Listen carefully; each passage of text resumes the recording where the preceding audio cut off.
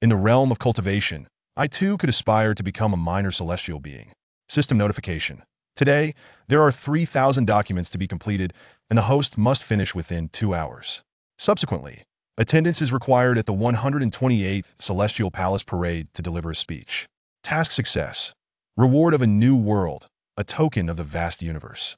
A new world, a new journey. The host's quest for supremacy in the celestial realm has only just begun. Task failure. Annihilation of the host. Seated upon the throne of the celestial emperor, surrounded by a sea of paperwork, young Xiaokai wept bitterly, exclaiming, "This is not the life I yearned for." As an ordinary citizen, young Xiaokai had never actively sought to pursue anything in either his previous life or this one. His greatest aspiration was to lead a mundane life, earn a modest income, start a family, and eventually pass away peacefully surrounded by children and grandchildren. However, such a dream was shattered by the inexplicable involvement in a legendary conflict between law enforcement and criminals in his past life, leading to his untimely demise. As for this life, gazing up at the imposing plaque, 10 meters high and 30 meters wide, inscribed with the gilded characters of the Tao Gate Academy, young Xiaokai felt a deep sense of distress. I had thought I was in a world reminiscent of ancient China. Why does the concept of cultivation exist in such a defiant manner? Why must I contend with a father who is determined to cultivate me into a formidable cultivator? Moreover, why has cultivation, a profession that should be exceedingly rare and require monumental opportunities, become a part of compulsory education in this world? This defies logic. Perhaps my method of transmigration was flawed? As an ordinary individual, young Xiaokai possessed a sound mind. To him, ancient times were perilous enough in a world of cultivation. The risk of accidental demise was trivial compared to the horror of being captured by malevolent cultivators. Thousands of years ago, the demon race rampaged unchecked, and humanity existed like livestock, with lifespans not exceeding 30 years. It was only when 9 great beings of humanity emerged, establishing the 9 palaces, slaying the demon ancestor, driving away myriad demons, founding the Tao Gate, and elevating humanity. Just thinking about it stirs the blood and ignites an insatiable yearning. Brother, are you here to register as well? A spirited youth, brimming with enthusiasm, clapped young Xiaokai on the shoulder, exclaiming, "Haha, does this mean that after today, we might become comrades? Pleased to meet you. I am Li Daniu, hailing from the south of the great Xiaojihin in Tianxiong City." Hey, who said we are comrades? Furthermore, did you not notice my expression of distaste? In that passage you just recited, young man, the times are progressing, thoughts are evolving, why must you regress? Though he pondered these thoughts, young Xiaokai still managed a faint smile, for his father had issued a stern ultimatum. If he did not become a celestial being, he would be turned into a ghost. Thus he replied, "Yes, indeed, I am young Xiaokai, from the central region of Jihua, Tianjin City." The Great Xia was divided by a river 900 miles wide, comprising 36 major cities. Tianxiong and Tianjin were among them. So you are from Tianjin City? Most of those who emerge from there are sword cultivators, renowned for their prowess, Li Daniu remarked, his eyes lighting up with excitement. Sword cultivators are among the most formidable in the path of the celestial, known for their unparalleled offensive capabilities. Young Xiaokai's smile was painfully strained. As mentioned, sword cultivators indeed possess the highest offensive power. Yet therein lay the problem: this profession had an alarmingly high mortality rate. Out of 10 sword cultivators, perhaps only one would survive to the end. A 9 to immortality probability. How dire must one's circumstances be to choose such a profession? Enough chatter, brother, it's my turn now. Once I'm through the door, we can have a proper chat, Li Daniu said, disregarding young Xiaokai's stiff expression, and strode towards the examiner who had called his name. Brother, let us strive together. No. Young Xiaokai mumbled, hastily waving his hand as if shooing away a fly. After waiting for about 10 minutes, the examiner who had summoned Li Daniu emerged, calling out young Xiaokai's name. Entering the Tao Gate Academy required an assessment. The examination was straightforward. It aimed to determine whether one possessed the aptitude for cultivation. Following the examiner, young Xiaokai made his way to the assessment area. Inside stood numerous individuals, including Li Daniu, who was currently pressing his palm against a peculiar orb that emitted a faint glow. Upon seeing young Xiaokai approach, Li Daniu's eyes brightened, and he raised his free hand to give him a thumbs up, seemingly encouraging him. Go away, how I wish I could fail this test and be deemed devoid of any cultivation talent, so my father would have no grounds to blame me. Young Xiaokai thought to himself, nodding in acknowledgement. though inwardly he felt reluctant to attract attention. As the examiner announced Li Dania's success, the spirited youth let out a triumphant roar, his face alight with exuberance. In light of the surrounding gazes, young Xiaokai rationally turned his head away, thinking, I do not know him, I do not know him. After the elated Li Daniu was escorted away, young Xiaokai stepped forward. Gently raising his hand, he silently recited, no talent, no talent. Do not be anxious in this era. Things have changed drastically from 1,000 years ago, and very few individuals lack the aptitude for cultivation. The examiner, sensing young Xiaokai's tension, offered words of reassurance. Hearing this, young Xiaokai's face twitched, and his hand nearly recoiled instinctively from the orb. Damn it, if it's fortune, I cannot escape it. If it's calamity, I cannot evade it, so be it. With a grim expression, young Xiaokai pressed his hand against the orb. Ding! Detection of specialization in progress system activation initiated. Specialization successful. Congratulations, player young Xiaokai. You have successfully specialized as a cultivator. Comment, strive on, young one. The future celestial emperor is none other than you. Crackle. In an instant, a torrent of lightning surged through young Xiaokai's heart, accompanied by a stampede of countless grass-mud horses. A system? He actually possesses a system? Isn't this something only those melodramatic youths who stand on cliffs and proclaim, I demand the heavens to not obscure my vision, the earth to not bury my heart, and all beings to comprehend my intent, while all Buddhas dissipate into nothingness, would have? How could someone like me, an ordinary citizen, possess such a thing? Moreover, what on earth is this future celestial emperor nonsense? See? Nowadays, most people possess cultivation talent. Your worries are entirely unfounded. The examiner chuckled, oblivious to the fact that young Xiaokai appeared as if he had just lost his father. Young Xiaokai nodded weakly, the emergence of the system leaving him utterly bewildered. Patting young Xiaokai's shoulder, the examiner remarked, Go on, take some time to rest. But you've seen how Li Daniu reacted. Calm yourself, and do not let your excitement affect others. Young Xiaokai felt an overwhelming urge to smash a hammer onto the head of the person before him. I do not wish to cultivate, not even a little. Though he thought this, young Xiaokai clearly did not dare voice it. Taking a deep breath, he began to reassure himself. It's all right if I have talent, I have talent. At worst, I can be a great and safe logistician. Upon leaving the examination hall, young Xiaokai was swiftly brought into the Dao Gate Academy. First year, Class 6. As he resolved to play the role of an inconspicuous passerby, young Xiaokai had barely entered the classroom when he heard someone calling his name. Xiaokai, Xiaokai. Over here, over here. Faced with Li Dania's exuberant call, entirely disregarding the heavy atmosphere of unfamiliarity in Class 6, young Xiaokai's face twitched. Was this fellow harboring a grudge against me? Li Daniu is in the same class. How fortunate. I thought I would be alone among strangers, young Xiaokai said, forcing down his nausea as he approached and whispered. Just call me Daniu. With a hearty laugh, Li Daniu replied, I knew you would make it into the academy. So what's the verdict? Are you planning to become a sword cultivator? At the mention of sword cultivators, the atmosphere in Class 6 shifted, with everyone turning their gazes toward young Xiaokai.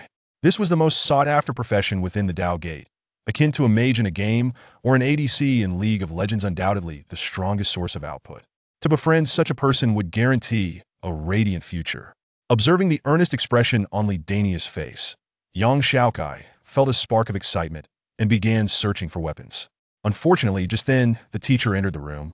Welcome to the Dao Gate Academy. I am Li Zhongtian, representing the Academy to extend a warm welcome to all of you. Amidst a crescendo of fervent applause, Li Zhongtian gestured for everyone to cease their clapping and stated, Let us dispense with idle chatter. It is evident that we have all gathered here with a singular purpose, that is, the pursuit of immortality through cultivation. For a cultivator, the initial steps are undoubtedly the most crucial. There exist 3,000 schools of Taoist magic, encompassing various disciplines such as the 5 elements, yin and yang, and puppetry, among others. At this juncture, it is imperative to mention the foundational realms of cultivation, which are categorized into enlightenment, foundation establishment, and fusion. As he listened to the teacher's eloquent discourse from the podium, young Xiaokai, seated among the audience, displayed a visage of horror, for since earlier, Li Daniu had been trembling incessantly. Is this fellow merely exhilarated, or has he succumbed to a fit of madness? Chapter 2. Talismans. As young Xiaokai perused the voluminous materials sent by Li Zhongtian, he read with utmost seriousness. This was the beginning of a cultivator's journey, the starting point towards transcendence. for the sake of world peace and his own safety. He could not afford the slightest mistake in becoming a remarkable logistician. Sword cultivators, among the most offensively potent professions, were immediately dismissed from consideration. High-risk occupations were not for him. The 5 elements? That seemed intriguing: metal, wood, water, fire, earth. Though it sounded impressive, it was strictly for battlefields. Thus, it too was passed over. Yin-yang, puppetry, body refinement, divine powers? He mused. Where were the logistic-specific pursuits like alchemy and artifact forging? As he gazed upon the dazzling array of celestial arts, he could not help but inwardly roar. Why must they all lead to the battlefield? Goodness, the world is at peace. Must you stir chaos? Unable to contain himself, young Xiaokai raised his hand in a gesture reminiscent of children from his previous life. Excuse me, teacher, do you have something to say? Li Zhongtian replied with a warm smile at young Xiaokai's politeness. Teacher, why is there no mention of alchemy or potion-making in these materials? Taking a deep breath, young Xiaokai felt compelled to voice his concerns for the sake of his logistical ambitions. As soon as he spoke, the entire class fell silent. Both teacher and students turned their gaze upon him, speechless. Rubbing his ears to ensure he wasn't imagining things, Li Zhongtian slowly responded, well, alchemy and artifact forging do exist, but they are considered peripheral paths. In fact, dear students, once your strength increases, both alchemy and artifact forging become exceedingly easy to learn. Moreover, with the Taoist Academy now open, one need not overly concern themselves with alchemy and artifact forging. Our academy boasts 13 masters of alchemy, producing over 100 million pills daily, and 36 masters of artifact forging. With everything from magical tools to treasures available. 13 alchemy masters, 36 artifact masters. Young Xiaokai's eyes widened as if struck by lightning. Over 100 million pills, treasures of every kind. Was this truly a world where resources were scarce for cultivation? What a farcical jest! Under the watchful gaze of Li Zhongtian, who seemed to caution him against wandering off track, young Xiaokai suppressed the urge to flip the table, awkwardly smiling as he slowly sat back down. Beside him, Li Daniu promptly patted young Xiaokai on the shoulder. Xiaokai, what's wrong? Why are you considering alchemy and artifact forging? Best not to tread those peripheral paths. The sharp remark made young Xiaokai's face pale. His body swayed unsteadily. After forcing a smile, he gripped the materials tightly. Who were those damned 13 alchemy masters? He would have their heads. Why pursue the celestial path when they dabbled in peripheral arts? The discussion of alchemy and artifact forging swiftly faded as the students of Class 6 resumed their selection process. Young Xiaokai, feeling utterly deflated, idly flipped through the materials, his eyes lacking their usual luster. Many occupations within the 3,000 celestial paths seemed to offer support roles, but those assisting on the battlefield were evidently more perilous than any ADC role, especially when one couldn't retaliate against their attackers. If harmed by outsiders, that was one thing. But what if it were comrades who struck him down? Was he to sabotage them on the battlefield? Did they think this was a game of League of Legends? What if, in the heat of battle, they turned on him? As he flipped through the increasingly thin materials, a sense of despair began to wash over him. Was it truly destined that he should take up arms on the battlefield? Suddenly, young Xiaokai's hand paused. Talismans? Talismans, a sequence to follow. Innate spiritual talismans, acquired talismans. The talisman path branches into myriad forms, capable of curing ailments, launching attacks, providing defense, enhancing abilities, or driving away spirits. The more he read, the brighter his eyes glimmered. This was it, this was the one. While it may not excel in any one area compared to other celestial paths, it possessed a commendable balance across all aspects. Furthermore, these could be sold, though they were single-use. Lacking the finesse of magical tools or treasures, their sheer quantity could overwhelm. Moreover, they could be prepared in advance, requiring minimal mana consumption. In battle, one need only toss a handful, and the effects would undoubtedly be spectacular.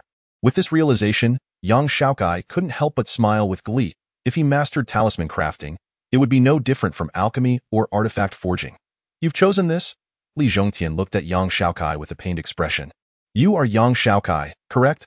Are you certain this is your choice? Indeed, teacher, he affirmed with righteous determination. This is perfectly suited for me. Xiaokai guarantees to elevate it to new heights. After staring blankly at young Xiaokai for a moment, Li Zhongtian's expression darkened. Talismans may have once been formidable, but now they languished at the tail end of the 3,000 celestial paths, an obscure choice that even paled in comparison to the peripheral arts of alchemy and artifact forging. Xiaokai, are you sure you don't want to reconsider? I recall you are from Tianjin City. Determined to prevent his student from straying onto a misguided path, Li Zhongtian felt compelled to intervene. Without hesitation, young Xiaokai firmly rejected Li Zhongtian's suggestion. No need, teacher. I've thought it through clearly. Are you truly not reconsidering? Not at all. Very well. Reflecting on young Xiaokai's earlier inquiry, Li Zhongtian's expression softened. I shall proceed with your registration. With that, he swiftly pinned young Xiaokai's name and chosen profession. Finally, relieved from further persuasion, young Xiaokai felt a surge of excitement as he nodded appreciatively and turned to leave. What did you choose? Xiaokai? Li Daniu inquired as young Xiaokai descended.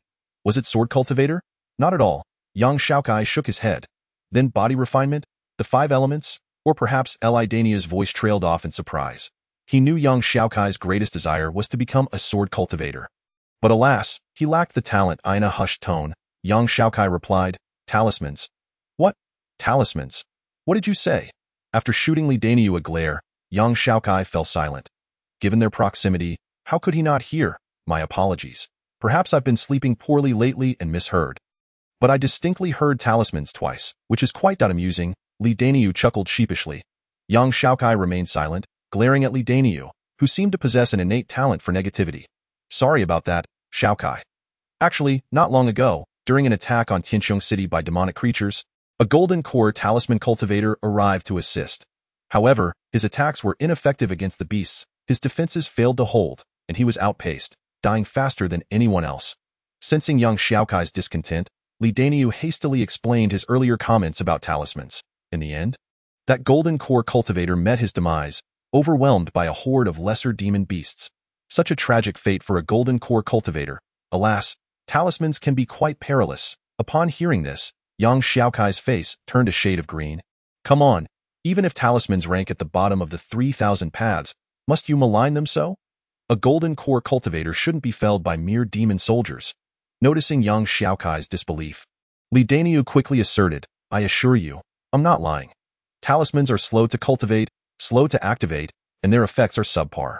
While they may work occasionally, wielding them as weapons is tantamount to courting death. Oh, this is what my elders have conveyed to me. Slow to cultivate, I can understand, but what do you mean by slow to activate and ineffective? Young Xiaokai inquired skeptically. Don't you know? Li Daniu was taken aback. Activating a talisman takes about a breath's time, regardless of its level. Take sword cultivators, for example. A golden core sword cultivator can unleash 10 strikes in a breath, while a nascent soul cultivator can release 100. By the time you activate a talisman, your opponent may have already struck you 100 times. Moreover, a golden core talisman can only unleash the power equivalent to a single blow from a golden core cultivator. It's useful for preventing sneak attacks or ambushes, but utterly useless in direct combat. Opponents won't afford you the time to use a talisman. Oh, all this is what my elders have told me. By the way, Xiaokai, are you truly set on talismans? Suddenly, Li Daniu realized something and quickly advised. I really think you should reconsider. Talismans can be deadly. As Li Daniu's words fell, Li Zhongtian, having completed the collection of students' choices, waved his hand, causing the golden paper recording their selections to tremble and vanish. Subsequently, over 50 jade talismans appeared before him. These jade talismans represent the celestial arts you all have chosen, and I am now distributing them to you. As he spoke, Li Zhongtian flicked his finger, and the talismans flew toward each student in Class 6. Observing the eager faces of his students, Li Zhongtian clapped his hands and continued, Please pay attention.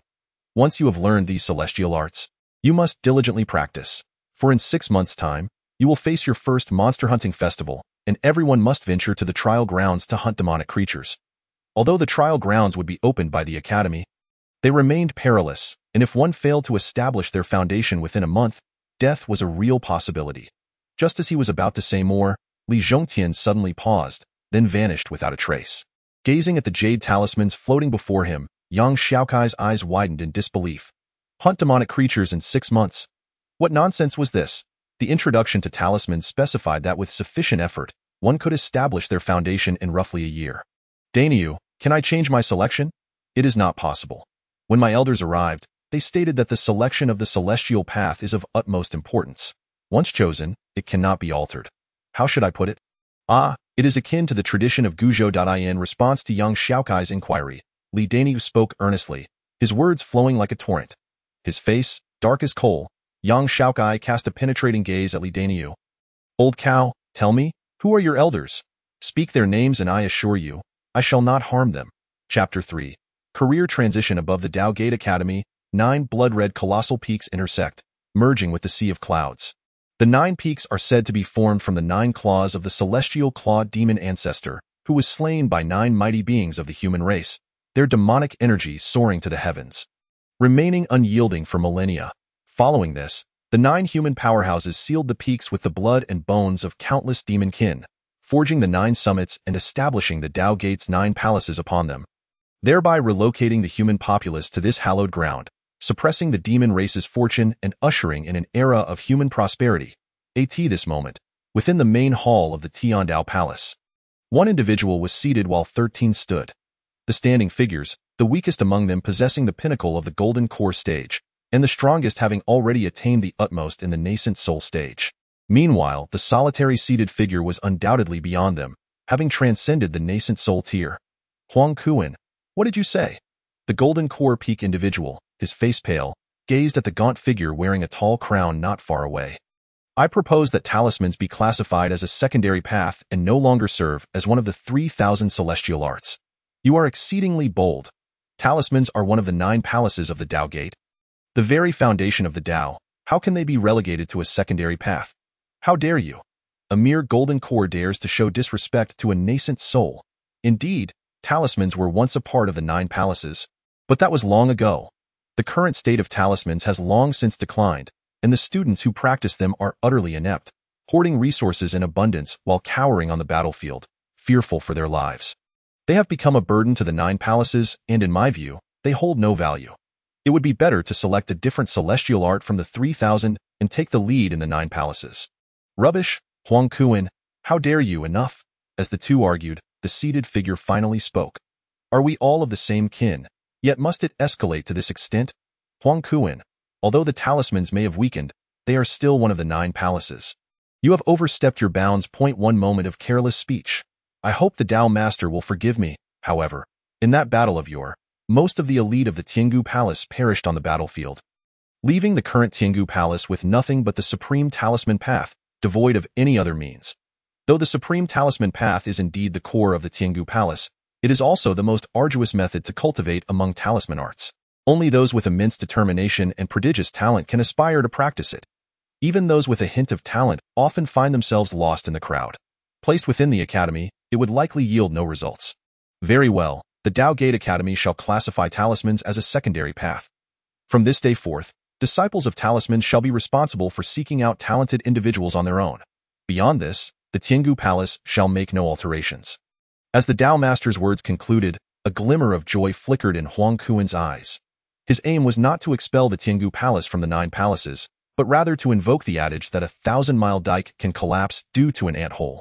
The individual who had argued with him trembled, his expression dim. Yes, I will heed the Tao Master's decree. Bowing, the downcast man's face was filled with disappointment.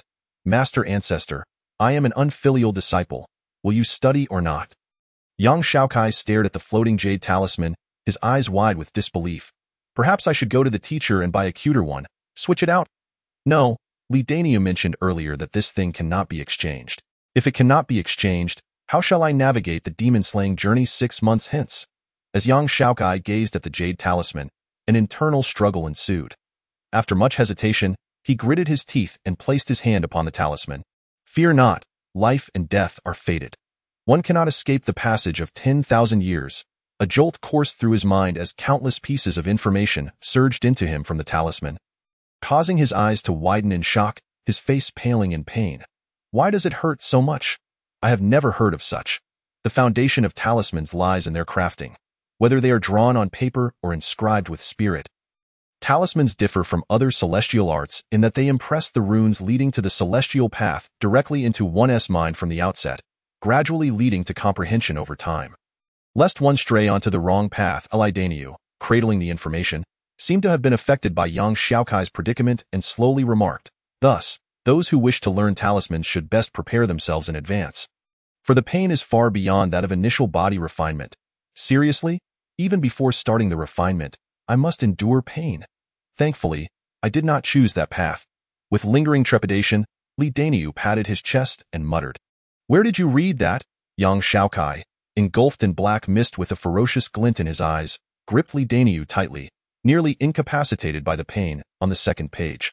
Realizing something, Li Daniu blankly handed his material to young Xiaokai. Flipping through it, damn it. Young Xiaokai's face was filled with fury. The previous entries were far superior to talismans, yet they only spanned half a page, while the talisman, ranked at the end of the 3,000 celestial arts, had a second page of introduction. Clutching his head, young Xiaokai felt an impulse to roll on the ground in frustration. Ding dong. An unfamiliar message was received, and the system began to process it. Upon completion, the career was acquired. Talismanist, brave youth, as you take your first steps into the celestial path, you have boldly chosen the remarkably niche profession of talismanist. Congratulations. Strive forward towards the shores of the Tao. I await you on the other side. As the voice of the unknown system resonated, the sharp pain in young Xiaokai's head vanished, and simultaneously, a panel appeared before his eyes. Talisman Apprentice, young Xiaokai. Level 1, Mortal Enlightenment. Each level up grants 4 attribute points. After level 10, one establishes a foundation. Root Bone, 1. Magic Power, 1. Strength, 1. Agility, 1. Remaining attribute points, 0. Evaluation. As a novice, your abilities are indistinguishable from that of an ordinary human. Please strive to enhance your strength, skill, elementary talisman. The myriad paths of talismans remain unchanged. Having mastered the elementary talisman, you possess all basic talismans. Mind Method, Elementary Talisman Technique. The first stroke of the Supreme Talisman Technique. Due to insufficient intellect, you cannot perceive more. Each hour of observation restores 10 points of magic power and grants 100 points of experience. The maximum experience gain per day is 200. Experience required to level up, 1,000. So fast, young Xiaokai gasped, stroking his chin. From this perspective, it seemed that talismans were not as exasperating as Li Daniu had claimed. Yet, what did insufficient intellect mean? No, wait.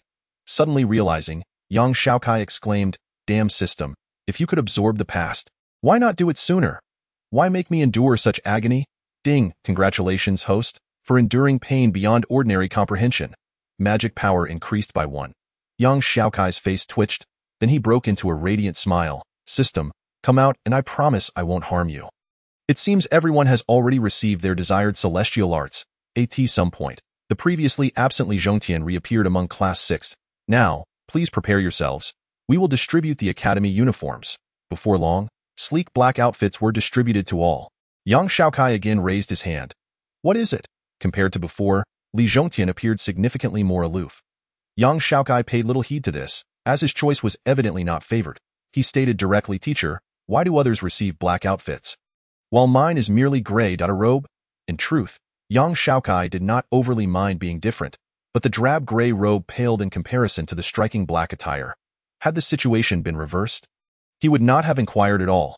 Quite simple, young Xiaokai, you are a logistics student, not a combat student. Logistics student, indeed. The combat student's garments are meticulously crafted by textile masters, boasting far superior resistance to water, fire, wear, and impact than ordinary clothing. As a logistics student, such gear is unnecessary. Furrowing his brow slightly, although he had resolved to be a great and safe logistical personnel, it did not imply that young Xiaokai was a fool. Teacher, talismans also belong to the 3,000 celestial arts, do they not? Shouldn't I be classified as a combat student? Li Zhongtian nodded. Previously, yes. However, not long ago, the Tao Gate announced that talismans would be classified as a secondary path. Therefore, starting tomorrow, you need not report to Class 6. Instead, you will go directly to the logistics class. Upon hearing this, young Xiaokai fell silent. He would not naively assume that the academy was targeting him. For in the grand scheme of things, be it teacher Li Zhongtian or the entire Tao Gate Academy, he was far too insignificant. The only plausible explanation was that something had indeed transpired concerning talismans, leading to their relegation to a secondary path, and he, young Xiaokai, had simply found himself caught in the crossfire. Nothing more. What kind of divine turn of events could lead to such fortuitous circumstances? Coming to this realization, young Xiaokai smiled. Logistics, a dream profession he had longed for. Chapter 4. Logistics in the World of Cultivation. A night passed. Young Xiaokai experienced a life of fervor and intensity that rivaled the most thrilling years of his existence. Initially, during his time in Class 6, he had been surrounded by a multitude of students, all drawn to him due to Li Daniu's suggestion that he might be a sword cultivator. However, by the end of the day, apart from Li Daniu, He found himself utterly alone as young Xiaokai made his way back to the dormitory. He found himself the subject of countless whispers and pointed fingers. The gray robe he clutched was evidently well known to many. It felt as though he had unleashed a full spectrum of scorn, provoking a myriad of disdainful and contemptuous glances as he traversed the path. Upon finally arriving at the dormitory, the enchanting gatekeeper, with a sinister expression, waved her hand and said, "This is the dormitory for combat students. Logistics is over there." After meandering for nearly half an hour on a convoluted route, young Xiaokai finally reached his designated quarters.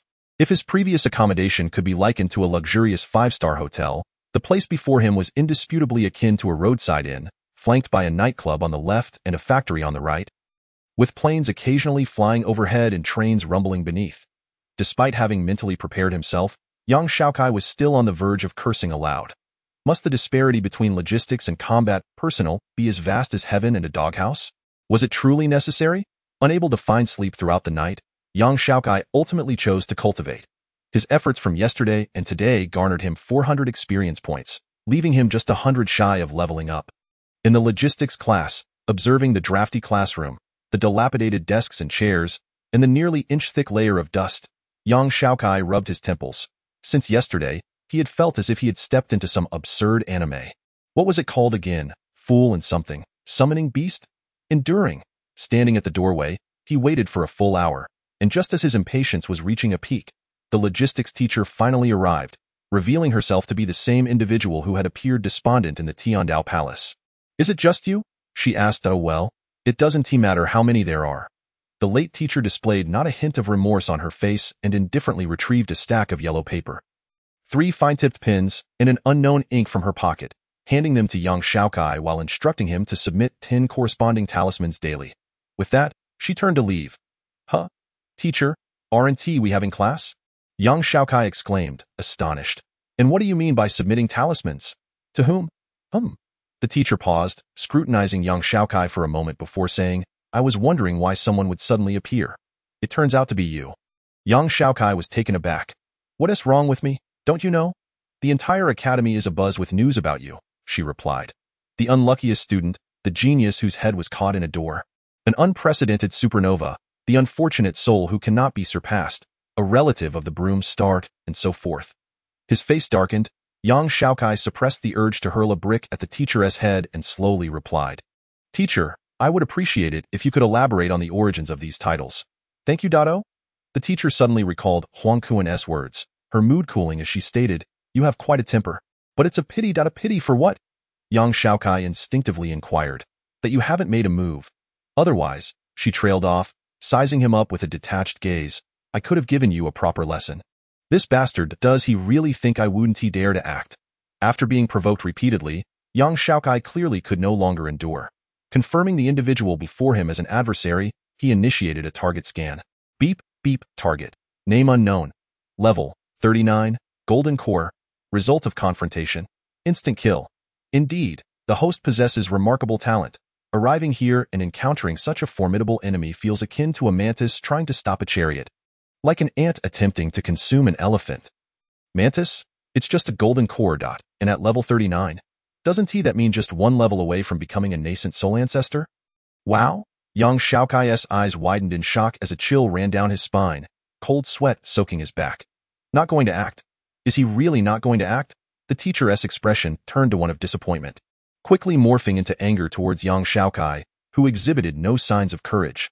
Without a second thought, young Xiaokai calmed himself, a smirk creeping onto his lips as he said, "Heh? Young man, lacking in courage but still wishing to become an immortal?" The teacher seemed to forget her original intention, her anger flaring. "Am I to assume you're a fool for opposing a peak golden core?" Young Xiaokai continued to smirk. Though talismans may be feeble compared to others, one must not lack in spirit. Frustrated by young Xiaokai's indifference, the teacher nearly burst into a tirade. "Spirit? Are you out of your mind?" Young Xiaokai's grin only widened. What do you mean by your grandfather?" Facing the pinnacle of earthly sarcasm, the teacher was enraged, having bottled up a mountain of fury, and felt an immediate impulse to slap the insolent youth before her. After a long moment, the teacher's eyes glimmered with a hint of intrigue. This kid was rather interesting. Not bad, kid. How dare you? How dare you? You can keep rambling. After casting young Xiaokai a disdainful glance, the teacher continued, "Forget it. It's not every day I encounter someone as amusing as you. I want to make things difficult. Let me tell you directly, die in a short while." The teacher relayed young Xiaokai's circumstances. Upon hearing it all, young Xiaokai finally understood the reason behind the myriad of nicknames he had acquired just one day after arriving at the academy. He was the only one in this cohort studying talismans, and while he was learning, the Taoist sect declared that talismans were to be considered as auxiliary skills. Moreover, all talisman practitioners were not only required to toil as logistics personnel, but also had to engage in battle just like other combat students. Logistics personnel are expected to fight on the front lines. This was indeed enlightening. Under normal circumstances, one would expect a position in logistics to be highly esteemed, right? Before the army moves, provisions must be secured. They manage the lifeblood of the forces.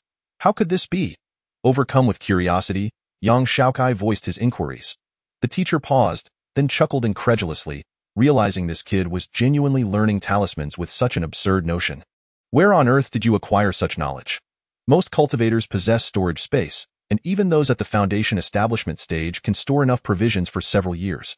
Not to mention, once they succeed in foundation establishment, 99% of cultivators would typically enter a fasting state, going months without food. Furthermore, as cultivators, whether sword practitioners or elementalists, they invariably engage in alchemy and artifact crafting to some degree. You must understand, those in the Taoist sect have an abundance of time. Foundation establishment can last a century, golden core 300 years, and nascent soul 500 years. Thus, while they might not match the masters in auxiliary skills, they are certainly not far behind. The current masters of the Taoist sect were originally all combat students. And for their safety, they were prevented from going to the battlefield. Even if they cannot personally fight, these masters frequently develop various potions and artifacts to combat demons. For instance, during the most recent war, the third place on the merit list was occupied by an alchemy master who cleverly mixed lethal poison into spiritual pills, leading countless demons to their demise, including a demon lord. In truth, it is quite rare for logistics personnel in the Taoist sect to specialize in auxiliary arts without engaging in combat. Such individuals are typically cowards who fear death and are unwilling to face the battlefield. And naturally, they do not enjoy good fortunes within the Taoist sect. The more he listened, the greener young Xiaokai's face became. Experience is a double-edged sword. Experience is a double-edged sword. This is a world of cultivation. How could he have brought mortal knowledge into this realm? Young Xiaokai's complexion darkened as he realized he had unwittingly dug a pit for himself. Taking a deep breath, he chose to disregard the teacher and directly entered the logistics classroom. Finding a relatively clean spot to sit down and focus. The situation was dire. Understanding the position of logistics within the Taoist sect made it clear that if he did not take action, he would be doomed. He wanted to be an ordinary citizen, not a subservient lackey dependent on others, especially one with only half a year left to live. He had to change this situation. At the very least, he needed to rid himself of the accursed title of logistics personnel. With his determination solidified, an invisible force surrounded young Xiaokai, exuding an impressive aura that stirred up dust throughout the logistics classroom. Watching this scene from a distance, the teacher's eyes lit up. This was enlightenment. This child was extraordinary. Suddenly, young Xiaokai lifted his head, blushing as he said, "I'm sorry, I didn't mean to pass gas. It just slipped out." Chapter 5. Drawing talismans with a grimace, the teacher looked at young Xiaokai, genuinely feeling an urge to slap him. He had thought he was already quite despicable, only to encounter someone even more so today. Indeed, one mountain surpasses another. He wouldn't stoop to the level of this brat. Resolving to keep his composure, the teacher decided to observe what kind of antics young Xiaokai would conjure. Is this person a fly?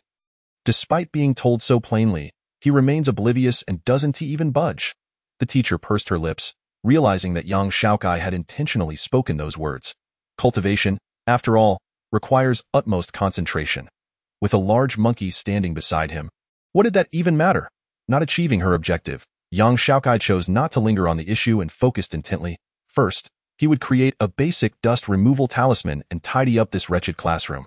However, how was he to draw a basic dust removal talisman with his novice skills? Just as young Xiaokai pondered in confusion, a crafting interface suddenly appeared before his eyes, showcasing countless talismans that flashed before him. Ultimately locking onto the dust removal talisman. Would you like to consume a bit of mana to create a basic dust removal talisman? Yes, young Xiaokai nodded, not hesitating for a moment. Ding dong. Congratulations, host. The creation has failed. And you have gained 1 point of proficiency in the elementary talisman skill. You need an additional 999,999 points for an upgrade, and your experience has increased by 1 point. Stunned, young Xiaokai's face turned as dark as charcoal. The sound of ding-dong should indicate success, right? Congratulations on my failure. When did receiving a success become a new form of congratulations? And what is this absurd proficiency requirement of 999? Can I still enjoy this process? Looking at the unresponsive system, young Xiaokai knew he had reached his limit. Continuing without a second thought, he attempted the creation once more, spending the single point of mana gifted by the system yesterday. With his proficiency at an abysmally low level, young Xiaokai again met with failure. This omen did not bode well. What is the most crucial element for the protagonist? A bug. No. If you believe that possessing an incredible artifact will allow you to defy the heavens, then you underestimate the heavens themselves. Damn it, I refuse to believe this. Well, let me recover some mana first. In less than 15 minutes, young Xiaokai once more focused his thoughts on drawing the talisman. Failure again, still failure. I truly refuse to accept this. Young Xiaokai observed to recover mana once more. Another quarter of an hour passed, with only 2 points of mana restored. Failure, followed by more failure. I'll take you on. Glaring fiercely, young Xiaokai unleashed his full momentum. Meanwhile, an onlooker's face was scrunched up in disbelief. You set such a grandiose stance, yet stood there motionless for a whole hour? The talisman paper given to young Xiaokai was the most rudimentary, and the ink was the coarsest. Considering he was a novice, it was no surprise to fail, but young Xiaokai didn't even let out a peep. What was this? Damn it, if we're going to do this, let us do it quickly. Though my time may not compare to that of a nascent soul ancestor, it is still precious. Don't waste it. Clearly, those with strength seldom engage in reasoning.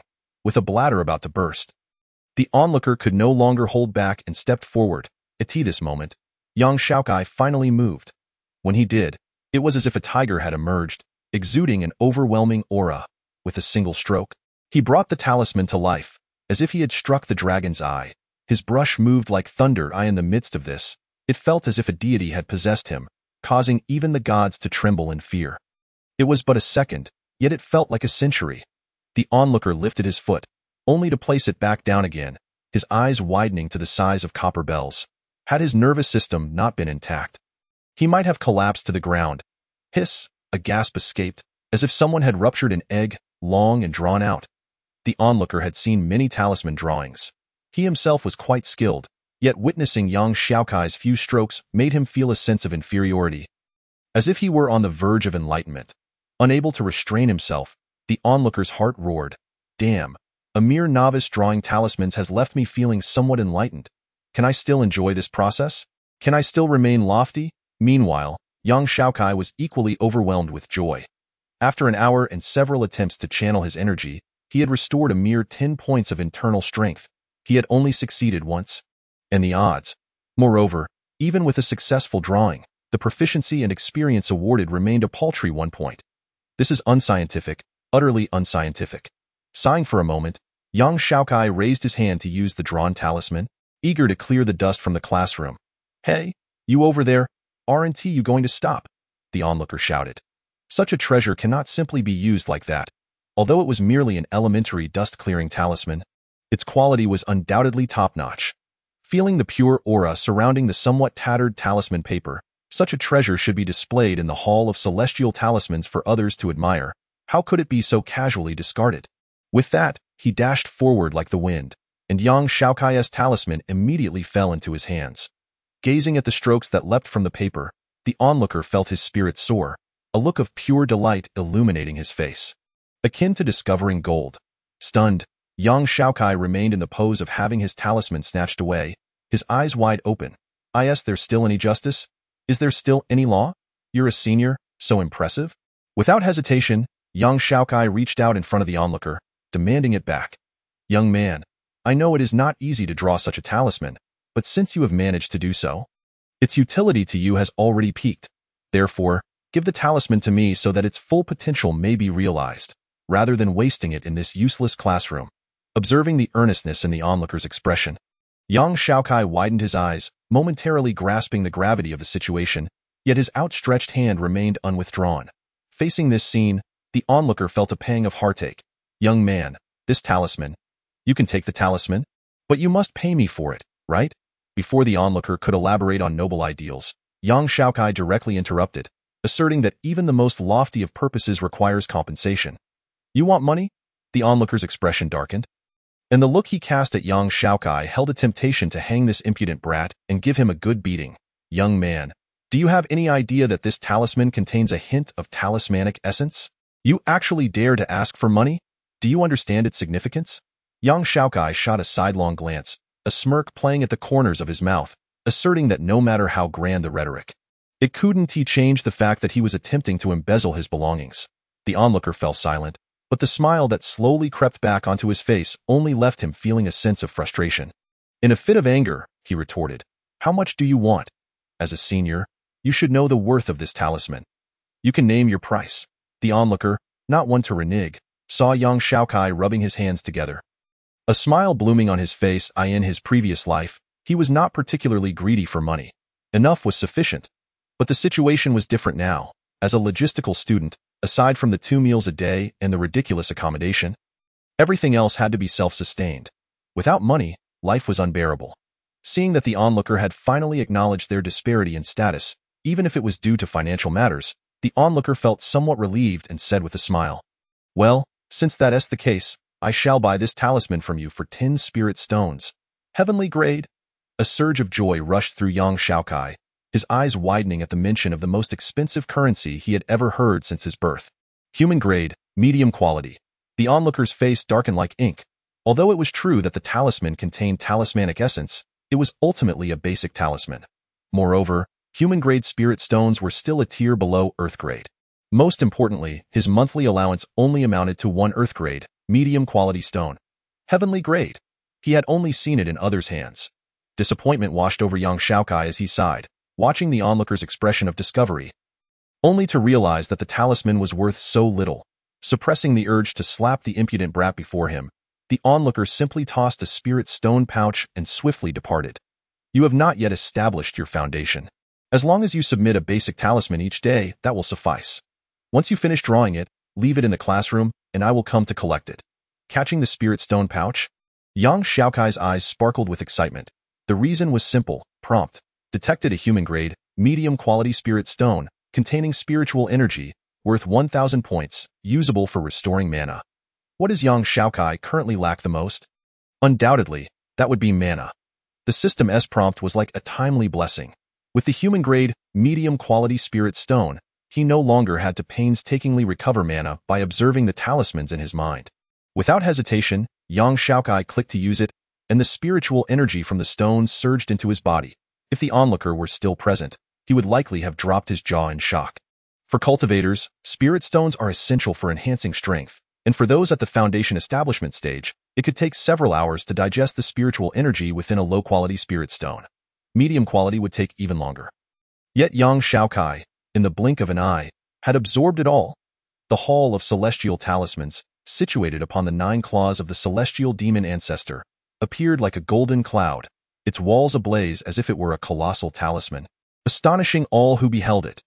Once one of the 9 sacred grounds of the Taoist sect, it now appeared desolate in the Hall of Celestial Talismans, after placing the talisman drawn by Yang Xiaokai in its rightful place. The onlooker let out a sigh. "Master, I am an unfilial disciple. I have not been able to promote the talisman's greatness, but rather allowed it to fall into obscurity. However, please rest assured, I, Yang Zhao, will not let the talisman fade into oblivion. By the way, Master, today I discovered a promising talent, a fellow clansman, who displayed a hint of talismanic essence during his first attempt at drawing. Though regrettably it was merely a dust-clearing talisman. Otherwise, this." Yang Zhao turned to glance at the talisman drawn by Yang Xiaokai, shaking his head with a sigh. By the way, 2 hours have passed. I wonder if that lad has finished. Let me check." With that thought, Yang Zhao promptly vanished from the Hall of Celestial Talismans, in the logistics classroom. Upon arrival, Yang Zhao was taken aback to find a neat stack of 30 elementary dust-clearing talismans laid out on the pristine desk. This young man draws talismans rather quickly. He must have cut corners. A hint of talismanic essence undoubtedly increases the success rate of talismans significantly, so even if he didn't focus, he could still succeed. Oh well, I'll give him a proper lesson when he arrives tomorrow. Such a promising talent must not be allowed to develop the bad habit of slacking off. approaching the 30 talismans. Yang Zhao reached out to collect them all. However, the moment he touched them, his eyes widened in shock, far more terrifying than when he first saw that dust-clearing talisman. Each of the 30 talismans contained a hint of talismanic essence. An involuntary heat surged within Yang Zhao, and tears welled in his eyes. The talisman is saved, of course. This feeling of gratitude did not last long. As Yang Zhao recalled that he had purchased a mass-producible basic talisman from Xiaokai for 10 medium-quality spirit stones, his face turned as dark as ink. This wretched brat, I will surely beat you to a pulp. Chapter 6. Trouble. Upon exiting the logistics unit, Xiaokai felt invigorated. With mid-grade spirit stones backing him, crafting 30 basic talismans was merely a matter of minutes. Although the success rate remained disheartening, 1 success out of 10, Xiaokai did not dwell on it. After all, with spirit stones in his possession, what was there to fear? It was prudent to stockpile funds for a well-functioning game. This was essential. Without a second thought, he produced 4 mid-grade spirit stones and absorbed them, as a seasoned gamer. He understood all too well the dire consequences of lacking funds within the game, and the reality of being broke was even more distressing. With his savings secured, what should he embark on next? Lost in contemplation for a moment, Xiaokai's expression suddenly shifted dramatically. Cursed be it, so much had transpired from yesterday to today that he had forgotten the most crucial aspect of life. He had yet to eat. How could he have neglected such a fundamental need? In just one day, he had forgotten even his innate instincts. To those busy adults out there, are you all managing to eat properly? Without further thought, Xiaokai hurried towards the dining hall of the Taoist sect. The Taoist dining hall. Glancing down at his plate, Xiaokai fell into a contemplative silence. He raised his eyes to observe the plates in the hands of fellow students clad in black attire. And his face was soon a mask of shock. Yes, shock. This was utterly unscientific. Others had succulent ribs, glistening braised meat, and tantalizing vegetables that whetted the appetite. This was entirely reasonable and befitting of students. Yet, why did his plate contain something that appeared even less palatable than pig feed? Good grief, was there truly food worse than pig slop in this world? Who was the inventor of such a culinary abomination? Please, let me pay homage to you. Suppressing the nausea that churned in his stomach, Xiaokai looked up at the rotund figure who had provided him with such meager fare. This was a man clad in a black coat typically worn for butchering, with a bulbous nose that protruded, revealing tufts of black hair inside. His hands were a colorful array of red, yellow, blue, and green, occasionally rummaging in his nostrils, while he lightly tapped the pot containing the logistics staff's meal. Why does the food on either side look so different? Although he understood upon entering the dining hall that logistics personnel were not well received, surely it couldn't be this extreme. I am not your uncle. And as a student here, I am merely working. Do not presume to call me kin. Naturally, the treatment between combat students and logistics workers differed. Could both parties possibly consume the same meals? With a dismissive glance, the rotund man sneered. For someone like you, having any food at all is already quite fortunate. Do you understand? A moment of silence ensued as Xiaokai struggled to recall whether he even knew this individual. Why was he such a foul-mouthed creature? Was logistics personnel truly regarded with such disdain? After much contemplation, Xiaokai felt a chill deep within his eyes. He had not offended you, so why act so superior? He replied coolly, what if I wish to eat the food over there? Oh. The plump man cast a long, scrutinizing glance at Xiaokai, his smile devoid of warmth. Simple. Just pay.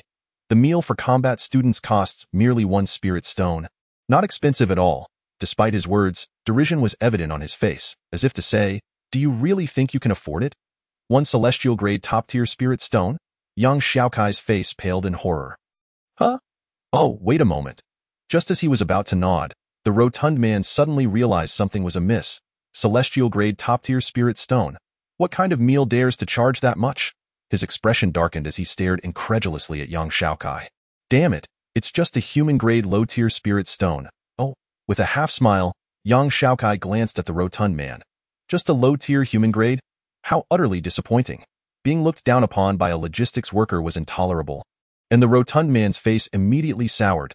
It's merely a low-tier human-grade stone. Can you even produce one? Well, actually cannot. Ha! The rotund man burst into laughter, seeming to swell in size. However, I do have this. He reached into his spirit stone pouch and produced a mid-tier human-grade spirit stone, tossing it lightly.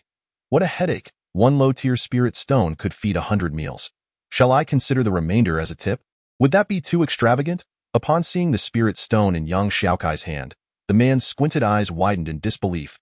A mid-tier human-grade spirit stone. How could a logistics worker, not even at the foundation stage, possess such wealth?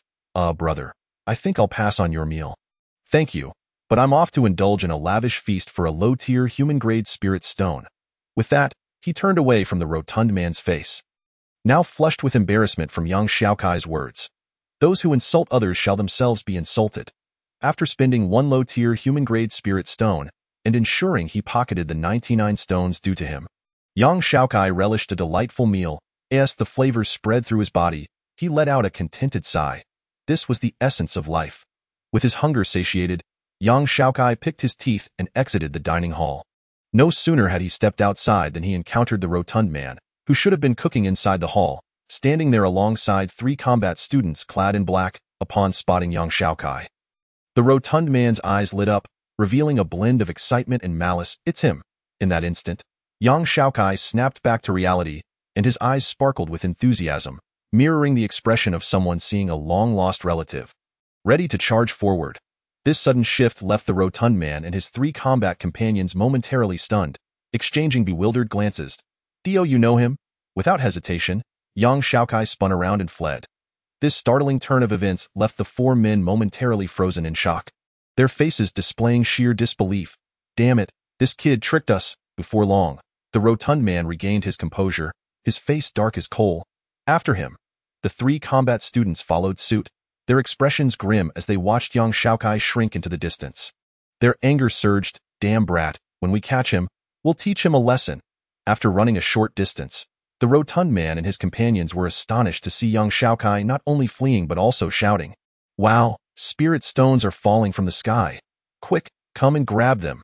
As he spoke, he flung his arms wide, scattering countless sparkling objects. And there are even mid-tier human-grade spirit stones.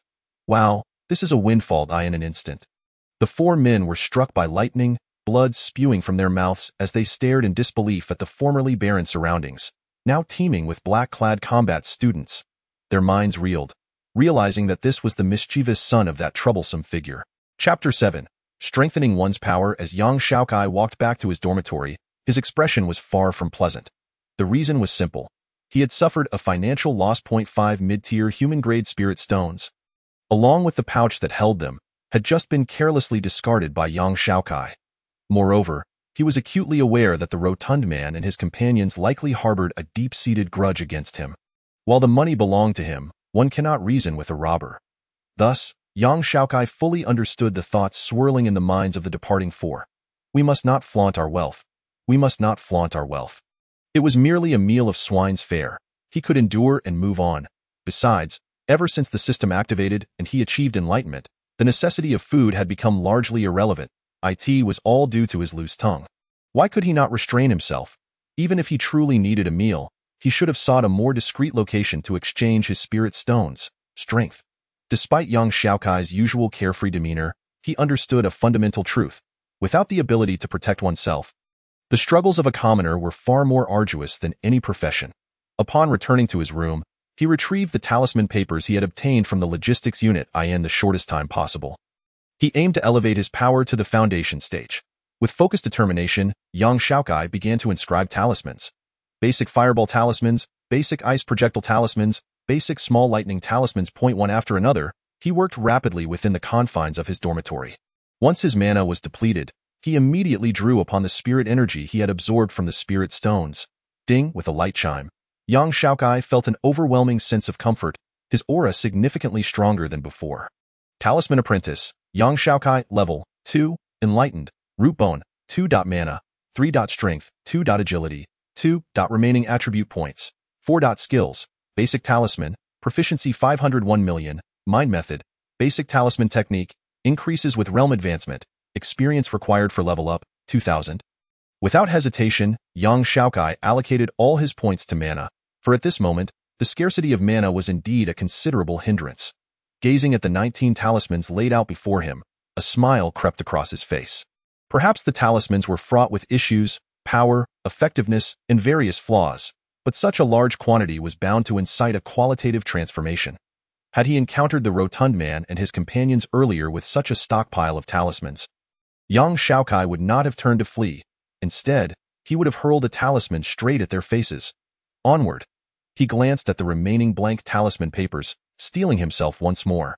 Until he reached the foundation stage, there would be no time for rest. 2 hours, 3 hours. The more he drew, the quicker his speed became, and his mastery of the talisman paper improved. Finally, as the sun sank below the horizon, young Xiaokai beheld a total of 69 talismans, all imbued with mana, arrayed before him. The odds remained disheartening, a mere success once in 10 attempts. However, the advantage lies in the system's simulation, which requires no resources aside from mana. Taking a deep breath, young Xiaokai picked up the runes he had drawn and began to scrutinize them. Previously, during his time in the logistics team, he had been solely focused on completing tasks, paying little heed to the effects of the talismans. But now, things were different. The primary Vajra talisman could withstand a full-force attack from foundational cultivators once, with a 5% chance of rebounding damage. The primary fireball talisman conjured a fireball equivalent to a full strike from foundational cultivators, with a 5% chance of causing a burning effect. The primary ice ball talisman summoned an ice ball, with a 5% chance of freezing the target. The primary lightning talisman generated a lightning ball, with a 5% chance of inducing paralysis. Observing the system's evaluations, a satisfied smile crept across young Xiaokai's face. He had absorbed an immense amount of knowledge regarding talismans and understood well that beginner talismans typically possessed only a single attribute, rated according to the power they could unleash. Undoubtedly, all the talismans young Xiaokai had drawn were of exceptional quality. Nevertheless, carrying only these few talismans left him feeling somewhat uneasy. He resolved to request more talisman paper when he returned to the logistics team early the next morning. With that thought, he tucked away all the talismans and fell into a deep sleep. The night passed peacefully. The next morning, brimming with vitality, young Xiaokai headed straight to the logistics team without uttering a word. Meanwhile, young Xiaoxiao, who had been late the previous day, was already there.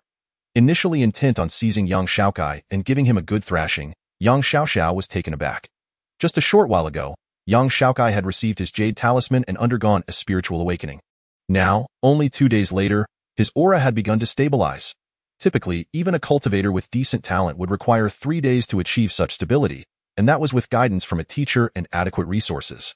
Moreover, as a talisman cultivator, young Xiaokai trained in one of the slowest paths among the myriad of avenues. Every bit of progress demanded immense effort. Teacher, could you provide me with some of the materials from yesterday? 10,000 sheets would suffice, 8,000 at the very least. Seeing young Xiaoxiao, young Xiaokai stated bluntly. Instantly, young Xiaoxiao's face darkened. 10,000 sheets? 8,000 at the very least? Though those inferior yellow talismans were not particularly valuable, how could a dignified golden core cultivator like him possess such a large quantity of them? If one day he were to be captured by a demon and searched, discovering he carried so many inferior yellow talismans, how could he face anyone? Ugh, what a slip of the tongue. You little rascal, what do you need so many yellow talismans for? Did the 100 I gave you yesterday run out already? Taking a deep breath, young Xiaoxiao had to compose himself. The other party had completed the month's tasks, and logically, he should be focused on diligent cultivation. 1,000 yellow talismans. How long would it take to draw that many? Blinking, young Xiaokai wanted to say it was to enhance his strength. But could he say that? Every time I draw a talisman, the system grants me a bit of experience. After some contemplation, young Xiaokai settled on an excuse, saying, it's for research. Research? Indeed, after returning yesterday, I realized there are numerous types of beginner talismans, so I thought I should get more talisman paper to draw them all. There are many types of beginner talismans? How many exactly? Young Xiaoxiao frowned. Indeed, while there were numerous talismans, they were categorized into suitable and unsuitable ones. The supreme talisman arts differed from ordinary talismans. During the awakening process, they would automatically select the most suitable talismans for the practitioner to learn. For instance, he himself had memorized 7 talismans. Although that number seemed limited, in the eyes of his former teacher, he was already an extraordinary genius. These talismans were known as innate talismans, inscribed upon the soul and etched within the bones. Impossible for others to imitate. This was also why young Xiaoxiao had never considered taking young Xiaokai under his wing for proper cultivation after witnessing him draw talismans imbued with the essence of talismanic arts. While the dust-removing talisman was useful, it was not combat effective, serving primarily as support. You little brat, trying to deceive me. Shaking his head, Yang Xiaoxiao regarded Yang Xiaokai with a look that suggested he was unlikely to amount to much. Faced with Yang Xiaoxiao's expression, Yang Xiaokai, who was organizing his thoughts, couldn't help but feel a surge of anger. Raising an eyebrow, he spoke softly. Hee hee. Summer insects cannot converse. How can a sparrow comprehend the ambitions of a swan? Oh, perhaps the second phrase was misplaced. Upon encountering this smile again, Yang Xiaoxiao's decades of cultivation efforts were instantly undone, his face darkening. This mischievous child, if left unchecked, would surely wreak havoc. You little rascal, if you desire yellow talismans, fine. If you can truly draw a dozen or so, then dust removing talisman, peaceful talisman, invisibility talisman, earth escape talisman, spirit stabilizing talisman, sound transmission talisman, shape shifting talisman, rejuvenation talisman, spirit melding talisman, great strength talisman, soundproof talisman, heart's inquiry talisman. These are all support talismans. Then there are fireball talisman, iceball talisman, lightning talisman, wind talisman, wooden stake talisman, flying dagger talisman. These are for offense. The Vajra talisman, evil suppression talisman, wooden armor talisman, fire armor talisman, water armor talisman, earth armor talisman, metal armor talisman, light absorption talisman. These are for defense. Yang Xiaokai spoke rapidly. Adding these up exceeds 30. Teacher, what kind of look is that? His words trailed off, caught in his throat. Observing Yang Xiaoxiao's face twisted in fury, his eyes gleaming like a wolf, Yang Xiaokai felt a chill of foreboding. Quickly tell me, how many beginner talismans have you memorized? Striding over to Yang Xiaokai, Yang Xiaoxiao's expression was grim. Probably about these? Faced with someone who seemed more like a jealous and crazed antagonist than a mentor, Yang Xiaokai replied uncertainly, fearing that this fellow might be plotting his demise. You little rascal. Yang Xiaoxiao, caught between laughter and tears, looked at the visibly anxious Yang Xiaokai, who seemed ready to flee at any moment. Taking a deep breath, Yang Xiaoxiao said, Xiaokai, tell me, how many types of talismans have you memorized? Hesitating for a moment. Sensing that the other party did not intend to eliminate him, Yang Xiaokai stammered, about 100 or so. 100 or so? Yang Xiaoxiao was taken aback. Yes, about 100, Yang Xiaokai was startled. He dared not claim he had memorized thousands, especially since some were beyond his current level to draw. Hee ha, ha. Upon confirming his suspicions, Yang Xiaoxiao couldn't help but laugh uproariously, tears mingling with his mirth. Master Ancestor, there is hope for talismans, hope for talismans. What happened? What is this? Is he having a seizure? Is he insane? Watching Yang Xiaoxiao, Yang Xiaokai felt a jolt of fear. Teacher, you need treatment. It's just 100 or so talismans. You should head to the hospital first, and I'll accompany you to talk later. Witnessing the logistics team in disarray, Yang Xiaokai wished he could slap himself hard. If he died like this, what would be inscribed on his tombstone? The diligent student Xiaokai perished one day due to his teacher's sudden madness. The world mourns, eternal lamentation. Just then, Yang Xiaoxiao suddenly regained his composure, gazing at Yang Xiaokai with utmost seriousness. Xiaokai, do you wish to join my heavenly talisman palace? Huh? Overcome with emotion, Yang Xiaokai was momentarily stunned. Joining the heavenly talisman palace to become a true disciple. Yang Xiaoxiao gathered his breath and continued, in the 9 palaces, the glory of humanity, the rise of the Taoist sect. Confronted with Yang Xiaoxiao's grandiose rhetoric, Yang Xiaokai's eyes widened in astonishment, and by the end, he was utterly bewildered. Finally, after Yang Xiaoxiao finished speaking, Yang Xiaokai, his face slightly flushed, said, could you explain that, teacher? I didn't quite understand. Chapter 8. System task. Having spoken halfway, Yang Xiao could not continue, for he realized that Yang Xiaokai's eyes had lost focus, his spirit seemingly drifting into the ethereal void. With a sigh, Yang Xiao yielded, understanding the immense significance of Yang Xiaokai's talent to the Tianfu Palace. Weakly, he remarked, disciples of the Taoist sect enjoy accommodations twice as favorable as those of combat students in the academy. While disciples of Tianfu Palace receive 4-fold benefits, Yang Xiaokai regained his senses. The prospect of receiving a monthly allocation of spiritual stones, even without engaging in battle, lit a spark in his eyes. Furthermore, within the Taoist sect, any purchases would require only half the payment. A droplet of saliva escaped from the corner of Yang Xiaokai's mouth. As one's strength increased, access to valuable artifacts and treasures became available. Yang Xiaokai couldn't help but rub his hands together. No need to say more, I shall join, he boldly interrupted Yang Xiao, his demeanor transformed. Observing the drastic change in Yang Xiaokai's expression, Yang Xiao felt a lump in his throat, beginning to doubt whether he should truly admit this little rascal into the Tianfu palace. Unconsciously, he uttered, "Are you sure you won't reconsider? Damn it." The moment the words left his mouth, Yang Xiao regretted them, for he had endured that lengthy discourse solely to entice him. Yang Xiaokai's eyes gleamed with greed. Go be part of such a glorious and magnificent place. Should I choose not to join, I would undoubtedly regret it for a lifetime. For reasons unknown, a surge of impulse arose within Yang Xiao, urging him to turn and walk away, to disregard this little rascal. Damn it, hold it together, Yang Xiao, you must endure. With a forced smile, he raised a hand, producing a jade talisman inscribed with the characters for symbol, and tossed it to Yang Xiaokai, instructing, hold it in your palm. Oh! Receiving the jade talisman, Yang Xiaokai grasped it tightly. As the talisman glowed, a sharp pain shot through his palm, blood gushing forth only to be absorbed by the talisman. Ding! Host has joined the Tianfu Palace, becoming a cornerstone of the Daoist sect, pledging to restore the prestige of the Tianfu Palace within a year.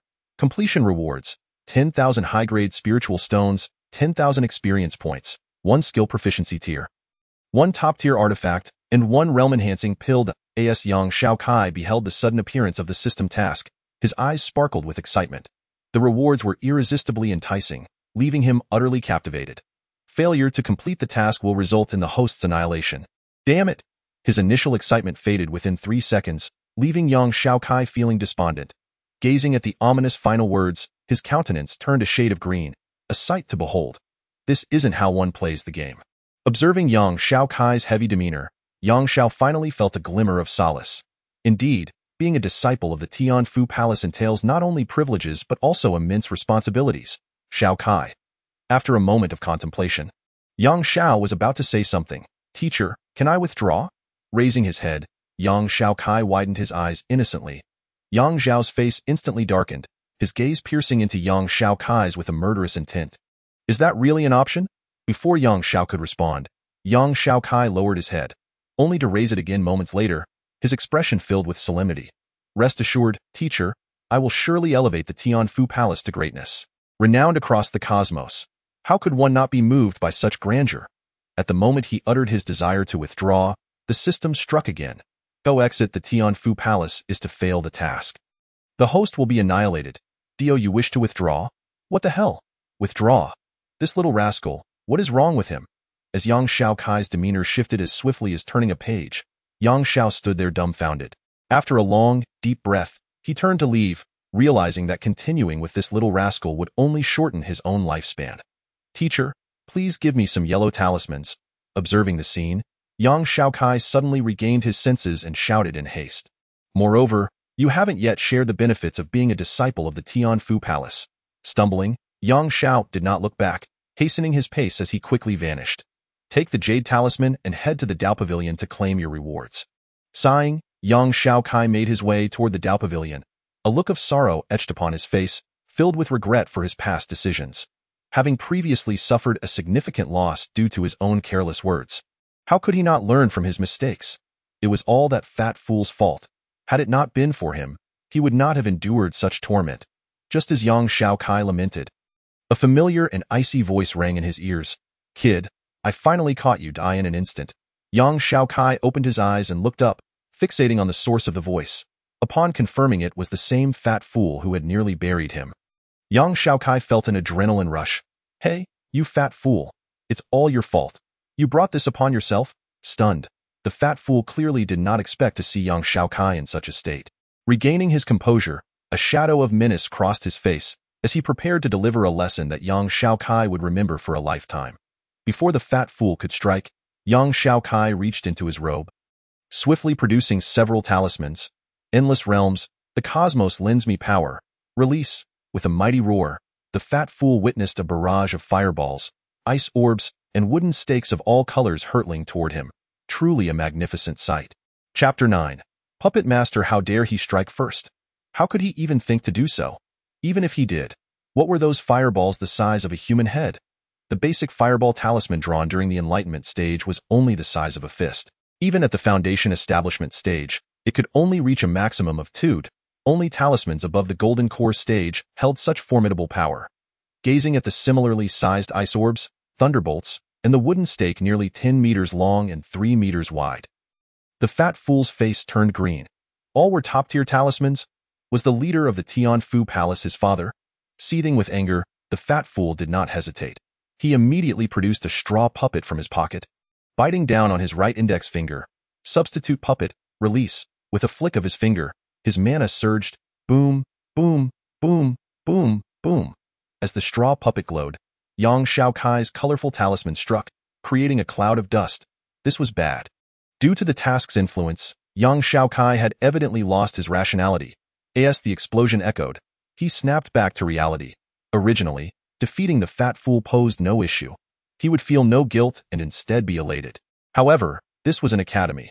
Here, even striking first could carry severe consequences. Instantly, Yang Xiaokai surveyed his surroundings, noting that this small path was currently devoid of any passers-by. In a one? Excellent. Seizing the moment, he turned to flee. Without a second thought, Yang Xiaokai bolted, confident that his talismans would not kill the fat fool, as the system had not indicated a kill effect.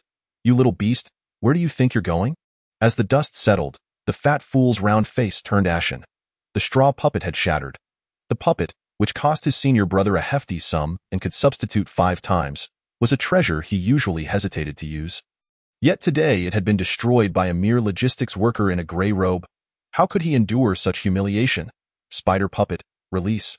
Without hesitation, the fat fool summoned his most powerful puppet, with a blood-infused finger. He pointed decisively. The tiny, grotesque spider sprang to life, soaring from the fat fool's palm and rapidly pursuing Yang Xiaokai. Despite its small size, the spider moved with astonishing speed, reaching Yang Xiaokai's back in the blink of an eye. Unlike talismans, puppets could unleash terrifying power when crafted from superior materials of the same level. The fat fool's spider, entirely black with a ghostly glow, was evidently not an ordinary creation. Sensing something, Yang Xiaokai, without turning around, produced a basic diamond talisman from his robe, slapping it onto himself without hesitation. A flash of golden light enveloped Yang Xiaokai. Huh. The fat fool sneered coldly. You think a basic diamond talisman can protect you from my spider puppet? Prepare to die. With the first move initiated by the fat fool, he naturally held nothing back, attacking with even greater intensity, aiming directly for Yang Xiaokai's vulnerable spot. Clang! Like steel clashing, sparks erupted, and Yang Xiaokai's body jolted as the spider puppet was sent flying. What? The fat fool's eyes widened in terror. If the diamond talisman had merely blocked the spider's attack, he would not have been surprised. Rather, this indicated that his spider puppet lacked sufficient attack power and had been repelled. Is this diamond talisman also of top quality? Where on earth did this little rascal acquire such treasures? Basic talismans, varying in quality, had different prices. Low-grade talismans cost 2 spiritual stones for 2, mid-grade 1 spiritual stone each. High-grade 2 spiritual stones per talisman, and top-grade talismans were a staggering 10 spiritual stones each. Particularly for the diamond talisman, it was even more expensive. In terms of defense, talismans for protection were invaluable to practitioners, especially at the Enlightenment stage, where human strength had its limits. In the Taoist Alliance market, a basic mid-grade diamond talisman typically sold for 10 spiritual stones, and even then, it was often unavailable. As for top-grade, such items were beyond the reach of Enlightenment stage practitioners, with one immediately snatched up by Foundation establishment practitioners upon its appearance. Without further thought, the fat fool took off in pursuit. Controlling a puppet had its limits. At the Enlightenment stage, it was a mere 10 meters. Once that distance was exceeded, its power would significantly diminish. Now, he sought not only to eliminate Yang Xiaokai but also to discover the source of his numerous top-tier talismans. If he could seize such wealth for himself, the fat fool would no longer need to rely on others. Certainly, the corpulent figure had entertained thoughts regarding the extraordinary prowess exhibited by someone of seemingly humble origins. Yet, upon observing Yang Xiaokai clad in his logistical garb, he felt a wave of reassurance wash over him. Either the abilities were pilfered, or they were indeed acquired through deceit. Could it be that he could not shake off his pursuer? After several minutes of frantic flight, Yang Xiaokai, glancing back at the hefty pursuer still trailing him, felt an acute sense of frustration. A being of such mass, how could you run so swiftly? Does your family know of your capabilities? Damn it, I refuse to believe it. Yang Xiaokai, with a grim determination, pressed on. Meanwhile, the portly pursuer, his visage marred by annoyance, found himself equally vexed. His speed was not a testament to his natural swiftness. Rather, He had invoked a technique to lighten his form. Yet, even so, he could not catch up to young Xiaokai, who was merely fleeing for his life. Why on earth could this mere mortal run with such alacrity? Is this little rascal born under the sign of the rabbit? With a snarl, the hefty man accelerated his pace.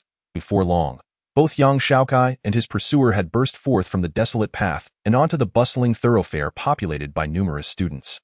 Without a second thought, young Xiaokai bellowed, "Murder! Help!" The hefty man's countenance darkened immediately, but this tactic was not unfamiliar to him. He quickly regained his composure. Without hesitation, he shouted back, "You wretched cur! How dare a mere logistics worker lay hands upon me? Today, I shall end you, a combat student, repeatedly seek to trouble me. By the time you make your move, I shall already be a corpse." Young Xiaokai retorted sharply. Upon hearing this, the hefty man laughed coldly. "You may be cunning, but do not think you will escape unscathed this time. The treatment afforded to logistics and combat students is distinct. What if I overstep? As a logistics worker, you deserve no better. Do not presume that merely retaliating would earn you any respect." As their dialogue unfolded, the expressions of the students on the main path turned icy, their sympathetic gazes transforming into frigid disdain. "I only acted because you compelled me to. I could merely apologize. What more do you want? Do you expect to take everything I possess?" Realizing the gravity of the situation, young Xiaokai shouted. "Apologize?" The hefty man laughed uproariously. "Your pathetic apology is worth little. You think you can demand my possessions? You have too high an opinion of yourself, you logistics scum. Today, I will ensure that all logistics workers understand that the dignity of combat students is not to be trifled with." "Dignity? You steal from me and expect my respect?" Young Xiaokai's eyes gleamed with a strange light, his face a mask of righteous indignation. "Indeed, combat students deserve respect, but that is due to their battles against monstrous foes. Safeguarding those of us without combat prowess, if a cultivator of foundational mastery were to demand my belongings, I would gladly relinquish them. But such exalted beings would never covet the trifles of mere commoners." Pausing slightly, he sensed the shifting sentiments of those around him and pressed on, "And what are you? A mere cultivator of light? Have you ever seen the battlefield? You wear a thin veneer of power and think yourself the embodiment of a combat student?" Addressing the assembled crowd, he implored, "Brothers and sisters, would any of you deign to seize the possessions of a logistics worker?" The surrounding students fell silent, exchanging glances, and instinctively shook their heads at this point. Could they truly claim theft? Indeed, there were times they had acted similarly, yet they would never openly admit to it unless utterly shameless. A number of those who had previously engaged in such behavior cast scornful looks at the hefty man. How could a combat student sink to such depths and still retain any semblance of dignity? Faced with the derisive glances, the hefty man, once self-satisfied, now found himself bewildered. How had the tide turned so suddenly? "Damn it, I underestimated him. This little rascal. I thought he had suddenly grown foolish, but it seems he was merely feigning ignorance." With a grim expression, the hefty man ceased his banter and advanced toward young Xiaokai. "What if I cast aside all shame? Even if these people are swayed by your words, do you think they will come to your aid? Young one, let me impart a lesson. In the realm of cultivation, power reigns supreme." With a surge of magical energy, the hefty man's aura swelled, his murderous intent palpable. Initially, he had merely intended to incapacitate young Xiaokai, but now he was resolute in his desire to eliminate him entirely. "Do not approach." Young Xiaokai's complexion paled slightly, influenced by the hefty man's murderous aura. "Today, no matter what you say, you cannot save yourself. I am a member of the Tianfu Palace. I am in a state of panic." Young Xiaokai spoke without thought. "Ha! I thought you had something substantial to say." The hefty man guffawed. "You are but a minor sect. What of the Tianfu Palace? If I must kill, then so be it." Little did he know, the hefty man was well aware of the animosity between his own sect, the Puppeteer Palace, and the Tianfu Palace. If young Xiaokai had claimed allegiance to the Nine Swords Palace, the Five Elements Palace, or the pinnacle of the Taoist sect, the Tiandao Palace, he might have hesitated. But the Tianfu Palace? For one with aspirations to join the Puppeteer Palace, failing to kill him would be a grave error. Moreover, as young Xiaokai was merely a logistics worker, even if the situation escalated, the Puppeteer Palace would not intervene on his behalf. Upon the hefty man's declaration, astonishment rippled through the surrounding students, who instinctively stepped back. What had begun as a personal vendetta had escalated to involve the Tianfu Palace, a matter of considerable significance, particularly for those combat students who understood the complexities of the situation. They were acutely aware that regardless of how events unfolded, they would gain no advantage. Tio claimed they assisted the puppeteer palace. Would merely standing by count as assistance? With so many present, not one dared to intervene. They had inadvertently offended the Tianfu palace. I will kill that hefty man. A woman with fiery red hair, clad in a crimson robe, wore a face of thunder. How dare these insignificant beings challenge the Tianfu palace? With a wry smile. Yang Xiao, standing beside her, grasped her arm tightly, fearful of her impulsive nature. The Tianfu palace may have diminished, but its power was still formidable, as evidenced by this woman. Known as the Fire Talisman Taoist. Her title was no small matter. In the Taoist sect, only those of the nascent soul stage bore such titles, and the woman before Yang Xiao was a golden core cultivator, enough to illustrate her prowess. If she were to intervene, the consequences would be dire. Is that young man truly the genius you spoke of? Yang Xiao asked. While the Tianfu Palace may be in decline, it is not a place for just anyone to join. Suppressing her anger, the woman replied sternly, if you wish to abstain from conflict, then relinquish your position as sect leader. With a resigned expression, Yang Xiao did not feel anger. After all, it was this very woman who had once relinquished her position to him.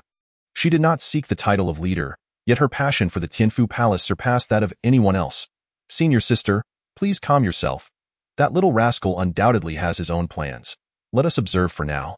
If nothing changes, I shall act. Casting a quizzical glance at Yang Xiao, the woman recognized his character.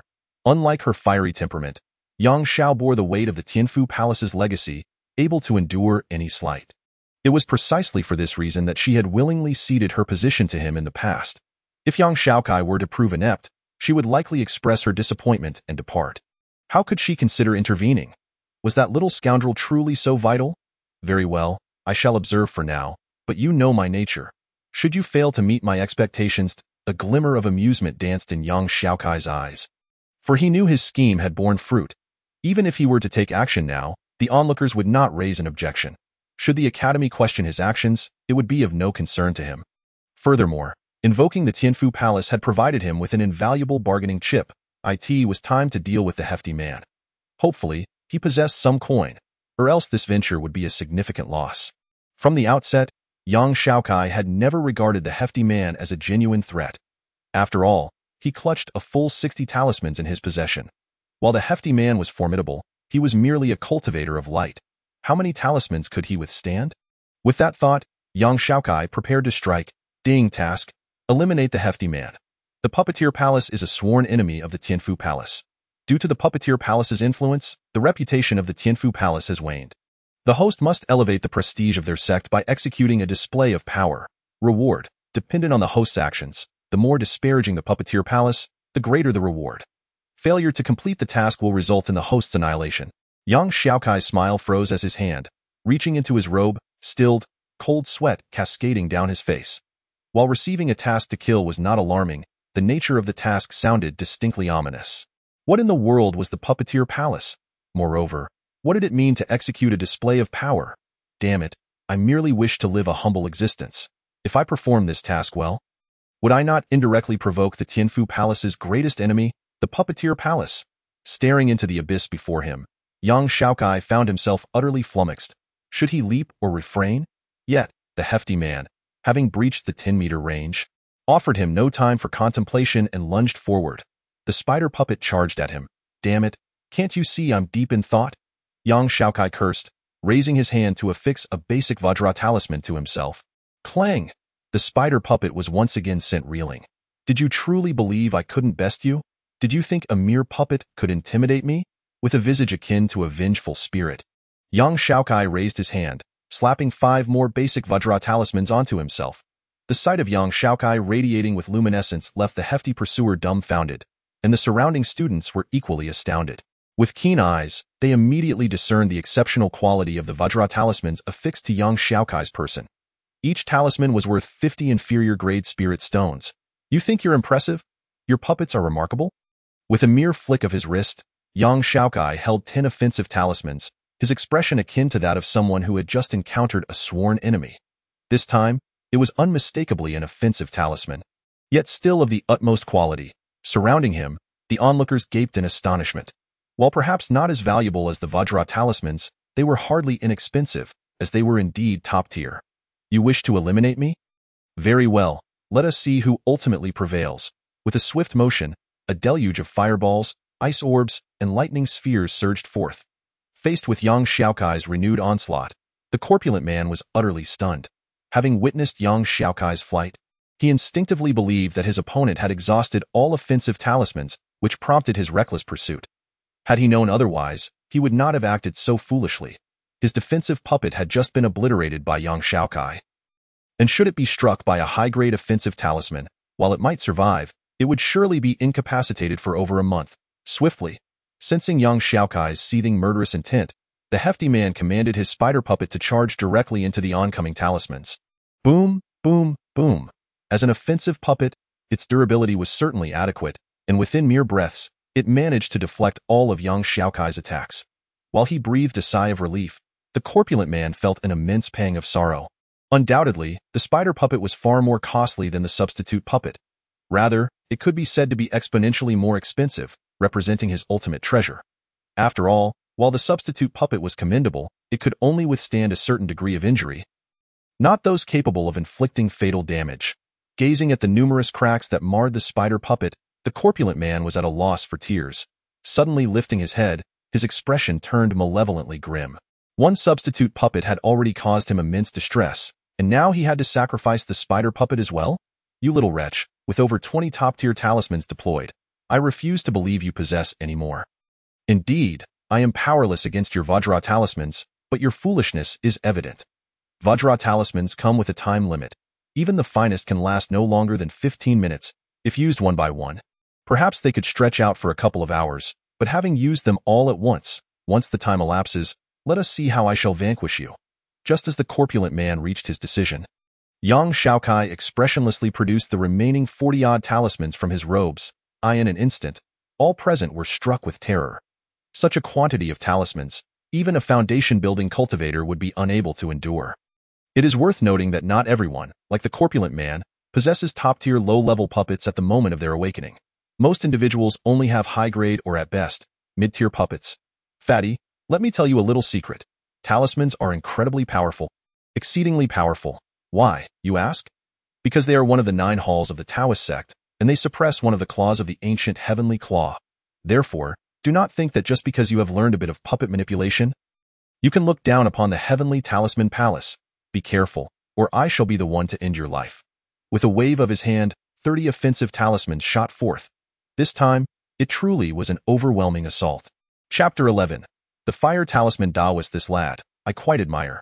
From a distance, the Fire Talisman Taoist's face revealed admiration, and his gaze towards young Xiaokai grew increasingly gentle, as long as you like it. At this moment, young Xiaokai felt somewhat surprised. In his eyes, young Xiaokai was merely a profit-driven, slothful youth. But when did he transform into a passionate young man? This script seems off, especially with that last line. Is that something he could say? Though taken aback, young Xiaokai's mood was exceptionally pleasant, as the long-standing oppression from the puppet palace began to dissipate.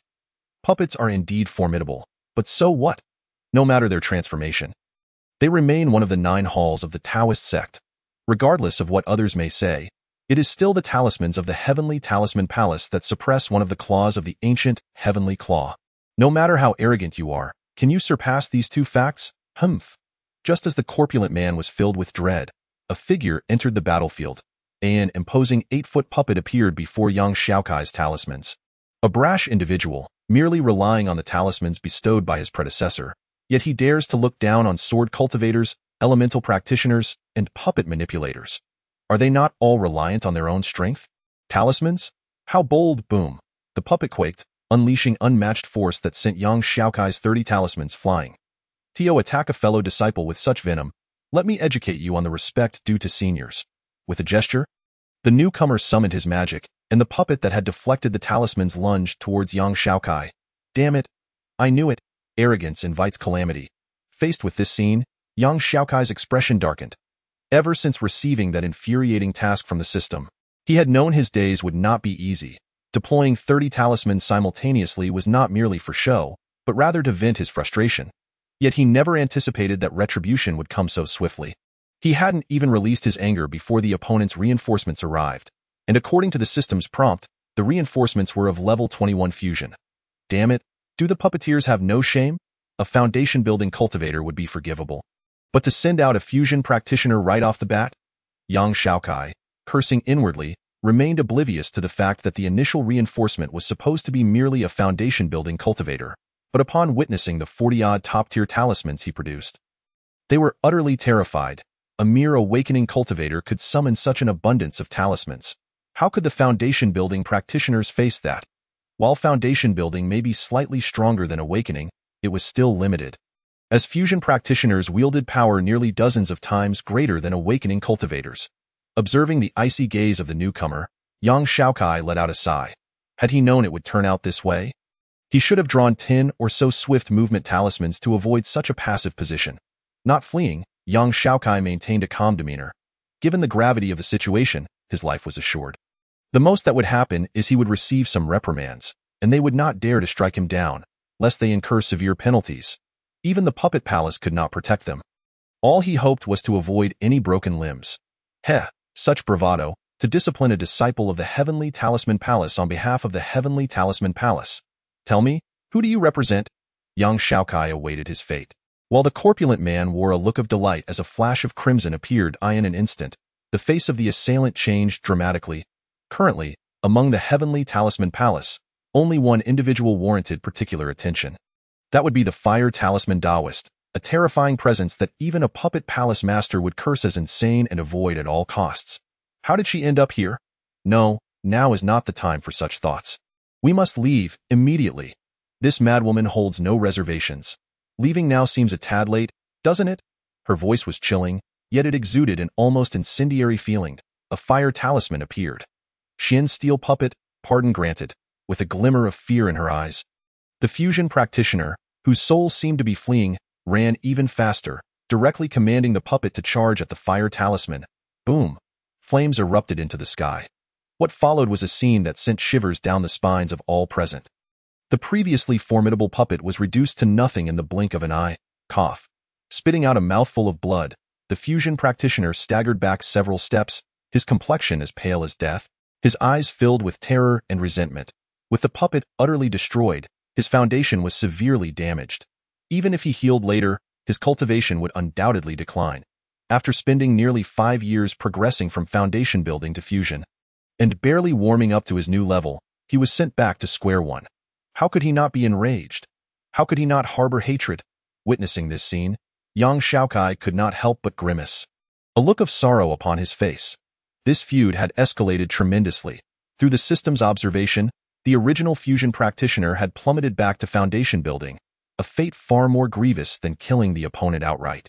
While having someone stand up for him was indeed a blessing, to Yang Xiaokai, it represented a bottomless pit emerging before him, with the one assisting him unmistakably pushing him closer to the edge. The fire talisman is going too far, isn't it? Another golden core practitioner emerged, his expression exceedingly grim. Has it gone too far? Standing beside Yang Xiaokai was a fiery woman, her phoenix-like eyes narrowing. Huang Tianming. You've been here all along, haven't you? When your puppeteer attempted to kill a disciple of the Heavenly Talisman Palace, when they insulted our sect, your disciple must have made an appearance, right? I afforded you ample time to intervene. Yet you did not. And now you dare say it's excessive? With a notably grim expression, Huang Tianming inhaled deeply before responding slowly. Fire Talisman Taoist. These are merely youngsters who are unaware of their actions. Do you not find it disgraceful for a golden core practitioner to intervene? Thus, when my fellow awakening cultivators acted, I merely stood by and watched, did I not? The Fire Talisman Taoist shot him a look that seemed to scream. Are you an idiot? You saw your side dispatch a fusion practitioner, and you still have the gall to question my sense of shame? While I am aware that the puppet palace has no shame, I had never realized it could reach such depths. Huang Tianming's face flushed with embarrassment, deeply frustrated. Was there truly no comparison between a golden core and a fusion practitioner? One fusion practitioner could easily slay a dozen awakening cultivators, while a single golden core practitioner could wipe out a host of fusion practitioners. The two were entirely different. In a brawl among those below golden core practitioners typically refrained from intervening, a tacit understanding among cultivators. That young man, wielding an array of talismans gifted by his elders, if they were of equal rank, Was it not clearly an act of bullying? The fire talisman Taoist remained unfazed. You could also provide your disciples with top-tier high-grade puppets. I have placed no restrictions on you. Huang Tianming nearly spat out a mouthful of old blood, his expression one of tragic indignation. Are puppets and talismans truly comparable? An awakening cultivator controlling a top-tier high-grade puppet? How could you even suggest such a thing? A mere half-month-old infant could hardly wield a dragon-slaying sword, could they? Are we to abandon reason altogether? Huang Tianming's face darkened like coal. Had it been anyone else, he would have engaged in a debate for 3 days and nights. Yet this woman is nothing short of a madwoman. Once she loses her composure, she becomes utterly reckless, unhesitant even to strike at her own father. Although his father triumphed in their previous encounter, he nonetheless suffered the loss of over 20 exquisite puppets, shattering the celestial puppet array in the process. Despite winning, he ended up losing nearly 100 mid-grade earth spirit stones. The mere thought of it is excruciatingly vexing. Thus, if Fire Talisman Senior were to have a disciple of foundational strength, would you permit them to engage in combat with me, relying solely on their abilities? At that moment, a disciple from the Puppet Palace, whose foundation was wounded and realm diminished, suddenly spoke up. Both Fire Talisman Taoist and Huang Tianming's expressions shifted simultaneously. Huang Tianming was naturally pleased, while Fire Talisman Taoist's countenance grew cold as he turned his gaze deeply upon the speaker. Well, that's not bad at all. Before Fire Talisman Taoist could articulate a response, Huang Tianming interjected, "Let the juniors settle their own disputes. That would be most appropriate." "What say you, Fire Talisman?" narrowing his eyes. Fire Talisman Taoist appeared somewhat displeased. In the current context, the Puppet Palace, with its weakened talismans, was undoubtedly at a disadvantage in battles of equal rank. Young Xiaokai could only contend with the portly opponent due to his possession of numerous superior initial talismans. Without them, he would stand no chance against someone equally adept. Damn it, if necessary, I shall shed my pride and craft 100 high-grade talismans for that lad. I refuse to be outdone. Furthermore, to ensure fairness, I shall personally create my own puppets and will not exceed foundational strength until our abilities are thoroughly equal. Before Fire Talisman Taoist could speak, the disciple continued, of course, should Fire Talisman Senior disagree. I am willing to concede here and now, whether that means bowing to your disciple or pouring tea. After all, we are all aware of the talisman situation. If you intervene, even 100 disciples could not hope to prevail. With narrowed eyes, Fire Talisman Taoist felt a shadow of fury pass over her countenance. Who did this junior think they were, daring to belittle her? Infuriated beyond measure, yet Fire Talisman Taoist understood that the current state of talismans was precisely as such. She could not help but turn her gaze towards Yang Xiaokai, revealing an expression of inquiry. Meeting her gaze, Yang Xiaokai felt an inexplicable unease. She was a golden core cultivator, a formidable being capable of determining life and death with a single word. In truth, if she desired, agreeing on his behalf would be trivial. However, she did not, and instead sought his input. Clearly, if he were to refuse, Fire Talisman Taoist would not force him into a battle, even at the cost of her own dignity. Why not? Yang Xiaokai stepped forward calmly. He did not seek fame, content to remain an ordinary individual. Yet when necessary, he could disregard everything, displaying fervor and ambition. It is not essential for our strengths to be equal. The day I establish my foundation shall mark your defeat. Talismans are the essence of the Taoist sect. How dare mere puppets defy their master? His voice resonated like a tiger's roar or a dragon's chant. Echoing powerfully before the Tao Pavilion. Chapter 12. Rewards and New Tasks. Ding dong. Congratulations, host. Task completed.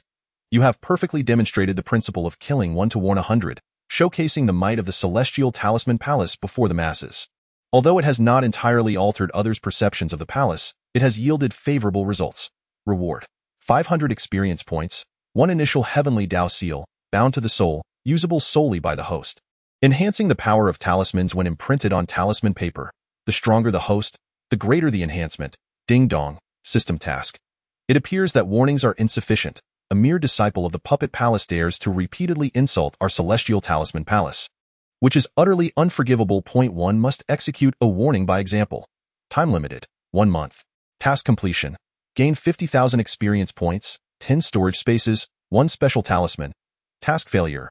Host termination. At long last, the task reward for the gluttonous lad was bestowed. Yang Xiaokai took a deep breath. Although he was uncertain of the system's offerings, they must surely be valuable.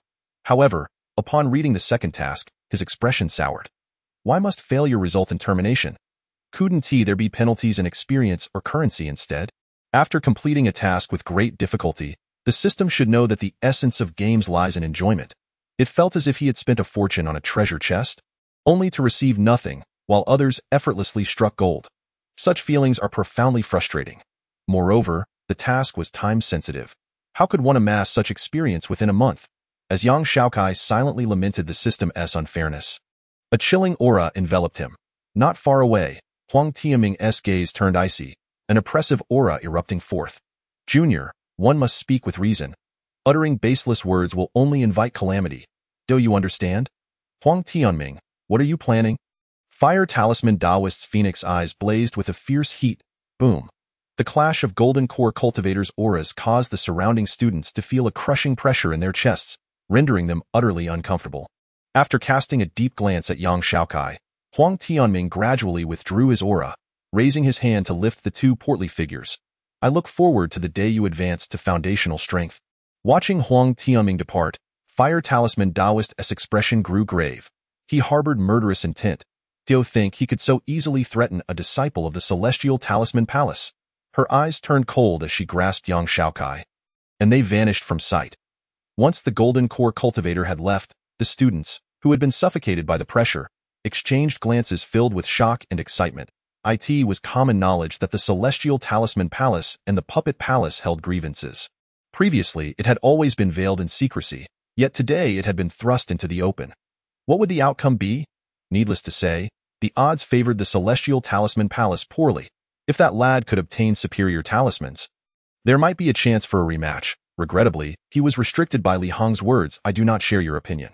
Fire Talisman Taoist is the only golden core practitioner in a century to earn the title of Taoist. With her presence, it would not be easy for the Puppet Palace to achieve victory. Impudent lad, you are far too impulsive. Yang Xiao sighed, glancing at Yang Xiaokai, I find it rather enjoyable. Fire Talisman Taoist's eyes brimmed with admiration. Having abandoned her previous displeasure towards Yang Xiaokai, this is the spirit of a disciple of the Celestial Talisman Palace. Di Qing, you should comprehend my meaning. Yang Zhao's expression darkened as he addressed her directly. Xiaokai's agreement to the duel is inconsequential, but his recent words have thoroughly provoked Huang Tianming's murderous intent. Once the duel commences, the opponent will undoubtedly strike to kill. Fire Talisman Taoist raised an eyebrow. A man must embrace the battlefield. What does it matter if he is targeted? It serves as a means of tempering. Strong individuals cannot be nurtured in a greenhouse. Alas, I should not have allowed you to rescue Xiaokai. Yang Xiao shook his head, disappointment etched across his features. I should not have summoned you. Yang Xiao, what do you mean by that? Fire Talisman Taoist's voice turned sharp, her anger flaring. You must clarify. Xiaokai is practicing supreme talisman techniques.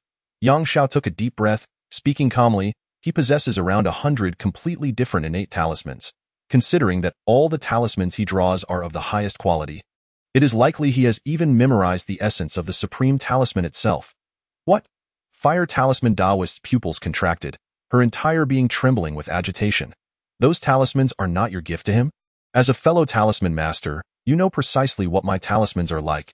If it were not so, do you think I would be so anxious as to bring you out of seclusion? Damn it, you wretched fool. Why did you not say this sooner? Fire Talisman Taoist's fury surged.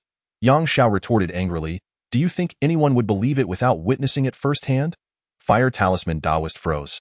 Turning to Yang Xiaokai, her phoenix eyes flickering with flames, before she spun around to leave. Where are you going? To cancel the duel. The future of the Celestial Talisman Palace cannot be jeopardized here. Fire Talisman Taoist stated coldly, after this, I will take Xiaokai and leave the Taoist sect, and we shall not return until he achieves the nascent soul stage. Yang Xiao was taken aback, then smiled. Even so, we shall go together. Fire Talisman Taoist glanced back, warmth flickering in her eyes, but she shook her head in refusal. No. You are the Taoist of the Celestial Talisman Palace. I can bear the shame alone. Do you think you can stop me? Yang Xiao raised an eyebrow, speaking nonchalantly. You Fire Talisman Taoist sighed, conceding. Finally, the previously silent Yang Xiaokai raised his hand. He truly did not wish to interrupt the heated exchange between the two. Yet he felt compelled to speak. When it comes to matters of life and death, if they unilaterally canceled the duel, he would indeed be left in a tragic situation. Teacher, while I appreciate your concern, I cannot cancel this duel. Yang Zhao's brow furrowed, and he retorted, wretched lad. You do not truly believe you can win, do you? If you think that, I must inform you it is impossible. Huang Tianming's disciple is an entirely different matter than that portly individual. Indeed, Fire Talisman Taoist nodded in agreement. Puppets are not the same as talismans. The most troublesome aspect of puppets lies in their materials. Even a mere foundation-level puppet master, given superior materials, can design puppets of fusion-grade caliber. With Huang Tianming's assistance, the lad was liberated from any worries regarding materials, and it was inevitable that he would create remarkably formidable puppets. Had there been prior preparation, the puppeteer could even unleash powers beyond his current tier. A flicker of annoyance crossed young Xiaokai's face, and he couldn't help but silently curse his misfortune. No wonder the system assigned such a multitude of tasks. Experience alone amounted to a staggering 50,000. The underlying reasons were evident. Nevertheless, I shall fight. Tears welled in young Xiaokai's heart, yet his face radiated an unwavering determination as he proclaimed. Cultivating is akin to rowing upstream. Failure to advance is tantamount to retreat. If I were to flee without a fight, how far do you think I could traverse along this path? The two were simultaneously jolted. Indeed, on the path of immortal cultivation, one step back translates to consistent regression. Once one's resolve falters, all is lost. It was unexpected that, despite our combined 3 centuries of existence, we were outshone in insight by this mere child. Yang Xiao shook his head with a bitter smile. The Fire Talisman Taoist cast Yang Xiao a sidelong glance. As a woman, she was not exempt from the societal norms surrounding age. I certainly do not wish to see through it all. Not in the least, young Xiaokai chuckled painfully. The Fire Talisman Taoist inhaled deeply. Since that is the case, I shall personally oversee your cultivation from this moment forth. Senior brother, you should procure 1 or 2 life-saving treasures. Just in case. Very well. Yang Xiao nodded. With a wave of her hand, the Fire Talisman Taoist enveloped Yang Xiaokai and soared into the sky, heading directly toward the core of the Taoist Academy. Yang Xiao followed suit, flying towards the Artifact Refinement Palace. Chapter 13. The Supreme Talisman Source Stone Tablet in the Heavenly Talisman Palace. The Fire Talisman Taoist brought Yang Xiaokai straight to the main hall. The hall was immense, constructed from 1,008 pieces of glazed jade, exuding a vibrant emerald hue, translucent and resplendent. Each jade piece bore a talisman engraved within it, exuding an otherworldly charm that captivated the spirit. The 1,008 talismans, though appearing independent, seemed to draw upon one another, forming ethereal talismans that floated above the hall, appearing and disappearing amidst the verdant backdrop, leaving one breathless. At the rear of the hall stood a golden stone tablet, upon which was inscribed a colossal talisman, Dao. Upon merely laying eyes on it, Yang Xiaokai felt his spirit tremble uncontrollably. Ding dong. Congratulations, host. You have discovered the source of the supreme talisman arts. Upgrading has commenced. Time passed without measure, and Yang Xiaokai's body jolted as he regained consciousness. Awakened. Yang Xiaokai's face was a portrait of confusion, clearly unable to comprehend what had transpired, yet he felt an overwhelming sense of comfort and power. The Fire Talisman Taoist spoke slowly. You have been standing here for 3 days. 3 days? Yang Xiaokai's eyes widened in disbelief. He had merely been momentarily dazed, and yet 3 days had slipped by. It was entirely normal to stand for an extended period upon witnessing the authentic Supreme Talisman for the first time. I initially thought you would awaken after a few hours, yet here you are. Having remained standing for a full 3 days, the Fire Talisman Taoist chuckled. No wonder Yang Xiao remarked that you must have grasped a fragment of the true essence of the Supreme Talisman arts. How is it? Your cultivation should have significantly increased. Yes, cultivation. Yang Xiaokai immediately glanced at his status panel. Talisman Apprentice. Yang Xiaokai. Level 5. Enlightenment. Bone Quality. 5. Mana. 10. Strength. 5. Agility. 5. Remaining Attribute Points. 12. Skills. Basic Talisman. Proficiency 2501 million. Mental Method. Basic Supreme Talisman Art. Having witnessed the source of the Supreme Talisman Arts, the host has completed the talisman content. However, due to the host's strength being akin to a mere insect, the source of the Supreme Talisman Arts has sealed itself. Please elevate your strength promptly. Effect. For every hour of observation, recover 100 points of mana and earn 500 experience points. Maximum daily experience gain. 1,000. Experience required for upgrade. 508,000. Possess treasures. Heavenly Dao Seal. The stronger the host, the more powerful the seal's effects. Holy cow! I had no idea. Upon examining his panel, Yang Xiaokai nearly exclaimed aloud. Though inexplicably endowed with a treasure, The emphasis lay in the fact that his level had risen, his skills had improved, and his mental method had advanced as well. Without hesitation, Yang Xiaokai turned eagerly to the fire talisman Taoist, nearly sticking his tongue out in excitement. Observing Yang Xiaokai resembling a hungry puppy, the fire talisman Taoist couldn't help but smile. Young man, don't get your hopes up. The effects you experienced are only present during the first viewing of the supreme talisman. Now that the source has been imprinted on your soul, further observation will yield no benefit. Upon hearing this, Yang Xiaokai's shoulders slumped, and he felt utterly disheartened. Well, although your strength has undergone a monumental leap, the gap between you and Huang Tianming's disciples remains vast. Henceforth, you must exert yourself at that moment.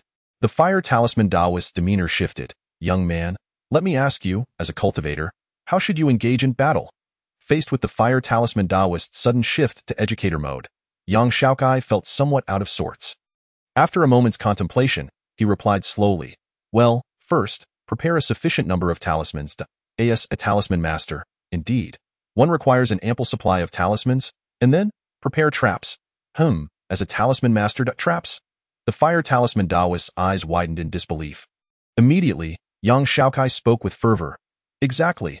By employing various tactics, such as kidnapping, ambushes, poisoning, provocation, and so forth, incite the opponent's anger, then flee to lead them to the prepared traps. With a face full of exasperation, the fire talisman Taoist gazed at Yang Xiaokai.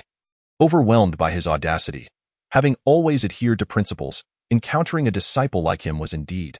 Xiaokai, would you truly find joy in such victories, achieved not through genuine strength but through schemes and deceit? Of course, I'd be happy. How could I not be? A complete triumph in intellect. Yang Xiaokai nodded joyfully. Rubbing his forehead, the fire talisman Taoist's expression darkened. This little rascal. How could he speak so earnestly about such despicable deeds? Cough, cough. The fire talisman Taoist cleared her throat and said, Xiaokai, while your approach to battle is indeed a method, the essence of combat is fraught with unpredictability. What if you fail to set up your traps in time? Why would I lack time to prepare traps? Such things should be established immediately upon acquiring the capability. How could there be a situation where I'm unable to do so? Yang Xiaokai shook his head. Disagreeing. Rest assured, teacher fire talisman, such a basic error is one I will never commit. Dumbfounded, the fire talisman Taoist stared at Yang Xiaokai, at a loss for words. Nonsense. Your duel with Huang Tianming's disciple will take place on the arena. How will you find time to set traps? Will others grant you such time?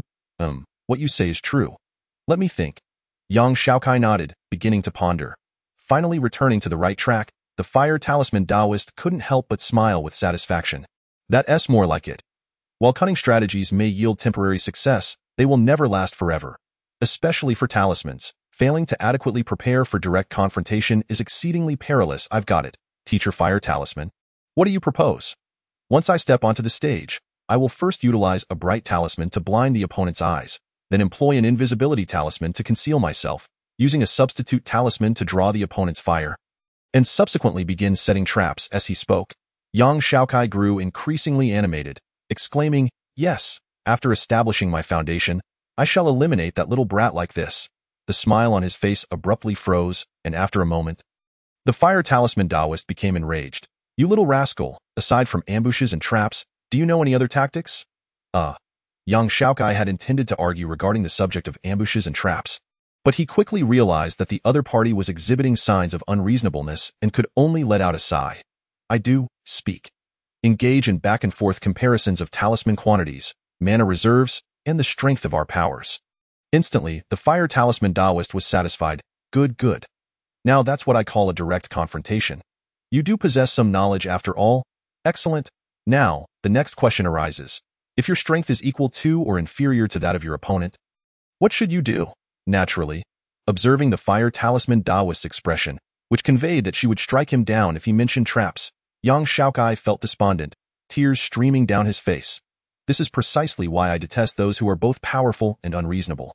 I shall remember this. I will seek revenge. Yes, when I become a master in the future, I will teach in the same manner. Chapter 14. The 9 Yuan Chaotic Laws Sigh. Observing the humble and eager Yang Xiaokai, the fire talisman Taoist suddenly let out a deep sigh. Young man, do you believe I am being unreasonable? Not at all. With a forced smile, Yang Xiaokai immediately replied. Little rascal, though you say you don't dare. Your heart has likely been cursing me for some time now, hasn't it? The fire talisman Taoist spoke lightly. In truth, I understand that talismans are fundamentally ill-suited for direct combat. The stronger one becomes, the faster a cultivator's speed will be. A gold core cultivator can unleash 100 swords in a single breath. By the time the talismans come into play, one would have already perished 99 times. At this point, the fire talisman Taoist chuckled self-deprecatingly. Urging talisman cultivators into direct combat is tantamount to courting death, a sentiment echoed by masters, the Taoist sect, and even the demon clans alike. However, I refuse to accept this. Why is it that sword cultivators, elemental practitioners, and even puppeteers can engage in direct combat, while talisman cultivators cannot? Are talismans truly incapable of direct confrontation? Since you've all declared it impossible, I shall prove it otherwise. Taking a deep breath, the esteemed fire talisman master gazed with fervor and confidently stated, with such thoughts in mind, upon achieving the golden core, I resolutely confronted and personally vanquished 18 demon guards, 5 demon generals, and severely wounded a demon king. From that moment on, I was known as the Fire Talisman Master. Upon hearing this, young Xiaokai's eyes widened in astonishment, unable to suppress a gasp. The speaker's tone was unembellished. Yet the battle described was undeniably fraught with peril and terror. A demon king, 5 demon generals, and 18 demon guards. What a formidable concept. In terms of the human race, a demon king equates to a nascent soul, a demon general to a golden core, and a demon guard to a fusion stage. Such a vast assembly would cause any ordinary human cultivator, even a nascent soul elder, to flee in terror. Yet, the Fire Talisman Master not only wounded one but also slew the rest. Perhaps you think that I, your teacher, am unreasonable for insisting you engage in direct confrontation, the Fire Talisman Master remarked gently. Indeed, traps and schemes can facilitate an easy victory over foes, but they are underhanded tactics, employed only when absolutely necessary. As the saying goes among mortals, one cannot seize a realm through mere conspiracy. If your opponent remains steadfast, no matter how many stratagems you devise, you will ultimately be compelled to face them head-on. Taken aback, young Xiaokai fell silent for a moment before responding, Teacher, I understand your perspective, but I will not waver in battle. My sole consideration is how to achieve victory. Whether through honorable means or cunning plots, I shall employ whatever works best. Should I fail in a battle fought openly, I would still be deemed a failure. Conversely, if I succeed through deceit, I would be considered a victor. History is never pinned by the vanquished, and righteousness will never belong to those who falter. If it is to protect what I cherish, I shall spare no effort, regardless of the methods employed. However, you are correct. Direct combat is indispensable. With utmost seriousness, young Xiaokai continued, I beseech you, teacher, to instruct me on how to engage in direct combat with talismans. Staring blankly at young Xiaokai, the Fire Talisman Master's gaze shifted. She disdained those who relied on cunning, yet for this young man before her, she felt an inexplicable fondness in talisman cultivation, more than anything else. The focus lies in execution, the Fire Talisman Master reflected after a brief pause. Only by transforming this aspect can we alter the unfavorable circumstances surrounding talismans. After pondering for a moment, young Xiaokai nodded in agreement. The primary flaw of talismans lies in their slow activation. They require time to be activated and to respond. Without addressing this issue, direct combat would forever remain unattainable. To confront this challenge, there are 2 potential solutions. The first is to treat talismans as auxiliary tools, the Fire Talisman Master proposed, pausing to observe young Xiaokai. That would be unwise, he interjected. Shaking his head at it would be better to abandon talisman cultivation entirely. Breadth is inferior to depth. A person's energy is ultimately limited, unless one is a genius. Despite possessing a system, young Xiaokai still did not consider himself a genius. You possess keen insight, the Fire Talisman Master smiled, acknowledging his understanding. You comprehend more than those who have cultivated for decades. Indeed, my master once conveyed the same thought, yet I dismissed it. If one is to alter talismans, it would be better not to cultivate them at all. Thus, I dedicated myself to relentless study, striving to transform the essence of talismans. After nearly a century, I devised a unique technique known as the 9-yuan chaotic method, which resolves the issue of slow talisman execution. Young Xiaokai raised an eyebrow, curiosity evident in his eyes. The 9-yuan chaotic method? He inquired. Talismans are a form of magic that inscribes the laws of heaven and earth onto paper.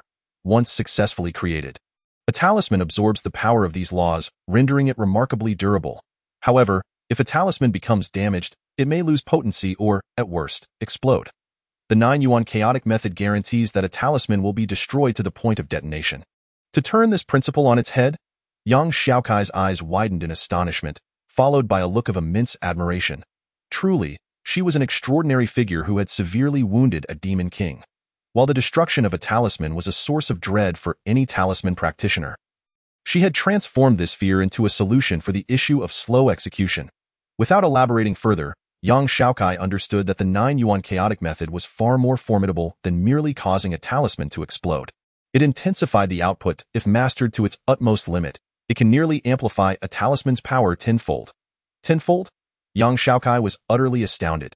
Initially, he perceived the 9-yuan chaotic method as a means of transforming a stable, safe explosive into a volatile device, a misstep potentially resulting in mutual destruction.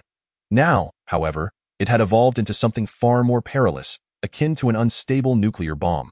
Unconsciously, he found himself marveling that the fire talisman master had not perished in such experiments. It was nothing short of miraculous. The fire talisman master chuckled, recognizing that this young man was unlike others, fully grasping the terrifying implications behind the 9-yuan chaotic method. So, young man, do you wish to learn it? Learn it? Absolutely. Yang Xiaokai's eyes sparkled with excitement, his expression radiant. To him, this technique was akin to a critical piece of equipment necessary for playing a game. Tenfold damage was simply astonishing. Are you not afraid? Afraid, but I still wish to learn. Excellent. With a wave of her hand, a jade talisman floated before Yang Xiaokai. Seize it. Without hesitation, Yang Xiaokai reached out and grasped it firmly. Ding dong. Congratulations, host, you have acquired a new skill. Skill? 9-yuan chaotic method. This is an exceedingly dangerous technique, and its creator was undoubtedly a genius with a touch of madness effect. For every 10% of health sacrificed, the power of a talisman is doubled. With a maximum amplification of tenfold, it is advised that unless one truly seeks self-destruction, one should forget about achieving maximum power. Yang Xiaokai's eyes widened in shock, a surge of frustration bubbling within him. The 9-yuan chaotic method was indeed perilous, but as the saying goes, practice makes perfect. Through continuous interaction with the fire talisman master, mastering its application without harm was merely a matter of time. Yet now, while the system had eliminated the risk of him being blown to bits, it had transformed this skill into a lifelong self-harm mechanism. Damn it. Chapter 15. Unrest after imparting the 9-yuan chaotic method to Yang Xiaokai. The fire talisman master said, the usage and prohibitions of the 9-yuan chaotic method are all inscribed within the jade talisman. Although the content I left behind will generally prevent you from self-detonation, it remains extremely dangerous. Without adequate preparation, you must not use it recklessly. Your recent surge in power due to viewing the supremacy talisman necessitates that you first thoroughly master your own strength. During this period, you shall cultivate within the heavenly talisman palace. Should you require anything, simply inform me. Understood. Taking a deep breath, Yang Xiaokai quickly regained his composure. Teacher, I require materials for crafting talismans. I have exhausted all that teacher Yang Xiaoxiao provided. Talisman materials? The fire talisman master paused, then replied, very well, I shall procure some for you. With that, she vanished. Seating himself on the ground, Yang Xiaokai took the opportunity to assess his situation in her absence. First, he allocated his points.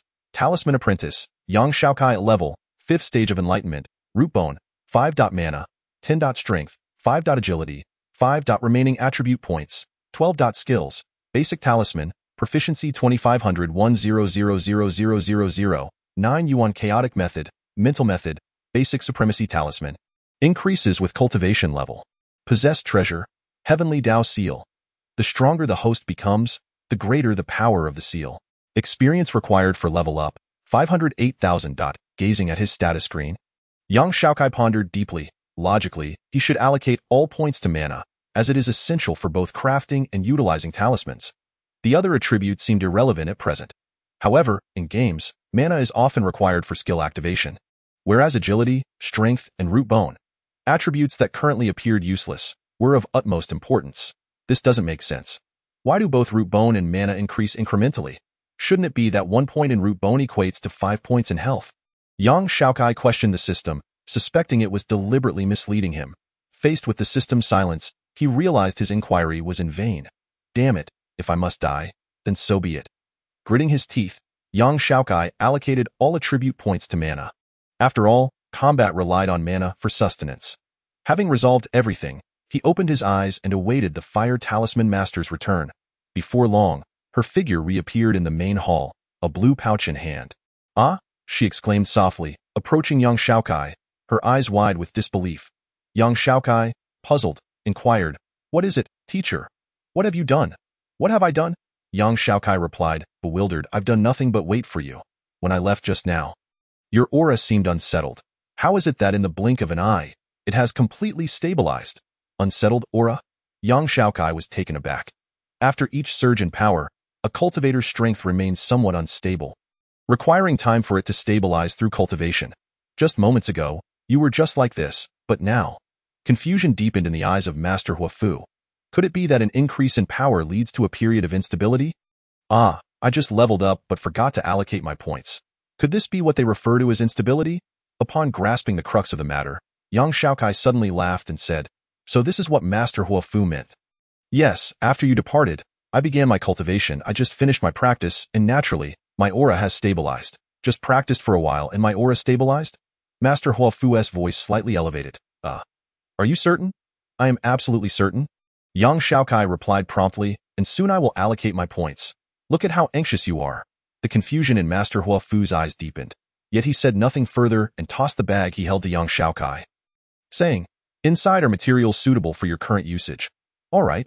Catching the bag, Yang Xiaokai immediately opened it, and a smile spread across his face as he remarked, "Master, you carry on with your tasks. I shall go draw talismans."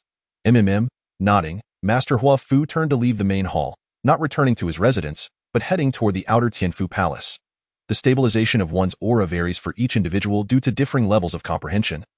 But at the very least, it should take a day to eye in the eyes of Master Huafu. Yang Xiaokai's ability to stabilize his aura so swiftly was evidently extraordinary. Any misstep could lead to dire consequences. Finding a spot to sit, Yang Xiaokai emptied the contents of the bag. There are approximately 500 low-grade yellow talismans and around 300 low-grade spirit stones. Although somewhat lacking, it should suffice for a while. After counting, Yang Xiaokai promptly picked up his brush to begin drawing. As usual, he succeeded once in 10 attempts, yet with ample spirit stones and a significant increase in magical power, this was hardly a concern for him. 1, 2, 3.10, 20, 30. In less than an hour, Yang Xiaokai had already produced a full 100 talismans. Continuing on. Right. The instant movement talismans. I must draw those. Immersed in his talisman drawing, Yang Xiaokai failed to notice a figure emerging from the silent Supreme Talisman Source Stone Tablet, slowly approaching him. Upon leaving the Tianfu Palace, Master Huafu quickly arrived before the Refining Palace, locating Yang Xiao, who was haggling with one of the 30 masters of the Refining Palace. Upon stating his purpose, he swiftly pulled Yang Xiao back to the outer Tianfu Palace. "I say, junior sister, what on earth is happening? Did you not see that I was in the midst of something? I was on the verge of a successful deception, and you dragged me away. That kid will surely regain his senses now. Do you not realize?" Finally standing still, Yang Xiao began to grumble. Silence. Master Huafu's expression turned cold as he said, "The fire is already burning at your eyebrows." "What are you thinking? Fire burning at the eyebrows?" Yang Xiao was taken aback. "Yang Xiao, be honest. That kid is a reincarnated person, is he?" Master Huafu's tone grew grave. "Of course not. If he were reincarnated, the identity jade token of Tianfu Palace would be unable to activate. Not reincarnated?" Master Huafu's expression became even more serious. "Have you checked his origin?" With a solemn look, Yang Zhao's complexion shifted slightly. "Check his origin? Junior sister, what exactly is going on?" That kid's strength surged after viewing the supreme talismans, yet he stabilized his aura in less than a quarter of an hour. You know that unless one has previously reached this realm, no matter how talented, it takes time to adapt. "What?" Yang Zhao's pupils contracted. Master Huafu sighed. "Brother, should we check his soul?" "No way." Yang Xiao immediately shook his head. Checking his soul would undoubtedly harm Xiaokai. Even if there were no harm, if Xiaokai is innocent, how shall we face him in the future? Then what should we do? Let us first observe the situation. Regardless, checking his soul must be a last resort. And we need sufficient evidence. At the very least, it must be so. Nodding, Master Huafu couldn't help but sigh. Truly, one wave has not yet settled before another rises. The two exchanged glances and then headed toward the main hall. However, as they departed, they failed to notice a pair of transparent and eerie eyes watching them from a short distance away. As the two left, a strange smile emerged in those eyes, one that was both sinister and cold. In the main hall, with an exceedingly grave expression, Yang Xiao and Master Huafu found young Xiaokai at the first opportunity. Just as they were about to speak, their faces suddenly changed drastically, gazing in horror at young Xiaokai not far away. Upon noticing their arrival, young Xiaokai awkwardly smiled and said, "Master, you are here. However, let me clarify, I absolutely did not touch anything inside the main hall." While speaking, young Xiaokai waved at a creature that had somehow appeared by his side, now clinging to him. A large head and small body, in a childlike state, adorably nestled on his arm. The moment they saw that creature, Yang Xiao and Master Huafu recognized it as the spirit of the supreme talisman source stone tablet, a presence that had not appeared for thousands of years, aside from its first master. Exchanging glances, they immediately suppressed their concerns about Xiaokai's cultivation, for the significance of the spirit far outweighed everything else. Meanwhile, young Xiaokai was furious. "Enough. I am not a beauty, and you are certainly not a male. Why are you clinging to me like this? Hurry up and fly away. Do you not see that my masters have arrived? If this is misunderstood, I would not be able to wash it away even in the Yellow River. I said to let you go. Ugh, you little rascal, do you think I am soft prey? I will take action. Really take action. Are you leaving or not? Are you leaving or not? Master, save me. This thing is unmovable and cannot be driven away. It has gone mad." After finally relaxing, Yang Xiao and Master Huafu's faces darkened like coal. This little rascal. How many people desire the spirit from the supreme talisman source stone tablet to cling to them, yet cannot? You, being in such fortune, do not know how to appreciate it, and instead wish to strike it. Chapter 16. The source spirit. This thing, is it the spirit of the supreme talisman source stone tablet? Yang Xiaokai looked astonished, gazing at the infant clinging to his arm in disbelief. "You little rascal, how can you refer to such a magnificent existence as a thing?" Yang Zhao's expression turned slightly angry. "Oh, so it is not a thing." Yang Xiaokai nodded without hesitation. "I understand now." With a darkened face, Yang Xiao nearly spewed out a mouthful of old blood, trembling with 3 parts shock and 7 parts rage. "You know nothing. You little rascal. Great spirit, please forgive Xiaokai's disrespectful words." Turning to the spirit, Yang Xiao immediately addressed it, fearing that Yang Xiaokai might offend it. Yet, the spirit completely ignored him, clinging to Yang Xiaokai's arm, motionless. Damn it. Witnessing this scene, Yang Xiao was so furious that his nose nearly twisted. Nearby, Master Huafu could not contain himself and burst into laughter. Without mockery, Yang Xiaokai directly asked, "Then why is it behaving like this?" Undoubtedly, compared to teasing Yang Xiao, he was more eager to remove this sticky candy. Frowning, Yang Xiao pondered for a moment before slowly saying, "How did it come out? How would I know?" Yang Xiaokai immediately shook his head. "When I regained my senses, it was already clinging to my arm." "What are you doing?" A look of confusion appeared on Yang Zhao's face. "Drawing talismans, what else could I do?" "Let me see the talismans you've drawn." Remembering something, Yang Xiao couldn't help but speak. Nodding, Yang Xiaokai immediately took out the more than 100 talismans he had drawn earlier, as expected. Upon seeing the talismans, Yang Xiao nodded in approval. There's something wrong with these talismans? Brother? Master Huafu, standing beside, appeared somewhat astonished. Look closely. Not realizing it at first when he did, he was taken aback. Staring at Yang Xiaokai's talismans, Master Huafu exclaimed in utter shock. "They are all .huh? By the heavens. My eyes aren't deceiving me, are they? They are all top grade. Kid, did you draw all of these? How is that possible?" In response to Master Huafu's excitement, Yang Xiao immediately exchanged a glance with him. Master Huafu was startled, and his eyes blinked rapidly. Yang Xiao smirked, raised his eyebrows, and his eyes darted around. Soon, Master Huafu's eyes brightened, as if he had recalled something and had an epiphany. "Ahem, let me take a closer look." Clearing his throat twice, Master Huafu once again lowered his head, intently examining Yang Xiaokai's talismans.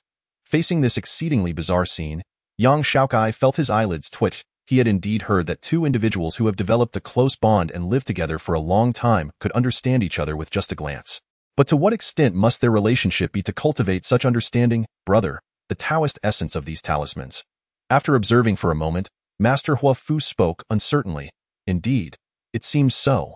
Nodding, Yang Xiao turned his gaze toward the spirit on Yang Xiaokai's arm, fearing that it had absorbed the essence.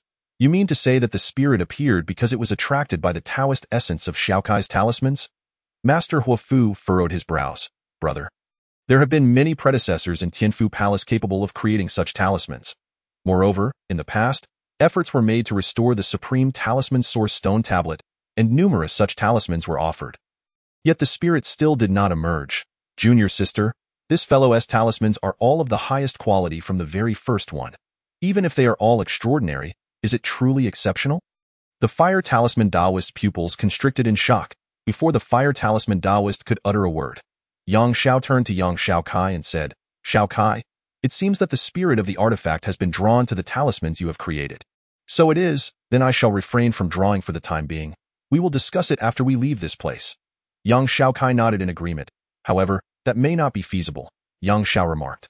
Since the artifact spirit has emerged, it likely has already recognized you. It will not leave until it has absorbed enough of the essence of talisman mastery. At the very least, it will stay by your side while you are within the Dao sect. What are you saying? Yang Xiaokai exclaimed, his eyes widening in surprise, ready to speak. Xiaokai, do not rush into speaking just yet.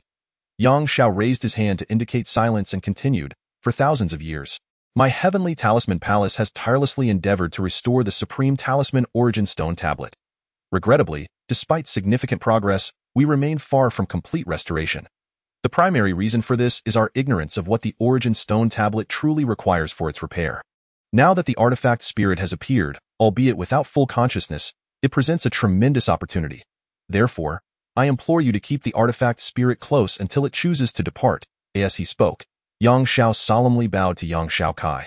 Faced with this scene, Yang Xiaokai felt somewhat pained. Such a sincere request left him uncertain how to refuse. Hence, he expressed his disdain for such humble appeals. Nonetheless, he considered that the person before him was a crucial ally within the Dao sect, and angering him would surely lead to difficult days ahead. Thus, he decided to acquiesce for the time being. Of course, he would first seek clarification to ensure it would not adversely affect him. Master, what is it that the artifact spirit sees in me? My talismans have not changed at all, have they? They have changed, though the alterations are not yet discernible, Yang Xiao replied slowly. Not yet discernible? In time, your talismans will likely regress from the extraordinary to a higher grade. With his eyes wide open, Yang Xiaokai stared at Yang Xiao. I say, Master, are you not aware of my situation? Once I establish my foundation, I will have to battle the disciples of the puppet palace. If you expect me to carry this little creature, are you not indirectly diminishing my strength? Actually, Xiaokai, I have been quite concerned about the talismans you've drawn. Yang Xiao sighed. In other professions, or even in the eyes of the demon clan, the number of talismans a talisman master can draw is inconsequential. It merely indicates a diversification of methods, so I do not worry about the repercussions of you memorizing over 108 talismans. However, the fact that all the talismans you have drawn are of the highest quality is what truly troubles me. You should understand what it signifies when all your talismans are of the highest quality. Furrowing his brow, Yang Xiaokai fell silent. Undoubtedly, Yang Xiao's words had instilled a sense of alertness within him. The disparity between extraordinary talismans and ordinary ones is vast. Take the diamond talisman, for instance. The low-grade version is worth a spirit stone, yet the extraordinary low-grade version commands 100 in the world of cultivation. Spirit stones are equivalent to currency. As a transmigrator, Yang Xiaokai is acutely aware that merely the benefits of talismans can drive individuals to reckless measures. Nodding, Yang Xiaokai replied softly, Master, I understand. I will keep the artifact spirit close. Very well, I will procure 2 storage bags for you shortly, one for your freshly drawn talismans and the other for those that have regressed. Chapter 17. The Mark of Heaven's Dao seated comfortably in the room arranged for him.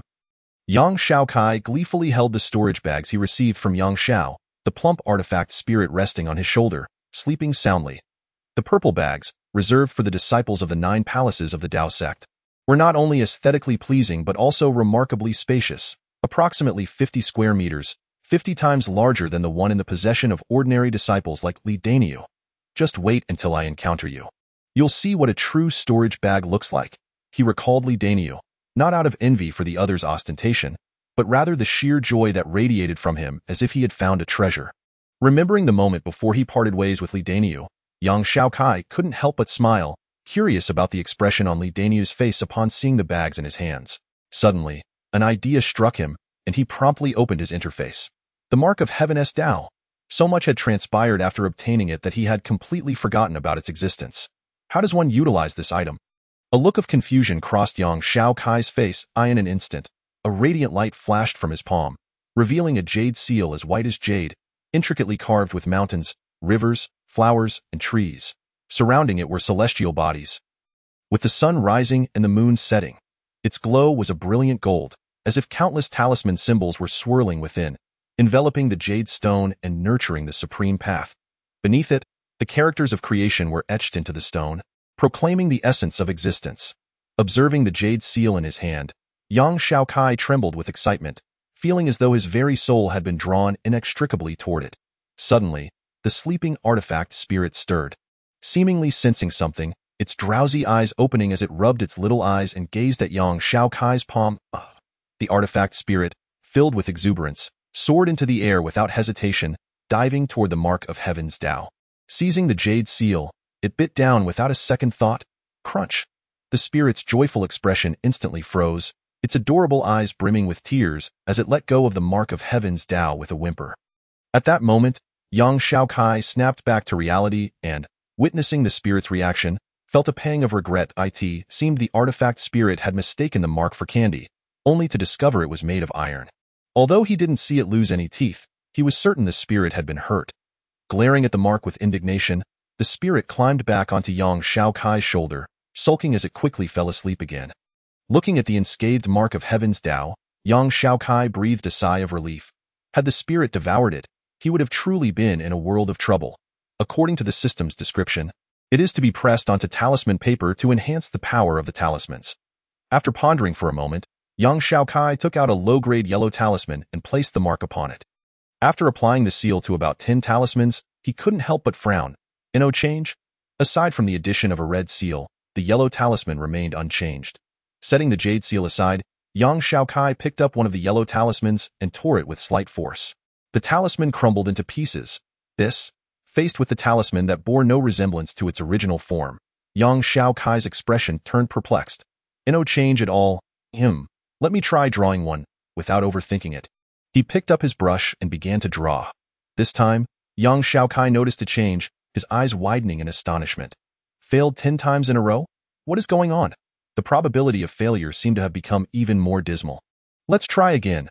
With expenditure of 22 points of mana completely depleted, he stared at the unyielding yellow talisman, his anger rising. Do you think I'm a fool? This is truly frustrating. He was determined to continue. After recovering his mana, Yang Xiaokai pressed on. Once, twice, thrice. After failing over 200 times, his face turned a shade of green, exclaiming, "This is outrageous. System, I'm merely trying to create a disposable talisman, and yet the odds are akin to crafting a divine artifact? 700 attempts, 800 attempts, 900 attempts. 1000. Ding. Congratulations, host. You have successfully created a brand new mark of Heaven's Fireball Talisman and received 1,000 experience points as a reward. Finally, success." Yang Xiaokai felt a mixture of relief and disbelief. He had initially thought the success rate was at most 1%, but it turned out to be 1 in 1,000. Holding the talisman, he was filled with curiosity. The mark of Heaven's Fireball Talisman, though the name seemed cliché, it carried a somewhat profound resonance. Moreover, not only did he gain 1,000 experience points for crafting the talisman, but an additional 1,000 as a bonus. The system was not known for its generosity, which undoubtedly indicated the significance of this item. However, why was the artifact spirit unresponsive? Glancing at the spirit, which was still sound asleep, Yang Xiaokai was puzzled. He brought the talisman closer to its nose and shook it gently. This action led to an unexpected turn of events. Upon opening its eyes, the artifact spirit, resembling a starving ghost seeing food, lunged forward in a flash, biting down on the mark of Heaven's Fireball Talisman without a moment's hesitation. With a gulp, it swallowed it whole. Staring at his damp hand, Yang Xiaokai's eyes widened to an extraordinary degree. "It actually ate it. Give it back to me." Without a second thought, he grasped the spirit's chubby little foot and turned it upside down. Shaking it vigorously in that moment, Yang Xiaokai completely forgot about the spirit's true nature. Even if he had remembered, it likely wouldn't have mattered. "Xiaokai, I forgot to mention, do you have enough spirit stones?" "No." As Yang Xiao entered, his words barely left his mouth before his expression darkened. "You little rascal, what are you doing? Release that at once." Upon seeing Yang Xiaokai froze, immediately recalling the mark of Heaven's Tao. If that item were to be discovered, how could he possibly explain it? Turning back, he noticed the mark of Heaven's Tao was nowhere in sight. Feeling a wave of relief wash over him, Xiaokai's anger flared anew. Make that little rascal spit out my talisman. A pair of hands trembled more violently than ever. After a staggering 999 failures, his confidence had been shattered to pieces.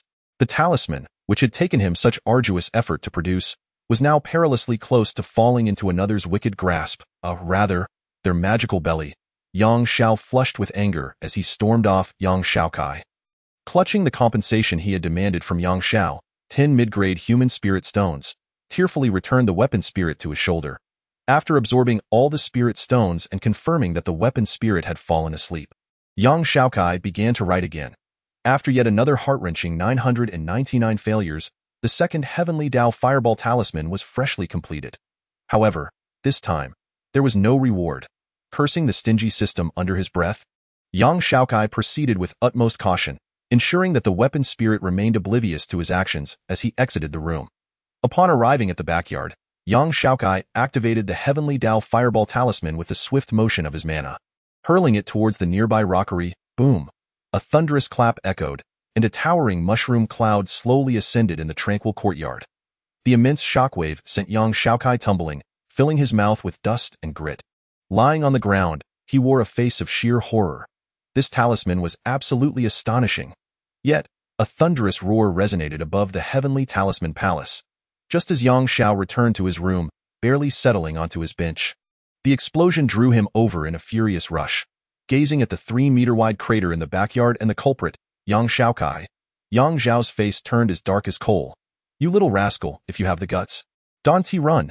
Chapter 18. The Heavenly God Palace. Yang Xiaokai felt quite dejected, for he had been expelled from the Heavenly Talisman Palace. Was it truly such a big deal to have blown up a rockery? Shouldn't disciples like me be greeted with smiles even if the Heavenly Talisman Palace itself were to explode? With no awareness of his own troublemaking nature, he returned to the logistics dormitory with a sullen expression. And that weapon spirit was utterly unreliable.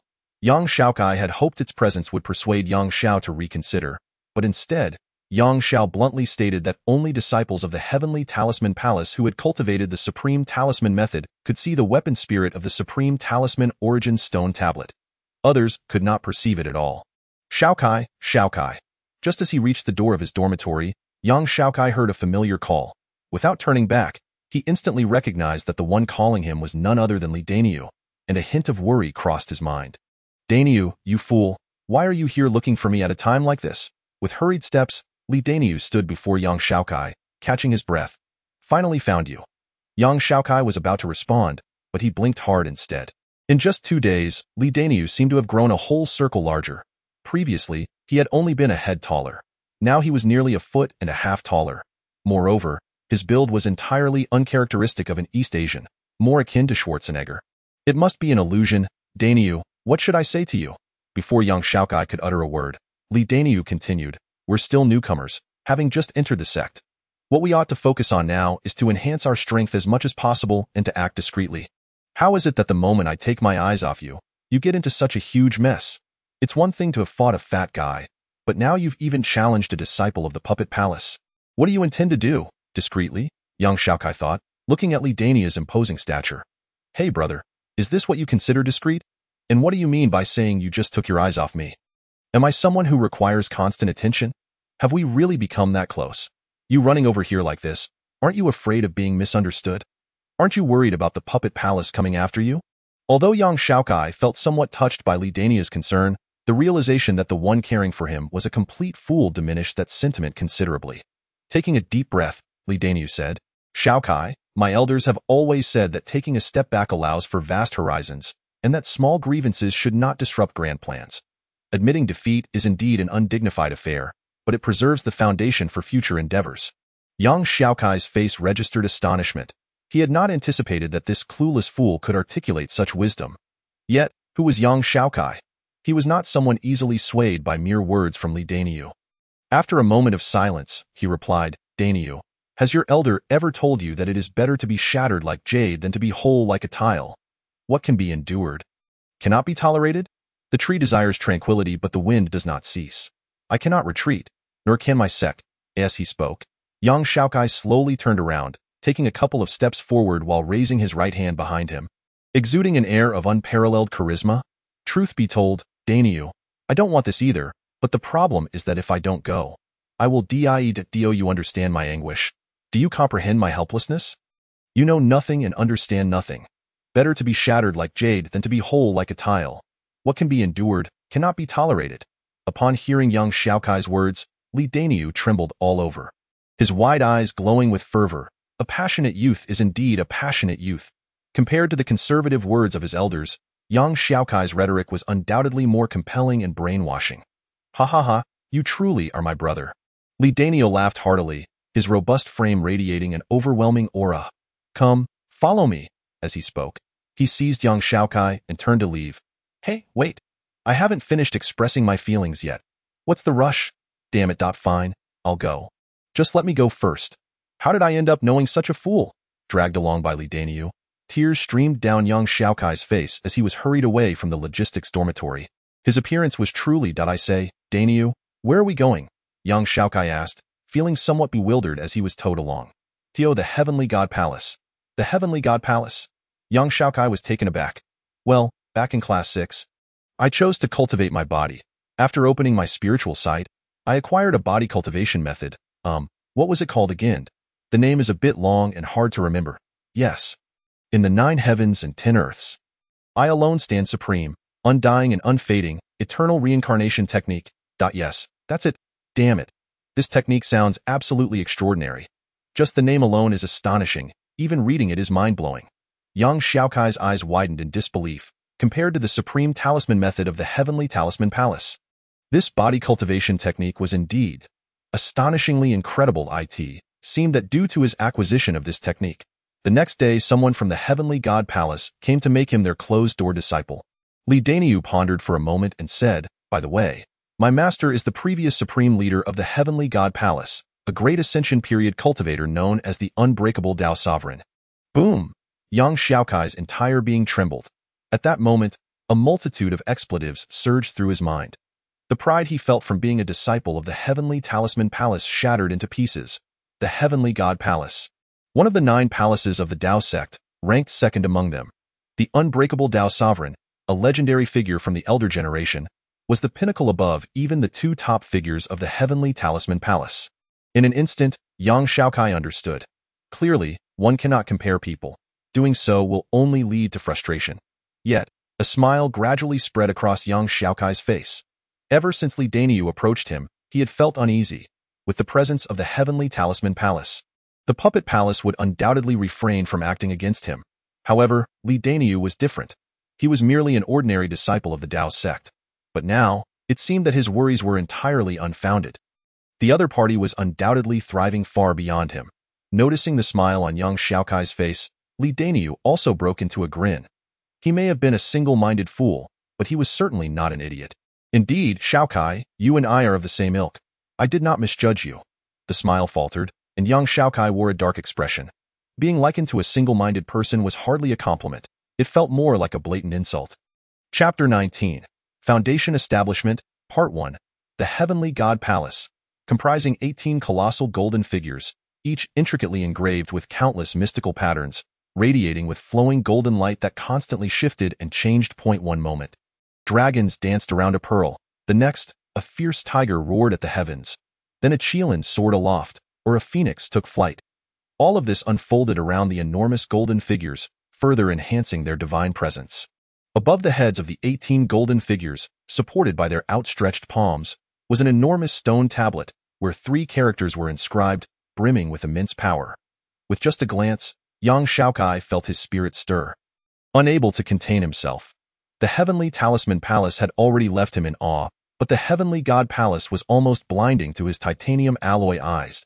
In comparing the two, the former is, at best, merely a picturesque locale, while here lies a true masterpiece of craftsmanship. Indeed, men fear choosing the wrong profession, and women dread marrying the wrong partner. Xiaokai, this is my current residence. With young Xiaokai, who had remained silent since arriving at the Heavenly Palace. In tow, Li Dainyu made his way to his abode, nestled within the courtyard established around the 18 golden men.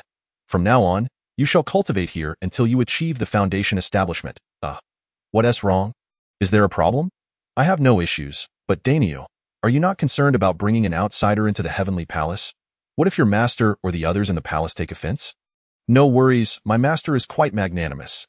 He would not mind such trivial matters. As for the others in the heavenly palace, my senior brother is also very generous. By the way, he is the current Dao master of the heavenly palace. The Diamond Dao Sovereign. Yang Xiaokai opened his mouth to respond but fell silent, realizing he had nothing further to say. With the situation as it was, what more could he express? Xiaokai, consider this place your home. I must step out for a while. I still have tasks assigned by my master to complete. With that, Li Dainyu hurried off. Scratching his head, Yang Xiaokai smiled broadly. Compared to the dormitory, this place was undoubtedly paradise. Contemplating this, he settled down and, taking out a yellow talisman, began to draw with a flourish. Within the heavenly palace, atop the 18 golden men, a man clad in resplendent golden robes suddenly opened his eyes. Astonished. What is happening? 18. The most powerful figure in the heavenly palace, a great ascension cultivator, the unbreakable Dao Sovereign, opened his eyes. Talisman treasure.it has arrived. The man referred to as 18 slowly remarked. Talisman treasure? The unbreakable Dao Sovereign paused. Are you referring to the essence stone spirit of the heavenly talisman palace? 18 replied gently, yes, it is currently within the heavenly palace, in the residence of your closed-door disciple. Dainyu? The unbreakable Dao Sovereign was even more astonished. Utterly perplexed as to how Li Dainyu had become connected to the spirit of the heavenly talisman palace. Immediately, the unbreakable Dao Sovereign slightly closed his eyes, his aura subtly shifting. After a moment, he opened his eyes, revealing a rather intriguing smile. He had not anticipated that he would encounter the heir of the supreme talismans. How did these two come to know each other? The heir of the supreme talismans? A look of surprise crossed 18's face. Yes, the unbreakable Dao Sovereign nodded. Like Dainyu, he is a newly initiated disciple and seems to possess an exceptional talent for talismans, having been taken under the wing of that Yang Xiao fellow. Who would have thought that the essence stone of the supreme talismans, dormant for thousands of years, would be drawn to him? 18 slowly remarked. So, does this mean he is connected to Li Dainyu? I do not know, but the ability to attract the spirit suggests he may indeed be a person of destiny. 18 furrowed his brow slightly. Is chaos looming again in this world? It cannot remain tranquil. The unbreakable Dao Sovereign replied slowly, the 10,000-year period is coming to an end. War will only bring suffering to living beings. Without conflict, humanity will again become enslaved, subjected to the whims of others. In the face of the formidable demon race, how can the Taoist sect stand firm? What if we are defeated? The unbreakable Dao Sovereign's demeanor shifted dramatically, his expression turning extreme. Death is but a trifle. 18 fell silent, joining his hands in prayer, murmuring. What sorrow is there in birth? What suffering in death? An inescapable cycle, an unreachable shore. Listening to 18's words, the unbreakable Dao Sovereign suddenly spoke. 18? It has been 10,000 years. Where is the Buddha? The Buddha resides in impermanence. Alas, the unbreakable Dao Sovereign sighed softly, falling silent once more. Cultivation offers no shortcuts. Seated in Li Dainyu's residence, Yang Xiaokai quickly silenced all distractions and began crafting talismans. One after another, he drew swiftly. In just 2 short hours, he had completed 5 talismans. You ask, after 2 hours, why only 5? Faced with the system's utterly dismal odds, Yang Xiaokai silently wept, from the beginning to now. The 7 talismans he had drawn had all succeeded after 999 failures. System, are you telling me I possess no luck whatsoever? Is this truly necessary? Fortunately, there was an upgrade. Talisman Apprentice, Yang Xiaokai. Level, 6, Enlightenment, Root Bone, 6. Magic Power, 22. Strength, 6. Agility, 6. Remaining Attribute Points, 4. Skills, Beginner Talismans. Proficiency 105001000000. Mental Method, Beginner Supreme Talisman Method. Upon witnessing the essence of the Supreme Talisman, the host has completed the content of the talisman. However, due to the host's strength being comparable to that of a reptile, the essence of the Supreme Talisman has self-sealed. Please elevate your strength promptly. Effect. Restores 100 points of magic power for every hour of observation, yielding 500 experience points. Maximum experience gain per day, 1,000. Experience required for level up, 516,000. Possessed magical treasures. Talisman of the Heavenly Path. The stronger the host, the greater the power the seal can unleash. Gazing at his status panel, Yang Xiaokai was momentarily at a loss for words. Initially, the rapid leap of 3 levels had filled him with joy, but now he realized that the experience required for upgrades was insufferably burdensome. 56,000. Is this an experience value comprehensible to a level 6 novice? How many wild chickens would one need to slay to level up in a beginner village? You suggest hunting wild deer or half-beasts? Good heavens, can I even lift the ebony sword? Are you certain I can win with mere melee attacks? With each level, experience doubles. Level 7 requires 32,000, level 8 64,000, level 9 128,000, and level 10 256,000? At this thought, young Xiaokai was horrified. Good grief, this is only level 10, merely 10, and you require over 500,000 experience for levels 1 through 10? Foundation establishment, fusion, golden core, and then the nascent soul. This is a rhythm that could lead one to death simply from leveling up. Transmigration should be about rising to power, enjoying the pleasures of a harem. Right? What have I done to deserve this? Young Xiaokai secretly wept, consumed by worries for his future. The spirit perched upon his shoulder, seemingly unfazed, suddenly opened its eyes upon seeing the 5 heavenly path talismans laid out before young Xiaokai. The spirit burst into joy, releasing a cheer and pouncing onto the talismans. Gluttonously, it devoured the 5 talismans that young Xiaokai had painstakingly crafted. Burp. With a satisfied expression, the spirit looked upon young Xiaokai as if he were its nurturing parent.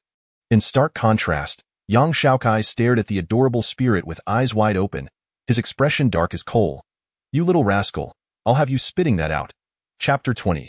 Foundation Establishment, Part 2, Gazing at the Spirit, which quickly dozed off amid its movements. Young Xiaokai felt utterly defeated at a thief. That wretched thief, after a moment of silence. Young Xiaokai recalled the scene of Liu Bei tossing his child and selfishly pondered whether he should do the same to make this little rascal realize that being a thief comes with consequences. Grasping the spirit, young Xiaokai hesitated. Although he knew that letting go would only cause a momentary sting, why on earth could he not release his grip? After a long while, with tears streaming down his face, young Xiaokai flung the spirit back onto his shoulder. If the spirit could be a thief, he could not be the perverse one, the evils of modern society, all because of you. Otherwise, how could I possibly resort to such measures? Having been emotionally bruised by the talismans, young Xiaokai promptly decided to cease drawing and instead visualize the talismans to soothe his spirit. An hour quickly passed. 500 experience points were effortlessly gained. Ah, truly, the ease of idle cultivation. Compared to drawing talismans, this was far simpler, akin to a restful slumber. With a satisfied sigh, young Xiaokai glanced at the experience bar. 1,000 16,000. Instantly, he felt despondent.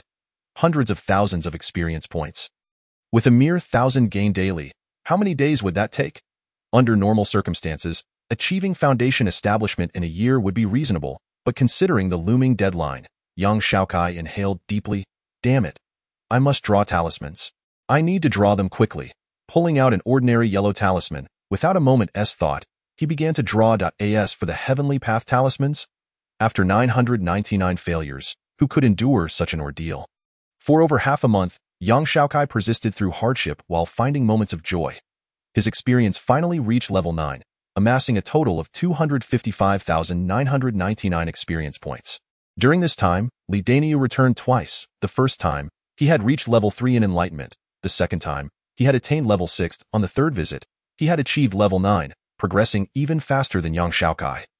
Faced with such speed, young Xiaokai could not help but ask how this was possible. Li Daniu grinned, saying, I just took a pill and then had a good sleep. I woke up like this? And I myself do not quite understand how it happened. That day, young Xiaokai cursed his own curiosity for the first time, lamenting the unfairness of it all. Both were cultivators, yet he spent 10 hours a day drawing talismans, 1 hour meditating, and another hour attending to his basic needs, utterly exhausted. Meanwhile, his counterpart simply enjoyed a restful sleep and leveled up. Not even a pig could enjoy such comfort. This was seriously unscientific. Who among them was truly the transmigrator? Where is the department for transmigrators? I want to file a complaint. Finally, the last talisman was upon him. He was nearing the end, the visage awash with tears. Young Xiaokai, brimming with excitement, decisively pressed the confirmation button. Embarking on the journey towards level 10, at long last, he found himself ahead of Li Daniu, truly invincible with the system by his side. Accompanied by a soft chime, young Xiaokai experienced an unparalleled wave of comfort. As if he had been elevated to a higher moral standing. Congratulations, host. Your level has risen to 10, entering the foundation establishment stage. Due to the host's initial talisman proficiency not being maxed out, the rewards will be delayed. The host is kindly urged to expedite the mastery of the initial talisman. Until then, experience points cannot be acquired. Boom. Suddenly, a horde of grass mud horses thundered past, leaving young Xiaokai bewildered. What in the world? System.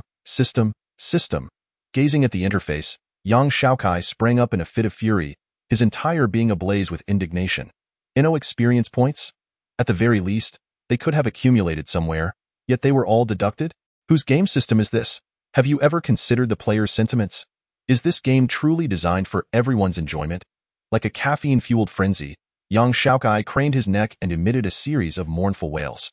Xiaokai, what ails you? Soon after, Li Daniu rushed in, his face etched with concern. Looking at Li Daniu, young Xiaokai's eyes brimmed with tears, yearning for solace. Ding target. Li Daniu, level 12, foundation establishment. Comparison result. Just recently, he was 2 levels below the host. Yet now he had far surpassed him. Don't you feel ashamed, host? Do you not feel a tinge of shame? Thunder rolled and horses galloped. With widened eyes, young Xiaokai felt a pang of sorrow in his heart. Heavenly deities, please transport me to a healthy and normal realm of cultivation. I long to cultivate properly.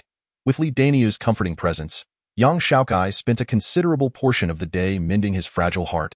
Gradually regaining his vitality, it was merely over 400,000 proficiency, over 400,000 experience points. Damn it, who would dare claim indifference? Please step forward so I can worship you. No more thinking about it.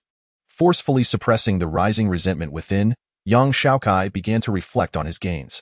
Such a wealth of experience had resulted in an immense quantity of talismans filling his purple storage bag.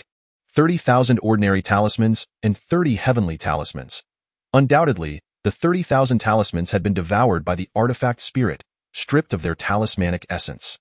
The 30 heavenly talismans, however, had been negotiated between young Xiaokai and the artifact spirit. A meager share retained. Upon this realization, the scant solace young Xiaokai had felt vanished without a trace. His biological father found a stepmother, who had been a rival to his biological mother, tormented by her until her death, only to ascend to power thereafter. Meanwhile, his father was often absent due to various matters, leaving him as the neglected son. Why on earth does he not just eliminate me? Daniu, I have established my foundation. The duel with the Puppet Palace disciples should be upon us shortly. I must return to the Heavenly Talisman Palace to prepare. Being with you is too damaging to my pride and feelings. Nodding, Li Daniu refrained from his usual antics and slowly replied, All right, I shall accompany you. After that day, I will come to cheer for you. Very well. With a nod, young Xiaokai and Li Daniu exited the courtyard where they had resided for over half a month. Making their way towards the Heavenly God Palace. Talisman treasure, how is the recovery progressing? Eek? Oh, that fellow is so formidable. Eek. What? He can actually create talismans imbued with the heavenly path. Eek. It seems the Heavenly Talisman Palace is set to unveil an extraordinary individual this time. Eek. I will visit you at the Heavenly Talisman Palace in due time. Within the Heavenly God Palace, 18 nodded at the stone stele of the Heavenly Talisman Palace. Instantly, a cute smile graced the artifact spirit's face, and it vanished from sight. Nearby, the unbreakable Taoist couldn't help but sigh. Indeed, the longer one lives, the more incredible things one witnesses. How on earth did I comprehend that dialogue? Bidding a heartfelt farewell to Li Daniu, young Xiaokai slowly ascended to the Heavenly Talisman Palace. At this moment, Yang Xiao and Fire Talisman Taoist stood at the palace gates, evidently aware of young Xiaokai's impending return, gazing at the two awaiting him. A trace of a smile finally broke through young Xiaokai's melancholic expression. It is truly wonderful to have a home. You little rascal, you finally decided to return. Upon seeing young Xiaokai, Yang Xiao took 2 swift steps forward to stand before him. Teacher. Recalling his recent tribulations, young Xiaokai felt he had found a confidant and was about to speak. Since you have returned, certain matters clearly need to be clarified. Yang Xiao was very direct, getting straight to the point. Over the past half-month, the Heavenly God Palace has sent over 20 invoices, totaling just under 500 middle-grade spirit stones. Make it simple, let's say 490.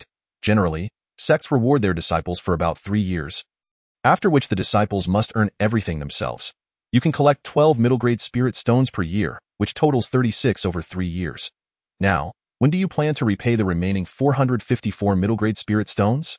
After hearing the words and seeing Yang Xiao use magical power to prevent his escape, Yang Xiaokai couldn't help but weep.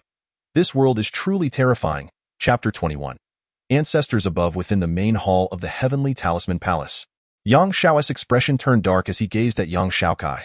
Just moments ago, this brat had accrued a mountain of debt, and now it seemed he owed Yang Xiaokai a considerable amount in return. Recalling that immediately after he announced the debt amount, Yang Xiaokai had fallen silent for a moment before producing a staggering 30,000 low-tier high-grade talismans without a second thought, smiling as he declared, "All these talismans are top-notch. As you well know, teacher." Then, he proceeded to transform them all into high-grade talismans, whose lowest value was 6 times that of high-grade ones. Such a vast quantity, even at a 5-fold value, amounted to 30,000 high-grade offensive talismans at 200,000 low-grade spirit stones each, totaling 1 million low-grade spirit stones. The 5,000 diamond talismans were valued at 100 low-grade spirit stones each, equating to 500,000 low-grade spirit stones. The remaining 5,000, due to their varying functions, could be rounded to 200,000 low-grade spirit stones. The exchange rate of low-grade to middle-grade spirit stones is 1 to 100, amounting to a value of 20,000 middle-grade spirit stones. How much do I owe the Heavenly Talisman Palace? Given how familiar you are with me, let's keep it simple. 1,000. Subtracting 1,000 from 20,000 leaves you with a debt of 19,000 middle-grade spirit stones. Please don't tell me this fellow has nothing to do with you. If he is unrelated, then kindly take him away. Of course, if you wish to take him away, I'll overlook the matter of those high-grade talismans. Upon hearing Yang Xiaokai's words, Yang Xiao felt as if struck by lightning, an endless stampede of grass mud horses rushing past him. What do you mean? Even if you are a talisman cultivator, why on earth would you create so many? Even if you do draw talismans, 30,000 is sheer madness. That's nearly enough to match the quantity I've produced over 3 years. Taking a deep breath, Yang Xiao cautiously spoke. Xiaokai. Yang Xiaokai shot a sidelong glance at Yang Xiao, clearly displeased due to an unpaid debt. Furrowing his brow, Yang Xiao's anger flared up. Brat, you point 19,000 middle-grade spirit stones. Yang Xiaokai raised an eyebrow. You point 19,000, I point 1,000. For heaven's sake, can we not discuss money? Get this fellow out of here. Yang Xiaokai readily complied. Watching as the once unperturbed artifact spirit suddenly awakened, now exuding a murderous aura at the slightest provocation. Yang Xiao knelt. Little ancestor, can we please not bring this matter up? Apologize, apologize. Yang Xiao's expression darkened, ready to turn hostile. Yang Xiaokai shot a sidelong glance at the artifact spirit. I was wrong. Yang Xiao choked on his words. Ancestors above, disciple, disciple. Plop. Nearby, witnessing this scene, Fire Talisman Taoist couldn't help but stifle a laugh. Initially, she was quite curious about how Yang Xiaokai could spend such an astonishing amount of middle-grade spirit stones in less than a month. Upon seeing the talismans he produced, Fire Talisman Taoist was astounded to in just 1 month. He had created talismans worth 1 million low-grade spirit stones. How terrifying! Without hesitation, Fire Talisman Taoist betrayed Yang Xiao and directly stood by Yang Xiaokai's side. It would be a crime not to embrace the wealthy, let alone to offend them. Observing Yang Xiao's current demeanor, she silently rejoiced that she had restrained herself earlier and quickly aligned with the right side. Now was not the time for frivolity. Clearing her throat, Fire Talisman Taoist addressed Yang Xiaokai. Xiaokai? Here? Yang Xiaokai responded respectfully. Observing Yang Xiao's increasingly dark expression, Fire Talisman Taoist stifled her laughter and continued. Regarding the duel, Huang Tianming came earlier and requested a time limit. Very well. Without hesitation, Yang Xiaokai nodded. Since the opponent did not mention it, he would take the initiative. A month's deadline loomed like a sharp blade above his head. If he did not resolve it, he wouldn't be able to sleep soundly. He wishes to know for how long. Observing Yang Xiaokai produce such a multitude of homemade talismans, the master of fire talismans found himself devoid of concern regarding this confrontation. Remarking, as soon as possible, the teacher would convey to him that for the sum of 10,000 low-grade spirit stones, the battle would commence on the morrow. Otherwise, they would have to wait. Indeed, that seems reasonable. Given the request for expedited timing, a sum of 10,000 low-grade spirit stones is quite justifiable. Both the master of fire talismans and Yang Xiao nodded in agreement, clearly unwilling to allow the puppet sect to gain an unfair advantage. That is not right, the teacher interjected. Not right? Yang Xiaokai corrected. What I meant was 10,000 medium-grade spirit stones, not low-grade. Casting a glance at Yang Xiao, He realized that since no resources could be procured here, they would have to turn to the puppet sect for assistance. "What?" he exclaimed. "Teacher, I am already worth millions. What do I care about 10,000 low-grade spirit stones?" With a flicker of irritation, Yang Xiao contemplated unleashing a tirade of curses. But upon remembering that he owed Yang Xiaokai 19,000 himself, he promptly fell silent. "Xiaokai, that is excessive," the master of fire talismans remarked, clearly untroubled by this predicament. "The other party may not agree." "On what grounds?" Yang Xiaokai retorted, his eyes wide with indignation. "Originally, this challenge should have provided me some benefit. If he did not offer me any advantages previously, why does he now wish to hasten the timeline without any compensation?" Finally, Yang Xiao could no longer restrain himself. "Kid, you agreed to this challenge of your own volition. On what grounds do you demand benefits from him? What sort of person is Yang Xiaokai? He can turn white into black with his words. Let alone a matter such as this challenge." "Teacher," he stated, "was it not the other party who instigated this conflict?" "Indeed. And was it not the other party who dictated the terms of battle?" "Yes, am I not being compelled to fight?" Precisely," Yang Xiaokai declared, clapping his hands with righteous fervor. "And yet you expect me to receive benefits?" "Ah?" The master of fire talismans was taken aback. Yang Xiao seemed to grasp something and interjected. "Kid, clarify your thoughts. Were these two truly high-ranking members of the Taoist sect?" Yang Xiaokai wore a skeptical expression. How could they not comprehend such a straightforward argument, however, upon witnessing their inclination towards violence? He quickly asserted, "Why should I agree? The disciple of Huang Tianming had been speaking nonsense from the very beginning. If he is dissatisfied, he ought to seek out a senior to suppress their strength to the foundation establishment stage and engage in a friendly spar. Or wait until he advances to the golden core stage. Both scenarios are feasible. Yet, he opted instead to demand a duel with me. What right does he have? It makes no sense in our confrontation. Should the outcome be my loss, has anyone ever heard of a victor challenging a loser again? No, right? It is always the losers who seek out the winners. Clearly, it is an act of bullying. Without any benefits offered, why should I comply?" Listening to Yang Xiaokai's words, both the master of fire talismans and Yang Xiao were left bewildered. This nonsensical reasoning seemed to possess a modicum of sense. Indeed, it was evident that Yang Xiaokai had been wronged. What right did the other party have to bully him further? The master of fire talismans stammered, "I have always been the one to disregard reason. How can I allow others to do so in my presence? Do not worry, young one," he continued. "The puppet palace will not shortchange you on the benefits you deserve."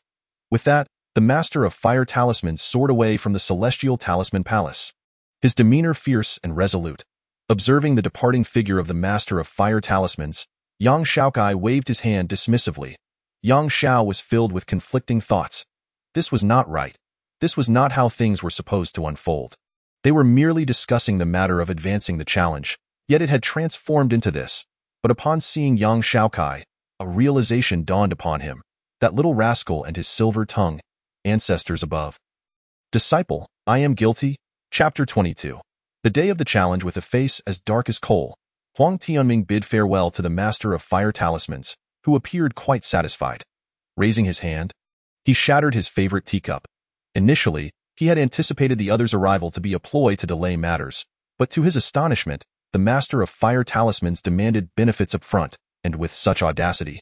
A sum of 10,000 medium-grade spirit stones? No lion would dare boast such a mouthful.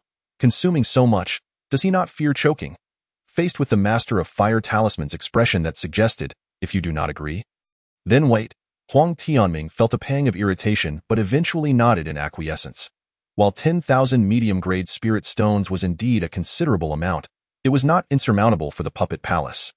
Reflecting on the benefits that would arise once the battle commenced, Huang Tianming gritted his teeth and conceded. Taking a deep breath, he summoned Li Hong. The challenge was set for the following day. Li Hong's eyes sparkled with excitement, his breath quickening. He had awaited this day for far too long. "How are your preparations coming along?" "Rest assured, master. I shall ensure that the two old geezers from the Celestial Talisman Palace are thoroughly humiliated." Li Hong replied, resentment gleaming in his eyes as he recalled the master of fire talismans shattering his puppet and forcing him back to the foundation establishment stage. "Master, look at this," Li Hong revealed an item. His expression darkening. Huang Tianming remained unfazed. 0.5 spirits. "This alone is insufficient." "This, take it." Li Hong's eyes widened in horror as he gazed upon the item Huang Tianming produced. "Master, Is this for that purpose? Indeed, it is. But master, if we use it, will it not? That is not the focus. The focus lies here. Huang Tianming produced another item, his gaze shimmering with an unsettling light. This is Li Hong's eyes grew wide with shock, followed by an overwhelming excitement. I understand your intention now, master. Excellent. Huang Tianming nodded in satisfaction. Thus, I look forward to your performance. Yes, mastered. Li Hong bowed and withdrew. As he lifted his gaze, Huang Tianming's expression turned cold. Although Li Hong's methods may have been commendable in his eyes, they were far from sufficient. He not only wished for the disciple of the Celestial Talisman Palace to suffer a humiliating defeat, bringing disgrace upon their sect, but he also desired his demise. Young man, tomorrow you shall learn who is master and who is servant. Some words are not to be uttered at dawn, as a beam of sunlight cascaded upon the ground. The Taoist Academy buzzed with an unusual liveliness. Have you heard? The disciple of the Celestial Talisman Palace is set to challenge Li Hong from the Puppet Palace. I had heard, but I was told we would have to wait until the Celestial Talisman disciple advanced to the Foundation establishment stage. That seems far off. Talisman crafting is notoriously slow. How slow can it be? A year for Foundation establishment, 5 years for fusion, 10 years for golden core, and a century for nascent soul. Good heavens, when will this challenge take place? Is it not so? I heard that after recuperating, Li Hong nearly slammed into a wall, originally intending to seek revenge immediately, but now it appears. Your news is outdated. Not long ago, a golden core cultivator from the Puppet Palace arrived at the Celestial Talisman Palace, and they agreed on the date for battle today. Today? Does that mean it is less than a month away? How is that possible? Who knows? Are you going? Of course. While thrashing someone may be dull, it is still the Puppet Palace versus the Celestial Talisman Palace. Hush, look over there, Dada. Is that the Heavenly God Palace? Why are they here? Are they interested in the affairs of the Puppet Palace and the Celestial Talisman Palace? Not far away, Li Daniu, clad in a golden trimmed white garb, distinct and even more imposing than the Taoist Academy's student attire, approached with another individual. Your brother does not seem to be favored, the other remarked. Yo, you think Xiaokai will lose? Li Daniu grinned. The other chuckled softly. Not at all. Then all is well. After a few days apart, Li Daniu's confidence had grown. You little rascal. The other smiled gently. I find it curious. With your heavenly body and the body-refining elixirs personally sought by your master, coupled with the intense training under the purple lightning, you endured immense pain to achieve your current foundation establishment. Yet, your brother, aside from scribbling away in your room, has done nothing, yet he has nearly reached the same foundation establishment stage as you. It is indeed astonishing. Li Daniu blinked in surprise and then exclaimed, Is that so? I do not feel that way, to the very least. I cannot manage scribbling for 10 hours straight. Can you, senior brother? I cannot, the other admitted after a moment of contemplation, shaking his head with a rueful smile. The smile faded from Li Daniu's face, replaced by a frown. But what if he loses today? Furrowing his brow. Li Daniu pondered deeply. After a lengthy silence, he finally spoke. I will eliminate that little punk from the Puppet Palace and then properly humiliate Xiaokai. The individual wore a look of astonishment, clearly unable to comprehend Li Daniu's words. To assist him, yet simultaneously humiliate him? Li Daniu grinned and said, My elders often say that one can grow and become stronger swiftly under humiliation and pressure. Xiaokai is my brother, and naturally, I cannot allow an outsider to insult him. Therefore, I have come. Indeed, according to my capabilities, Xiaokai must strive harder. Drenched in sweat, the man stared at Li Daniu in horror. Junior brother, did your elders not teach you that such actions could deeply offend the other party? At the Taoist Academy, within the arena, as more and more students arrived to spectate, the previously somewhat desolate space became a sea of people. Shortly after, Yang Xiao and the Fire Talisman Taoist led Yang Xiaokai to the scene. Simultaneously, Huang Tianming arrived with Li Hong.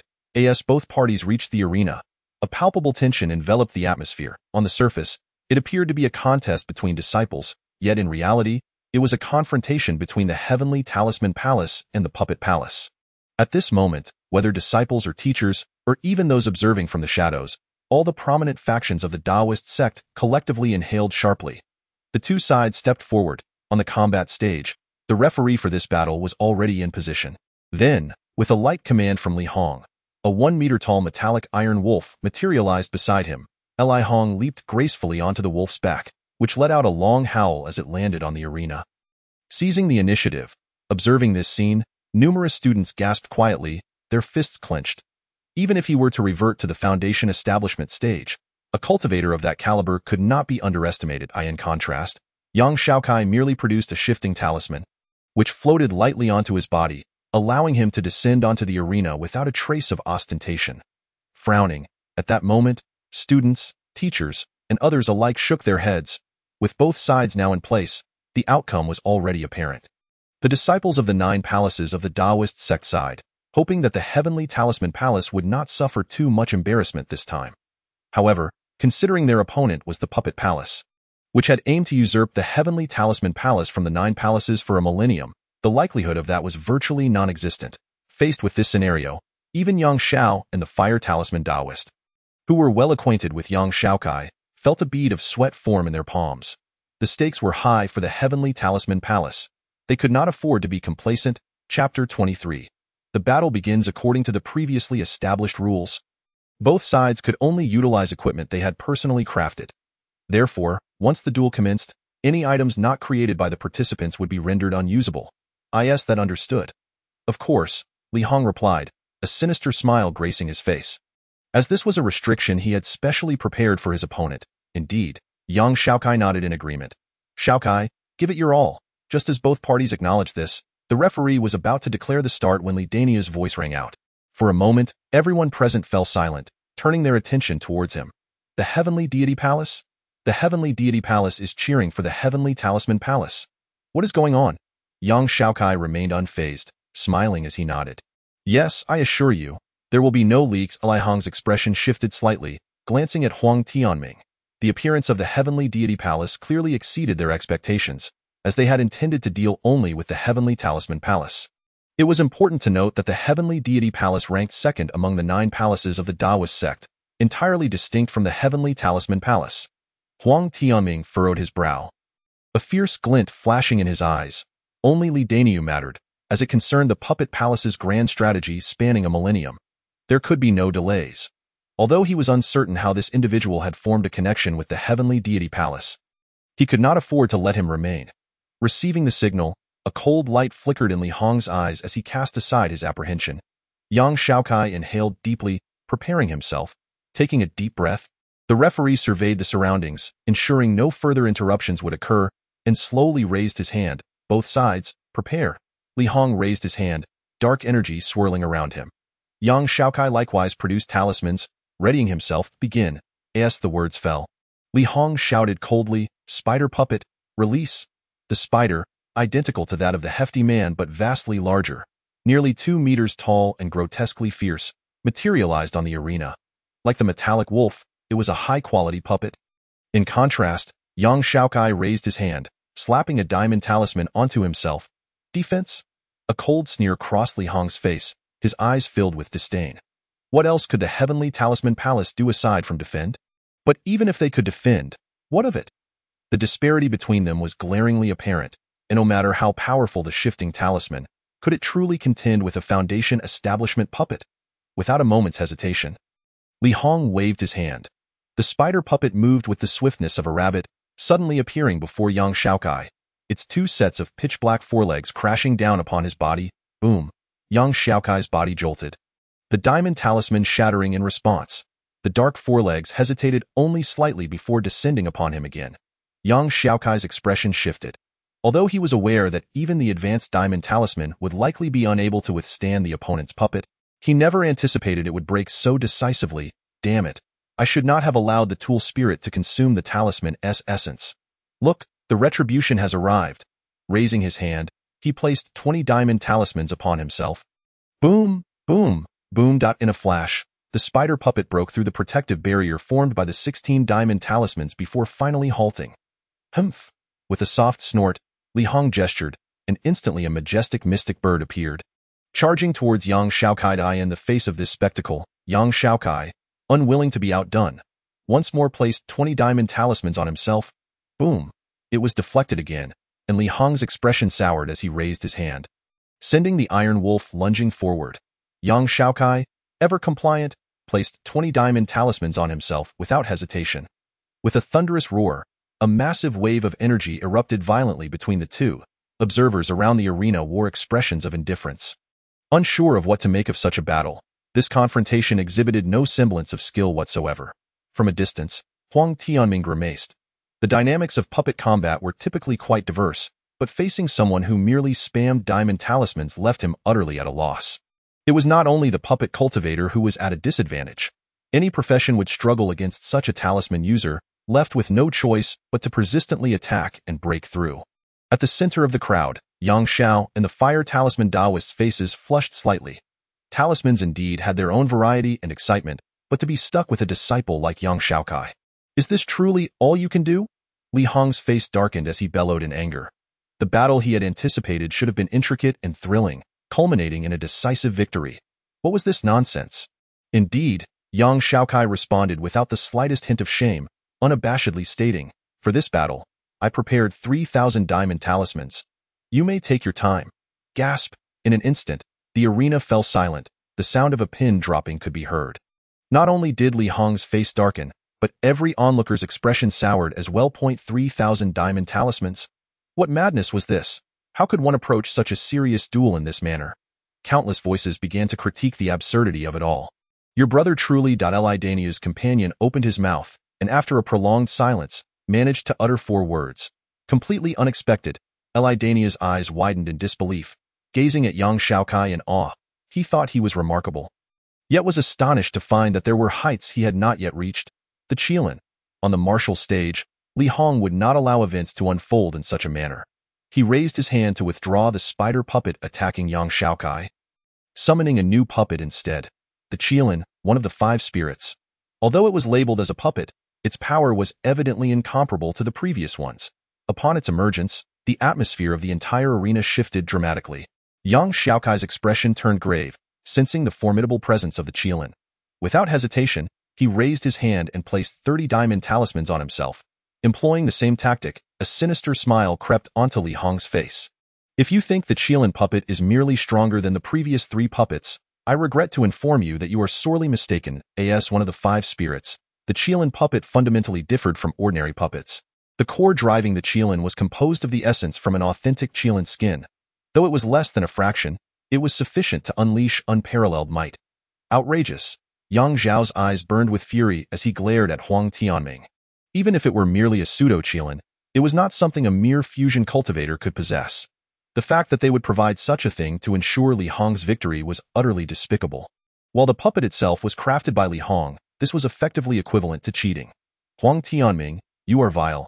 Haha, senior brother Yang, that statement is uncalled for. The Qilin puppet has been entirely crafted by Li Hong himself. How could I be accused of anything vile?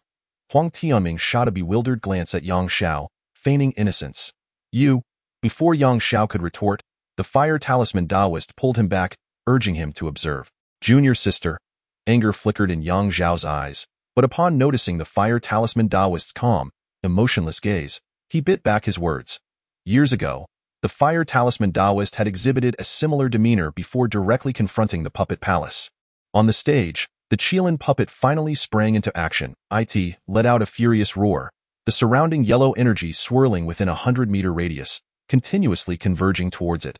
The Qilin, being of the earth element, possessed the ability to gather earth, even if it were merely a hybrid in just a few breaths. The yellow energy that had amassed around the Qilin puppet had surpassed the foundation establishment level. Surging towards fusion, Yang Xiaokai was in peril. Chapter 24, The Law-Breaking Insect 5 Spirit Puppets. Prior to the match, Yang Xiao had provided a thorough explanation. They were incredibly strong, exceedingly formidable. Unlike ordinary puppets, those endowed with attributes, when facing practitioners of the same level, are essentially destined to dominate. Even the mightiest sword cultivator would find themselves in a dire predicament. Of course, while the 5 spirit puppets are formidable, they are not without their vulnerabilities. Their singular attributes render them particularly susceptible to countermeasures. Therefore, when confronted by practitioners of the 5-element spells, they may prove less resilient than their ordinary counterparts. Yang Xiaokai furrowed his brow, a grave expression overtaking his features. Talismans do not restrain the 5 spirits. Li Hong offered Yang Xiaokai no respite, his eyes gleaming with murderous intent as he raised his hand, issuing the command. Qilin, go! A thunderous roar erupted. The Qilin puppet, enveloped in yellow mist, lunged fiercely toward Yang Xiaokai. Its movements mirrored those of the previous 3 puppets, yet radiated an entirely different aura. If the earlier puppets embodied the ferocity of hungry tigers and wolves, this one exuded the overwhelming might of a mountain pressing down, boom, boom, boom. As swirling dust rose from the combat arena with the Qilin puppet's charge, the majority of the onlookers sighed in resignation. The disciples of the Celestial Talisman Palace were finished to eye in the distance. Yang Xiao and the Fire Talisman Taoist displayed signs of anxiety. The appearance of the Qilin had already shattered their prior confidence. Faced with such overwhelming power, Yang Xiaokai's complexion darkened. Although he recognized the strength of the 5 spirit puppets, he had not anticipated their prowess to be so immense, and a mere diamond talisman would be utterly insufficient. Gritting his teeth, he retrieved a talisman, one of the scarce 30 celestial Tao talismans. He bent down and pressed the talisman into the ground. And no matter your intentions, your talismans cannot save you. Li Hong's eyes gleamed with derision as his magical essence surged even further. The Qilin, now lunging towards Yang Xiaokai, leaped with the force of a mountain, crashing down, bang, bang, bang. The 30-odd layers of diamond talismans crumbled like mere paper at that moment, in the blink of an eye. The Qilin's claws were but an inch from Yang Xiaokai's head. 9 Yuan chaotic law, explode. At the instant the final layer of the diamond talisman shattered, Yang Xiaokai finally exhaled, the celestial light radiating from the talisman beneath his palm erupting violently. The 5 spirit puppets were too powerful. Even the celestial Tao talismans were insufficient. A transformative shift was necessary. In that instant, the entire combat arena froze. Whether it was the descending Qilin or the grinning Li Hong nearby, all fell silent. Hiss. Nearby, the referee of the match inhaled sharply. This was a breach of rules. Without a moment's hesitation, the referee raised his palm. A vast torrent of magical power surging forth to encircle the entire combat arena. The ensuing silence was shattered by an explosive upheaval. Boom. A deafening sound echoed as countless massive logs erupted from the earth, exploding outward in all directions. Crash, crash, crash. The barrier set by the referee began to fracture under the onslaught of these colossal logs. Observing the damage to his barrier, the referee's face turned pale with shock. Indeed, it was a breach of rules, as the foundational energy had erupted with nearly golden core-level power. Had he not prepared in advance, countless lives would have been lost in that explosion. The logs appeared as swiftly as they vanished. When the onlookers regained their senses, all that remained on the combat arena were ruins and debris. With Yang Xiaokai's hand pressed firmly against the ground, this simple action left everyone gasping in horror, a chill running through their bones. The referee, who had previously set up the barrier, was nearly obliterated by the logs. Had they been standing beneath the combat arena, the consequences would have been clear. The 9 palaces of the Tao sect were indeed formidable. Even the Celestial Talisman Palace, now diminished, had disciples who possessed power far exceeding that of ordinary students. Clang! The Qilin puppet, having been struck by the logs, finally returned to the combat arena, appearing utterly disheveled, having lost all semblance of its former glory. The massive dent in its chest and its broken limbs testified to the unparalleled might contained within the logs. The 5 elements would counter earth. While talismans may not exert absolute restraint like the 5-element spells, the sheer force that nearly breached the barrier of a peak fusion practitioner left no doubt of the Qilin puppet's defeat. This scene rendered the entire combat arena silent, a result that clearly took everyone by surprise. Huang Tianming's expression darkened as he realized that Yang Xiaokai, whom he had long underestimated, had orchestrated such a dramatic turn of events.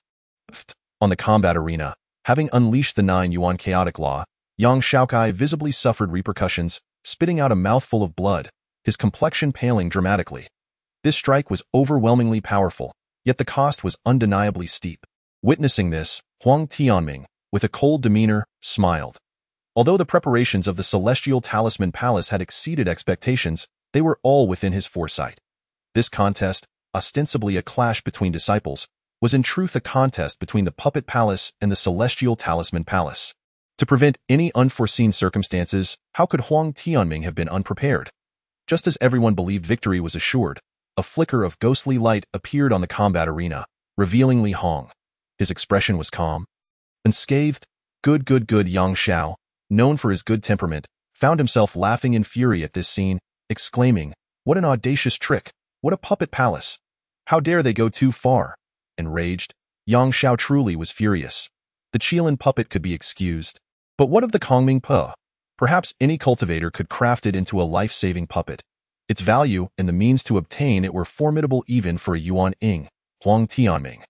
Without a moment's thought, Yang Xiao bellowed, ready to take action. Master. On the combat arena, however, young Xiaokai interjected, "This is my battle. Whatever you intend to do is fine, but it must wait until this fight concludes." Yet, beneath the facade of the despicable lies the passage for the despicable, and beneath the shameless lies the epitaph for the shameless. Taking a deep breath, young Xiaokai calmly declared, "The world is not fair to any individual." Upon hearing this, Yang Xiao trembled, rendered speechless. Maintaining his indifferent demeanor, the fire talisman Daoist spoke, "Well said. You truly are a disciple of the fire talisman and of the celestial talisman palace. Xiaokai, fight on, be at ease." Regardless of the outcome, truly a testament to the exceptional demeanor of the celestial talisman palace disciples, garnering immense admiration. Li Hong's words, though seemingly complimentary, were laced with profound derision. Despicable? Shameless? It matters not, as long as I emerge victorious in this battle. Though I have been injured, you too have lost your Qilin puppet. Taking a deep breath, young Xiaokai, feeling fatigued, replied, "There is no such thing as a strongest puppet. I still possess 3,000 diamond talismans. Do you truly believe you can secure an assured victory over me? Indeed, junior brother, what you have displayed far exceeds expectations. If this continues, the outcome is uncertain. Were it any other time, I might concede outright. But now," a playful expression crossed Li Hong's face. The Qilin was indeed his strongest puppet, yet from the outset, he had prepared something else entirely for young Xiaokai. As a flash of light appeared, a tiny insect materialized in Li Hong's palm. The sight of the insect, all present involuntarily gasped, cold sweat breaking out on their backs. Breaking law insect, the most enigmatic flying ant among the demon race. Crafted into a puppet through the special method of slaying and refining its body. This type of puppet poses little threat to demon beasts due to their formidable physicality. However, for cultivators who are not body cultivators, it represents an immense threat. True to its name, it can break through all spells of the same level. Following the emergence of this puppet, the Dao sect had once banned its creation until, not long ago, a certain cultivator managed to implant a potent poison into one, silently eliminating a demon king, allowing it to reappear. Yang Xiao trembled with rage, while he could criticize the 5 spirits. The breaking law insect was an entirely different matter. Its acquisition is rare. With sufficient luck and enlightenment, one might even capture it, though call it cheating would be an overstatement, for it had not been prohibited from use in the combat arena. It was merely a tacit understanding among the participants. The moment the opponent produced the Kongming PR, Yang Xiao should have anticipated the emergence of the breaking law insect. Taking a deep breath, Yang Xiao directed his gaze at Huang Tianming, contemplating for a long while. "I in this match, my celestial talisman palace concedes."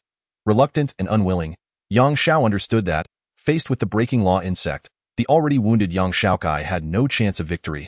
Continuing would only invite unknown consequences. In comparison to victory, Yang Xiao prioritized young Xiaokai's life. Upon hearing Yang Xiao's words, the surrounding disciples of the Dao sect exchanged glances, astonished by the unexpected outcome. "Brother Yang, the main characters of this match are neither you nor I." Huang Tianming clearly had no intention of letting Yang Xiao off easily. "If you wish to concede, you must first consult your disciple, and only then may I acknowledge it." Chapter 25. Little Bastard. A palace master conceding on behalf of the Celestial Talisman Palace to a disciple of the Puppet Palace. Is such a thing even conceivable? In response to Huang Tianming's words, Yang Xiao's expression darkened to an unforgiving "It would be an embarrassment to the Celestial Talisman Palace. Where could he possibly show his face? Fool! Why are you still engaging in pointless banter with them? What nonsense competition is this?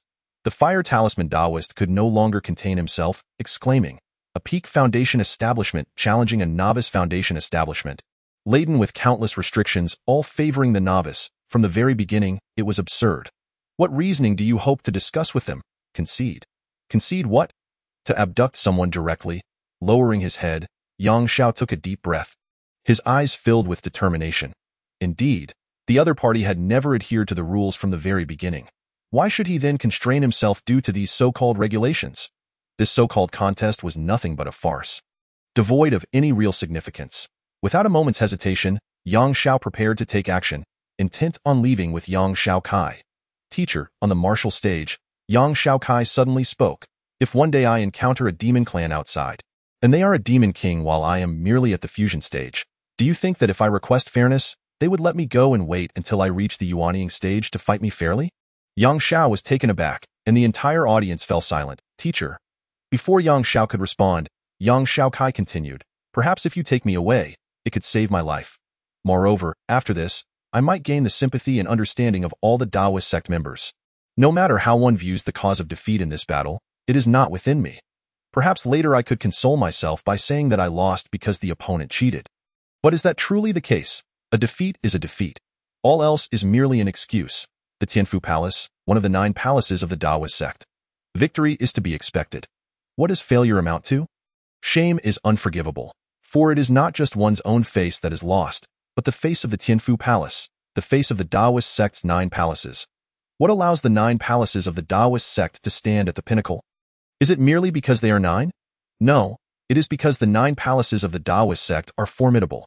In the face of dire circumstances and overwhelming odds, they can still emerge victorious. That is the essence of the 9 palaces of the Taoist sect. At this point, Yang Xiaokai slowly turned his head back, saying, "Therefore, teacher, I will not concede defeat. This is the honor I must protect. It is not that there is no retreat, but that there is no path to withdraw." The wind carried Yang Xiaokai's words, dispersing them in all directions. At that moment, all the Taoist disciples in the martial arena could only stare blankly at Yang Xiaokai, who stood resolute, unable to articulate a single word. Clearly, Yang Xiaokai was in the most unfavorable position, and the defeat of the Tianfu Palace was a foregone conclusion. Yet, inexplicably, the crowd felt an inability to meet Yang Xiaokai's gaze, as if standing before them was not a mere individual, but the very embodiment of the Taoist sect's 9 palaces. The lofty mountains are awe-inspiring, seemingly unattainable at some point, due to the decline of talismans. The public began to look down upon talisman practitioners and the Tianfu Palace, leading to a decrease in respect for the 9 palaces of the Taoist sect. One by one, they became eager to challenge that seemingly insurmountable existence. In that moment, they began to realize how absurd they had been. Yang Xiao, wanting to say something, found his heart ablaze, his blood boiling. All his concerns transformed into uncontainable fervor. The fire talisman master opened his mouth. Yet after a moment, he lowered his head. Despite his overwhelming power compared to Yang Xiaokai, he was astonished to discover that the young man on the martial stage understood far better the significance of the name Tianfu Palace. Li Daniu grinned widely, visibly delighted, proclaiming, "What a brother!" His words are truly inspiring, indeed, so invigorating. The Lord of the Heavenly God Palace lifted the veil of his concealment, gazing at Yang Xiaokai with admiration. Thoroughly satisfied. Well said, splendidly articulated. As disciples of the 9 palaces, this is how it should be. The appearance of the Lord of the Heavenly God Palace undoubtedly altered the expressions of Huang Tianming and the others, who clearly did not anticipate that matters would evolve in such a manner. What had once seemed a secure situation began to tilt due to Yang Xiaokai's words. This could not continue. That wretched little brat must be dealt with immediately. With a glint of malice in his eyes, Huang Tianming had already marked Yang Xiaokai as his primary adversary, signaling to Li Hong. Upon receiving the signal, Li Hong snapped back to attention, hesitation flickering in his eyes before morphing into murderous intent as he raised his hand. And no matter how eloquent his words, once the law-breaking insect sank its fangs into him, everything would turn to ashes. Casting a glance at the dark green liquid on the law-breaking insect's mouthparts, Li Hong's face twisted into a sinister grin. Anyone who allowed this creature into their body would become a coward, terrified of death, succumbing to any pressure or threat, thus achieving the desired outcome. This was the most lethal trump card Huang Tianming had given him. The more noble and exalted Yang Xiaokai's image appeared, the more astonishing the outcome would be after the revelation. The law-breaking insect moved, instantly seizing the attention of the crowd in a breath. It had already reached Yang Xiaokai. With a ripple, Yang Xiaokai's Vajra talisman was forcibly breached, and the law-breaking insect entered, burrowing into Yang Xiaokai's body. It succeeded. A shadowy smile crept across Li Hong's face as he unleashed his power, commanding the law-breaking insect to wreak havoc within Yang Xiaokai's body. First, he would torment him, and then wait for the toxin to take effect as the law-breaking insect invaded. Yang Xiaokai's expression shifted dramatically, his face contorting in unbearable agony. This scene startled the onlookers, who collectively gasped. Although Yang Xiaokai's words had the power to rally hearts, his predicament was unmistakable, and worry began to seep in. Huang Tianming wore a cold smile, observing the expressions of those around him. "Are you all concerned for him? Fear not, soon you will feel nothing but disdain and contempt." Watching as Yang Xiaokai's body twisted in pain, Yang Xiao clenched his fists tightly, What to do? What could he do? That fool. The fire talisman master felt an overwhelming sense of heartache, longing to intervene, yet unable to act due to the weight of young Xiaokai's earlier words. Why must you be so foolish? Aren't you usually quite clever, priding yourself as a cunning individual? Why cut off your own escape? Moments later, Yang Xiao could no longer restrain himself. Yang Xiaokai represented the hope of the Tianfu Palace and was key to restoring the spirit of the artifact. He could not be allowed to come to harm. Even if it meant losing face, he had to rescue him. Having made his decision, Yang Xiao, simultaneously with the fire talisman master, summoned his power, his gaze fixed on Huang Tianming to prevent any action from him. Xiaokai, the teacher knows you wish to uphold the dignity of the Tianfu Palace, but I cannot stand idly by. Let them say what they will. With a leap, Yang Xiao prepared to intervene. Huang Tianming's eyes lit up. Save him. Save him. The effects of the potion are about to take effect. Only a puppeteer can extract the law-breaking insect. Even if you save him, Li Hong will have to remove it. At that moment, excitement surged within him, an overwhelming thrill. What the hell? I say, teacher, why are you so troublesome? Why do you keep jumping in to disrupt things? Don't you have anything better to do? Suddenly, with a face twisted in agony, Yang Xiaokai lifted his head, looking at Yang Xiao, who was about to leap onto the martial stage. Huh? Yang Xiao was taken aback, and everyone else was equally astonished. I've stopped you twice already. Why must you insist on causing chaos, teacher? It's a complete waste of feelings, a total waste. Yang Xiaokai was quite displeased. I've stated my case clearly. My face is practically flushed red, and yet you still rush out to interfere? What gives? Yang Xiao was bewildered. Huh? What do you mean?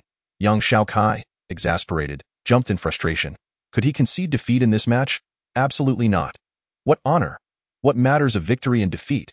They were irrelevant. The crux of the issue was that if he lost, the system would eliminate him. Get back. Stop causing trouble. Raising his hand, Yang Xiaokai swatted as if shooing a fly. Turning back, he pondered for a moment before saying, let us continue. With that, his face once again contorted in pain, his body gradually twisting in an instant. Yang Xiao and the others who cared for Yang Xiaokai were left dumbfounded. All the Taoist disciples around them were struck as if by lightning. Li Hong and Huang Tianming, along with the others from the Puppeteer Palace, had their faces completely transformed. Although they could not comprehend the situation, they were certain that Yang Xiaokai was completely unharmed. This is impossible. Li Hong's face paled, and he frantically commanded the law-breaking insect to wreak further havoc on Yang Xiaokai's body. Wow, Yang Xiaokai played along, emitting cries of torment, writhing in agony. However, the more he suffered, the more the spectators' expressions grew peculiar. Had it not been for the earlier scene, they might not have noticed anything amiss, but now it was different. Upon closer inspection, they could discern that the cries were utterly feigned. I don't believe it, I don't believe it. With a frenzied expression, Li Hong intensified his efforts. After a prolonged period of shouting, Yang Xiaokai finally grew impatient, unable to maintain the charade. I say, can we not try a different approach? Surely you have other means at your disposal. Could we not use something else? This is simply dull. Finally confirming that Yang Xiaokai was completely unscathed, the floating Yang Zhao's face turned first red, then blue, ultimately darkening to a shade of black. This little brat, this damned little brat. Chapter 26. Who is more shameless? No, that was not the real body. In disbelief, Huang Tianming's pupils suddenly constricted as he shouted. With Huang Tianming's words, everyone jolted, their faces reflecting a dawning realization. So that was it? No wonder. When did he employ a substitute? If it was a substitute, why had they all failed to notice? Soon, confusion spread across the faces of the crowd. Even as the giant tree exploded, every action of Yang Xiaokai had been clearly within their sight. Yet they had seen no sign of him using a substitute in that instant. Not only the referee, but also Huang Tianming, Yang Xiao, and even the Lord of the Heavenly God Palace all wore expressions of astonishment, clearly having missed the moment. Kid, what kind of substitute talisman did you use? Huang Tianming's expression turned icy. This brat had undoubtedly cheated, or else they would not have all failed to notice. Observing the crowd's bewilderment, Yang Xiaokai smiled, revealing without reservation, I used it while at the Tianfu Palace, possessing a system. Yang Xiaokai never believed from the outset that he would be bested by Li Hong, who was of the same caliber. From beginning to end, his focus was solely on Huang Tianming, the figure lurking behind Li Hong. And he certainly would not approach the competition unprepared. With a face as dark as ink, Huang Tianming cast a cold gaze at Yang Xiaokai and remarked, truly worthy of being from the heavenly talisman palace. You are indeed exceptional. This performance has been nothing short of splendid.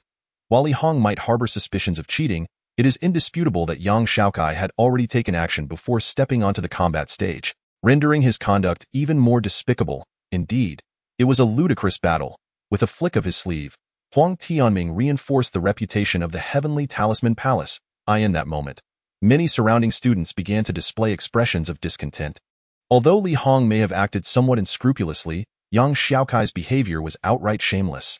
He had been deceiving everyone from the very start, particularly as they recalled the words exchanged earlier.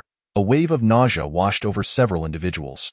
How could such a person have the audacity to utter those words? Yang Xiaokai and the fire talisman Taoist exchanged glances. While they were relieved that Yang Xiaokai was unharmed, the situation was hardly enjoyable. This little scoundrel, even if you truly cheated, must you announce it so brazenly? Yang Xiaokai was not angered by his own family members cheating, but the fact that it was openly acknowledged was simply unforgivable. Conspiracies should be conducted discreetly. What merit is there in proclaiming them aloud? The use of talismans before the duel commenced clearly violates the rules. Observing the reactions of those around him, a hint of amusement flickered in Huang Tianming's eyes. He took a deep breath and declared, "I hereby announce." "Wait, what are you about to announce?" interrupted young Xiaokai, raising his hand nonchalantly. Without hesitation, Huang Tianming replied, "Naturally, I announce your defeat, as you have evidently violated the rules." "What rules have I violated?" young Xiaokai countered. "You began using talismans before the duel commenced. Was there ever a rule stating that talismans couldn't be used prior to the duel? Are you trying to argue your way out of this?" Huang Tianming sneered, his expression cold. "Is being despicable not enough for you? Do you wish to continue this shamelessness?" As expected, the faces of those surrounding them began to contort with disdain. With a sigh, young Xiaokai slowly raised his head and said, "Honestly, I do not wish to say much, but since you insist, I must ask. That device Li Hong used to evade my attack, was it activated?" "I recall that once such a device is crafted, it activates immediately upon blood sacrifice, capable of shielding him from a fatal strike at any moment. Why can he activate that contraption, yet I am barred from employing my talismans?" With a dismissive smile, Huang Tianming retorted, "These two cannot be conflated. They are entirely different entities." "Indeed," Yang Xiaokai continued, "but we have an unspoken rule on the combat stage regarding the prohibition of using the law-breaking worm. That is a rule we all understand, is it not?" "That's not the same. There is no explicit prohibition." Huang Tianming replied bluntly, and "Why duel with him?" did not state that talismans could not be utilized before the battle commenced. "You accuse me of arguing, yet I assert that he also employed magical artifacts beforehand, and you claim the two are dissimilar. You say there is no explicit prohibition against the law-breaking worm. Yet here we are, truly absurd." Yang Xiaokai fixed Huang Tianming with a steady gaze. "Now I ask you, when did you become the judge? What gives you the authority to declare victory or defeat?" I imagine you would respond that in such an unfair match, anyone has the right to declare the outcome. Then I must ask again, what fairness exists in this competition? A match between a foundational cultivator and one at the pinnacle of the foundation stage. How is that equitable? All my talismans were crafted by my own hand, and the talismans I possess were procured with my own earnings. How many of the items in your disciple's possession could he afford with his own stipend? You will likely argue that I consented to this match and that resources can be easily requested from one's master. Truly, you are a puppet master of extraordinary caliber. All your words have been spoken, leaving me little to retort. Now, I shall inquire one last time. Earlier, my master conceded defeat, stating that this was a duel between disciples, a matter of their own, and you had no say in it, needing to consult the disciples. Yet now you leap forth to declare the match's outcome? Huang Tianming, how shameless can you be? The crowd fell silent, reflecting on all that had transpired on the combat stage, their expressions turning peculiar. If anyone else were to accuse Yang Xiaokai of despicable behavior, it would be acceptable. However, Huang Tianming's emergence was undeniably problematic. If the puppet palace could act in such a despicable manner, why could others not? To say nothing of Li Hong's collection of puppets, could he have acquired those through his own means? Yang Xiaokai's talismans were all self-crafted. Low-grade yellow talismans hold little value in the Taoist realm, meaning he relied entirely on his own strength. While Yang Xiaokai may have acted unscrupulously, he at least had the courage to admit it, in stark contrast to Huang Tianming, who evaded scrutiny with all manner of excuses. With a face ashen with rage, Huang Tianming fixed his eyes on Yang Xiaokai, malice radiating from him. He had calculated everything. except he had not anticipated how formidable this little brat's tongue could be. His gaze shifted directly to Li Hong, a fierce glint flashing in his eyes. "Oh, not look at him any longer," as the law-breaking worm penetrated the substitute and transformed into specks of starlight. The true young Xiaokai emerged slowly. "Your disciple has already been defeated." Having affixed 10 immobilization talismans upon him, even a cultivator of fusion would find themselves momentarily incapacitated. Then, an explosion, boom. Deafening sound erupted as Li Hong's face, filled with dread and pallor, suddenly contorted, and his skin erupted like a burst water pipe, releasing a tremendous mist of blood. After several moments, drenched in blood, Li Hong trembled and collapsed backward. "Ding! Congratulations, host. Task complete. Experience points gained, 50,000. Backpack space, 10. Special talisman. 1 out upon upgrading the host's primary talisman. All will be distributed together." Having finally completed this arduous task, young Xiaokai let out a sigh of relief, grateful that his life had returned to his own hands. The countdown provided by the system was genuinely alarming. In the distance, Huang Tianming trembled with rage, his eyes flashing with an unmatched ferocity. His schemes had been utterly thwarted. Not only that, but the puppet palace's millennia-long ambitions would undoubtedly be impacted. Henceforth, the reputation of the Heavenly Talisman Palace would likely see significant restoration, while the puppet palace would be looked down upon by others for a considerable time to come. Contemplating this, how could Huang Tianming not be furious? After hundreds of years of hard work, to have everything unravel in a single day. That wretched spawn. That damned little bastard. Chapter 27. Soul Investigation. What a silver-tongued devil. Just when everyone thought the dust had settled, a chilling voice echoed. Suddenly, a man appeared, gliding through the air. Upon seeing the newcomer, many gasped, their faces etched with apprehension. It was none other than the esteemed lord of the puppet palace, Huang Kuan, Dad. Upon seeing Huang Kuan, Huang Tianming's expression shifted dramatically. "Himph, worthless." After years of painstaking efforts, just when success was within reach, it has devolved into this. How could Huang Kuan possibly be pleased? Swish, young Xiaokai and the fire talisman Taoist flew to stand beside young Xiaokai, their expressions grave as they regarded Huang Kuan. His arrival at this critical moment could not be mere coincidence. "Senior brother Gu Tian, I did not expect you to be here as well." Ignoring young Xiaokai and the fire talisman Taoist, Huang Kuan approached Li Daniu with a smile. "This must be the esteemed disciple of the unbreakable Taoist, Li Daniu. Truly extraordinary. Indeed, you flatter me. Gu Tian, the esteemed leader of the Heavenly God Palace, replied with a calm smile. "Haha, senior brother Gu Tian, you are far too modest. Tio have been accepted as a disciple by a senior. You are destined for greatness." With a broad grin, Li Daniu appeared somewhat exhilarated, surprised that the lord of the puppet palace would extend such praise to him. "I never expected you, Senior Huang, to come here specifically to commend me. It is an immense honor, be honest. Those rascals at home constantly criticize me, and it has left me devoid of confidence. How about you accompany me to the Heavenly God Palace and help me set them straight?" Seeing Li Daniu's elation, Huang Kuan felt a surge of mockery. Indeed, the youth were easily swayed by a few kind words. But to his astonishment, as soon as Li Daniu spoke, Huang Kuan's face darkened. "What do you mean I came specifically to praise you? Am I so desperate for flattery that I would travel all this way just to stroke your ego? I merely offered a few complimentary words out of respect for the unbreakable Taoist. You dare to ask me to come to your Heavenly God Palace to help you with your little brats?" In an instant, Huang Kuan's expression turned sour, and he felt an urge to eliminate Li Daniu. Witnessing this scene, Gu Tian's lips twitched. Due to young Xiaokai's overwhelming brilliance, he had nearly forgotten that the Heavenly God Palace also housed a certain individual capable of driving one to exasperation. In the distance, the fire talisman Taoist burst into laughter, having long found it curious how young Xiaokai and Li Daniu had forged such a brotherly bond. It turned out they were both cut from the same cloth. A pair of jokers. "Hey, teacher, look at Daniu. Why does he keep glancing in my direction?" young Xiaokai remarked, feeling increasingly uneasy under the fire talisman Taoist's gaze, silently cursing in his heart. Jiutian smiled lightly. As the esteemed master of the palace, he naturally would not allow Huang Kuan to be too embarrassed. He chuckled, pondering that Huang Kuan, as his junior, would not be so trivial, and inquired about the purpose of his visit. "Well, apart from merely observing the disciple of the unbreakable Tao, I indeed have matters to attend to." Huang Kuan nodded, his gaze finally returning to the Tianfu Palace, stating, regarding the disciple of Tianfu Palace. Yang Xiaokai. What do you mean, Huang Kuan? Yang Zhao's expression darkened. Although he had a premonition, he did not expect the other party to be so direct. It is as it appears, Huang Kuan replied nonchalantly. The temperament of the fire symbol Tao master was evidently less forgiving, as he retorted, Huang Kuan, you are a senior. Is it truly necessary to target a junior so pointedly? The puppet palace cannot possibly be unable to bear defeat. Can it? Ha ha, fire symbol, you jest. As an elder, I would never make things difficult for a younger generation. Huang Kuan shook his head and spoke with remarkable calmness. A loss is simply a loss.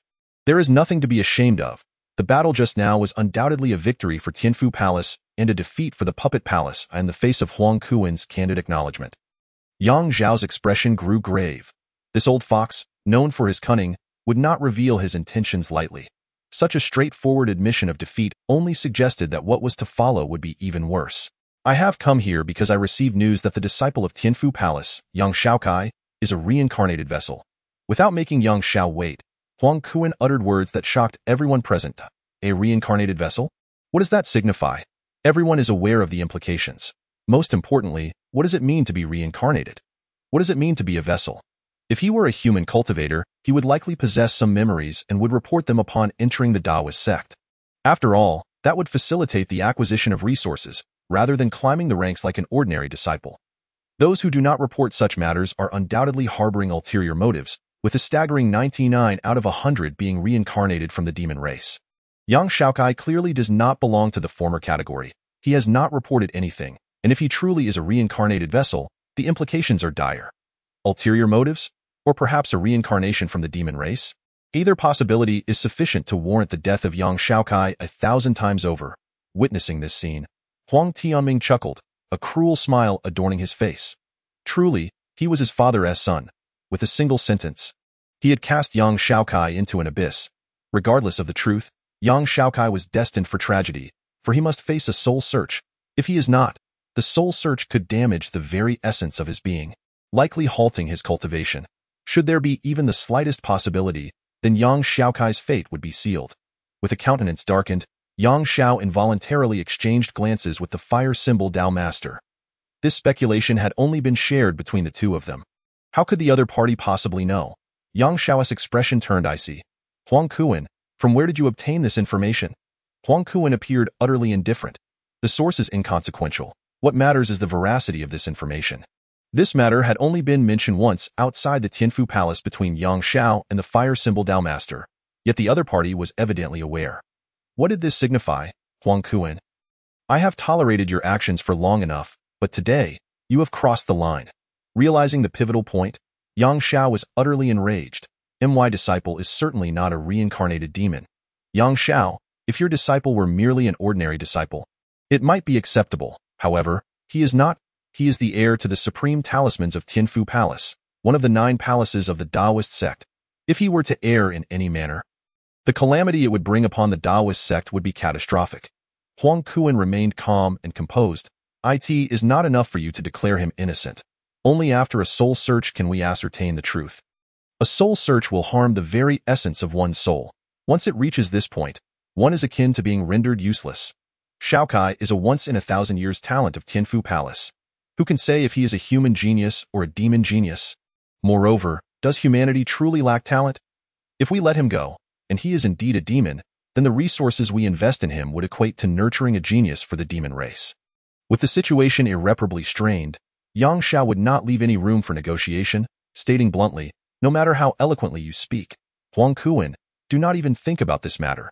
This may not be up to you. Huang Kuan retrieved a token from within his robes. I know you cherish your disciple, and you certainly would not hand him over. Given the seriousness of the situation, I contacted the Tao master prior to my arrival and obtained his consent. What? Although aware that the other party had come prepared, Yang Xiao was taken aback by the extent of their preparations. Most crucially, the Tao master had actually agreed. What to do? What should they do? With the Tao master's decree, there was simply no room for resistance in the main hall of the heavenly Tao palace. The unbreakable Tao master and the leader of the palace, the Tao master, stood side by side. Brother Gong, why? The unbreakable Tao master furrowed his brow, seemingly perplexed. The world is on the brink of chaos, the Tao master sighed. The Taoist sect must remain tranquil and united. As for Tianfu Palace, they can only be temporarily wronged. If there are no issues, the Taoist sect will endeavor to compensate as much as possible. Remaining silent for a long while, the unbreakable Tao master finally sighed softly. Alas! Chapter 28. Humiliation. It seems you all understand. Hand him over, Huang Kuan stated coolly. Yang Zhao's body trembled, rendered speechless. The Tao master's decree was akin to a holy edict within the Taoist sect. Wait! Yang Xiaokai stepped forward, startled when he heard the claim of being a reincarnated vessel. When the other party contacted the demon race, Yang Xiaokai found himself surprisingly relieved. Given the enormous loophole of his transmigration, he absolutely could not let this leak. But why must it remain concealed? The worlds are different. It seems every transmigrator is shrouded in secrecy. Taking a deep breath, Yang Xiaokai looked at Huang Kuan and said, Senior, you suspect that I am a reincarnated vessel, likely from the demon race or with ulterior motives. I simply wish to ask. If I am not, how would you verify it? I am unclear on how you would check. But seeing the expressions of my teachers, it seems that it would not be a simple matter, would it? So? Huang Kuan merely smiled. A frown creased Yang Xiaokai's brow, as an ominous feeling began to rise within him. Junior, have you misunderstood something? Yang Xiaokai remained silent, yet Huang Kuan continued, the examination is to ensure safety. If there are no issues, you should consider yourself fortunate. However, if there are, then you shall perish. With the word shall perish, the immeasurable power of a nascent soul cultivator erupted explosively, boom. Even the sheer force was evidently beyond Yang Xiaokai's capacity to withstand. His body felt as though it had been struck by lightning. His internal organs twisting painfully. Junior, my race boasts billions of people, and over 100,000 join the Taoist sect each year, filled with countless talents. Among those 10,000, only the elite become official disciples of the Taoist sect. But what of it? 10 years to golden core, 100 years to nascent soul. The Taoist sect never lacks talent, but always lacks truly formidable individuals who have grown. You may possess some talent and talismans, but if you think that such a meager ability grants you free reign within the Taoist sect, I can only say that you are woefully overestimating yourself. You ask, what if you are not? What do you wish to do? With your mere foundation establishment, do you dare question a nascent soul ancestor? Not so. If it is not so, then it is not so. Do you think I need to explain myself to you? Do you believe you deserve an apology from me? Without uttering a single word, Huang Kuan's aura intensified, the weight pressing down upon Yang Xiaokai growing ever more oppressive. Huang Kuan, you. Yang Xiao could no longer contain himself. Huang Kuan's expression turned frosty. Yang Zuns, as the master of a palace, have you truly forgotten the rules of the Taoist sect? A mere foundation establishment cultivator has already become arrogant enough to provoke a nascent soul ancestor. If he were to reach nascent soul, would he not dare to defy the Tao master? Mortal beings have their rules, and cultivators have theirs. If one does not understand the rules, they must be educated. You do not intend to challenge the rules established by the Taoist sect for millennia, do you? Yang Zhao's body trembled, his fists clenched tightly, his eyes gradually turning red. Seemed he understood the gravity of the situation. Huang Kuan's lips curled into a cold smile as he turned his gaze back to Yang Xiaokai. Then, first and foremost, kneel before me. With a low command, Yang Xiaokai felt as though a mountain pressed down upon his shoulders, forcing him to bend his knees involuntarily. Bang! Yang Xiaokai's eyes widened in disbelief as he stared at his knees on the ground, an unprecedented humiliation swelling within him. He had knelt? He had actually knelt? As a modern individual, while Yang Xiaokai had lived in this world for over a decade, his soul had never changed. Kneeling to heaven, to earth, to parents. Beyond that, no one could compel him to kneel. Roaring in fury, Yang Xiaokai violently raised his left leg. Get up, I command you to rise. Still daring to resist? Huang Kuan's eyes glimmered with mockery, and with a surge of his aura, the pressure magnified 100-fold in an instant. Bang! Just as he lifted his leg an inch, Yang Xiaokai's knee struck the ground once more, shattering the blue stones beneath him. Old dog, I curse your entire family for generations. His eyes burning with fury, Yang Xiaokai glared with gritted teeth, struggling relentlessly. Enough! Gu Tian finally spoke. Huang Shidi, even if the disciple has erred, the punishment should not fall upon you. Moreover, your purpose for coming here is not solely for this. Is it? With that, he cast a helpless glance at Li Daniu, who was enveloped in golden light. The issue between the heavenly talisman palace and the puppet palace, to be frank, did not seem to involve any entanglement. However, Upon witnessing his junior disciple unexpectedly wield the unparalleled technique of heaven and earth, I alone prevail, a skill that grants immortality and eternal reincarnation, he felt compelled to act despite his reluctance. Since senior brother Gu had made such a declaration, he decided to acquiesce. Huang Kuan chuckled, retracting his imposing aura. As Huang Kuan withdrew his presence, young Xiaokai trembled violently, nearly collapsing to the ground. Feeling his body quaking uncontrollably, young Xiaokai revealed a hint of utter madness in his expression. Hee hee, ha ha ha. Young Xiaokai, today is indeed your day. Today is your day. Huang, very good, splendid indeed. I acknowledge my defeat. As long as you fail to extinguish my life today, I shall remember this debt until the end of days, from the depths of the abyss to the realms of the dead. Observing the madness and hatred in young Xiaokai's smile, Huang Kuan's eyes gleamed with derision. You, a mere junior, truly believe you still have the chance to exact revenge. After having your soul probed, even if you survive, do not expect to attain the golden core in this lifetime. Without further ado, Huang Kuan raised his hand, capturing young Xiaokai. Soul reflection mirror, reveal. With a mere thought, a towering mirror materialized before Huang Kuan, its blinding radiance erupting and shining upon young Xiaokai's form. Sizzle, sizzle. Young Xiaokai seemed as if he had been thrown into a raging inferno, his visage contorting in excruciating agony under the gaze of the soul reflection mirror. Bit by bit, drop by drop, the mirror incessantly swept through every corner of young Xiaokai's being. Watching young Xiaokai's torment from his position, young Xiaokai trembled, for it was not merely the hopes of the heavenly talisman palace that weighed upon him, but also the admiration he held for his cherished disciple. The bitterness of powerlessness gnawed at him.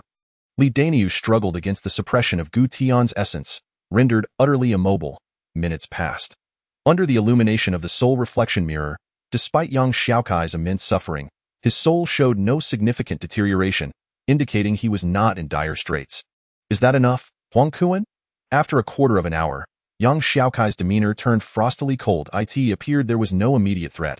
Huang Kuan smiled. In his eyes, whether young Xiaokai was of demonic origin or not was utterly trivial. What he desired was to inflict pain upon the heavenly talisman palace and sever their roots. Junior sister, prepare the soul-nourishing pill. Young Xiaokai hastened to young Xiaokai's side, not once looking back. The probing of the soul would undoubtedly inflict severe damage, yet if treated properly, there remained a glimmer of hope. Upon hearing the phrase soul-nourishing pill, a glimmer of cold light flickered in the depths of Huang Kuan's gaze. He had not anticipated that the heavenly talisman palace possessed such a remedy. In that case, I am quite curious. Can you heal from the shattering of your soul? As this thought crossed his mind, Huang Kuan's power surged dramatically, and the radiance of the soul reflection mirror amplified tenfold in the next moment. Huang Kuan! Young Xiaokai's eyes blazed with fury, fixating intently on him. Huang Kuan's expression remained unchanged, his aura resolutely unyielding. To mitigate any potential mishaps, he intended to probe thoroughly. Like a death sentence, young Xiaokai, ensnared within the blinding light of the soul reflection mirror, could no longer contain himself, crying out in agony. The excruciating pain seemed to tear at the very fabric of his soul, gradually eroding his consciousness. The light in young Xiaokai's eyes dimmed, heralding signs of impending collapse. Stop it, the fire talisman Taoist, who had been enduring since the command of the Tao sovereign had emerged, finally reached her breaking point. Countless talismans appeared in her hands, unleashing a torrent of chaotic power. Huang Kuan smirked coldly, raising his hand, summoning the formidable 5 spirits puppets of the puppet palace. I knew you would be unable to hold back, fire talisman, but alas, your intervention is futile, and no matter your actions, you cannot save this junior. His future is shrouded in darkness. Chapter 29. The fury of the artifact spirit boom, boom, boom. As the fire talisman sprang into action, young Xiaokai followed suit. Witnessing this scene, the surrounding disciples were gripped by terror. The most dreadful event had transpired. Gu Tian's expression shifted, casting a discontented glance at Huang Kuan. His final actions had crossed a line. He raised his hand, enveloping all disciples within the arena, including the poised Huang Tianming. With this obstruction, Huang Tianming readily retreated, for in his view, young Xiaokai was as good as doomed. Their objective was the heavenly talisman palace. As long as the celestial palace remained uninvolved, the outcome was of little concern. Ultimately, Huang Tianming believed that while the fire talisman Taoist and young Xiaokai were formidable, they paled in comparison to his father, at the very least. The duo would find it utterly impossible to breach the defenses of the five spirits puppets in such a short time frame. In the clash between the golden core and the nascent soul, the two sides exchanged blows over 100 times in the blink of an eye.as. The battle raged on.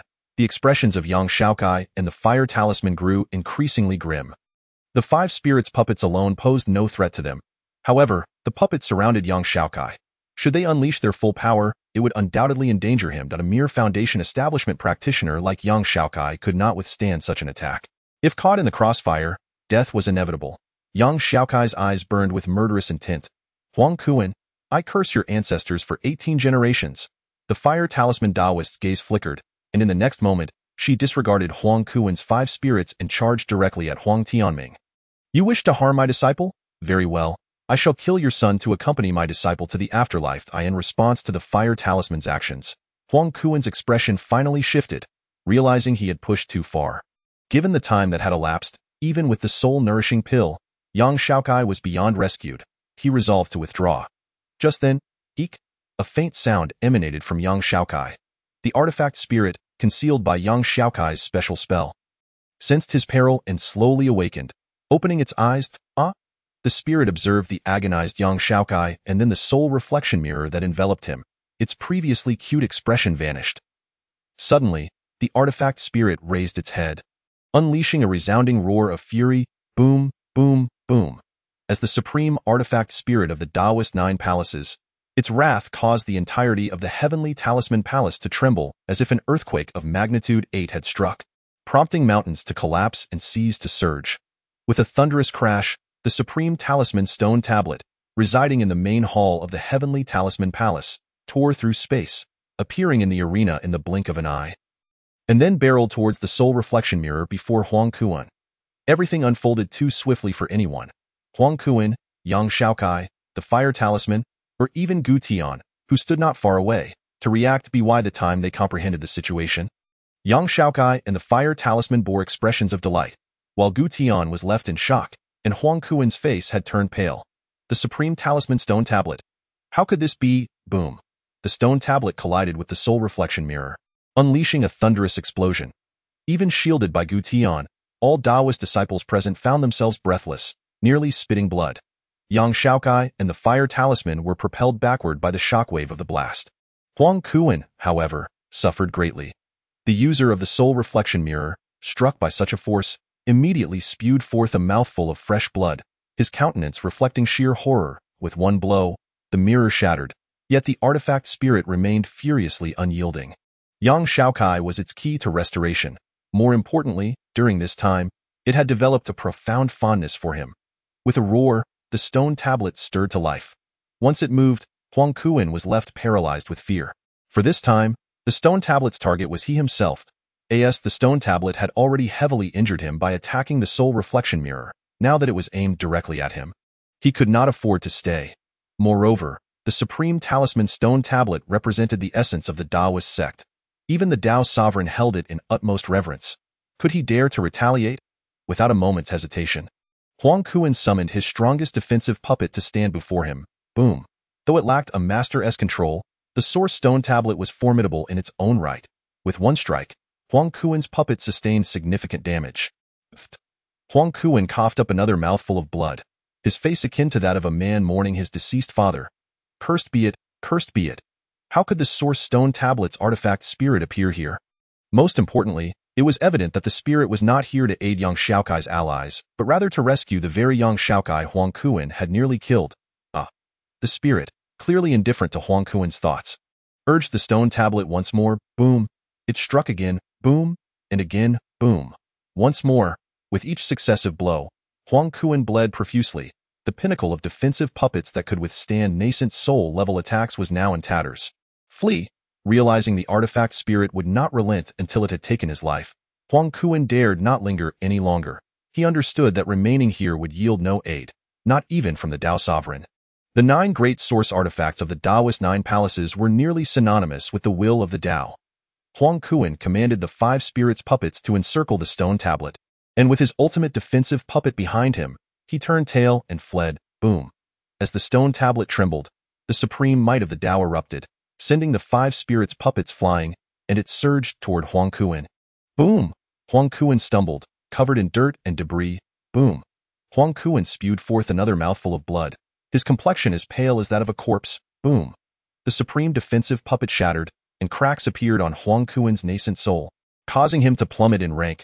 Finally, the supreme stone tablet crashed down upon Huang Kuan's body. In that instant, a flash of golden light enveloped him as he activated his life-saving treasure. This time, before the stone tablet could strike again, Huang Kuan gritted his teeth and raised his hand, summoning his escape artifact. As a red light flickered into existence, he vanished like a shooting star. Observing this spectacle, the expressions of all present were filled with horror, an image they would never forget. Especially Huang Kuan, who had arrived with boundless arrogance, now fled in abysmal disgrace, an unforgettable contrast etched into their memories. However, the artifact spirit appeared unsatisfied and prepared to summon the stone tablet once more, intent on pursuing Huang Kuan to the ends of the earth. That is enough. At this moment, a hand gently rested upon the artifact spirit's head. Eek! The spirit halted, slowly turning to see young Xiaokai, whose pale face bore a bright smile. Thank you. This is sufficient. It is enough. This does not imply that young Xiaokai has found relief. Rather, it signifies the realization that the once tangible spirit tool now appears as insubstantial as a mere specter. If this continues, young Xiaokai cannot ascertain whether the spirit tool will perish, but he is certain that complications will arise. For every ounce of kindness bestowed upon him, young Xiaokai is inclined to reciprocate tenfold. How could he permit the spirit tool to risk its safety for his vengeance? As a being who believes in repaying grievances, this debt of honor must be settled by young Xiaokai himself. Driven by the humiliation he has endured and the fury that swells within him, swiftly extracting the remaining heavenly Dao talismans from his Qinkuan pouch, he presented one to the spirit tool, urging it to consume the offering. The spirit tool blinked its eyes but shook its head, raising its chubby little hand. Instantly, the distant source stone steel trembled and vanished again. Concurrently, the heavenly talisman palace stirred, indicating the return of the steel. Once all was done, the spirit tool appeared utterly exhausted, its form swaying precariously until, moments later, it nestled in young Xiaokai's embrace, gradually fading. This is bad. Sensing the spirit tool's condition, young Xiaokai's expression shifted dramatically. Master, what is happening to the spirit tool? Oh, not worry. As long as the steel remains, the spirit tool shall not perish. It is likely that it has merely exhausted its strength and succumbed to slumber. Young Xiaokai recognized the implications of this as young Xiaokai gazed into his master's eyes, which brimmed with profound guilt. Indeed, the spirit tool had fallen into a deep sleep, and there was no grave danger. Yet, young Xiaokai felt an overwhelming sense of discomfort regarding the circumstances. His disciple had offended the puppet palace because of him, and due to his momentary lapse in vigilance, the puppet palace had used this as a pretext to probe his soul, injuring his essence. Ultimately, due to his own inadequacy, the spirit tool had acted and fallen into slumber. What kind of teacher was he? What kind of sovereign of a palace? Beside him, the fire talisman Taoist bore a similarly grim countenance. Acutely aware of his own insignificance and helplessness, I am sorry, Xiaokai, it is all. Gently cradling the spirit tool, young Xiaokai smiled faintly. Master, you have nothing to apologize for. Human capacity has its limits. You are human too. It is impossible for you to attend to every detail flawlessly. Let us return. At the very least, we are still alive, are we not? This debt shall be noted. What we must do now is gather strength. Formidable strength. Upon hearing young Xiaokai's words, both young Xia and the fire talisman felt as though a heavy stone had lodged in their throats. It was young Xiaokai, the one who had been most aggrieved, who now sought to comfort them. What were they, if not mere elders and teachers? Chapter 30.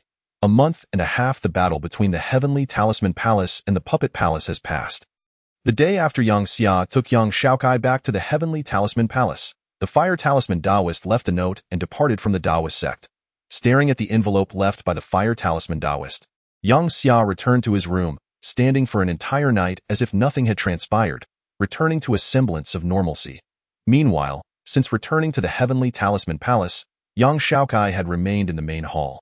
With the aid of soul-nourishing pills and the continuous restoration of his damaged soul through the hall's talismanic essence, he felt utterly exhausted. After sitting idly for over a month, young Xiaokai stretched lazily. The main hall of the heavenly talisman palace is a place every talisman practitioner dreams of, being the closest to the essence of talismanic arts. To spend a day here is a rare blessing. Yet you, young man, do not appreciate it, master. Look at my eyes. Young Xiaokai suddenly raised his hand, pointing at his eyes. Do you see anything? See what? I boogers. I've sat here for over a month without eating, sleeping, washing my face, or relieving myself. Even heaven would find that unbearable. You rascal. Yang Xia chuckled in disbelief. Huh? Yang Xiaokai's eyes widened in astonishment as he looked at Yang Xia. Master, your body. This is not scientific. When he encountered Yang Xia in the logistics class, his master was a level 39 golden core, but today, he discovered that his master had reached level 50. Goodness, is this speed even conceivable? To leap directly over the nascent soul stage into the great ascension phase? What sort of extraordinary circumstances could facilitate such a feat? You little brat, what nonsense are you spouting? It's about the aura. Master, have you not noticed that the former mundane you now exudes an ethereal quality? While he did not dare assert that he had discerned his master's level, Yang Xiaokai delicately implied that there was indeed an issue with the description. In this world, there are no immortals. Yet cultivators aspire to become immortal. Unfortunately, the goal is too grand, leading to a gradual transformation into a mere title for those who have passed on, akin to being referred to as immortals in earthly parlance. As if they had transcended to another realm. You little rascal, are you cursing me? Yang Xia's expression darkened. Ethereal quality? Is that something a mere mortal can possess? Impossible. That is mere flattery. Yang Xiaokai immediately shook his head. Even if such a thing were true, it could never be acknowledged. With a smile on his face, Yang Xia did not pursue the matter further, turning his gaze skyward, exuding an air of a transcendent being. Xiaokai, thank you, master. While I am well aware that you have suddenly ascended to the great ascension phase, this show of bravado is rather excessive. Who was the fool that invented such a notion? What do you mean by thank you? Thank you for helping me realize a truth. What truth? Yang Xia gently replied. Only with strength comes authority. Only with dominance can one instill fear. I have long been mistaken. I believed that the talisman arts required balance, yet I unwittingly constrained myself, rendering me stagnant for centuries. How laughable, truly laughable. Goodness, master, what has come over you? Have you suffered a tremendous blow that altered your personality? Though I appreciated those last two sentiments, if you truly become that kind of person, it would be dire. The heavenly talisman palace, despite its dwindling talent, afforded young Xiaokai a sense of peace, yet without a doubt, if the puppet palace could be eradicated, the days to come would undoubtedly be tranquil, aligning with young Xiaokai's dream of a leisurely existence in logistics. However, if Yang Xia were to adopt a radical stance? Oh, my goodness, if he truly sought to attain unparalleled heights, would that not exhaust young Xiaokai to no end? Without turning back, Yang Xia's eyes glinted with astonishing dominance. Rest assured, Xiaokai, as your teacher, I shall never allow you to inherit an empty, inconsequential heavenly talisman palace. Master, I will revive the heavenly talisman palace, restoring it to the glory it possessed thousands of years ago. When I entrust the heavenly talisman palace to you, I guarantee that no fool shall dare to manifest as they did not long ago. Taking a deep breath, Yang Xiaokai rubbed his temples vigorously, realizing that the situation had evidently escalated to a horrifying degree without his awareness. This was no longer the humble, big-hearted teacher, Yang Xia, who occasionally displayed a playful side. No, this individual, without question, would be a minister of great power in peaceful times or a tyrant in chaotic ones. Master, how can you be so melodramatic? This is a sickness. Taking a deep breath, a certain passage from the supreme talisman arts flashed through Yang Xiaokai's mind, prompting him to exclaim, Master, have you perhaps entered the soul through talismans? Indeed, you cannot hide from me. Yang Xia smiled. What talisman? Dominance. Yang Xiaokai grimaced, feeling both exasperated and amused.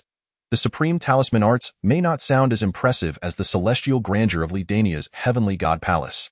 Yet it is undeniably formidable. Entering the soul through talismans is among its most powerful techniques. It is an exceptionally rare method, wherein a person becomes the talisman itself. If one were to enter the soul through fire, their physical body would transform into fire, eliminating the need for talismans and allowing for direct assaults with astonishing power. Yang Xia's method of entering the soul through talismans was even more extraordinary. Dominance entering the soul is one of the two mightiest forces within this technique. Once unleashed, the overwhelming might could alter the very fabric of cosmic order. Unconstrained by all things, it exerts control over everything. This is the essence of dominance entering the soul, unmatched in its power. While this is indeed impressive, the The technique of entering the soul through talismans is considered an unorthodox and forbidden art within the supreme talisman arts. The chances of success are incredibly slim.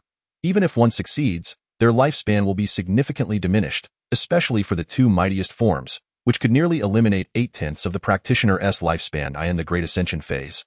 The lifespan is merely 5,000 years. Subtracting 8/10, how long can one live?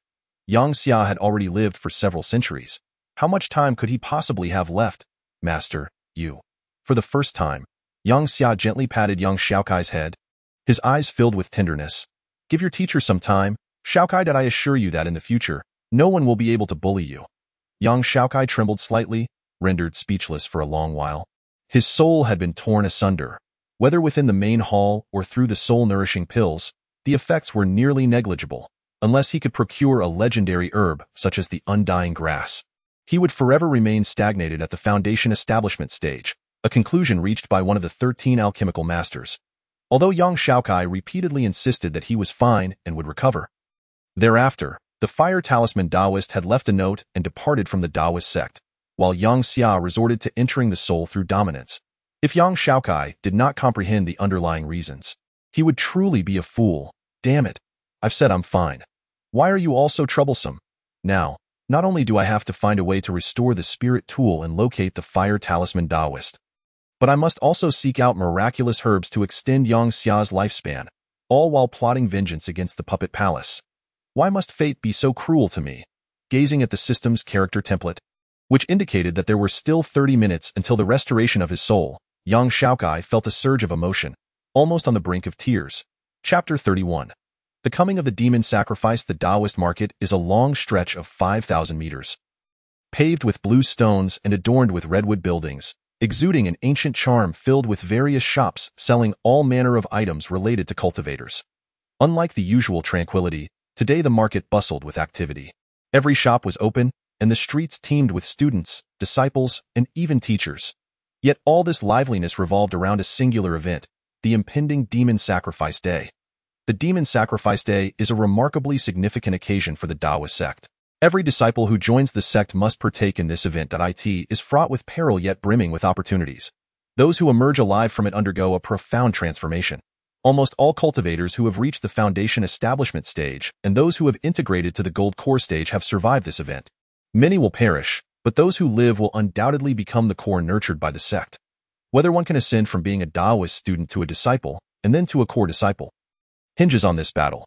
Should one excel during the Demon Sacrifice Day, they might even find themselves listed on the Taoist Dragon ranking.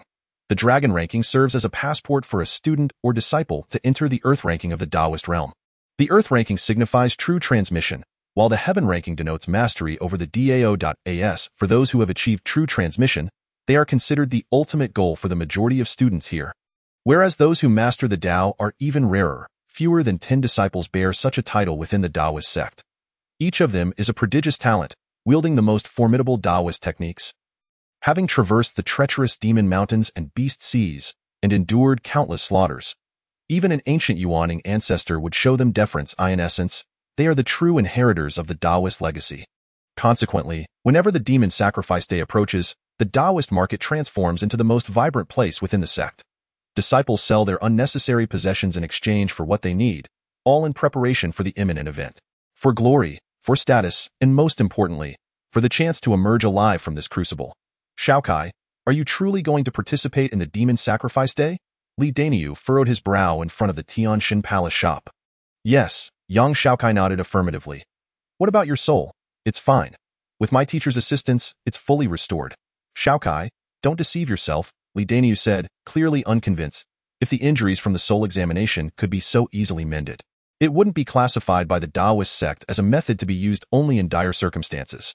Yang Xiaokai patted Li Daniu's shoulder, chuckling. Relax, Daniu. Do I strike you as someone foolish enough to walk to their own demise? Sighing, Li Daniu paused. Xiaokai, you really don't need to go. While the Demon Sacrifice Day indeed offers unimaginable benefits to cultivators, that's primarily for those at the gold core stage. For cultivators below that level, should they encounter danger, there would be no escape. Even if my injuries are truly healed, it's not wise to participate in the Demon Sacrifice Day right away. True, that seems to be the case. Yang Xiaokai's face clouded with melancholy. On the day he returned to the Tianfu Palace, He had consoled Huofu Daozun and Yang Xiao with such words. Yet what was the outcome? Huofu Daozun departed the sect in search of rare herbs for him, and Yang Xiao had sacrificed 8 lives to enter his soul. How could young Xiaokai remain at ease in the Tianfu Palace now? Taking a deep breath, he refrained from voicing his inner thoughts and responded instead to Li Daniu, it's precisely because I am not at the gold core stage that I must go. If I were to reach the gold core, it would likely be even more perilous. More perilous? Yes, do you think the ancestors of the Daoist sect are unaware that participating in the Demon Sacrifice Day is much safer for those at the gold core stage? They understand, and that's precisely why they insist that all disciples, whether at the opening light, foundation establishment, or integration stages, must enter. Li Daniu scratched his head, his expression growing more perplexed. Based on the information in books and practical comparisons, opening light cultivators can triumph over demon soldiers, foundation establishment cultivators can defeat major demon soldiers, and those in integration can still prevail against demon guards. Thus, Daniu, you conclude that gold core cultivators would be relatively safer. Correct? Indeed, Li Daniu nodded, admitting his own confusion. Regardless of whether it was his elders or his master, whenever he posed this question, they would merely smile and say, "You'll understand once you go, Daniu."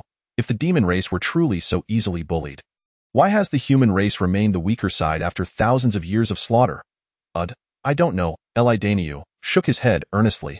The demon race is born as demon soldiers, matures into demon guards, and reaches full maturity as demon generals, capable of absorbing the essence of the sun and moon and consuming the spiritual energy of the world, ultimately becoming demon kings. What are your thoughts on this? Aren't all demon races like that?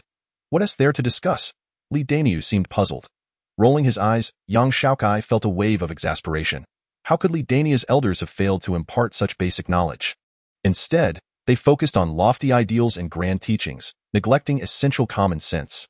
Humans are born as mortals, gaining strength only as they mature, and it is only those who invest countless resources and dedicate themselves to daily cultivation from a young age who qualify to become cultivators. Reaching the opening light and foundation establishment stages, of course. I know that. Li Daniu, growing impatient, interjected. You've been rambling on about these trivial matters for too long. Just get to the point. With a darkened expression, Yang Xiaokai truly grasped how frustrating it was to explain concepts to someone so dim-witted. Daniu, reflect on what I've just said. Reflect. Reflect on what? Li Daniu looked utterly bewildered. Don't you see? Humans are born as mortals. Without resources or cultivation, they can never become cultivators. And what about the demon race? They are born with the ability to cultivate, progressing to foundation establishment as they grow, maturing into integration, and achieving gold core once they learn to cultivate. Can't you perceive the disparity? Li Daniu was utterly lost. Yang Xiaokai felt a surge of frustration. Currently, the human population is roughly 1 trillion, while the demon race is about the same, right? That's not true. Li Daniu shook his head seriously, pointing out the flaw in Yang Xiaokai's statement. The demon race has a larger population than humans. Xiaokai, while my mind may not be the quickest, please don't mislead me. Damn it, who birthed this fool? Please step forward so I may pay my respects, even if the demon race outnumbers the human race. Yang Xiaokai didn't want to dwell on that issue. Shut your mouth, you idiot. Yang Xiaokai was incensed. Li Daniu's expression faltered, muttering, why is Xiaokai acting just like my teacher and the elders at home? I'm not wrong, so why get angry? Upon hearing this, Yang Xiaokai was moved to tears. I apologize, Daniu's elders. I misunderstood you. Daniu, the demon race has 10 trillion members, while the human race only has 1 trillion. The demon race begins as demon soldiers shortly after birth, while humans require a long time to reach the opening light stage.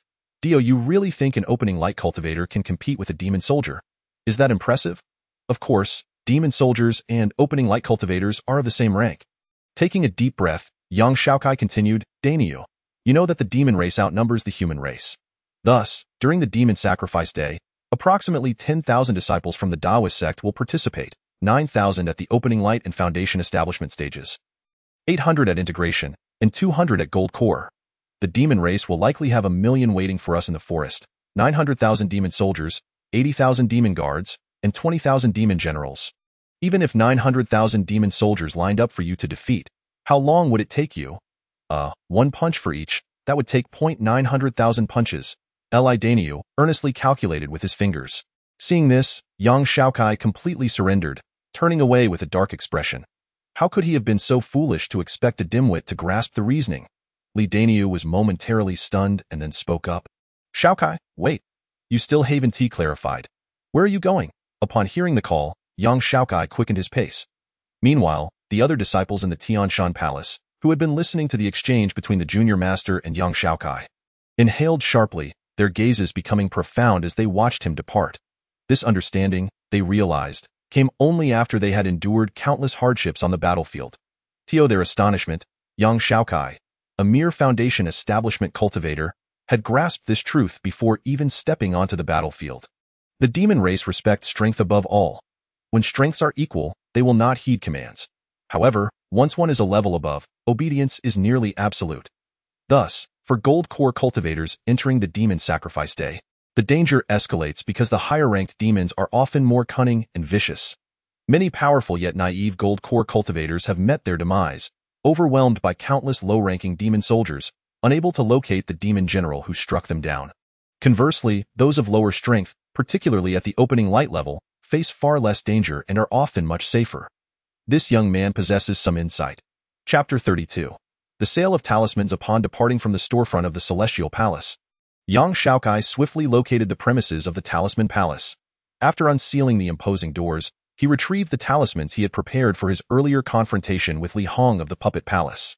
With only 5 days remaining until the day of sacrificing demons, it was imperative to make thorough preparations. He needed to amass a sufficient quantity of spiritual stones to upgrade his basic talismans. He could only hope that this time the system would be more generous, having deducted a significant amount of experience and withholding the rewards from previously completed tasks. If the rewards were insufficient, he would. Recalling the system's notorious tendencies, young Xiaokai's expression darkened, and he felt utterly disheartened. He quickly reassured himself. I am a magnanimous person. I shall not stoop to the system's level. With that, he tossed over 20,000 talismans onto the counter, marked them with prices, and took a seat behind the counter, patiently awaiting the arrival of customers. He wondered how well these talismans would sell. The situation regarding the talismans was not promising. While the diamond talismans had a decent market, the others were undoubtedly lackluster. Before long, the first customer entered, and a smile graced young Xiaokai's face as he hoped the individual would purchase some talismans. The man glanced at the talismans displayed on the counter, shot young Xiaokai an incredulous look, and promptly turned on his heel, exiting the shop. This scene caused young Xiaokai's smile to falter, becoming somewhat stiff. Although these talismans were somewhat niche, surely it couldn't be this dire. You scoundrel, return my smile, he thought, but before he could dwell on it further, he noticed the departing customer suddenly rush back inside, propelled by a gust of wind. Clink, clink, clink. In an instant, several thousand spiritual stones cascaded down, and within a heartbeat, young Xiaokai's talismans had been completely purchased, 1,000 of them, to be exact. After completing the transaction, the man threw his head back and laughed heartily, displaying an air of nonchalance as he turned to leave. Witnessing this, young Xiaokai was utterly bewildered. What on earth was happening? Of course, following the first customer, a second individual soon arrived. Panting heavily, he appeared to have rushed in, leaning over the counter and nearly obscuring it entirely. He then reached into his garments, retrieving something. Could this fellow be here to rob me? Young Xiaokai thought in alarm. Although the Taoist market maintained a relatively good order, it wasn't infallible, and what if an opportunist decided to take a risk? He had encountered such a gang in a past life. This time, young Xiaokai had to be cautious. Clink, clink, clink. Just as he braced himself for the worst, another melodious sound of spiritual stones echoed as over 1,000 talismans exchanged hands. With a satisfied expression, the individual glanced back at the counter and young Xiaokai with a look of lingering regret before stepping out. What in the world is going on here? Young Xiaokai pondered. Feeling a tightening sensation in his chest, boom! No sooner had the man left than a throng of customers burst through the door. The sound of clinking resonated as talismans flew off the counter, landing in eager hands. In just 2 breaths, the more than 20,000 talismans had been completely sold out. What was happening? As he surveyed the frustrated faces of those who had missed out, waiting for him to continue selling, young Xiaokai was filled with astonishment. When had talismans become such a lucrative business? This was simply unscientific. Initially, he had presumed that while the diamond talismans would sell quickly, the others would take a considerable amount of time to move. Xiaokai, Xiaokai. The voice of Li Daniu echoed from outside. Having donned the attire of the Celestial Palace, he managed to squeeze inside without much effort. Sweating profusely, he gazed at young Xiaokai and exclaimed, "Why did you leave so hastily?" I had not yet informed you of something important. Young Xiaokai paused. What matter? With the day of sacrificing demons approaching, prices for treasures, talismans, puppets, and the like will rise, especially talismans. Due to their usual lack of demand, during the day of sacrificing demons, most people will find themselves in dire need. Thus, they can be sold for tenfold the price. Xiaokai, the day of sacrificing demons is essentially the time for you talisman practitioners to make a fortune. Xiaokai, what's wrong? You look pale. Is your injury still unhealed? I knew it. How could such an injury heal so quickly? Show me your talismans, and I will sell them for you while you rest. Rest assured. This time you will undoubtedly reap a substantial profit. Upon hearing Li Dania's words, the crowd that had originally surrounded the Talisman Palace suddenly dispersed with a commotion, particularly those who had initially purchased talismans, who turned and fled. Witnessing this scene, young Xiaokai's expression turned green. As he gazed at the nearly 60,000 low-grade spiritual stones displayed on the counter. He felt as if struck by lightning. Tenfold the price? Did that mean he had incurred a loss of over 500,000? You have got to be kidding me. Recalling the earlier customer's expression, it was akin to the look he gave himself in the mirror when feeling foolish. You lot, come back, come back. Young Xiaokai cried out with a wretched tone, as though his parents had been slain. Xiaokai, you can't possibly.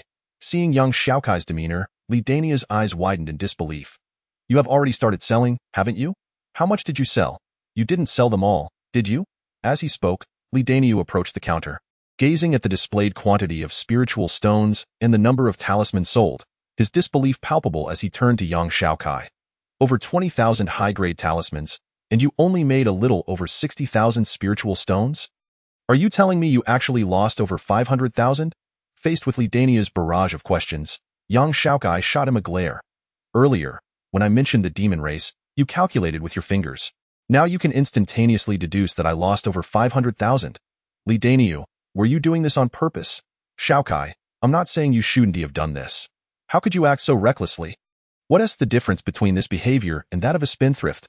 My elders often say that waste is shameful and squanderers deserve death. If you were in the Li family, you would probably be dragged to the market square and executed.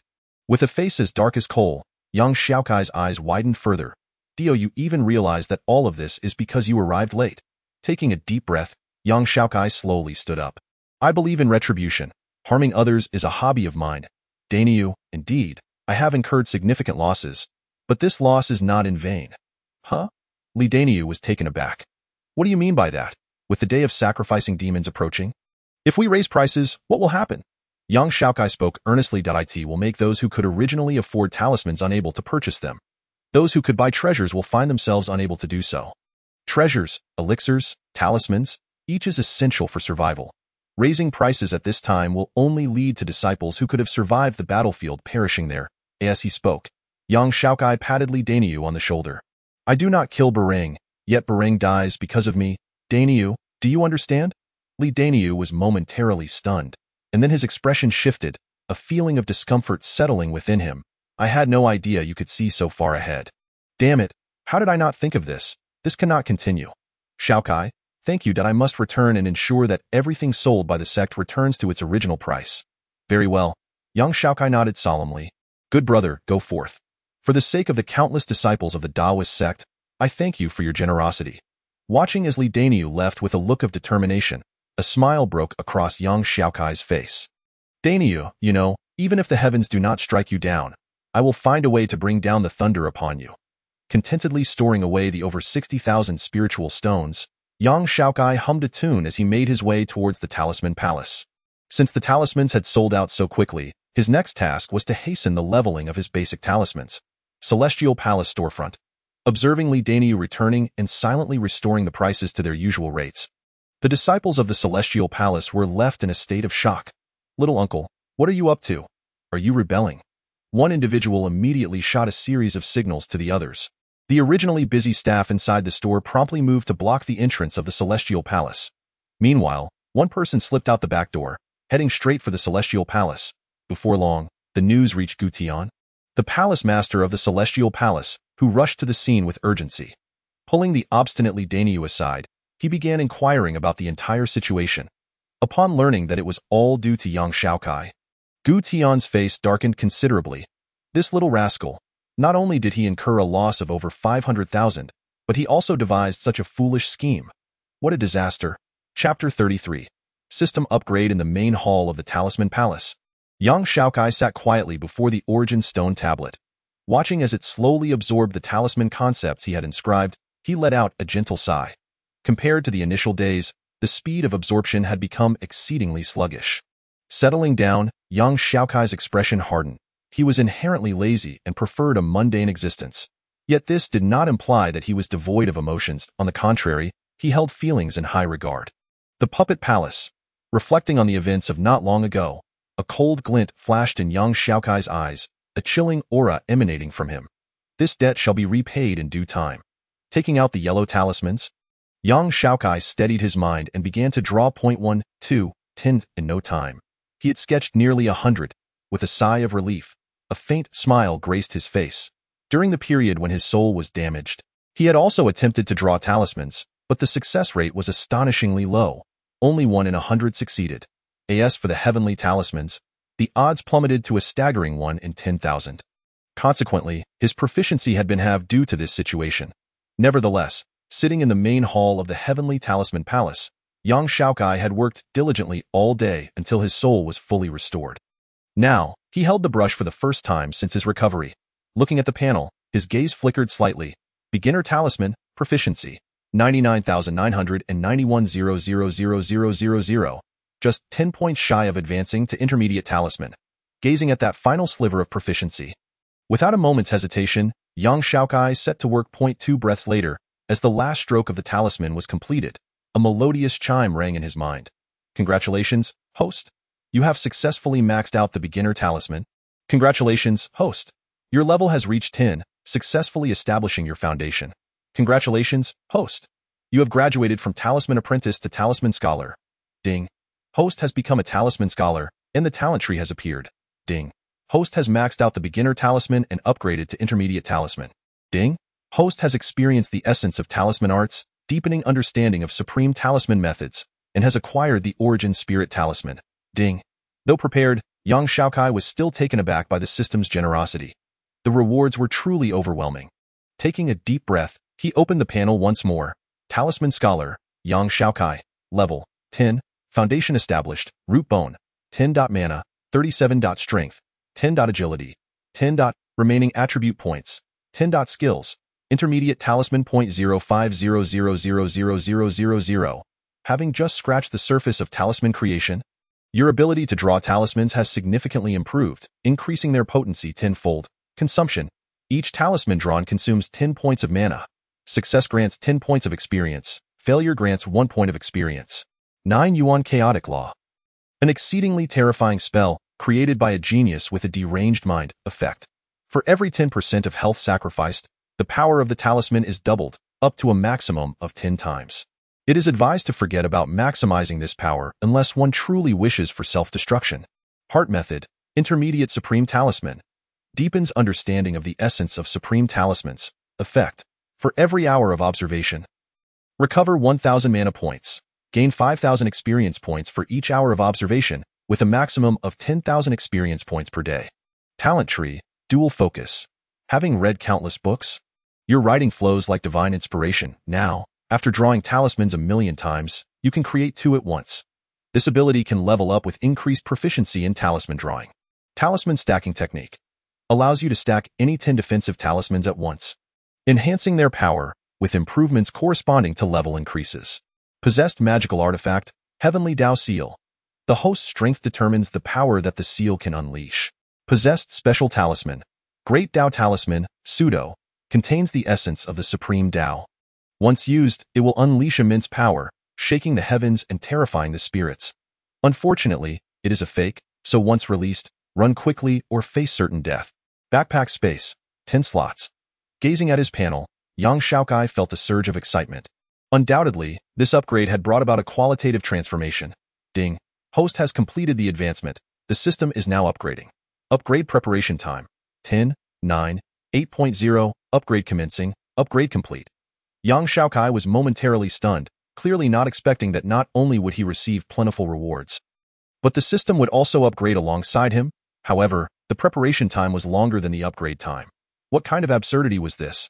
Huh, has it ended? It seemed there were no noticeable changes. Young Xiaokai, still dazed, instinctively reopened the panel. Immediately, his expression darkened. The health and mana bars he had always complained about had appeared.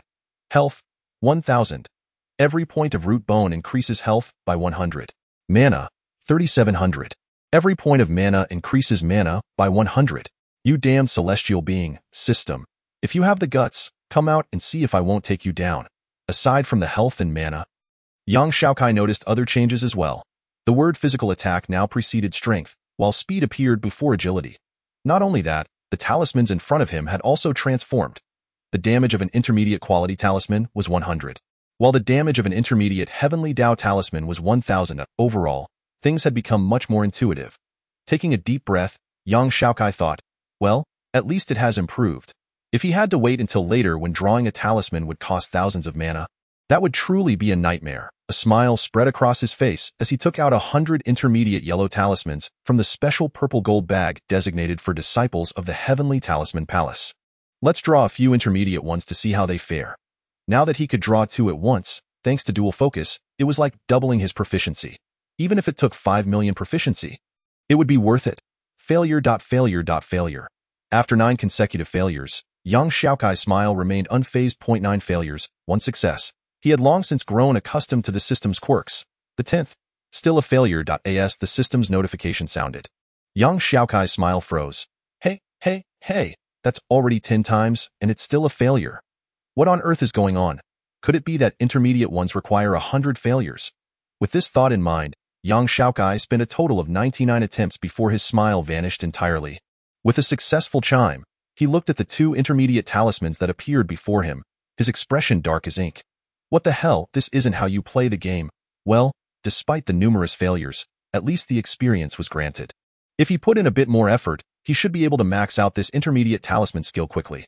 Glancing at his proficiency of 2005,000,000, Yang Xiaokai tried to comfort himself.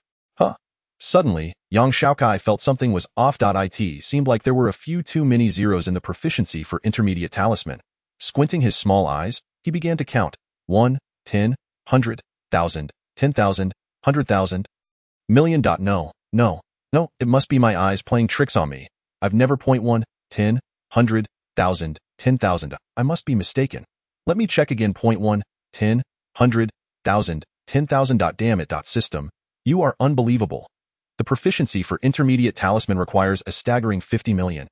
Ding, system task. Kill a demon general. Upon completion, rewards will be granted. Failure results in the host being erased. System task. Collect 3,000 demon cores. Upon completion, rewards will be granted. Failure results in the host being erased. System task. Enter the dragon rankings. Upon completion, rewards will be granted. Failure results in the host being erased. Yang Xiaokai, who had intended to complain, suddenly froze, his eyes wide with shock and disbelief on his face. What the hell? Is it really necessary to be this merciless? Looking at the difficulty of these tasks, they all seem to belong to the epic category, and they even come in a triple threat? Is the system trying to play me to death? Chapter 34. Undercurrents. Is this news truly credible? In the puppet palace, within a side hall, Huang Kuan, who had been injured by the artifact spirit that day, now had a cold and sinister glint in his eyes. The emergence of the origin stone tablet had not only inflicted severe injuries upon him, but also destroyed a peak nascent soul defensive puppet. A life-saving magical artifact capable of withstanding fatal blows, as well as a valuable escape artifact. As a puppeteer, offense was not their strong suit. Only by possessing sufficient life-saving measures could they slowly wear down their enemies. It could be said that since that day, Huang Kuan's strength had been reduced by a staggering 4 levels. The losses amounted to nearly 10 pieces of high-grade earthly spirit stones. 100 low-grade human spirit stones equated to 1 mid-grade. 100 mid-grade human spirit stones equated to 1 high-grade.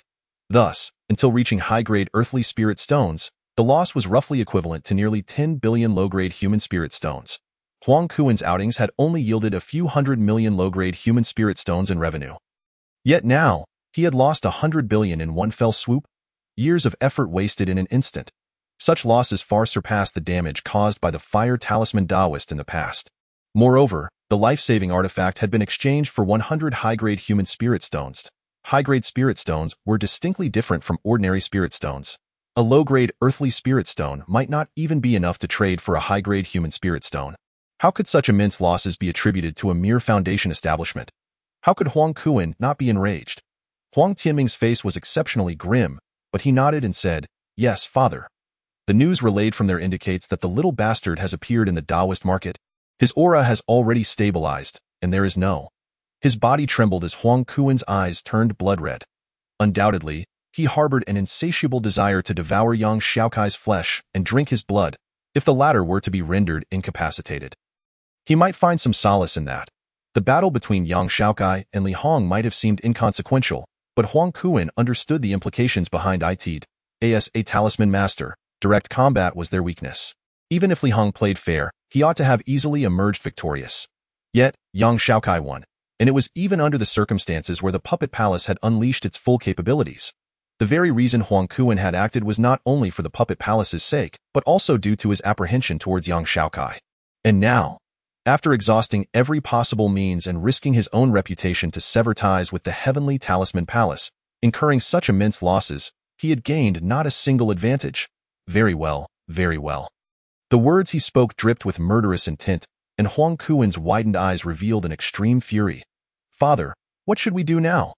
Huang Kuan's eyes flashed with a fierce glint as he commanded.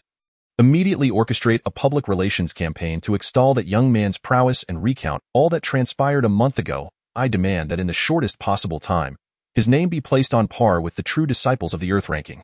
Huang Tianming was momentarily taken aback, clearly unable to comprehend Huang Kuan's intentions. The events of a month prior had undoubtedly dealt a significant blow to the puppet palace.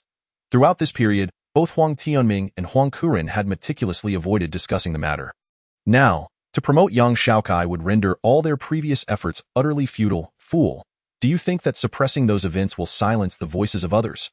Huang Kuan's face darkened with anger as he recalled the disdainful glances from other palace masters during this time, his fury intensifying. "Moreover, do you believe that I am instructing you to elevate that little beast merely for his glory?" Huang Tianming's face betrayed a flicker of confusion. The act of promoting him now is but a prelude to the opportunity to eliminate that little beast completely in the near future. Huang Tianming's pupils contracted. As Huang Kuan's son, he quickly grasped the implication. "Father, are you referring to the festival of demon sacrifice?" "Precisely, the festival of demon sacrifice," Huang Kuan replied with a cold smirk. The implication was clear. To elevate that little beast's status, then force him into participation at the festival of demon sacrifice once his soul's injuries had healed. Thus, we could gradually plot against him during the festival. As Huang Tianming spoke, his eyes gleamed brighter, excitement coursing through him. His animosity towards Yang Xiaokai was unmistakable. "Understood, father. I shall set this in motion at once." "Very well." Watching Huang Tianming depart, Huang Kuan's eyes glinted with a chilling light. "Little beast, having departed from the Tao Gate, neither the stone of the heavenly talisman palace nor Yang Xiao can save you. This time, I will not only ensure your demise, but also make you experience unimaginable agony before your end." In the heavenly Tao Palace, aside from Yang Xiao, the remaining 8 palace masters had already gathered. Moreover, beside the Tao Master, the formidable cultivators of the unbroken Tao and the slaughter Tao were also present. The festival of demon sacrifice was an annual grand occasion for the Tao sect. Not only must the newly initiated disciples participate, but all disciples of the Tao sect were also required to attend. While this had always been the case, it was well known that the situation with the demon clan had recently become unsettled, with the millennium mark approaching, prompting them to stir restlessly. Thus, we must prepare for potential contingencies to prevent the demon clan from seizing the opportunity to strike. In years past, our ancestors had used their unparalleled strength to suppress the mightiest of the demon clan, the heavenly claw demon ancestor. However, aside from the demon ancestor, there were still 8 great demon emperors, each a formidable adversary to humanity.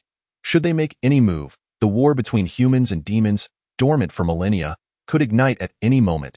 At this point, the Tao Master turned his gaze towards the unbroken Tao, the slaughter Tao, and the heavenly fire Tao, speaking solemnly. "Unbroken, slaughter, heavenly fire, the safety of the disciples from the 9 palaces rests in your hands. Please remain vigilant and be prepared to act at a moment's notice should any unexpected circumstances arise." "We understand, Master Brother," the 3 replied in unison. "And to Wanxiang, Tianxian, and Jilei, you are responsible for the disciples of the Tao sect. Do not take this lightly." The ordinary disciples of the Tao sect would be overseen collectively by the 9 palace masters. Finally, Xin, you shall remain with me to oversee the Tao sect, coordinating with the 6 fellow disciples and the masters of the various palaces. Having finished, the Tao master inquired, is there anything else anyone wishes to add? Brother, all is in order, the unbroken Tao responded, shaking his head. The others echoed this sentiment, demonstrating unanimous agreement with the Tao master's arrangements. Very well then, brothers, prepare yourselves. For the sake of humanity, for the Tao sect. The atmosphere grew tense as the assembly echoed, for humanity, for the Tao sect. Chapter 35. Purchasing talismans. Look over there. Where? That one. The disciple of the Heavenly Talisman Palace? Have you lost your senses? What is so remarkable about the Heavenly Talisman Palace? Ah, you must have just returned, hence your ignorance. The Heavenly Talisman Palace is no longer what it once was, especially him, young Xiaokai. His reputation has soared within the Tao sect. Young Xiaokai? Indeed. He was chosen by the Heavenly Talisman Palace upon entering, and within a month had established his foundation. He then valiantly battled against the Puppet Palace's foremost foundational cultivator, Li Hong, and emerged victorious. The Puppet Palace, unable to accept this, attempted to undermine him but ended up with Huang Kuan, their Yuaning ancestor, thoroughly humiliated by the Heavenly Talisman Palace's foundational stone. Had he not fled swiftly, he might have been crushed by it. Is that true? Of course, it's true. There are rumors that Yang Xiaokai is a once-in-a-thousand-years talisman genius. Though he has only established his foundation, his strength is already unfathomable. Even fusion cultivators do not dare boast about easily overcoming him. Fusion cultivators fear he can't be defeated. But he has merely established his foundation, indeed. There are whispers that Yang Xiaokai is a candidate for this year's Tao sect dragon ranking. As Yang Xiaokai walked through the market of the Tao sect, he overheard the discussions around him. Beside him, Li Daniu beamed. This is wonderful, Xiaokai. You've become famous. Now, no brazen fool will dare to seek trouble with you. Young Xiaokai's expression darkened. What do you mean by saying no brazen fool will seek trouble with me? Am I the type that looks like I'm asking for a beating? My appearance is unremarkable. My demeanor unassuming. I've never been one to champion the downtrodden, nor do I have any delusions of being a savior. Someone like me would be lost amongst the crowd, utterly indistinguishable. If there are any brazen fools, they should seek trouble with someone else. In contrast, Li Daniu, though not conventionally handsome, possessed a muscular physique, a rugged face and piercing eyes. He radiated a dynamic charisma. Such a person seems far more likely to attract trouble. Doesn't he? Yang Xiaokai mused silently. Hey, be careful, you lot. Don't you see the disciples of the Heavenly God Palace around? If you provoke those ruthless characters, they could easily beat you up. They might challenge you every day. And you wouldn't even have a place to cry. At that moment, due to Li Daniu's gaze, the crowd, previously agog over Yang Xiaokai's display, suddenly dispersed with a loud commotion. Witnessing this, Yang Xiaokai's lips twitched. His face filled with exasperation. Why is there such a vast disparity between us, being disciples of the Tao sect? Xiaokai, did you come to the market today to buy something? Li Daniu inquired, clearly aware of his own situation and unperturbed by it. Yes, Yang Xiaokai nodded. With the festival of demon sacrifice approaching, he naturally needed to prepare. Although Yang Xiao had generously provided him with all the resources needed for establishing his foundation, it was simply insufficient to keep pace with Yang Xiaokai's talisman-making speed. Just a few days had seen him exhaust his supply of intermediate yellow talismans. After all, the Heavenly Talisman Palace currently had only Yang Xiaokai as its disciple. While resources were plentiful, they were not boundless. With no more raw materials, Yang Xiaokai had no choice but to head to the market to purchase supplies. The materials for intermediate talismans had become quite complex. First, the yellow talismans were no longer simple sheets of paper but rather special paper interwoven with demon hide. Next was the ink. Ordinary vermilion could no longer meet the demands of intermediate talismans. It had to be a unique ink made by mixing demon blood with vermilion in a specific ratio. I need to buy some intermediate yellow talismans and intermediate ink. Li Daniu, who had expected Yang Xiaokai to inquire about magical artifacts, was momentarily taken aback. Those items are all raw materials. The Heavenly God Palace seems to have plenty. How many do you need? However, don't you want to buy any magical artifacts? Magical artifacts? No need. Talismans will suffice. Yang Xiaokai smiled. He had initially considered magical artifacts but had completely abandoned that notion for a simple reason: the art of talisman stacking. At first, he had not paid much attention to this talent, as it only applied to defensive talismans and seemed rather insignificant. However, upon calming down and conducting a thorough study, he soon recognized the extraordinary potential of this skill. Talisman stacking. What a concept! This was not merely the rudimentary act of using several basic golden talismans in succession, but a genuine method to double the power of the stacked talismans. With 10 talismans stacked, Xiaokai could cast 10 intermediate-grade golden talismans, producing a single shield with a value of 10,000, rather than 10 separate shields, each with a value of 1,000. Not long ago, in his battle with Li Hong, every attack from his puppets had equated to a foundational limit of 1,000. Yet they had shattered Li Hong's golden talisman defense of 100 across 16 layers. Clearly, the damage calculation was not as straightforward as deducting 100 for each layer breached. Had Xiaokai been able to stack talismans previously, he could have easily neutralized the attacks from high-grade puppets with just 10 Vajra talismans. One must not underestimate the significance of this distinction. It is crucial to note that Xiaokai's talismans were not merely high-grade, but rather exceptional. Moreover, there exists the Heavenly Dao, which is of an even higher tier. The Heavenly Dao talismans are a separate discussion altogether, as they are exceedingly difficult to produce, especially beyond the intermediate level, where one might need to attempt 1,000 times just to create a single one, rendering the task nearly insurmountable. As for exceptional talismans, for cultivators, anything bearing the term exceptional is a matter of vast difference. To illustrate with a gaming analogy, low grade represents the minimum, high grade the maximum, while exceptional transcends all boundaries. This is fundamentally why exceptional items command such exorbitant prices. For instance, the intermediate exceptional Vajra talisman in Xiaokai's possession boasts a defense of 2,000 is already within the realm of fusion cultivators. If 10 were stacked, the defense would reach an astonishing 20,000. What does 20,000 signify? It belongs to the category of golden core cultivators. Even those newly ascended to the golden core stage would find it impossible to breach such defense. This represents a leap of 2 entire realms. Hence, for the present Xiaokai, stacked talismans wield far greater power than magical artifacts. After all, the strength of a magical artifact relies solely on the wielder's magical energy. Once that energy is depleted, the artifact becomes useless. In contrast, as long as there are enough talismans, one need not worry about energy. Dinyo, are there many intermediate yellow talismans in the Heavenly God Palace? Xiaokai inquired. Well, Xiaokai, how many do you need? Just say the word, Dinyo replied confidently, patting his chest. Xiaokai's face broke into a smile as he exclaimed, Really? I want 100,000 intermediate yellow talismans. 100,000 portions of intermediate ink and 1,000 wolf demon brushes. Yes, let's start with that. All right, leave it to me, Dinyo nodded. You wait here. I'll be back shortly, Damim. Xiaokai's smile blossomed like a flower. Just recently, he had sought assistance from Xiao, only to be met with a scowl and promptly dismissed, which had left him exceedingly vexed. After all, it wasn't as if he was asking for something exorbitant. Even if he had no funds, could a mere 100,000 portions be worth much? Waving goodbye cheerfully, Xiaokai parted with Dinyo and continued his search for the materials he needed. The proficiency required for intermediate talismans was utterly disheartening. Even if one talisman granted 1,000 experience points, one would still need 500,000 yellow talismans. Such a colossal number was enough to leave Xiaokai feeling utterly defeated. As he walked, he muttered to himself, a quarter of that. In the opulent Heavenly God Palace, there must be some available, right? Come on, don't let me down, my good brother. How many do you want? In the Heavenly God Palace's storefront, the anxious disciples reported to the master, who rushed in, panting heavily, his eyes wide with concern as he looked at the troublesome junior brother. Dinyo, taken aback, quickly replied, 100,000 intermediate yellow talismans. It's not that valuable. Senior brother, this is a request from my brother. You can't be so stingy this time. Upon hearing this, Gutian was left astounded. Stingy? Am I stingy? How dare you call me stingy? Xiaokai, again it's Xiaokai. Why must this little rascal always be such a source of trouble? Can't he just behave for a few days? 100,000 intermediate yellow talismans? Do you think this is like buying rice by the pound, where one can simply purchase a few thousand grains?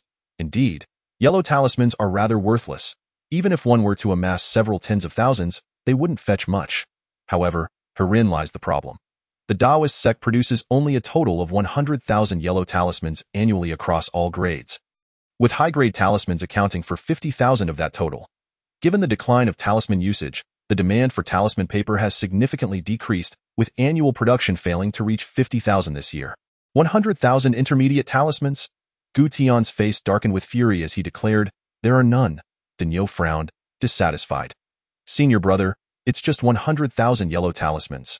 How can you be this stingy? This is too petty. How am I supposed to explain this to my brother? Standing firm, Gu Tian's expression grew increasingly ominous, his silence amplifying the tension in the air as he turned to leave. You little rascal. If you weren't the disciple of our master, I would truly want to slap you into submission. Throughout my life, I have made countless friends, all of whom would attest to my generosity and magnanimity. Yet here I am, encountering such a dolt. And that little brat from the heavenly talisman palace. I swear, if I ever come across you, I will make it a point to give you a beating. Chapter 36. The night before the ritual, as the time for the demon sacrifice day drew ever closer, the expressions of the Taoist disciples grew increasingly solemn, particularly upon witnessing the demeanor of their teachers, which only amplified their unease. Opportunities for serendipity are not something everyone can experience. The shadow of death loomed larger as the time approached, weighing heavily upon the gathered individuals, with the formidable senior brothers of the Taoist sect retreating to their residences to meditate in seclusion. An unprecedented urgency began to manifest on the faces of the disciples. This was not a game. A single misstep could lead to death. A person has but one life, and not everyone possesses the courage to treat their existence lightly. The atmosphere grew tenser with each passing day, and the surroundings became increasingly oppressive. Some timid Taoist disciples began to seek ways to survive or methods to avoid participation altogether. Meanwhile, another faction grew increasingly extreme and sensitive. Finally, on the eve of the demon sacrifice day, unrest erupted within the Taoist marketplace. Faced with this situation, the higher-ups of the Taoist sect took action. They closed the market and sent everyone back to their residences. As night fell, the entire Taoist academy was steeped in a palpable sense of anxiety. It is about to begin. The Taoist master of the heavenly Tao palace remarked softly. Beside him, the unbreakable Taoist nodded in agreement. Indeed, haha, seeing them reminds me of our own days back then. The Taoist master gazed longingly at the dormitories of the Taoist disciples. Nostalgia etched across his face. I still remember that night. I couldn't sleep a wink, and the next morning, my eyes were red from anxiety as I awaited the commencement of the demon sacrifice day. Haha, thanks to someone's influence, I too couldn't catch a wink of sleep that night. The unbreakable Taoist chuckled heartily. Don't you dare speak of it. The Taoist master shot a sidelong glance at the unbreakable Taoist. But after just half an hour, you were snoring like a dead pig. I don't understand. Is this really necessary? The memory of that night lingered vividly, even a century later, leaving the heartfelt Taoist feeling uneasy. It is. The Taoist master's gaze turned grave. If we don't do this, those naive little brats will likely waltz into tomorrow thinking they are off on a leisurely outing, rather than preparing to engage in battle with the demon race. Weren't we just like them? Enduring that night so we could survive the battlefield? This is a rite of passage. I hope those little brats won't be so frightened that they lose their nerve. The unbreakable Taoist nodded. While this course of action would undoubtedly cast a heavy pall over the atmosphere of the Taoist sect, it was entirely necessary. Only by fostering a sense of caution towards the unknown and instilling fear of the demon race can one cultivate an adequate appreciation for the value of their own lives. Fear and trepidation are inherent human instincts. They may lead to adverse outcomes, but if one can endure, the vast majority of cultivators will likely break through their original limitations and ascend to new heights. Each time the Taoist sect holds a demon sacrifice day, those who survive the night before usually experience a remarkable transformation. In the heavenly talisman palace, young Xiaokai sat alone in the main hall. At this moment, he had cast aside all extraneous thoughts, finding himself enveloped in tranquility. It is not that young Xiaokai was unafraid. As an ordinary person, how could one not fear death? It is precisely because of this fear that young Xiaokai has always sought to remain inconspicuous, wishing only to live a simple life. Death is undoubtedly the gravest aspect of existence. The saying, after 18 years, one becomes a hero, holds little weight for young Xiaokai. It seems no different from empty rhetoric. It is easy to face death with courage, yet to accept it with composure is a different matter entirely. Regardless of how composed one appears, if given time and opportunity to sit quietly and contemplate, is death truly such an easy concept to grapple with? The reason he could feel such peace at this moment was not due to a lack of fear, but rather because this was not his first encounter with mortality. In his previous life, young Xiaokai had met an untimely demise amidst a chaotic police confrontation, not immediately, but rather as a hostage, held captive for over 10 hours before managing to escape. Just as he was about to flee, he was exposed, and in a frenzy, he managed to kill 3 of his captors before being shot dead. Reflecting on that day, the events that transpired could certainly be described as legendary. If pinned into a novel, it would easily surpass 1,000,000 words in popularity. Consequently, that day marked a monumental shift in young Xiaokai's mindset. The fear of death, the longing for life, and the frantic struggle against fate all converged within him. The mere span of a day proved far more exhilarating than an entire lifetime. Thus, upon learning of his transmigration, young Xiaokai quickly regained his composure and accepted his new identity. Even upon discovering that this world was one of cultivation, his reaction was merely one of mild sarcasm, devoid of any profound shock. Taking a deep breath, a bittersweet smile crept across young Xiaokai's face. Despite having faced genuine life-and-death situations, he found himself unable to fully let go. While reading about such matters was one thing, now that he reflected on it, he couldn't help but wonder how those extraordinary individuals who traversed worlds managed to disregard their own lives, remaining calm and obsessive in their battles, ultimately achieving greatness. Why was such potential unable to manifest in the modern world of Earth, where death was not a constant threat? This simply defies logic. Time to draw talismans. With this thought, young Xiaokai picked up his brush and began to illustrate. 1, 2, 3 Young Xiaokai painted slowly, showing no signs of urgency, regardless of success or failure. Xiaokai, you need not attend the festival of demon sacrifice. A voice suddenly resonated within the grand hall after an unknown duration. Pausing momentarily, young Xiaokai gently inquired, "Is that you, master?" Indeed. Yang Zhao's figure materialized in the main hall without stirring a whisper or a sound. Yang Xiaokai abruptly asked, "Master, have you ever experienced something similar?" Yang Xiao nodded lightly, acknowledging that even a teacher is human and thus shares such sentiments. "Are you afraid?" "Of course, who wouldn't be? That was my first time on the battlefield." "Then did you go?" "I did. However, on the third day, I was struck by a demon, piercing through my spine and damaging my entire kidney, and my intestines spilled out, blood drenched the ground. Had I not been fortunate enough to encounter a fellow disciple passing by, I would have perished long ago." Yang Xiao spoke with a calm demeanor, as if recounting another's tale. Turning away, young Xiaokai's eyes flickered with a hint of surprise. Encountering such a grave injury for the first time would ordinarily instill a lifelong fear of the battlefield. One must understand that disciples of the Taoist sect, after their first descent, still participate in subsequent trials. Prior to achieving the Golden Core, participation is mandatory. Even after attaining the Golden Core, it is only because one can venture independently that attending the festival of demon sacrifice becomes unnecessary. "I survived, yet I was engulfed in fear," Yang Xiao continued without waiting for young Xiaokai to respond. "For the initial month, I could not sleep.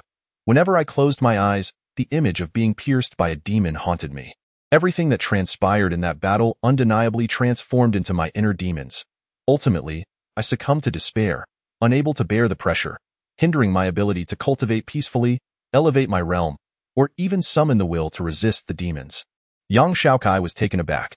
"Then how did you overcome it, master?"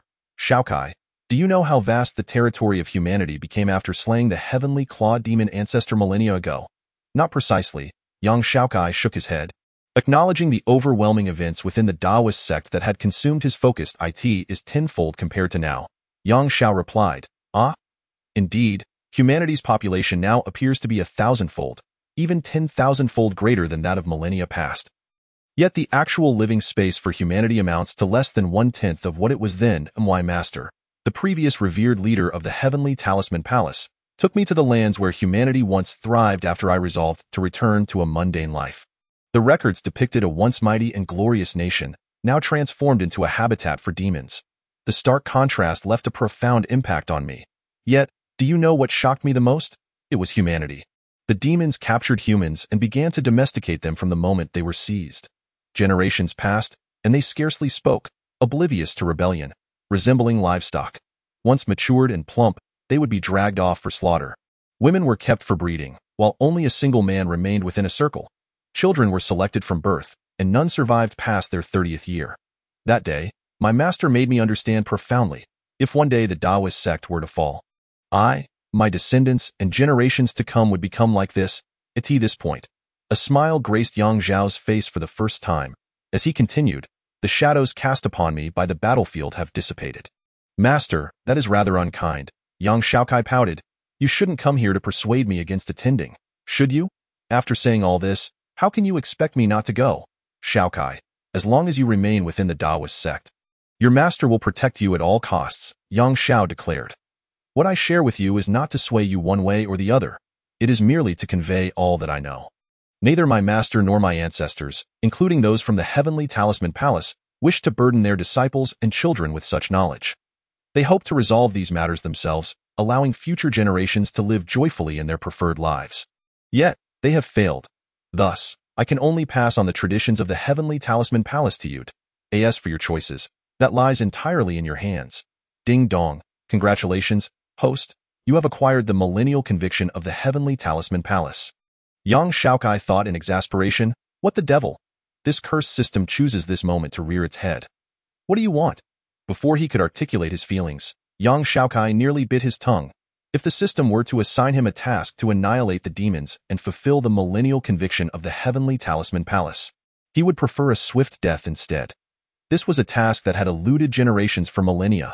No, he merely sought to rescue the spirit of the artifact, locate the fire talisman Taoist, and heal Yang Xiao. Such a noble and grand mission of a savior should be entrusted to another. The Festival of Demon Sacrifice platform is a circular edifice with a diameter of several thousand meters. It consists of 9 concentric circles, one within another. The ground is paved with profound stones, intricately engraved with scenes of humanity battling myriad demons, adorning the entirety of the platform. From the lowest-ranking demon soldiers to the highest-ranking heavenly clawed demon ancestor.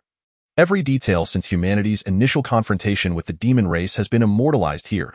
At a glance, it appears far simpler than the 9 palaces of the Taoist sect, with a disparity in grandeur that is immeasurable. However, upon closer inspection, an entirely different sensation arises. The countless demons evoke trepidation, yet the humans who confront them ignite a fervor. Simple yet solemn, it narrates the blood and tears of humanity's struggle against the demons in a unique manner. Gazing at the engravings on the ground, the previously anxious Taoist disciples found a measure of calm. However, when their eyes shifted to the sparse figures of their teachers surrounding the vast festival of demon sacrifice platform, the sense of tranquility among the disciples began to wane once more. The festival was imminent, yet the legendary masters of the Taoist sect, the 9 palace lords, had not made an appearance, leaving many disciples to ponder with growing unease. Had something occurred within the Taoist sect? As the disciples speculated, the figures of the 9 palaces emerged. The first to arrive was the heavenly god palace, dressed in the resplendent attire of the heavenly god palace. Li Daniu floated in, his exuberant visage radiating vitality. Undoubtedly, this boisterous fellow remained unaffected by the atmosphere preceding the festival of demon sacrifice. Upon landing, Li Daniu instantly captured the attention of most Taoist disciples present, prompting many to gravitate towards him. Faced with this scene, Li Daniu displayed a hint of surprise. Initially intending to utter a few words, he was instead delighted to find that the 7 layers of disciples crowding around him were all female juniors. At home, although Li Daniu was favored by his elders, he had never enjoyed such female attention. Despite his somewhat dull-witted nature, he understood that for the continuation of the lineage, women were indispensable. As he discreetly cast his gaze upon the figures of the female disciples. Yang Xiaokai also arrived on the scene. In contrast to Li Daniu, Yang Xiaokai appeared somewhat lackluster.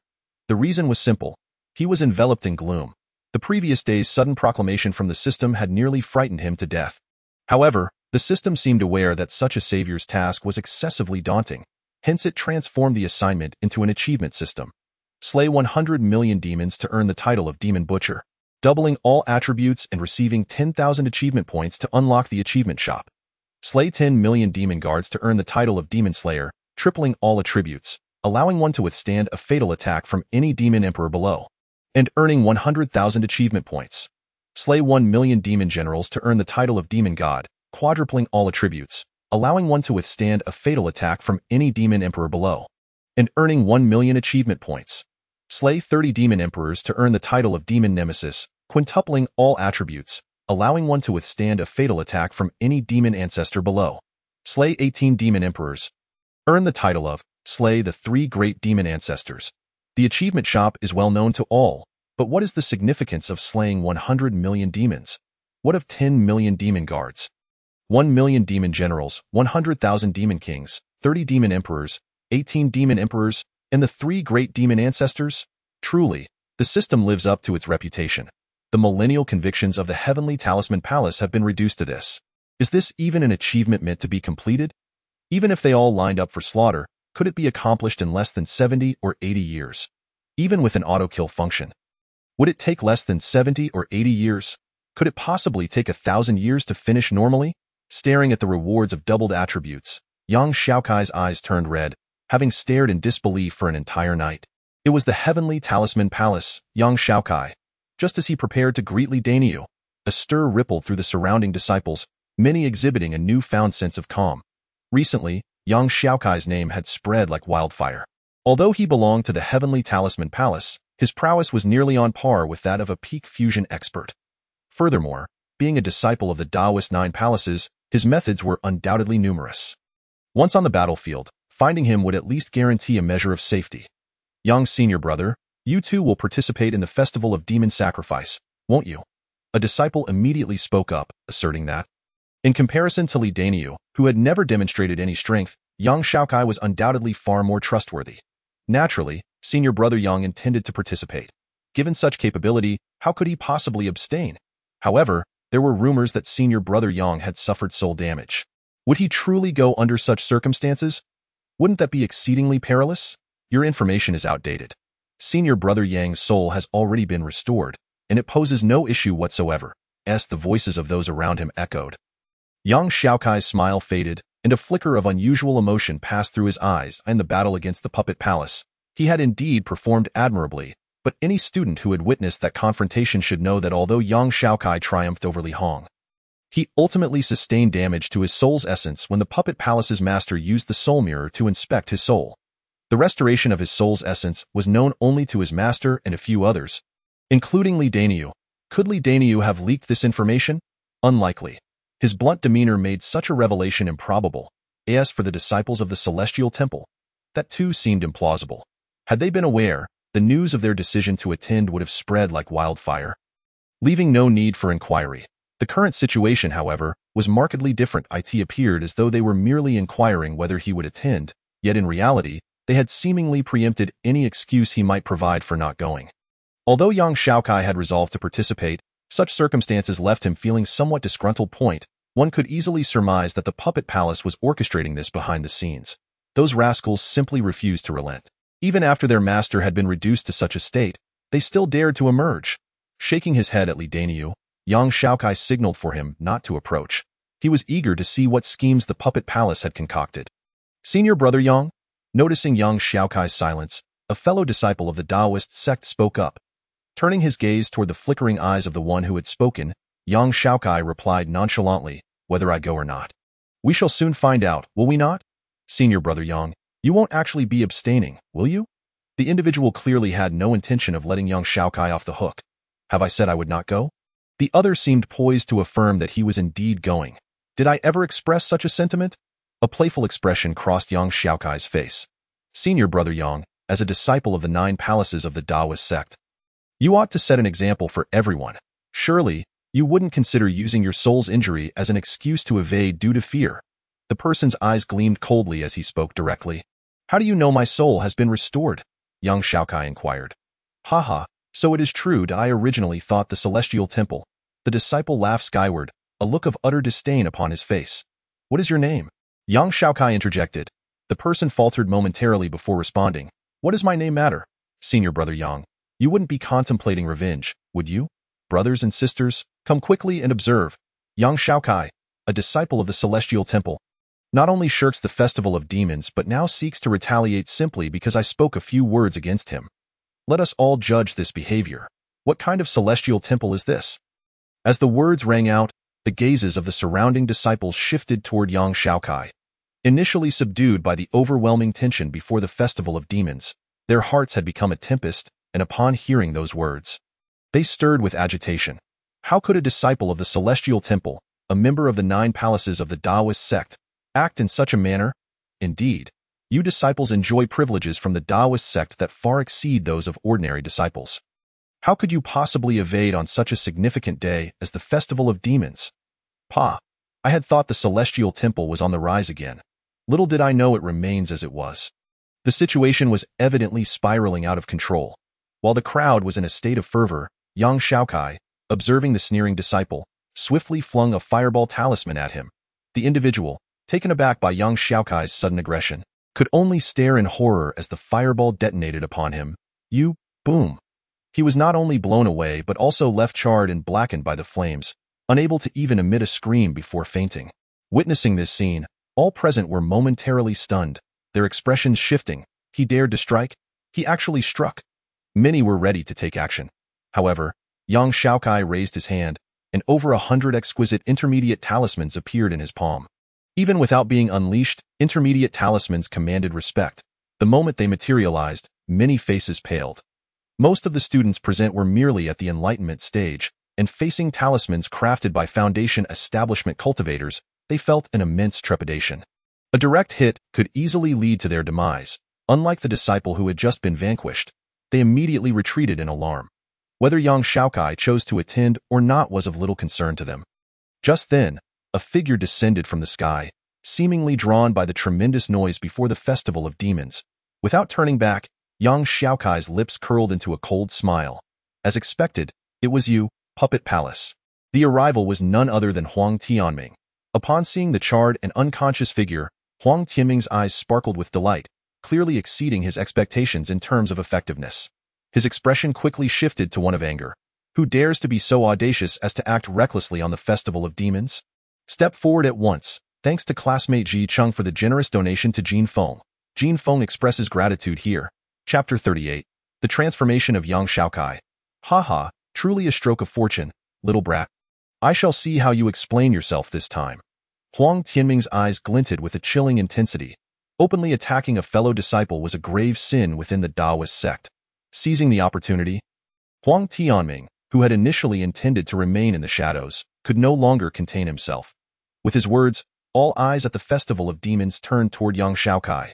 The appearance of a golden core cultivator bolstered their confidence, and the fear instigated by the talismans in young Xiaokai's possession began to dissipate. It was me. Young Xiaokai remained remarkably calm. Huang Tianming's arrival had been expected. You audacious fool. This is neither a duel nor a competition. And you dare to strike against a fellow disciple? Do you still regard the Taoist sect? Huang Tianming's face contorted with rage. Naturally, I do.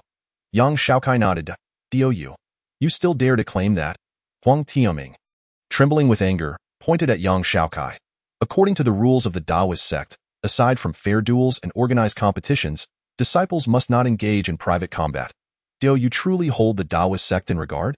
What do you call your actions now? Young Xiaokai offered a placid smile. Since I acted, I naturally have my reasons. Young Xiaokai. Huang Tianming was furious. As a golden core cultivator, how dare a mere Foundation establishment disciple speak to him in such a manner? Do not think that because you have become a disciple of the 9 palaces of the Taoist sect, you can behave recklessly if, when you become a golden core or nascent soul cultivator, you challenge the rules of the Taoist sect. What will happen? Someone seize this madman. With a thunderous shout, Huang Tianming, having appeared, signaled several prepared disciples of the Puppet Palace to rush toward young Xiaokai in response. The surrounding students silently parted, many wearing cold smiles. The earlier events had left them with a very poor impression of young Xiaokai. Hold on. Facing the encroaching disciples of the Puppet Palace, young Xiaokai remained unfazed. Since you, Senior Huang, wish to discuss rules, then according to the Taoist regulations, if a disciple of the 9 palaces violates the sect's rules, the punishment shall be administered by the 9 palaces master. Since when did the Puppet Palace acquire such authority? Is it not the case that, as before, others must adhere to the rules while you do not? TSK, Senior Huang, you truly have no sense of shame. Huang Tianming's face turned ashen, his eyes widened in disbelief as he glared at young Xiaokai. Wishing he could swallow him whole, without a moment's thought, he shouted, seize him, capture him. The disciples of the Puppet Palace exchanged glances, simultaneously summoning their puppets, their powers vibrating ominously to ha. Just then, a light laugh rang out, and the disciples of the Puppet Palace appeared as if struck by lightning, their puppets shattering without the aid of wind. Huang Tianming, as my disciple stated, since when did you acquire the right to apprehend disciples of the Celestial Temple? Dressed in a yellow robe with red trim, the formidable young Xiaokai strode forth, his demeanor starkly different from before. There was no longer a trace of his previous humility, replaced instead with boundless indifference. Moreover, I require an explanation for your blatant disregard for the rules. Young Xiaokai. The sight of his adversary incited a fierce reaction in Huang Tianming. You dare to be so audacious? Young Xiaokai's brows furrowed. And he raised his hand to deliver a slap. "I am the master of the 9 palaces. Who are you to address me so casually?" Slap. With a resounding crack, Huang Tianming was sent sprawling several meters away. You dare to strike me?" Sitting on the ground, Huang Tianming's eyes bulged, filled with indignation, anger, and, most of all, shock. With a cold expression, young Xiaokai replied, "A mere golden core cultivator from the puppet palace, not only neglecting the rules of the Taoist sect but also daring to address the master of the 9 palaces by name. Striking you is already a lenient measure." Shaking uncontrollably, Huang Tianming's teeth chattered audibly as his entire aura began to tremble violently. Having always believed himself to be of a higher status than Yang Xiao, how could he possibly endure such humiliation? "I must kill it enough." At that moment, Huang Kuan's voice interjected, abruptly interrupting Huang Tianming's impending words. His body quivered, and the expression on Huang Tianming's face, twisted with ferocity, clearly indicated his reluctance to oppose his father. He opened his mouth but ultimately refrained from speaking. What a pity! It would have been splendid to hear him say it. Witnessing this scene, Yang Xiao couldn't help but murmur to himself, if a confrontation ensued, could the teacher not simply eliminate the opponent? Huang Tianming's face turned from pale to purple as he fixed a murderous gaze upon Yang Xiao, exuding an intense aura of malice. That damned little wretch. "No matter, there will be opportunities in the future, will there not?" Yang Xiao smiled, his gaze softening considerably as he looked at Yang Xiao. Both Huang Kuan and Huang Tianming's expressions shifted in unison at that moment. The realization that the other party genuinely intended to kill was utterly shocking. Unavoidably, Huang Kuan stared at Yang Xiao in astonishment, as the individual before him appeared entirely different from his recollections. Not looking was one thing, but upon closer inspection, Huang Kuan was taken aback. He couldn't see through the other's cultivation. What a joke! How could this be possible? Taking a deep breath, Huang Kuan suppressed his astonishment, his eyes narrowing coldly as he addressed Huang Tianming. "Did I not advise you to refrain from causing trouble? How did it come to this?" Upon hearing his father's somewhat stern words, Huang Tianming shivered and promptly recounted everything that had transpired. After listening to Huang Tianming's account, a glimmer of insight illuminated Huang Kuan's eyes. It was no wonder Huang Tianming had resorted to violence. He immediately declared, "According to the rules of the Taoist sect, the disciples of the 9 palaces are accountable to their respective palaces. Since the master of Tianfu Palace has arrived, let us see how Master Yang intends to handle this. One can only hope that in the presence of so many students, Master Yang will provide a fair and just resolution." As a cunning old fox, Huang Kuan clearly understood which matters were worth pursuing and which were best left alone. Instantly, the gazes of the surrounding students shifted towards Yang Xiao, eagerly awaiting his response. Yang Xiao raised an eyebrow, directing his attention to Yang Xiao. What transpired, Xiaokai? Fully aware of his disciple's temperament, Yang Xiao understood that without just cause, Yang Xiao would never engage in such conduct. Yang Xiao did not conceal anything and recounted the entire affair. "So that is the case." Yang Xiao nodded, his expression remaining unchanged as he stated, "I understand, and you shall be punished to draw 10 talismans. What? To disregard the rules of the Taoist sect and assault a fellow disciple, yet only receive a mere 10 talismans as punishment? What is this?" In an instant, every student wore expressions of disbelief. Huang Kuan furrowed his brow, casting a deep glance at Yang Xiao. Could this truly be the same Yang Xiao he knew?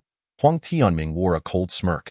He had initially considered Yang Xiao's actions foolish, but now it seemed Yang Xiao was even more foolish than Yang Xiao. 10 talismans as punishment? What kind of punishment was that? Would it silence the murmurs of the crowd? Truly, Tianfu Palace was brazen in its protection of its disciples, even at the expense of the sect's rules. Raising an eyebrow, Yang Xiao turned his gaze to Huang Tianming, a hint of derision curling at the corners of his mouth. And if so, what of it? Huang Tianming was momentarily stunned, and all the students present were equally taken aback. Yang Xiao was indeed difficult to comprehend. Even if one were to offer protection, it should be done discreetly. The audacity displayed was excessive. Did he truly believe there was no one left in the sect? "Master Yang, since you insist on this course, I shall refrain from saying more and will await the arrival of the Tao Master and others to address this matter."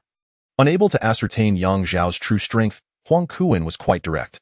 "Since you choose not to conceal, I shall let the matter escalate, and I am eager to see how you will resolve this. What could possibly be of such gravity that even the palace master of the puppet palace could not handle it and instead sought to inform me?" As his words fell, 16 beams of radiant light flashed above the sacrificial altar, heralding the arrival of the Tao Master and the current leaders of the 9 palaces, who had reached the altar at this moment. Accompanying these 8 individuals were the Taoist disciples who had seemingly vanished the night before, now appearing with measured steps. Among these disciples were also the missing Taoist teachers and instructors. Instantly, the atmosphere at the altar transformed, becoming overwhelmingly grand. Yang Xiao, Huang Kuan, pays respects to the Tao Master. Esteemed elders and senior brothers. Both Yang Xiao and Huang Kuan bowed in unison. Meanwhile, all the disciples bent at the waist, proclaiming, "Disciples pay respects to the Tao Master, pay respects to the esteemed leaders." And to all senior figures, "Enough, all of you may rise." The Tao Master waved his hand, directing his gaze towards Huang Kuan and Yang Xiao. "Speak. Is there a matter that requires my attention on this day of sacrifice?" Chapter 39. The words of Yang Xiaokai respected Tao Master. The situation is as follows. Huang Kuan immediately recounted all that had transpired, including the reasons behind Yang Xiaokai's actions. In his view, while the disciple may have gone a bit overboard, Yang Xiaokai's attack was nonetheless unwarranted, and there was no need to conceal anything. With an expression unchanged, the Tao Master turned his gaze to Yang Xiao. "Is this so?" "Indeed," Yang Xiao nodded, not denying it. His response undoubtedly left the assembled leaders of the Taoist sect momentarily stunned. This was not the demeanor they had expected.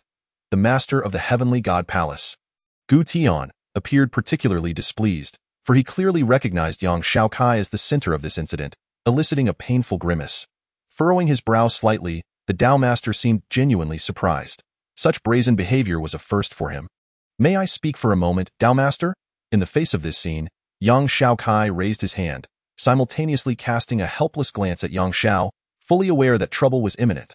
While it was indeed exciting that Yang Xiao had disregarded the sect's rules for his sake, this was even more troublesome. If not handled properly, the future path of Tianfu Palace would be exceedingly difficult. "Speak." The Tao Master did not refuse, clearly feeling a sense of headache in dealing with the overly assertive Yang Xiao. "My reasons for acting are twofold." Yang Xiaokai extended his hand, but before explaining, he felt the need to provide an example. "I in the puppet palace. Huang Zun Master, I wish to inquire about a matter." Huang Kuan's brows knitted together, a sense of foreboding rising within him. He was all too familiar with this little wretch's eloquence. However, he could not refuse at that moment, and with a cold expression, he replied, "Ask away, and no matter what you wish to inquire, I assure you I will not fall into your verbal trap. Throughout the years, Senior Huang has repeatedly targeted my Tianfu Palace. I wish to ask, are you perhaps aiming to remove Tianfu Palace from the ranks of the Taoist 9 palaces to elevate yourself?" Peeved, Gu Tian spat, while the other Taoist leaders stared in shock at Yang Xiaokai, their eyes wide with disbelief. The 7 great cultivators of the Mahayana stage twitched, their eyelids fluttering. As for the Tao Master, at that moment, he felt an overwhelming urge to retract his invitation for Yang Xiaokai to speak. Finally, there was Huang Kuan, whose face turned as dark as ink, his eyes bulging as he fixed a furious gaze upon Yang Xiaokai, utterly speechless. Despite his meticulous planning, he never anticipated that such a question would escape the other's lips. Huang Kuan's face stiffened in disbelief. While he harbored such thoughts, he had only ever entertained them in secret. How could he dare voice them openly? Angrily, he retorted, "Nonsense. Really?"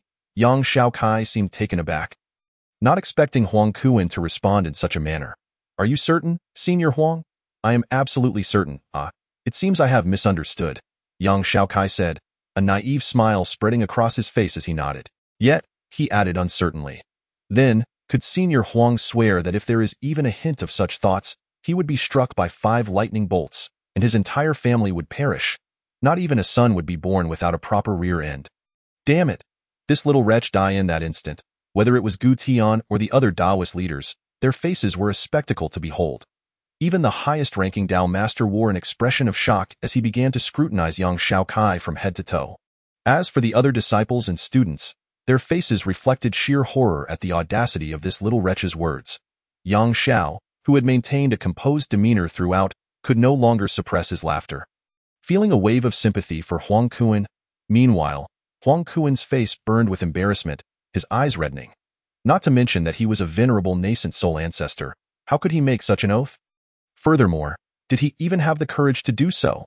For cultivators, oaths must never be made lightly. Once uttered and subsequently violated, they would undoubtedly come to pass. Realizing this, Huang Kuan felt a wave of dread wash over him. This little wretch, this accursed little wretch. Enough.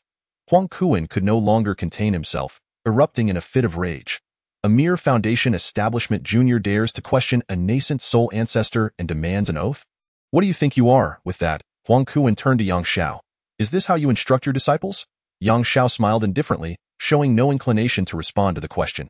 Enough. The Tao Master raised his hand and directed his gaze towards Yang Xiaokai, saying, I recall your name is Yang Xiaokai. You mentioned earlier that there are two reasons for your intentions to take action. The first requires an example. I am curious as to how this example relates to your motive for action. Sensing the situation, Yang Xiaokai chose not to further complicate matters, primarily to vex the other party. As the Tao Master observed, a disciple had previously inquired whether I intended to participate in the Festival of Demons. I responded that he would find out shortly, yet he remained dissatisfied and demanded an answer from me. However, what is my standing, and what is his? I am a disciple of the Heavenly Talisman Palace, while he is merely a novice who has just commenced his studies. Therefore, I bore no obligation to respond to him. This constitutes the first reason for my actions. At this juncture, Yang Xiaokai raised a finger and proclaimed, Now, let us address the second reason. Given that it is the Festival of Demons, all present disciples are undoubtedly on edge, akin to a taut string. Had this inquiry occurred in a different setting, I would have simply turned away. Yet, he chose to confront me in such an environment. Moreover, he deliberately raised his voice, ensuring that those around us could hear, and provocatively stirred the already tense atmosphere. Clearly, he succeeded in this endeavor. The atmosphere among the surrounding disciples, already fraught with tension, began to escalate. Thus, I cannot help but suspect that this individual harbors ulterior motives, intentionally seeking to instigate discord. Otherwise, why would he act thus? After all, whether I attend the Festival of Demons or not, my current strength holds no bearing on the larger context. Rather, his actions seem pointedly directed at me, filled with intent. As Yang Xiaokai articulated his thoughts, the expressions of the Tao Master and others on the demon summoning platform grew increasingly grave. Suddenly, the Tongshin Tao Master waved his hand, and an image materialized before the assembly, depicting the recent altercation between Yang Xiaokai and the disciple. Subsequently, the countenances of the various Tao Masters darkened. Had it not been for Yang Xiaokai's decisive intervention, this Festival of Demons might have devolved into the greatest farce in millennia.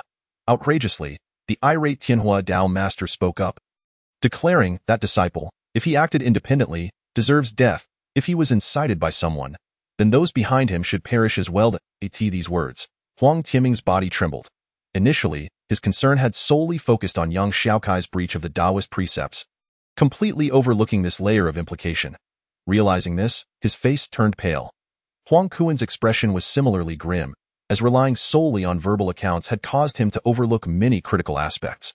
Had he been present from the outset, he would have acted first to eliminate that disciple before Yang Xiaokai even took action. Fool! Idiot! Casting a glance at the pale-faced Huang Tianming, Huang Kuan's aged visage turned an ashen hue. How could he have spawned such a simpleton? Even a pig would be more astute. Yang Xiaokai, on the other hand, wore a smile, his character having shifted yet his essence remaining unchanged. While he could support Yang Xiaokai without reservation, he did not wish for him to become a tyrant. Well done, Xiaokai.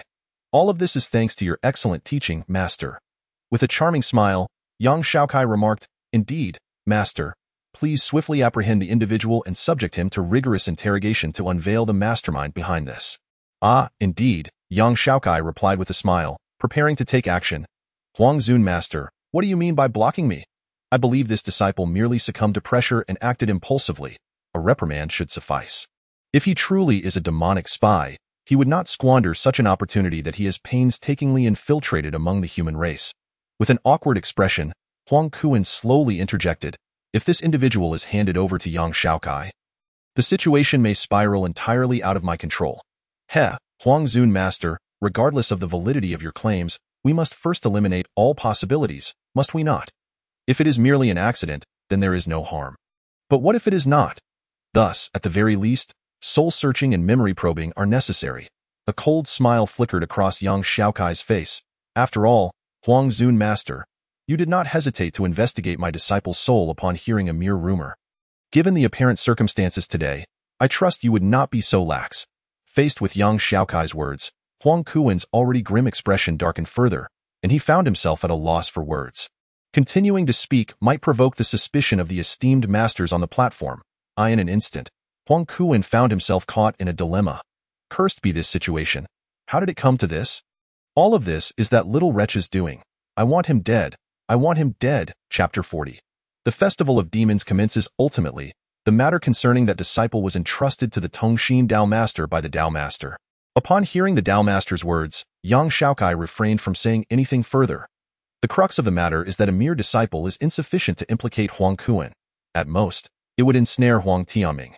In Yang Xiaokai's eyes, Huang Tianming was no more than a trivial affliction.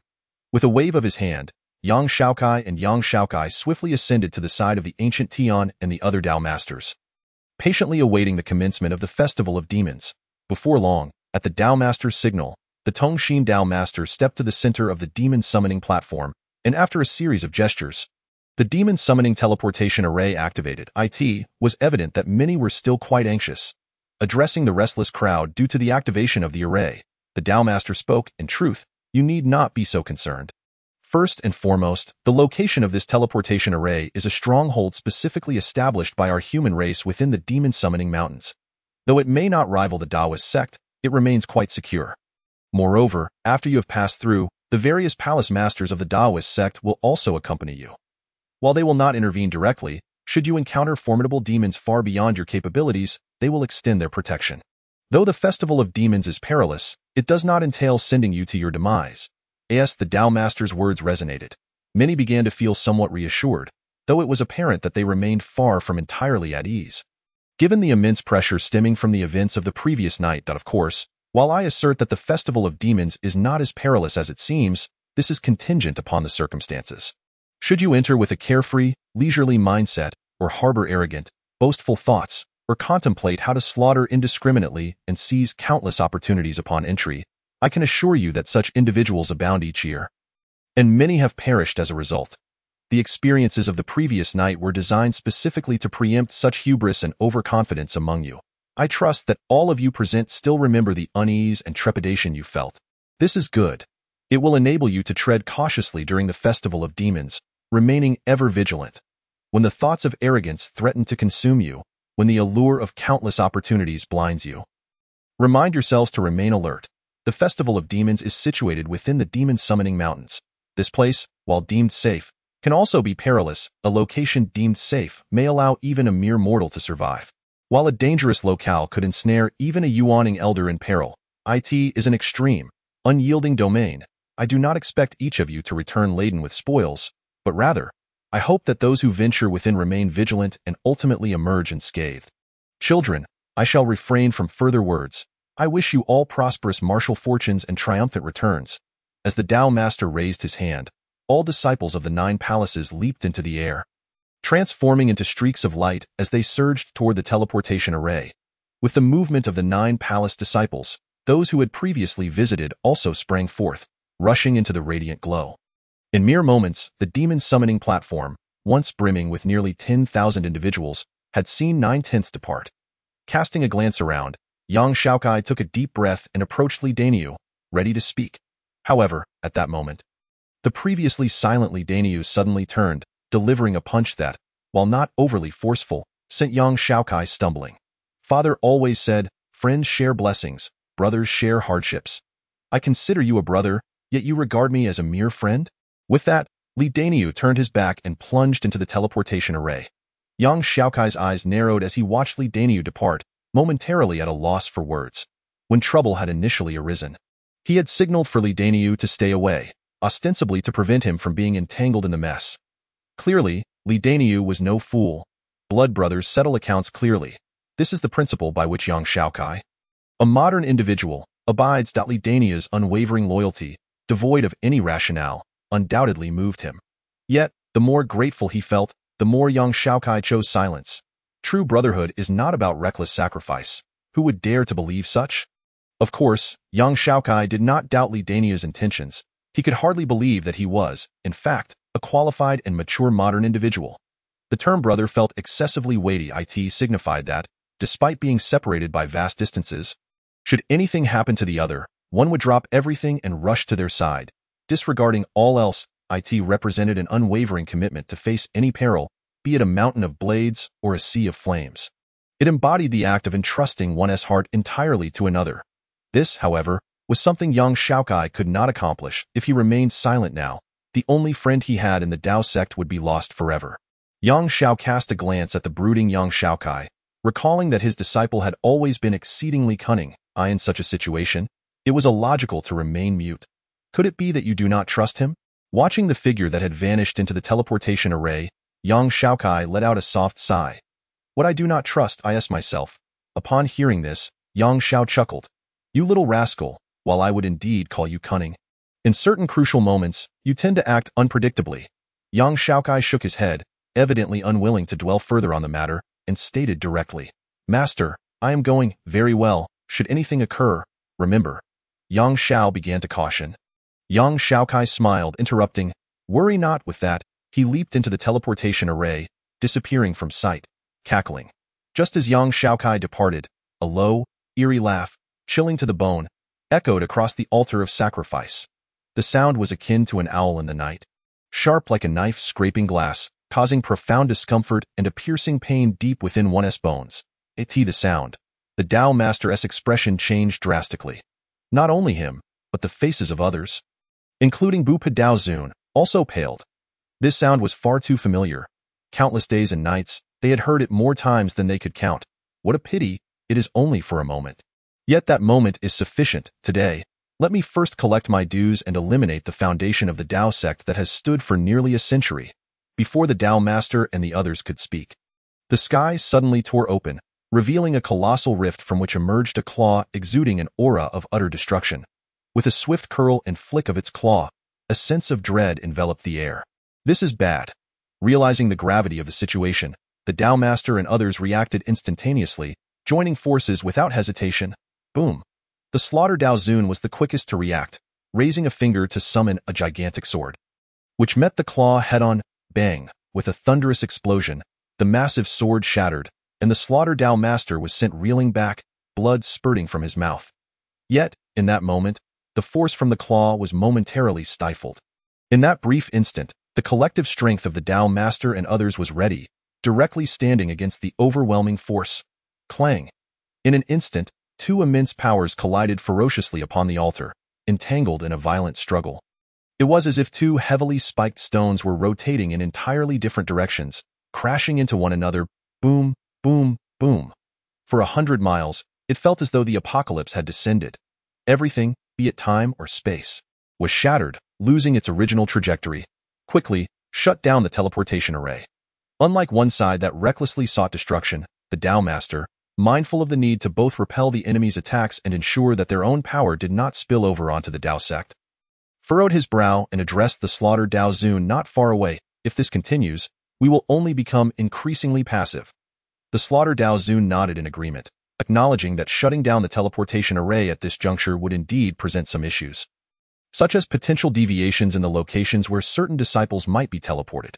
However, if the battle's energies were to breach and destroy the array, those within would surely perish. How naive, thinking that now that I have emerged, I would return empty-handed.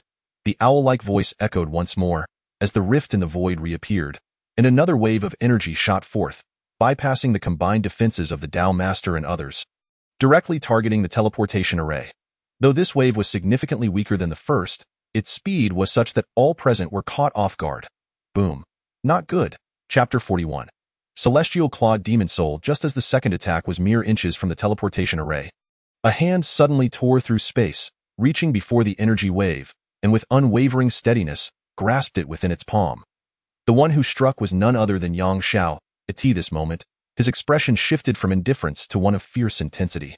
Ha! Seeking death! The owl-like voice dripped with scorn towards the one who dared to confront him with mere flesh. Is that so? A cold smile crept across Yang Xiao's lips, his eyes gleaming with unyielding dominance. I beg to differ. Crack, crack, crack. As his words fell, the energy wave, though immensely powerful, could not break free from his grasp. Gradually, it was subdued by his hand. With a sudden roar, he tightened his fingers. Boom! The energy exploded. Huh? The owl-like voice expressed astonishment, clearly not expecting such a turn of events. The 8 Absolute Dominance, a technique that pierces the heavens, shattering the opponent's energy. Yang Xiao leaped into the air without a moment's hesitation, launching a fist into the void. Huh! At the sight of this punch, the owl-like voice revealed a hint of surprise as a fissure appeared in the void, from which a white skeletal claw emerged, fiercely targeting Yang Zhao's fist. Boom! A thunderous sound reverberated, shaking the heavens. The impact between the two caused visible cracks to manifest in the space above, stretching for 100 meters and leaving onlookers aghast. Following that, a terrifying shockwave erupted. Centered around the two, Yang Zhao's face flushed, retreating 2 steps, while the white skeletal claw suffered minor fractures, its aura dimming in that instant. Using talismans to enter the soul, the owl's voice betrayed a hint of surprise. Could it be that remnants of the heavenly talisman palace still survived? Remnants? Today. Let us see who the true remnants are. Seemingly recognizing the opponent, Yang Zhao's expression turned furious, preparing to strike once more. Cackling, do you think that by mastering a set of perilous techniques, you can contend with me? Nah, VE. Unfortunately, time has run out. I shan't indulge you any longer. But rest assured, it won't be long before we meet again. And that will be your doom. As the words fell, the immense demonic energy in the sky began to dissipate gradually, soon vanishing without a trace. Trying to escape, Yang Zhao's eyes gleamed with unrestrained killing intent as he swiftly moved towards the remnants of the demonic energy. This time, it was evident that he had missed. Although traces of the demonic energy remained, the creature itself was nowhere to be found. Damn it! Without a second thought, Yang Zhao's face darkened, his eyes ablaze with fury. Observing Yang Zhao's demeanor, Bu Padaozun and the others sighed in unison. They were well aware of this demon. It was the manifestation of the heavenly claw ancestor after its demise. Initially, it was merely a wisp of consciousness, insignificant in nature. Yet now, it had regained power and was growing increasingly formidable. Centuries ago, at the height of its power, the heavenly talisman palace had fallen into ruin due to a moment of carelessness. Ensnared by this very demon, leading to the demise of all talisman cultivators within, save for Yang Xiao and Hua Fu. Undoubtedly, the hatred between Yang Xiao and this entity was profound, as they pondered.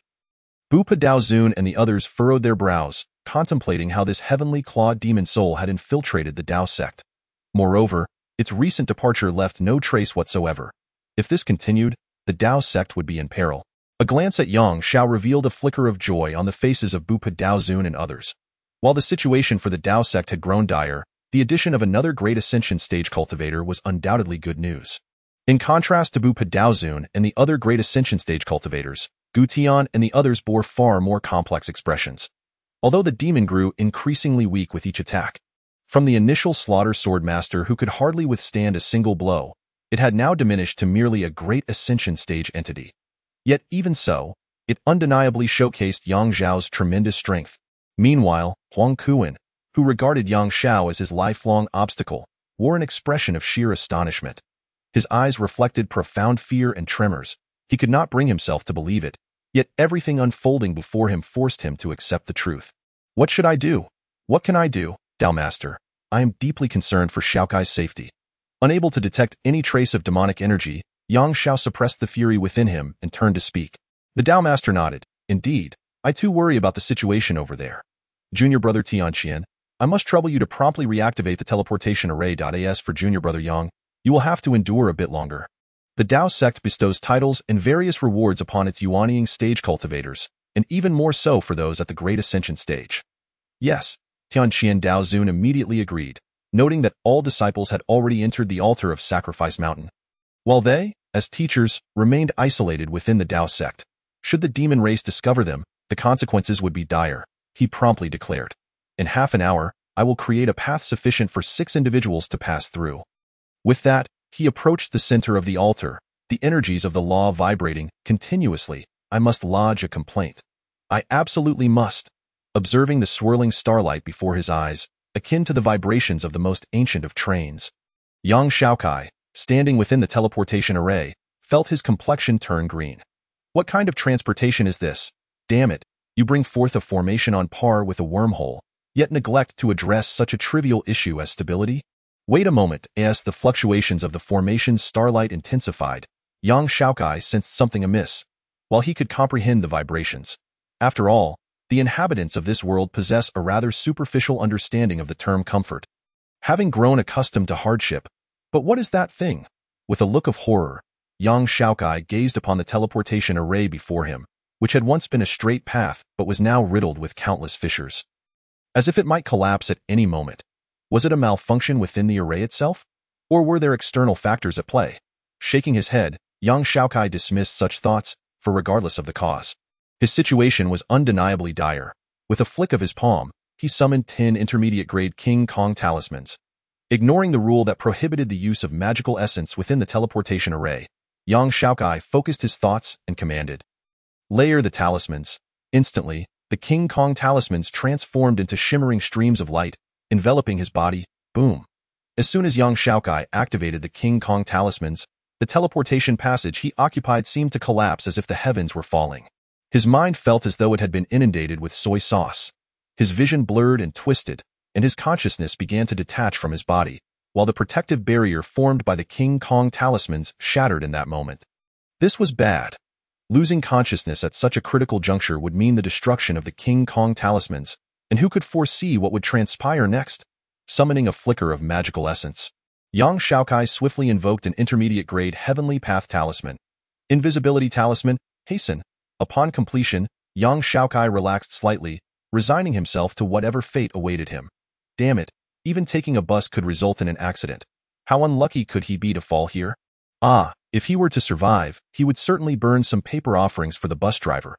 After all, he had not perished but had still caused havoc, so offerings it would be. Chapter 42. Bu-Air Peak. An hour later.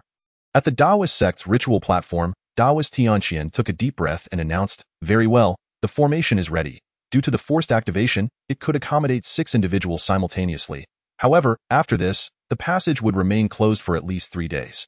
Thus, Bu-Pa Shidi, Shalu Shidi, Tianhua Shidi, Wanxiang Shidi, Jile Shidi, and Yang Shidi, you 6 shall proceed. Understood. The other 5 acknowledged Yang Zhao's prowess, and without further ado, Bu-Pa Taoist stated, "The safety of the sect rests upon you 3. Shixiang, Tongxin Shidi, and Tianqian Shidi." After nearly 2 hours of delay, they could only hope that nothing untoward had transpired on the other side.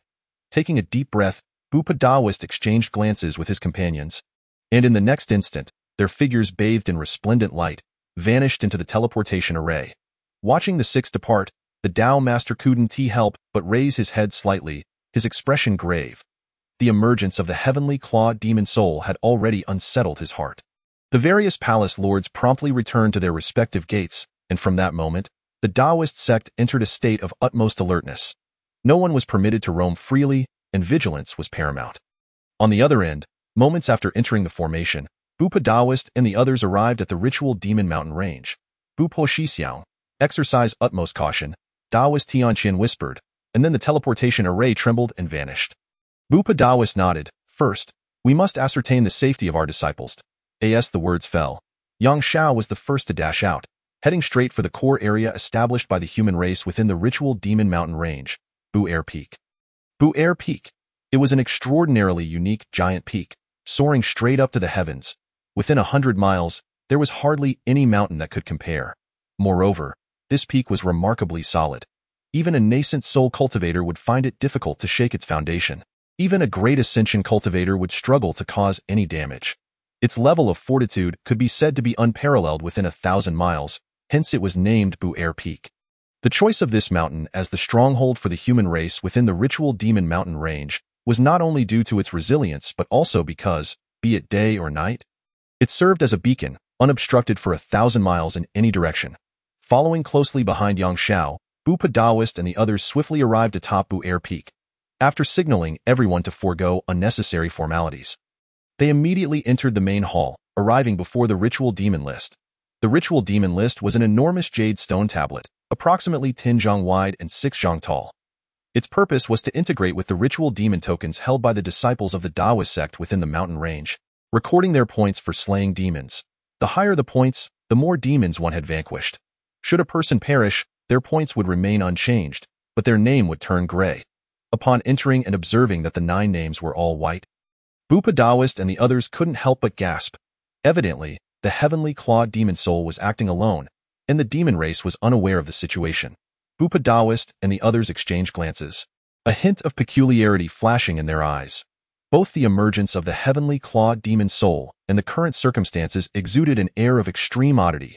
As the overseers of the Taoist sect, they were not naive. If there were no issues here, then the Taoist sect itself was likely the target. What, after all, was the intention behind the Heavenly Claw demon soul? The body of the Heavenly Claw ancestor, suppressed by the 9 palaces, embodied the highest mysteries of the Taoist sect.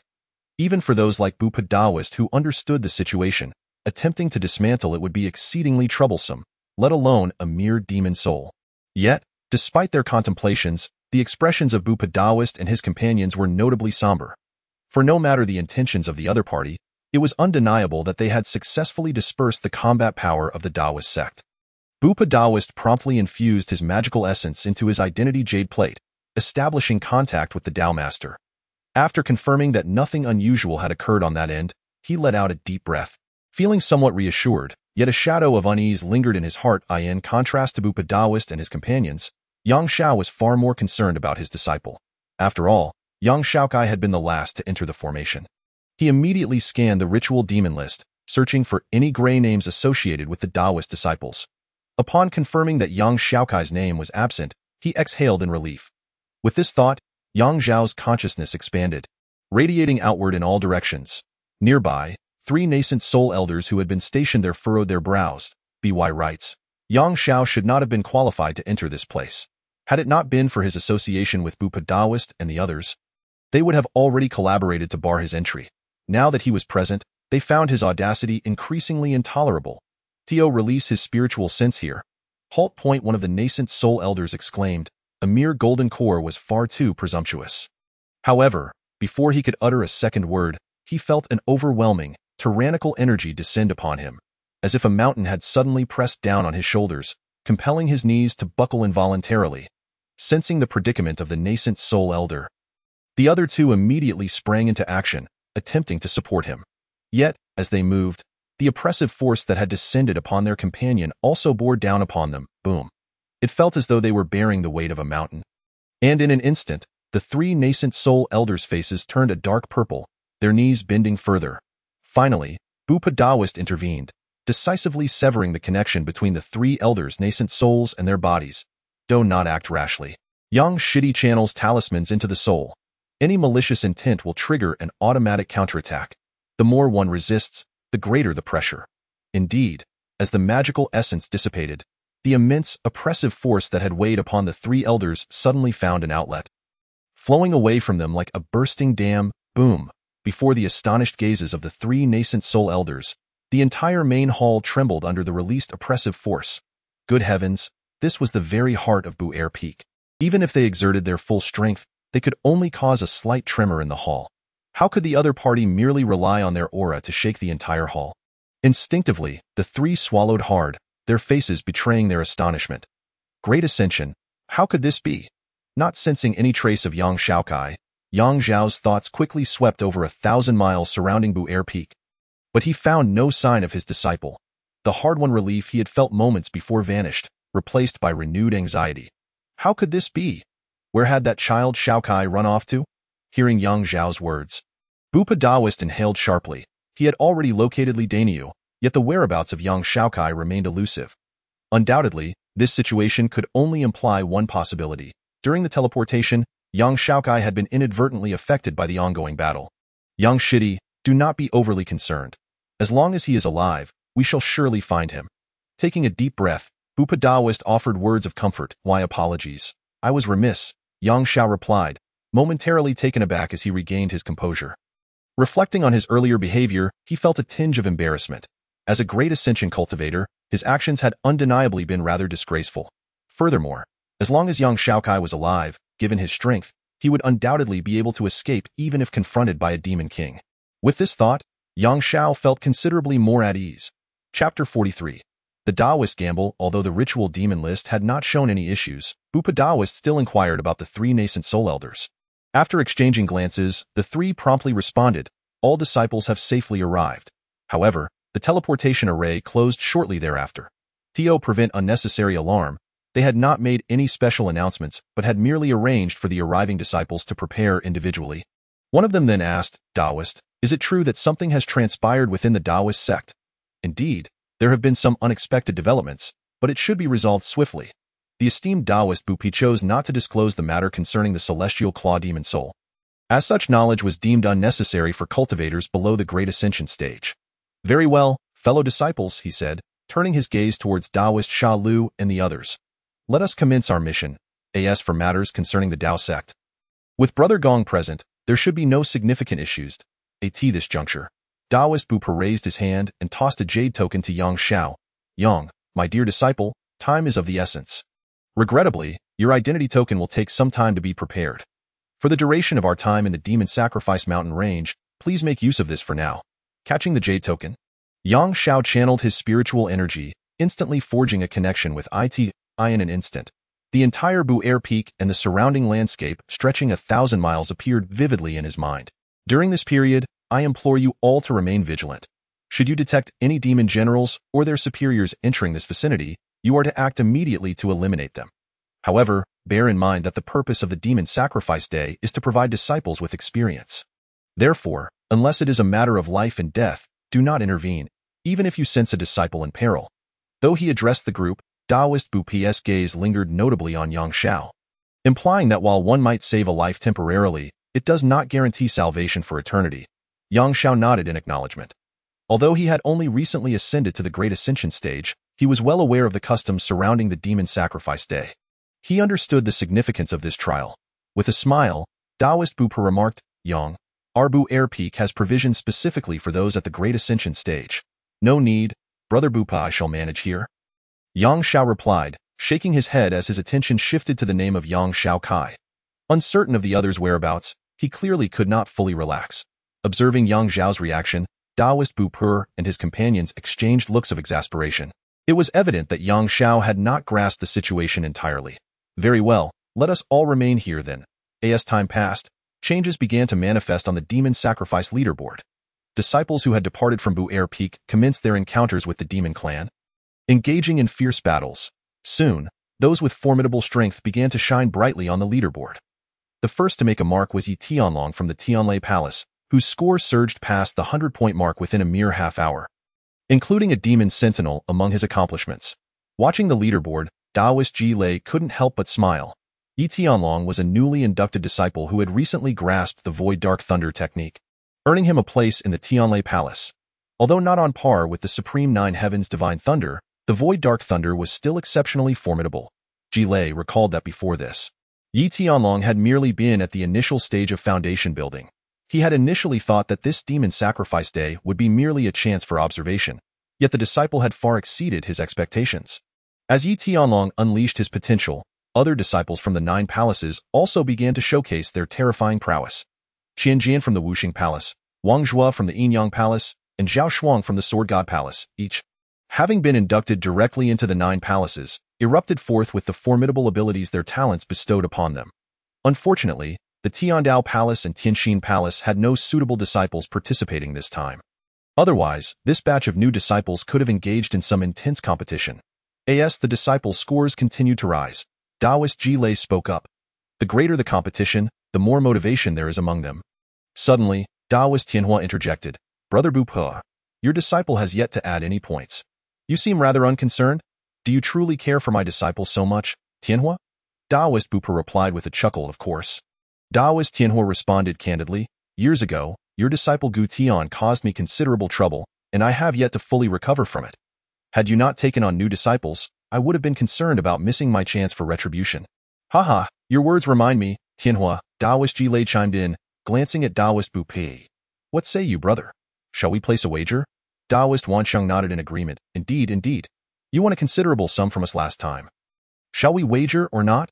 They pressed, their eyes glued to the still static score of Li Daniu. Taoist Bupa appeared somewhat conflicted. Well, Taoist Ji Lei goaded him. Brother, you have always been forthright and generous. Surely you aren't lacking confidence today? You all. Taoist Bupa sighed, then turned to Taoist Sha Lu. Brother, you're not thinking of betting, are you? Not at all. Taoist Sha Lu's gaze deepened with an enigmatic glint. That's good. Taoist Bupa seemed to relax somewhat, though a flicker of regret crossed his eyes. In that case, let's proceed with the wager. By the way, Yang, my dear disciple, would you care to join?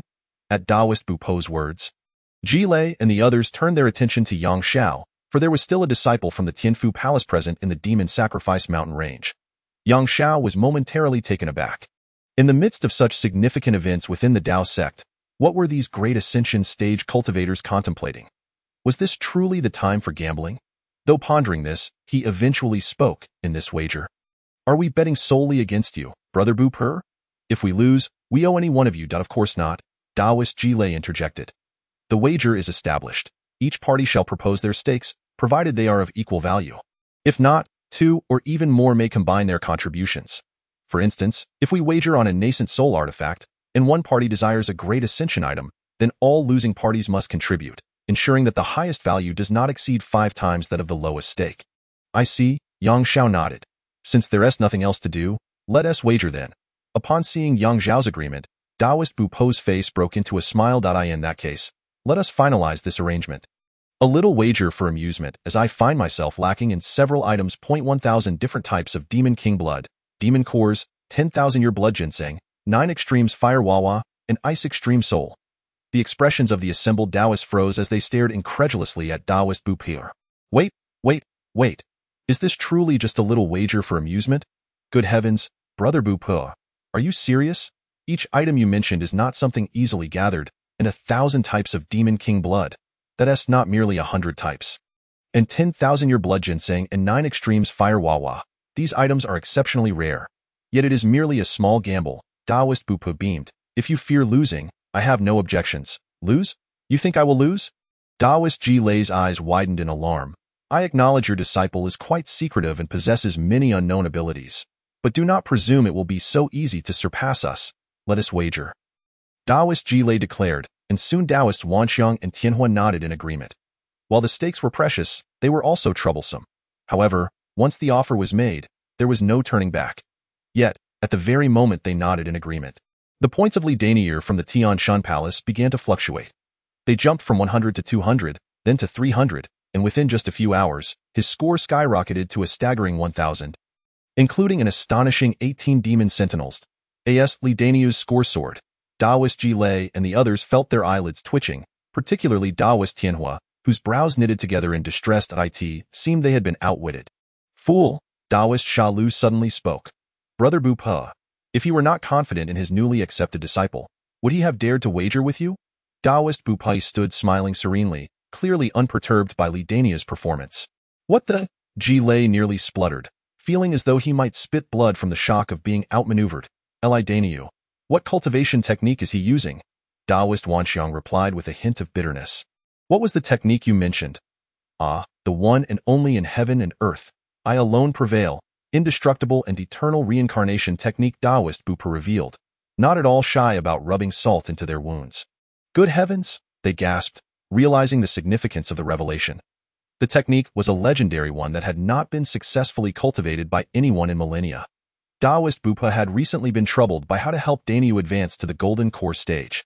And now this was truly brother. How could you do this? Jilei lamented, his expression a mix of frustration and disbelief. Can we still have a pleasant time together after this? Fuming, Jilei glared at the leaderboard. Awaiting further developments, Taoist Bu Per merely chuckled softly. Do you not realize that refusing to admit defeat only leads to greater despair as time passes? Chapter 44. The depths of the demon sacrifice mountain range him? Young Xiaokai stirred slightly, awakening from his stupor. I'm not dead, thank goodness. But where am I? Without haste, Yang Xiaokai first assessed whether his limbs were still intact. His hands were fine. His legs were also in good condition. There was no sense of restraint. It seemed that his body was relatively safe. He just had no idea where he had ended up. Taking a slight breath, Yang Xiaokai slowly opened his eyes. However, as he did so, he found that he could not close them again. What the hell? His face was filled with horror, as if a bucket of icy water had been poured over him in the dead of winter, leaving him drenched through and through. Before him lay a dense mass of creatures, their shapes varied yet undeniably all members of the demon race. How could there be so many demons? Where on earth had he been sent? Damn that old driver. What a mess he had gotten him into. For heaven's sake, don't let me go back. If I do, I swear I will beat you to death. Amidst his frenzied inner monologue, Yang Xiaokai endeavored to calm the tumult within him and began to survey the demons surrounding him. With the system's assistance, Yang Xiaokai quickly confirmed his surroundings. The good news was that the strongest presence here was a demon general. The bad news was that there were undoubtedly over 10,000 demon soldiers, clearly more than 1,000 demon guards, and at least one demon general. Unavoidably, Yang Xiaokai recalled the 3 infuriating epic tasks that the system had assigned him. It seemed that if I could eliminate all the demons here, I could almost complete those 3 epic tasks. Upon reflection, a spark of excitement ignited within him. Breathing slightly faster, he involuntarily glanced at the jackal demon less than 2 meters away from him. Should he take action? Or should he refrain? Right, to eliminate an enemy, one must first understand their characteristics. The jackal demon was a particularly unique type of demon, known for its fondness for eating intestines. When encountering a living person, it would inevitably stab its distinctive short knife into the rectum, twist, and then yank it out. A shiver ran down his spine at the thought of such a gruesome image. It instantly sobered young Xiaokai's mind. 1 against 10,000? Young Xiaokai, do you think you're playing a video game? Moreover, unlike in those games where you could respawn upon death, this was real life. In an instant, young Xiaokai made a decision. As long as he preserved his life, there would always be opportunities ahead. Let us see how this unfolds. Without further thought, he prepared to make his escape. However, just as he lifted his foot, a sound that left him utterly astonished rang in his ears. Invisibility talisman, 10 seconds remaining. 9, 8, 7. Damn it. Young Xiaokai's eyes widened in shock. The duration of the intermediate heavenly path invisibility talisman was 24 hours, 2 full days, and it had already reached. Without a moment's hesitation, young Xiaokai pulled out over 100 intermediate quality talismans, channeling his energy and immediately throwing them out. While the invisibility talisman was indeed powerful, it was not without its flaws. At the very least, it could be sensed before activation. Who could it be? As soon as young Xiaokai unleashed his talismans, he was immediately detected, and a terrifying aura suddenly descended from a nearby mountain. A massive surge of demonic energy enveloped him in an instant. The pressure was so great that young Xiaokai's face turned pale. A demon king? The system hadn't detected it? No, looking in that direction. It was evidently too far away for him to observe. What kind of script is this? It meant to kill me. Shocked, young Xiaokai's expression grew grim. In the outer regions of the demon sacrifice mountain range, there were typically no demon kings. Usually, one would only encounter a demon king after venturing deep enough. Boom, boom, boom. As his thoughts settled, his talismans erupted amidst the throng of demons. The power of the intermediate quality talismans was undeniably displayed at that moment, as nearly 300 demon soldiers and dozens of demon guards fell in an instant. How bold, daring to cause trouble in my territory, the lion-tiger demon. You seek death, human? The disparity between energy and demonic power was glaring. As young Xiaokai's talismans detonated, the demon king instantly understood what had invaded its territory. Boom! With a thunderous roar, a black wind surged from the opposing mountain, sweeping toward young Xiaokai's location. The lion-tiger demon. How dare it? Initially, the mere demonic energy had left him on the verge of tears, but now he was faced with a hybrid of a lion and a tiger. A unique existence inheriting the talents of both lion demons and tiger demons. Unlike the weak survival abilities of such hybrids on Earth, in this world, both lion tigers and tiger lions were terrifying entities. The former excelled at commanding subordinates, while the latter possessed overwhelming strength. Without a moment's hesitation, young Xiaokai seized the golden sword talisman, which could only be crafted after reaching the intermediate level. He bit his thumb and pressed it against the golden sword talisman. Blood as a catalyst. He summoned the sword. Urgent. He pinched the golden sword talisman between his index and middle fingers, wrapping it around his fingers before pointing it out. Once again, making his move, young Xiaokai's invisibility talisman expired, revealing his form. Upon seeing his opponent, the lion-tiger demon could not help but wear a look of disdain. Foundation establishment? And to think he was using talismans? Not only that, but he dared to make a move even knowing his opponent was a demon king. Truly audacious. Human, you seek death. As a lion-tiger demon, the arrogance of Guangxia regarding his lineage and power was palpable. In his view, Foundation establishment cultivators should be prostrate before him, unable to speak or move, merely awaiting his judgment. Without a second thought, Guangxia slapped out his hand. As a demon king, he believed it unnecessary to exert his full strength. Witnessing this scene, young Xiaokai's eyes sparkled. Using the golden sword talisman was not solely because it was the most powerful talisman against demons, but because its might was concealed before detonation.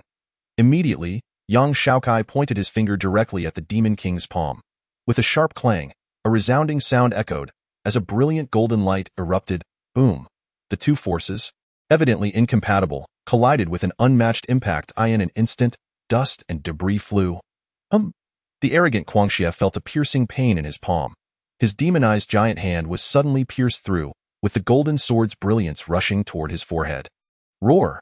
His pupils contracted, and Guangxia let out an enraged roar as the demonic energy belonging to a demon king finally exploded forth. Clang! Clang! Although the golden sword talisman was powerful, it could not withstand the might of a demon king. And in mere moments, it shattered. The overwhelming demonic energy surged toward young Xiaokai. With a swift motion, he activated 10 golden body talismans, stacking them. Boom! The golden body talismans barely had time to shield his body before young Xiaokai was struck by the immense demonic energy. Sending him flying in the blink of an eye, he landed among the throngs of demons, hundreds of meters away. Oh! Watching this unfold, Guangxia was furious. How could he have almost been injured by a mere mosquito he looked down upon? Bring that human to me. I shall devour him, piece by piece. Yes, upon hearing Guangxia's command, the previously hesitant demons charged toward young Xiaokai's landing spot. Thunderous wrath, azure dragon's protection, heavenly thunder talismans. Now, what awaited them was evidently not the severely injured young Xiaokai, but an onslaught of endless thunder. Boom! The demon soldiers and guards, undoubtedly mere cannon fodder to young Xiaokai, who had already established his foundation and wielded over 10,000 intermediate quality talismans, fell in an instant. In that moment, hundreds of demon heads were claimed once more. Witnessing this, Guangxia surprisingly calmed down, staring blankly at young Xiaokai, who was enveloped in lightning and appeared to be surrounded by countless demons. Yet his aura was even more formidable. He pierced through his palm and could still withstand the demonic energy. You are not an ordinary human. You are a core disciple of the Taoist sect, a member of the 9 palaces. Even as a foundation establishment cultivator, your power is exceptional. You must belong to the upper echelons of the 9 palaces. Without speaking, young Xiaokai's mind was racing, contemplating how to escape from the Demon King's grasp. The Demon King was clearly beyond his current capability to contend with. Even if he was not as strong as the 9 sons of the Taoist sect, he shouldn't be far off. Ha ha ha! Young Xiaokai's thoughts had yet to settle when Guangxia burst into laughter. Who would have thought that upon stepping outside, he would encounter such a formidable human cultivator? Truly, the heavens are aiding me.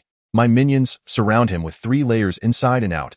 I want you to block him at all costs, above, below, and all around. Understood?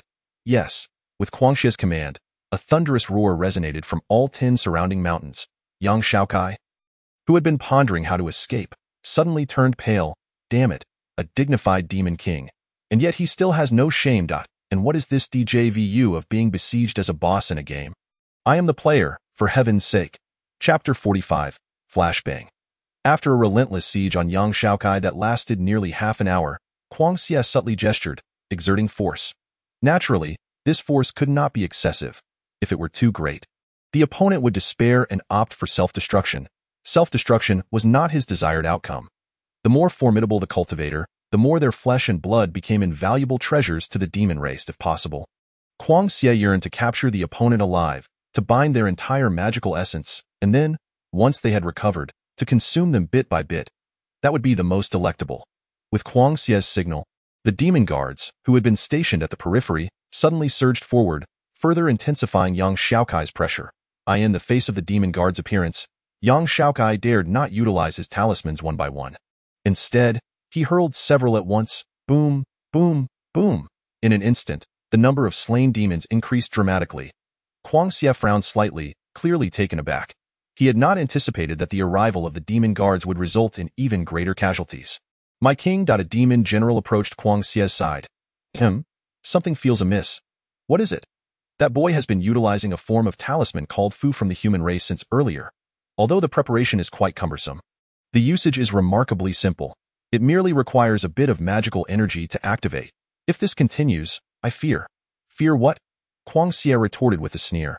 No matter how little magical energy was used, how much could a foundation establishment cultivator possess? Even if he had an abundance of magical energy, how many such talismans could a foundation establishment cultivator carry on their person? Talismans were consumable items. Using 1 mint 1 less in response to Guangxia's words, the surrounding demon generals displayed expressions of admiration, exclaiming, "The king is wise." Satisfied, Guangxia once again turned his gaze toward young Xiaokai, patiently awaiting the moment when the latter would exhaust his energy.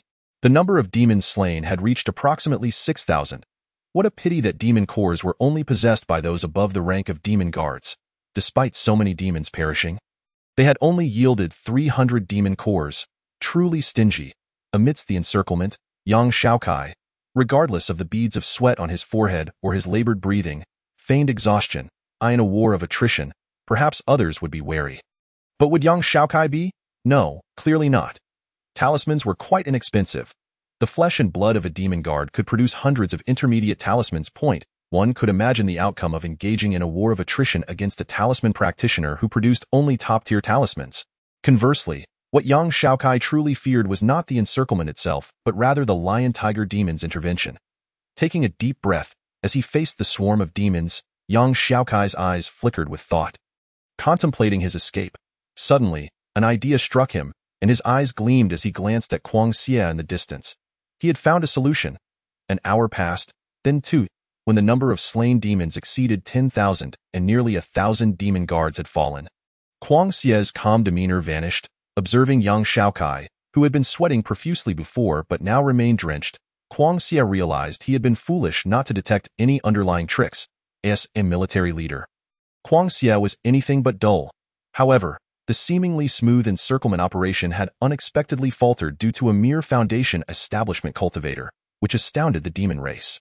How many talismans had this boy brought with him? He must have used several thousand by now, yet he still had more. Sensing the peculiar gazes of his subordinates, Kuang Xie could no longer remain composed. After all, while young Xiaokai's talismans were formidable, had he taken action earlier, he could have eliminated him without the need for so many of his subordinates to perish. Everyone, fall back! Kuang Xie bellowed in fury.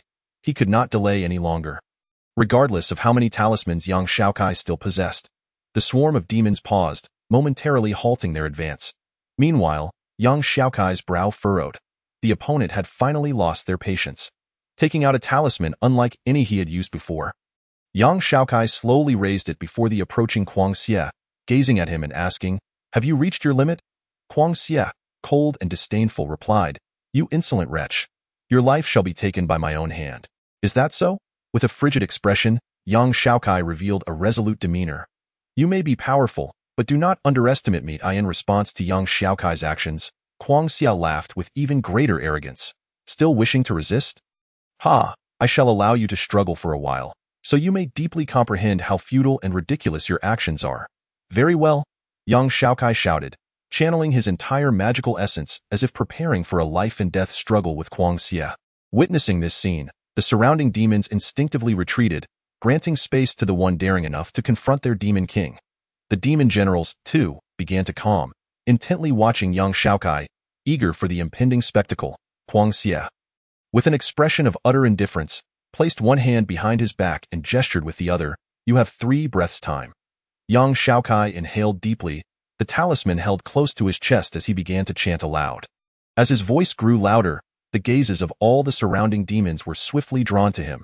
Prepare to receive. With urgency, he raised his hand, his expression grave, and hurled the talisman towards Kuang Xie.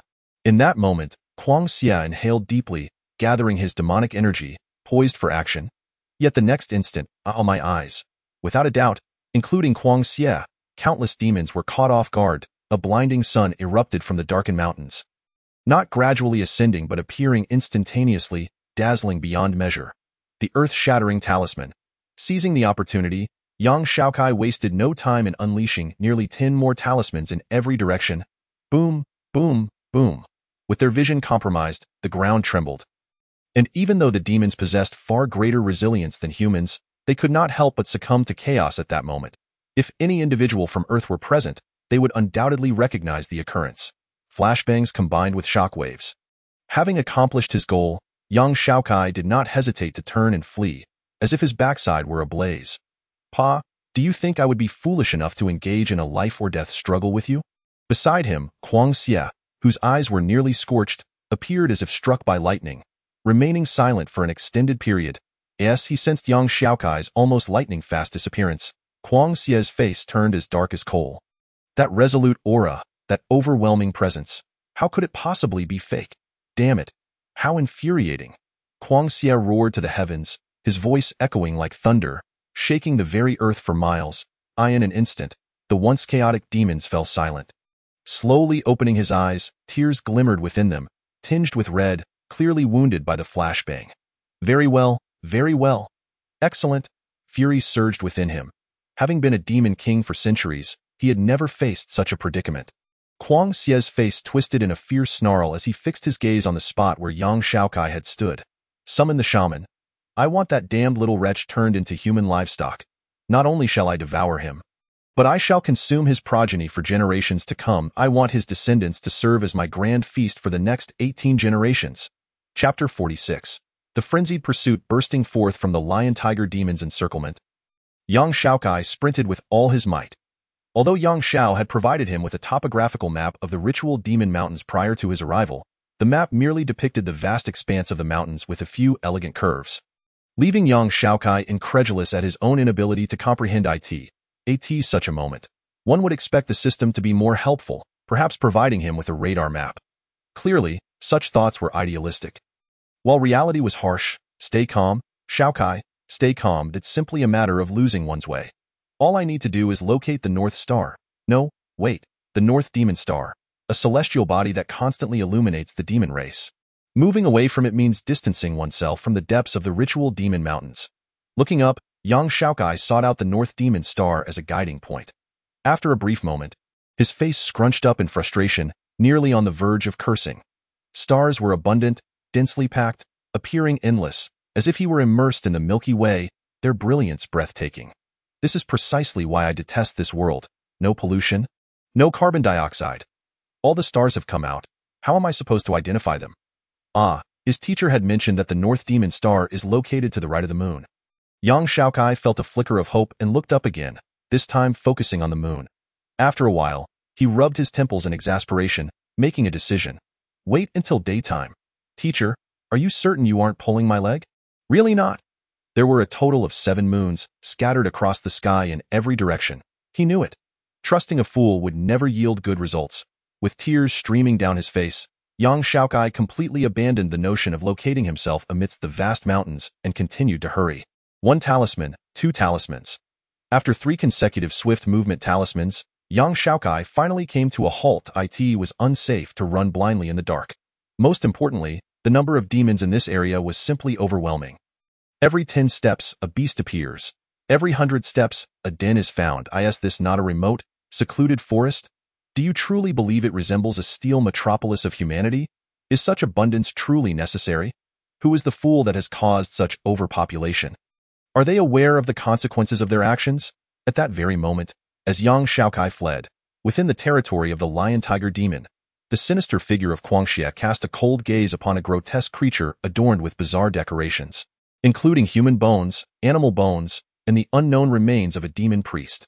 After muttering incantations, it raised its hand, and dozens of bones cascaded from its emaciated palm.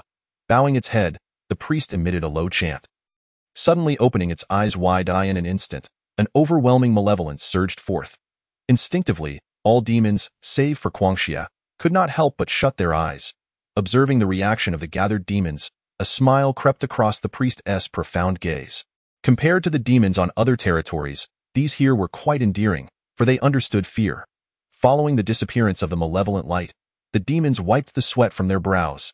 A few demon generals exchanged awkward glances, their expressions betraying their embarrassment. Clearly, it was not the malevolent light they feared, but rather the memory of the blinding flash grenade that Yang Xiaokai had recently unleashed. Upon reflection, it was discovered that over 3,000 demons had been rendered blind. They were Kuang Xie's most perceptive scouts, the eagle dog demons. Over 3,000 pairs of canine eyes, all blinded. Those that were not completely blind fared little better. Approximately 50,000 demons would require several days to recover, while 30,000 would need medicinal treatment. 1 flash grenade had nearly incapacitated Kuang Xie's 5th-tier demon army. Witnessing the reactions of the crowd, fury ignited within Kuang Xie's heart, and his murderous intent towards the instigator, Yang Xiaokai, intensified. Have we located the human? Reporting to the Demon King, we have found him, 100 miles to the west. The priest responded with a nod. 100 miles. Kuang Xie was taken aback. It had only been a short while since they summoned the human, and he had already fled over such a distance? Damn it, is this still Foundation establishment? Even Golden Core cultivators wouldn't be able to escape so swiftly. Very well. Without a second thought, Kuang Xie designated 3 demon generals, and in an instant, transformed into a whirlwind of demon energy, vanishing alongside the priest. 100 miles away, young Xiaokai furrowed his brow slightly. Perched upon a tree branch, he retrieved a talisman from his bosom. The peace talisman. Its purpose was unmistakable. To convey safety. It could avert danger under certain circumstances, yet upon encountering an unavoidable crisis, it would shatter. Gazing at the peace talisman, which had nearly split from head to toe, young Xiaokai's expression turned disheartened. Damn it, I admit that being in the Demon Mountain range is indeed perilous. But what is this gaping tear from head to toe? Could I possibly encounter a demon sovereign? A sheen of cold sweat appeared on his brow. At that moment, he found himself caught in a dilemma. Neither running nor remaining still seemed feasible. The shattered talisman signified danger, yet it was evident it could not clarify whether it was safer to stay or to leave. This was merely a vague indication that he would be in grave danger for some time to come. Damn it, I detest such ambiguous omens, even when I am the one who created them. Inaction was not young Xiaokai's nature. Inhaling deeply, he applied an invisibility talisman to himself and began to make his escape. Worst case, he would cross through the area. A talisman of heavenly-grade invisibility would ensure that even those at the nascent soul stage would be unable to detect him if they did not extend their consciousness outward. He moved swiftly. Accompanied by the Demon King, the priest was not idle, continuing to track young Xiaokai's whereabouts. Though he cleverly concealed his presence, he was unaware that the Demon King prioritized tracking through traces. To the east? Guangxia nodded, his eyes flashing with murderous intent. As expected, that little brat excelled in the art of evasion. Just as he approached, the boy began to flee, evidently sensing danger. However, with the priest present, where could he possibly escape? Guangxia inhaled deeply, accelerating his speed. Rolling clouds of demon energy surged forth, heading straight for young Xiaokai. As he traversed the land, countless demons turned their gazes in surprise. After all, unlike the concealed young Xiaokai, Guangxia, though swift, was under the watchful eyes of many. Guangxia. He actually ventured beyond his territory. Look at his furious demeanor. Has someone angered him? Crossing through 3 Demon King territories, this fellow was indeed audacious. Relying on his status, that reckless boy's actions had drawn the attention of many from the human realm, and it was highly likely that a human had come to this area. Humans? Impossible. Haha, have you noticed that Guangxia and his subordinates have eyes that seem a bit too red? Indeed, I find myself increasingly curious. Let us go and see. If something has caused Guangxia to be this furious, it must have been a significant loss. Before long, 3 wisps of slightly dimmed black demon clouds rose from the forest, pursuing Guangxia's direction. Sensing the changes behind him, Guangxia let out a cold snort, remaining silent as he quickened his pace. Once he captured that little brat, he would start with his hands and feet, piece by piece, torturing him for a decade, all while preparing the steamed and braised dishes of the humans and beasts that had mated with him, feasting upon them all. Chapter 47. A second battle furrowing his brow. Young Xiaokai's gaze deepened. Initially, the distance had been too great for him to sense anything, but as he drew closer, the system's alerts startled him. Was it that lion-tiger demon? How could it have pursued him? Wasn't he it said that the Demon King possessed a keen sense of territory? He had traversed at least 3 Demon King territories, yet the creature managed to follow him. Had he truly driven them away? To pursue him for 100 miles, there must be a deep-seated grudge. Had he perhaps desecrated their ancestral graves? This sort of trivial matter was precisely what he loathed, a relentless foe who would stop at nothing. While he grumbled internally, young Xiaokai began to contemplate. Under the protection of the invisibility talisman, even a cultivator at the Great Ascension stage would be unable to locate him. How, then, had the enemy managed to track him? Glancing back at the path he had taken, young Xiaokai pondered whether it was due to scent or traces.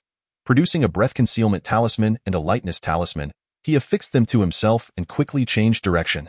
The demon priest tracking young Xiaokai's trail shifted slightly, evidently noticing that the traces had become exceedingly faint. This is bad. That human must have discovered something. His trail is vanishing. King, we must hasten our pace.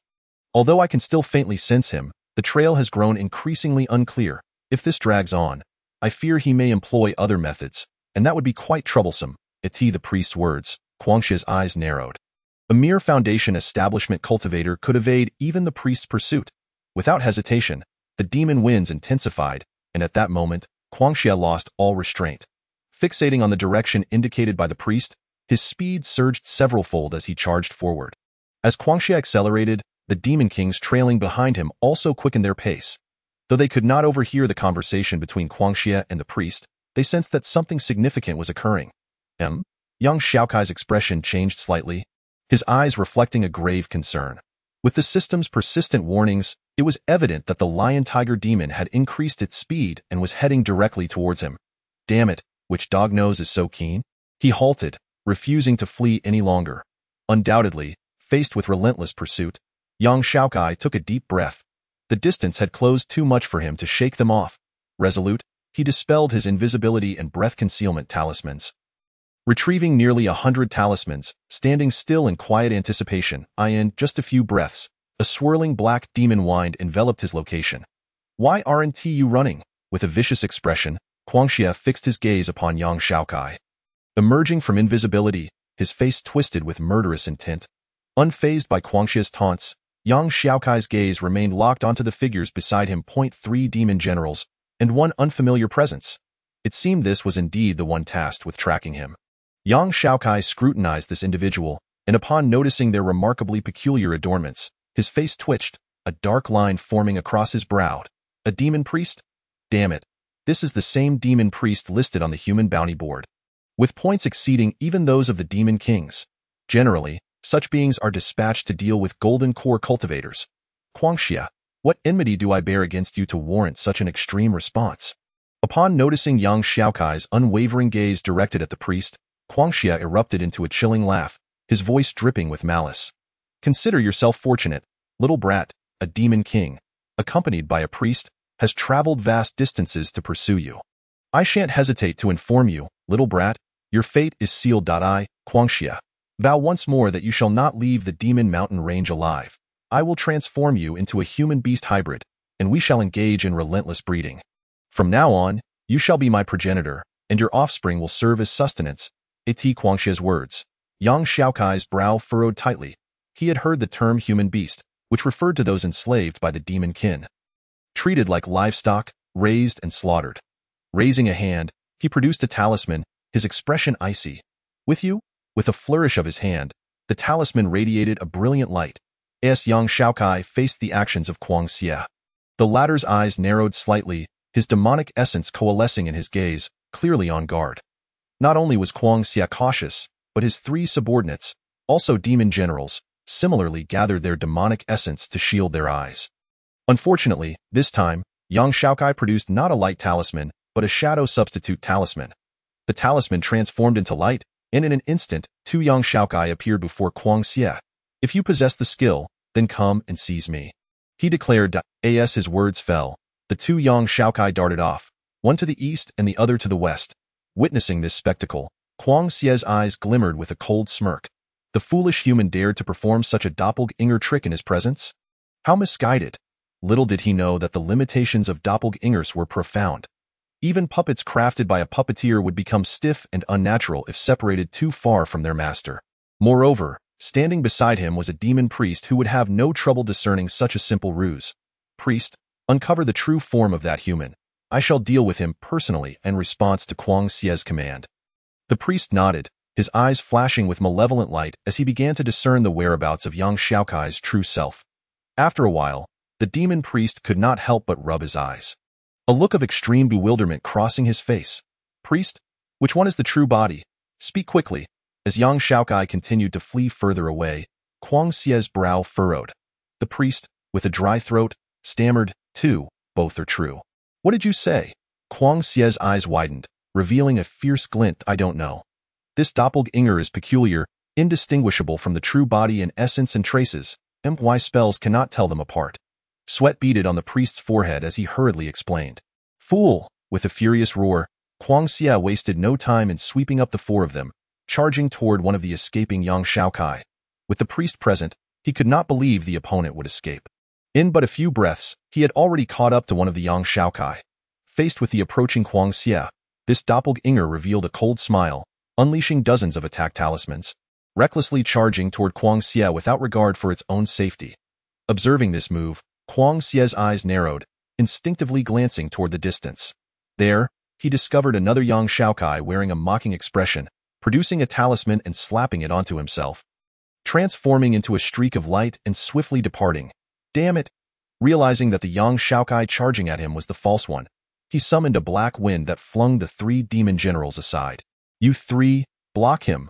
Without hesitation, he swept up the demon priest and sped toward the direction young Xiaokai had fled. That human truly was slippery. No wonder Kuang Xie was so enraged. Encountering such a calculating human would frustrate anyone. Can you guess how likely Kuang Xie is to capture that human? No need to guess. As long as the priest is present, that human will undoubtedly not escape. However, this doppelganger was indeed intriguing. Managing to deceive even the priest. The three demon kings observing from a distance wore expressions of curiosity. They were well aware that human tactics were boundless. Yet, a mere foundation establishment cultivator could achieve such a feat. Leaving them astonished. Chapter 48. When falsehoods become truth, truth may also be false. Little pest, where do you think you're running?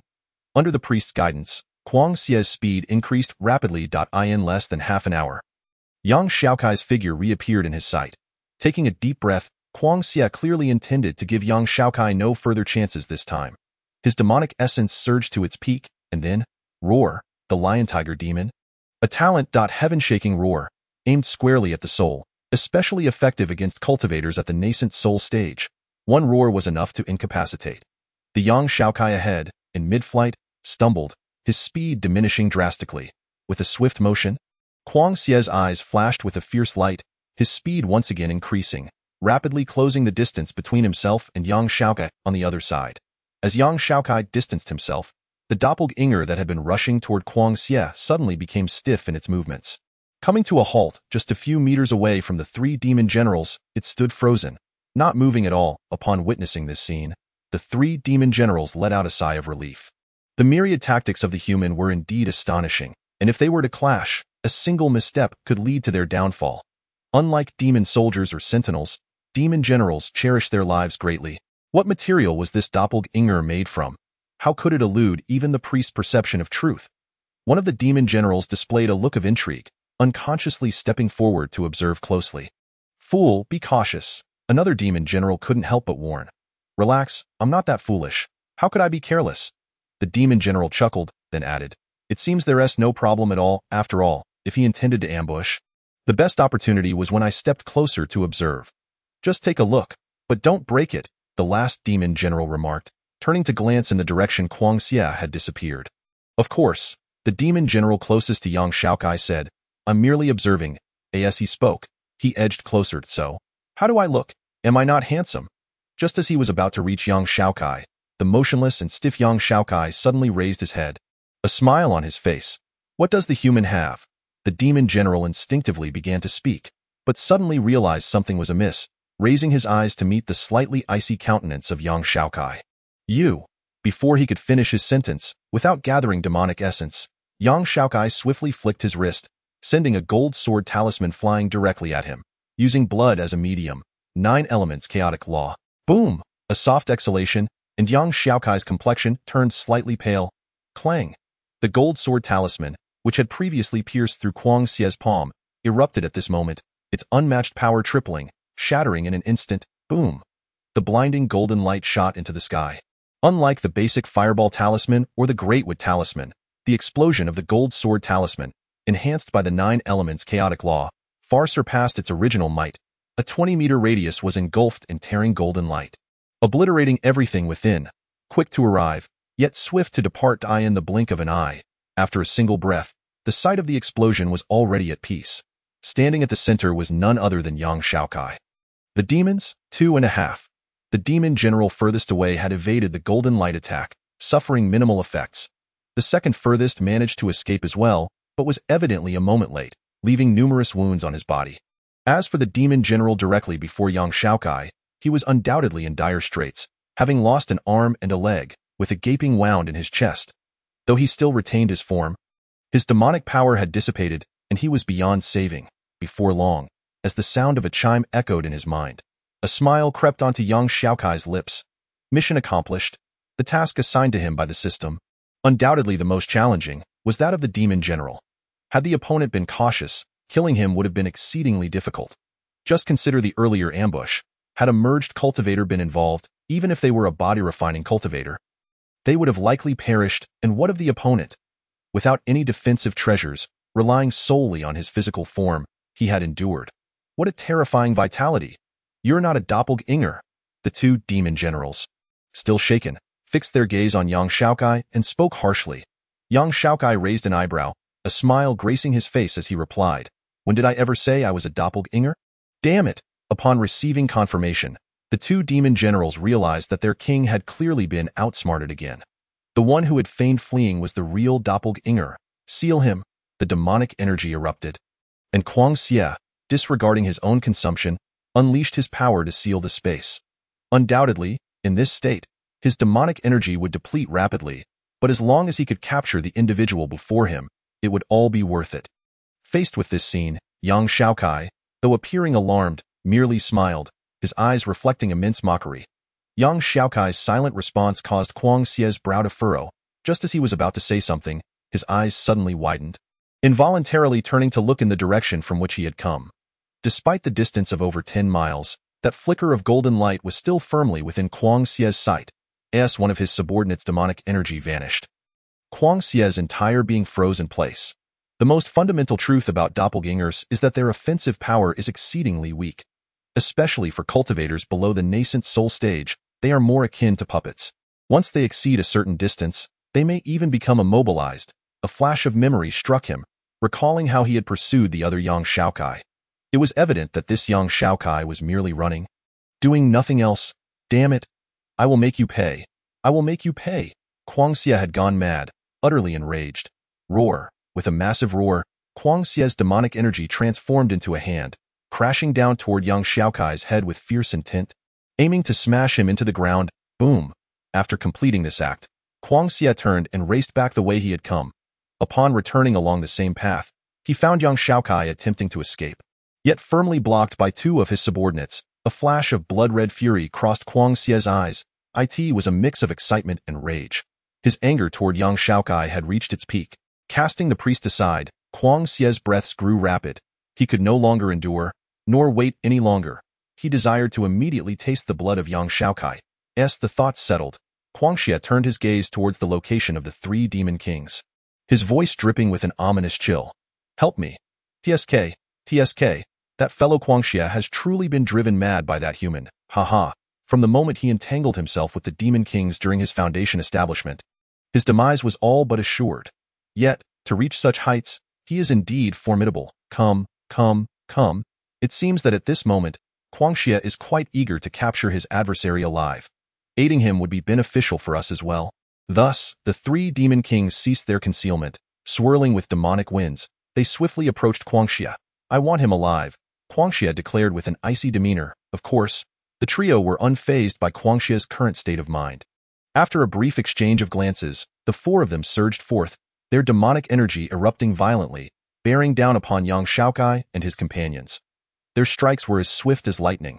All four demon kings launched their attacks simultaneously, sealing off the very space where Yang Xiaokai stood, bound in place, unable to move.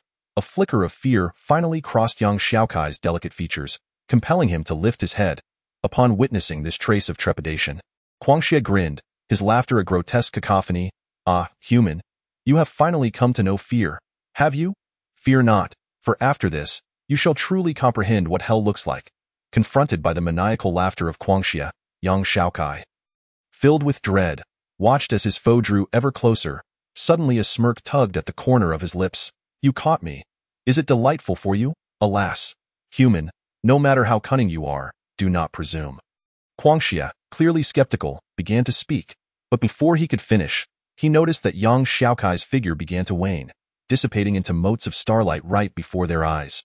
With his disappearance, over 100 talismans appeared in the space Yang Xiaokai had occupied, specifically prepared by Kuang Xie upon his arrival. Among them, more than 5 were luminous talismans that Kuang Xie had encountered previously. No.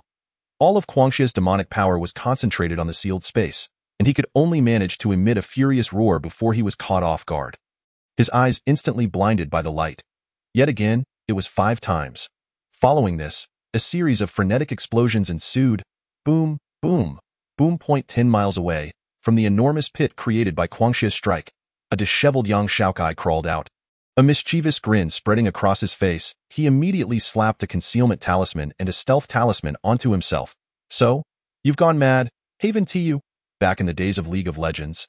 When I encountered the trickster Demonis, my keyboard was smashed to pieces. Dio, you know what is truly despicable? It's when, after the doppelganger appears, the main body stands still for you to strike, not moving an inch even if it means death, while the doppelganger continues to act incessantly. It's a conundrum. Do you strike or do you chase? Chapter 49.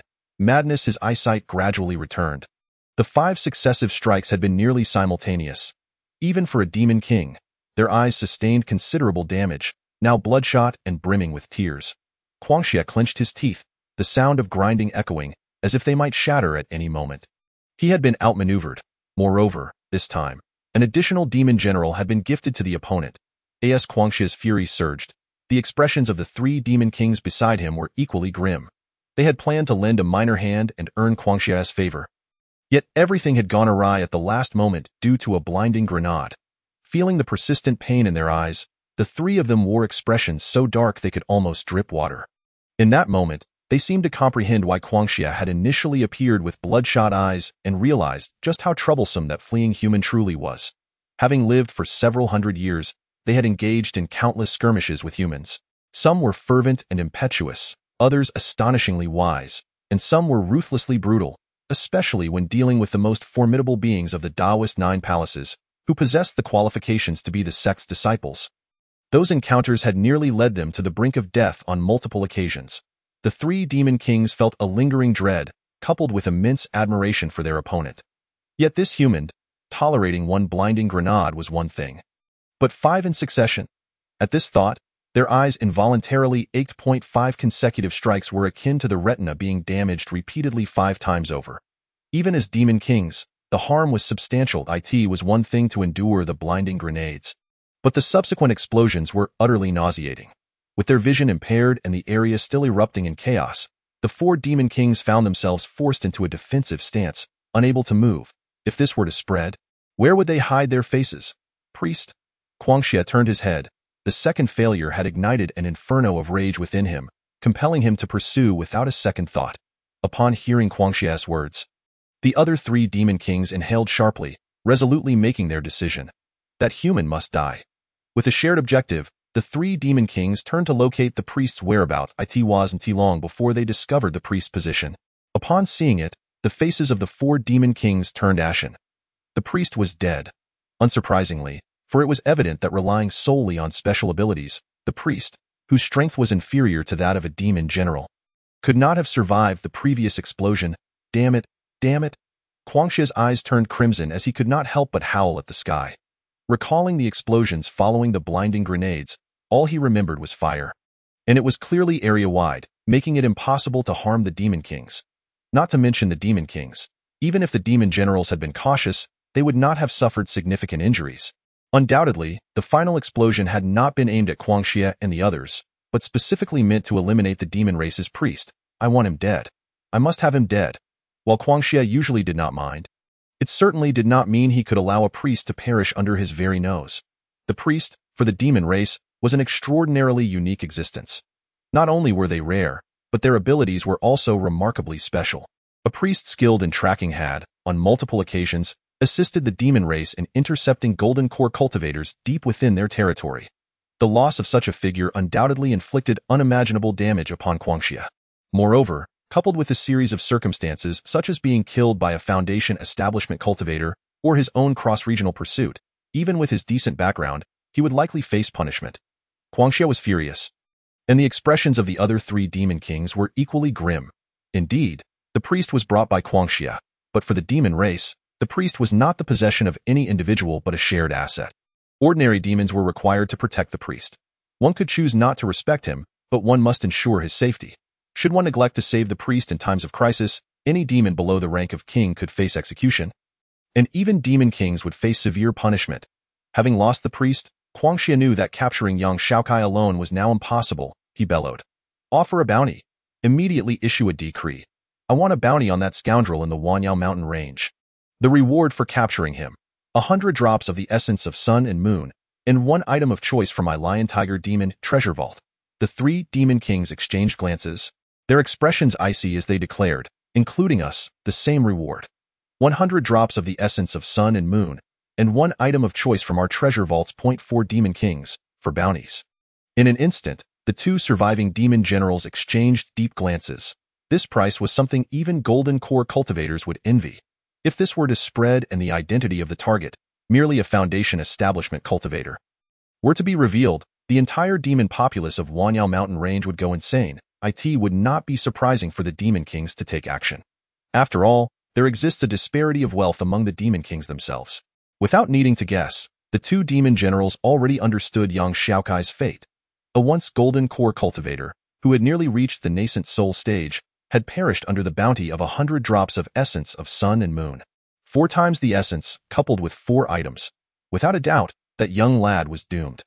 After nearly a day had passed without sensing Guangxia's demonic aura pursuing him again, young Xiaokai couldn't help but smile. Finally shaken off. Oh, right. Let me check the priest's talisman. I wonder how many points I have accrued. He retrieved the special jade talisman distributed to Taoist disciples upon entering the demon sacrifice mountain range, used to tally the points earned from slaying demons. After all, corpses could be purchased, but only the talisman carried with them faithfully recorded the demons they had slain. Upon opening the points tally, young Xiaokai's eyes widened in shock. 113, 695 points. 1 point for demon soldiers, 10 for demon guards, 100 for demon generals, and the points for demon kings varied between 1,000 to 10,000 based on their strength. With a total of 136,695 points, young Xiaokai was acutely aware of their origins and the process. Yet the sudden appearance of a full 100,000 points was clearly of mysterious provenance, far exceeding that of a demon king, being the price of a demon sovereign. Young Xiaokai had never believed in falling pies from the sky, nor had he ever thought himself deserving of such an opportunity. For he clearly understood that such a pie might weigh over a ton and crush him in an instant. Damn it, what did I kill? How could I suddenly gain a whole 100,000 points? Involuntarily, young Xiaokai began to scrutinize the records, and when his gaze fell upon the source of that 100,000 points, he was utterly dismayed. What the hell? I merely intended to annoy that hybrid who relentlessly pursued me. Yet I ended up blowing up that demon race's priest? The surname Quang. You wretched, foolish pig. That meager flame would barely scorch your skin. Even if it were to consume you, what of it? Why can't you demonstrate any fortitude and desperately protect that priest? You insufferable fool, utterly devoid of wit? Young Xiaokai was beside himself with rage, completely incensed. He was well aware of the dire consequences that would ensue from slaying a priest of the demon race. To put it plainly, the ramifications of killing a single priest far outweighed those of dispatching 10 demon kings. If it were done stealthily, perhaps it would be tolerable. At least he could flee the demon sacrifice mountain range before the demon race discovered it. Yet, he had committed the act right under the eyes of the frenzied evil, and most importantly, even now, young Xiaokai had yet to discern his own whereabouts or how to escape this accursed mountain range. In that moment, devoid of any sense of honor or righteousness typical of the human race, young Xiaokai felt like a restless ant on a hot pan, spinning in circles in a frenzy. After a long while, he gazed heavenward and sighed deeply. Oh, how bitter my fate is. Chapter 50.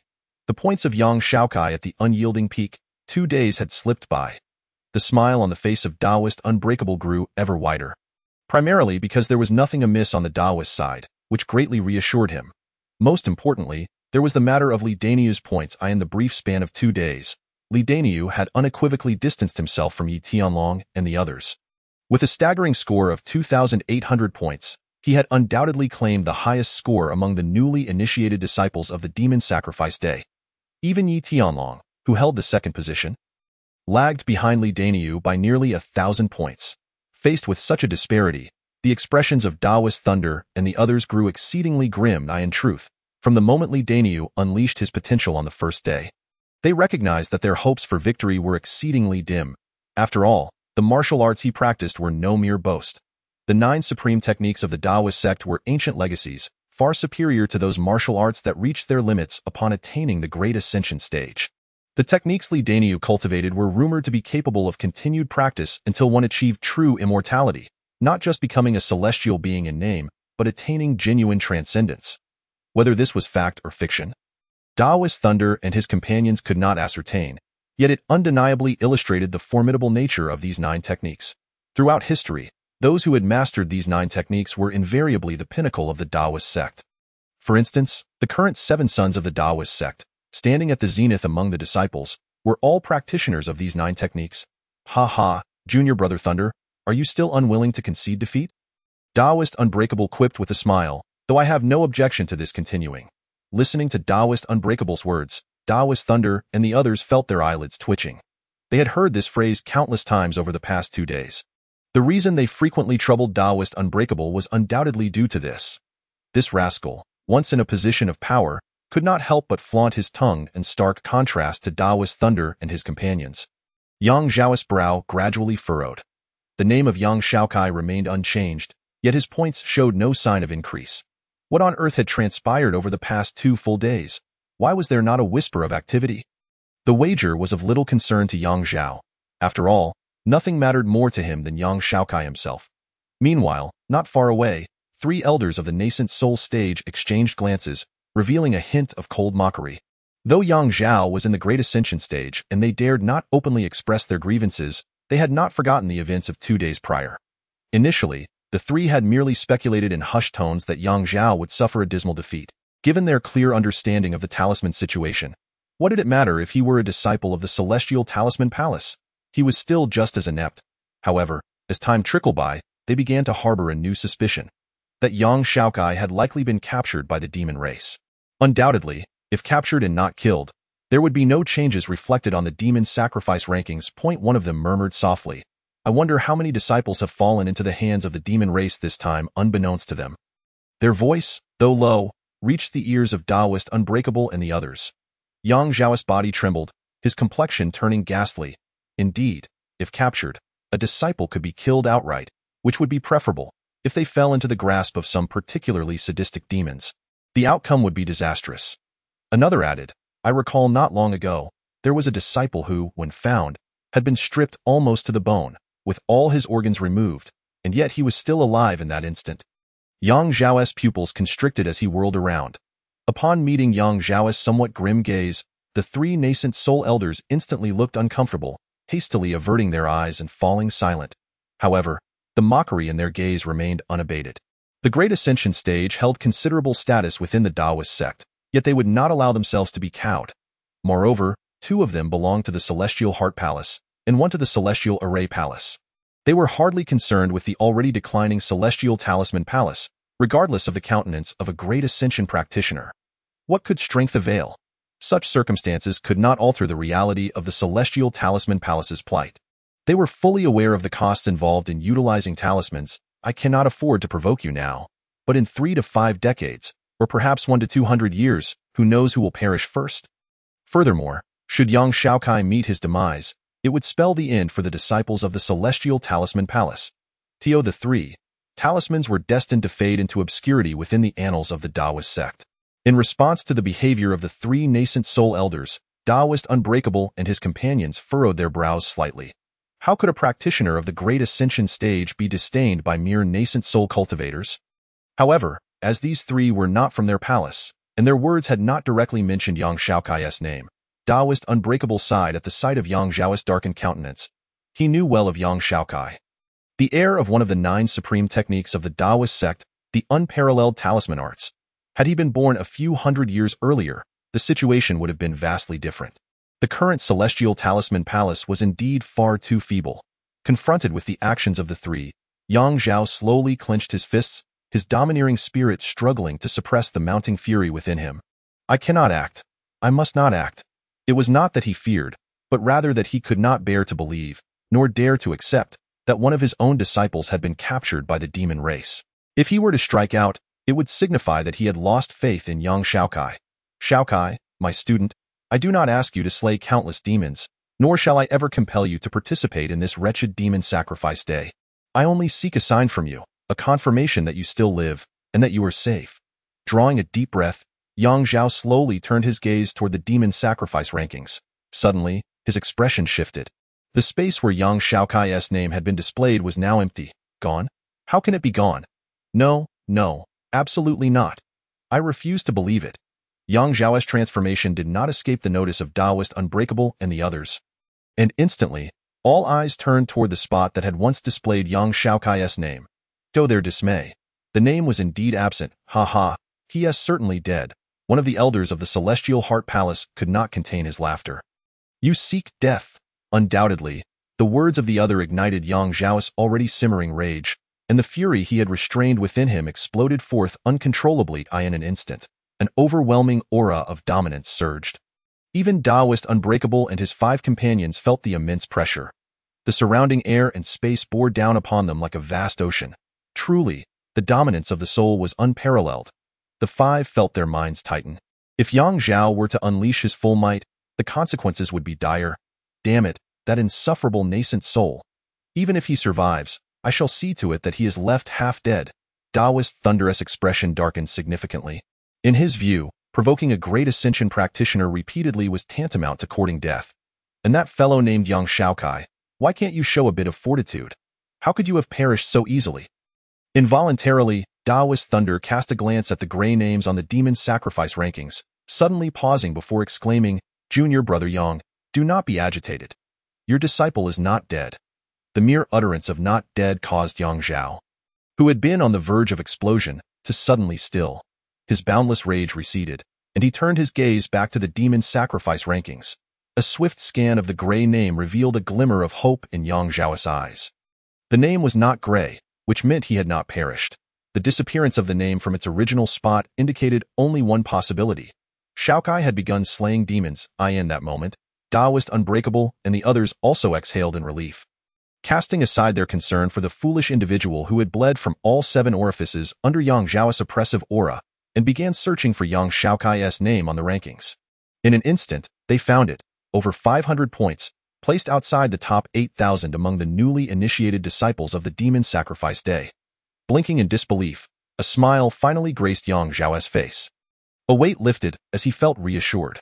Xiaokai, I knew you would be fine. However, just as Yang Zhao began to relax and Taoist Unbreakable exchanged a knowing smile with his companions, Yang Xiaokai's points began to surge explosively. 1,000 points? Oh, this lad possesses some talent. He has already amassed 1,000 points, surpassing even some of the other disciples. Hearing this, Taoist Unbreakable rolled his eyes, fully aware of who had spoken. Only 1,000 points? There's still a long way to go. 3,000 points in the span of a mere quarter of an hour.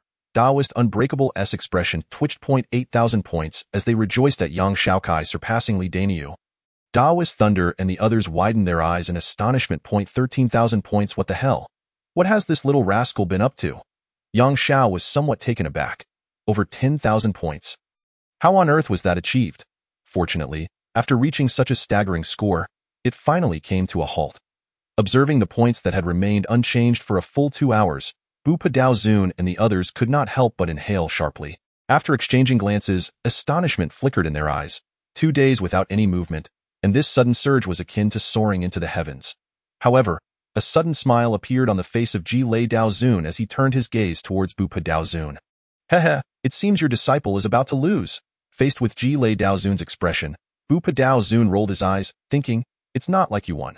Why are you so pleased? Ding. Suddenly, a sound rang out as Yang Xiaokai's name broke through and entered the ranking of disciples on the day of sacrificing demons. Bu Padaozun and the others turned their gazes towards the far left of the ranking board. That was where the disciples who had made breakthroughs would appear. The Qianlong ranking. With a slight movement of their eyes, they quickly located Yang Xiaokai's name, and then gasped in astonishment. Entering Qianlong, with a score of 113,000 simultaneously, shock painted the faces of the 6. What on earth had that little rascal accomplished? 100,000 points. That was the price of a demon lord. Chapter 51. Shadows in a certain location within the Tao sect, it seemed they harbored no suspicions. Do not underestimate them. They certainly have their doubts, but they have merely suppressed them. So what should be done now? To thoroughly stir the waters of the Tao sect. Once that is accomplished, there will be no retreat. From that moment forth, there would be no path of retreat. Those 3 old fellows, they will not take action, just as they did back then, regarding that incident. They are very protective of their own lives. What a pity. What, are you reluctant? No, just a bit regretful. A former friend will soon become an unending enemy, and based on my understanding of him, he will likely never believe any of this and will never be able to regard me as an enemy with his full might. This will make it exceedingly easy for me to kill him, while he will have almost no chance of killing me. Your feelings are indeed quite complex. Generally speaking, I see this the most desirable outcome. A battle guaranteed to win without loss. What meaning could that possibly have? Has that been completed? Yes, it is almost done. Everything awaits the imminent day of the celestial demon feast. Therefore, what needs to be done now is how to muddy the waters of the Tao sect. If so, then let it be me know, it is still too early. Exposing oneself too soon will only lead to unforeseen complications in the plans laid out. Then let me handle it. I happen to have a plan of my own. Oh? What plan? The Celestial Rune Palace. The Celestial Rune Palace. It seems you truly care about this existence. Unlike the other 9 palaces, the Celestial Rune Palace is an unsettling factor, and the appearance of that air only amplifies the situation. According to the trajectory I have calculated, this is an existence that should not be present. Thus, you were willing to go so far as to have me intervene against the Tao Master before this? Yes, unfortunately, the outcome not only ended in failure but also inadvertently allowed a completely inconsequential golden core to ascend to the Great Ascension. A talent from the Celestial Rune Palace, who should have perished during this day of the sacrificial demons, has deviated from the original course of his life. Oh, he possesses such immense power? He can actually alter the fates of others. Indeed, in that case, you should proceed. However, do not reveal your identity. Of course, the one taking action this time has already prepared. It is still that puppet palace, although perhaps this time it will require the Tao Master's involvement. No worries, I have already set the outcome for him. In the near future, he will completely withdraw from the stage of the Tao sect, becoming part of history. That is good. As the words fell, a figure slowly emerged from the secret chamber, dressed in black and wearing a mask. His appearance was entirely concealed, yet he exuded an invisible aura that spread around him. At this moment, if Bu Padao Zun and the others were present, their expressions would likely change drastically, for they recognized this aura, and they could never have anticipated it would be him. The puppet palace. What to do? What should be done? 2 whole days had passed. Huang Kuan could neither eat nor sleep. Even his beloved puppet making could not bring him solace. Yang Xiao had actually become a great ascension cultivator. For Huang Kuan, who was ambitious and determined to bring down the Celestial Rune Palace and elevate the puppet palace, this was akin to a bolt from the blue. The composure he had cultivated over hundreds of years shattered in an instant. Undoubtedly, the conflict between the puppet palace and the Celestial Rune Palace had reached a peak. Once Yang Xiao returned, it would likely herald the darkest hour for the puppet palace. Even though Yang Xiao had entered the soul with symbols and had limited time left, the question remained. Could Huang Kuan survive until then? For a great ascension cultivator, ensuring the demise of a nascent soul cultivator was a trivial matter. Huang Kuan was unafraid of death, since he began to act against the Celestial Rune Palace. He had never cared. He had his ambitions. Even as a nascent soul elder, he did not hesitate to act against a mere foundation establishment junior. This was because his lifelong dream was to elevate the puppet palace to the same status as the 9 palaces of the Tao sect. I recall you prepared a certain fatal trap for the disciple of the Celestial Rune Palace, yet now you have made no move. It seems you are not faring well. Just as Huang Kuan was deep in thought about his next course of action, the man who had emerged from the secret chamber appeared in the main hall of the puppet palace. ITSU. Looking at the figure before him, Huang Kuan's expression grew solemn. What are you doing here? The Celestial Rune Palace now possesses a great ascension cultivator. No matter who you are, you should understand that the Celestial Rune Palace is no longer the same as it once was. A great ascension cultivator, indeed a bit troublesome, but that does not mean it is entirely without recourse. His pupils suddenly constricted. Huang Kuan's expression changed. Who exactly are you? Who I am is of no consequence. What matters is, what will you do? The man in black smiled lightly. If this continues, will Yang Xiao act as if everything that has transpired before never happened? And what of his disciple? That little brat whose soul you nearly destroyed? If given time to fully mature, what will your fate become? Huang Kuan's eyes widened in shock, fixating on the figure before him, his aura becoming heavy. If you do not wish for your disciple to perish upon seeing me, I advise you to stabilize your aura. Ignoring the gathering aura of Huang Kuan, the man in black glanced outside the main hall. His expression shifted, and in the next moment, Huang Kuan immediately retracted his aura, for the person before him was evidently not something a mere puppet palace could contend with. Moreover, the things he had done over the years were too well known to the other party. Even if he exposed him and drew the Tao Master and others to take action, the final outcome would still leave the puppet palace in dire straits. What else can be done? Although I, Huang Kuan, possess decent strength, I am aware that there is no possibility of competing against a great ascension cultivator. Taking a deep breath, Huang Kuan slowly said, regardless, Yang Xiao's lifespan is limited. At most, I shall remain quiet for these few hundred years. As for that little imp, What if he is given a few hundred years? Can he truly turn the tides? Symbolic cultivators are the slowest among cultivators. Heh, is this truly your thought? The man in black shook his head. Let me show you something. With that, the man in black flicked his hand. As Huang Kuan caught what was tossed to him. He looked down, and his face darkened immensely. Dao sect, sacrificial demon ranking, disciple, Yang Xiaokai. Points, 120,000 points. What does that even mean? A golden core cultivator can achieve such results after slaying for an entire year. A mere foundation establishment cultivator has accomplished such a feat. Damn it. How could this be? How could that little imp possibly acquire such an abundance of sacrificial demon points? Though incredulous, Huang Kuan understood that the person before him could not be lying about this information. One must know that 120,000 points not only recorded the scores of Dao sect disciples, but also represented unimaginable resources. Once young Xiaokai returned to the Dao sect, with this 120,000 points, he would undoubtedly receive immense resources. For a cultivator, having resources means that no matter how difficult the cultivation process may be, it would no longer pose a problem. Grant young Xiaokai 100 years? No, even a year would seem excessive. Once he reaches the golden core stage, even if I wish to kill him, I would find it impossible to act. I could assist you once more. Just as I did not long ago. Finally, the man in black said, but Huang Kuan's body trembled involuntarily, and he raised his head, his eyes radiating a terrifying brilliance, though reason continually cautioned him against it. The pressure brought on by Yang Xiaokai's staggering points compelled him to speak. But what? Upon receiving the desired response, a faint glimmer of amusement danced within the depths of the black-clad man's eyes.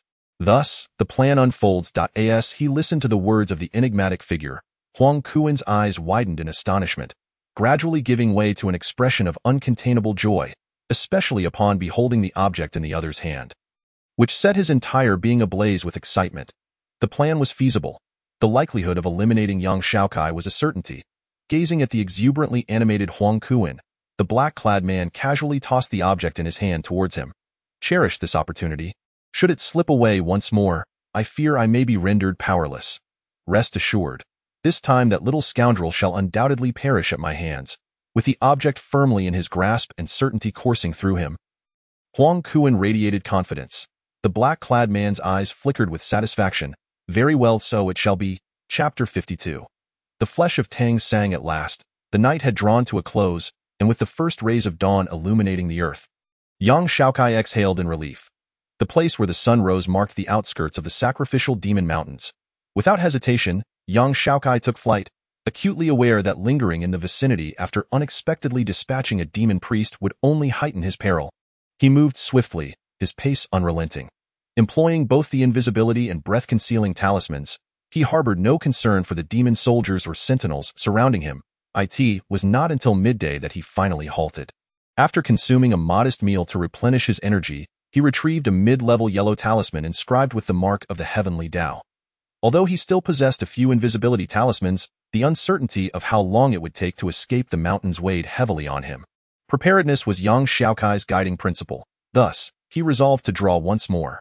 After a staggering 19,998 failed attempts, 2 mid-level, heavenly Tao invisibility talismans were successfully created. Blast it. 2 hours wasted. Upon completing the talismans and glancing at the sun, which was already tilting towards the west, a frown of sorrow creased young Xiaokai's brow. Undoubtedly, his talismans wielded immense power and efficacy. However, the time expended was profoundly disheartening, especially in a moment where every second counted. The success rate offered by the system shattered his hopes. Forget it, let's move.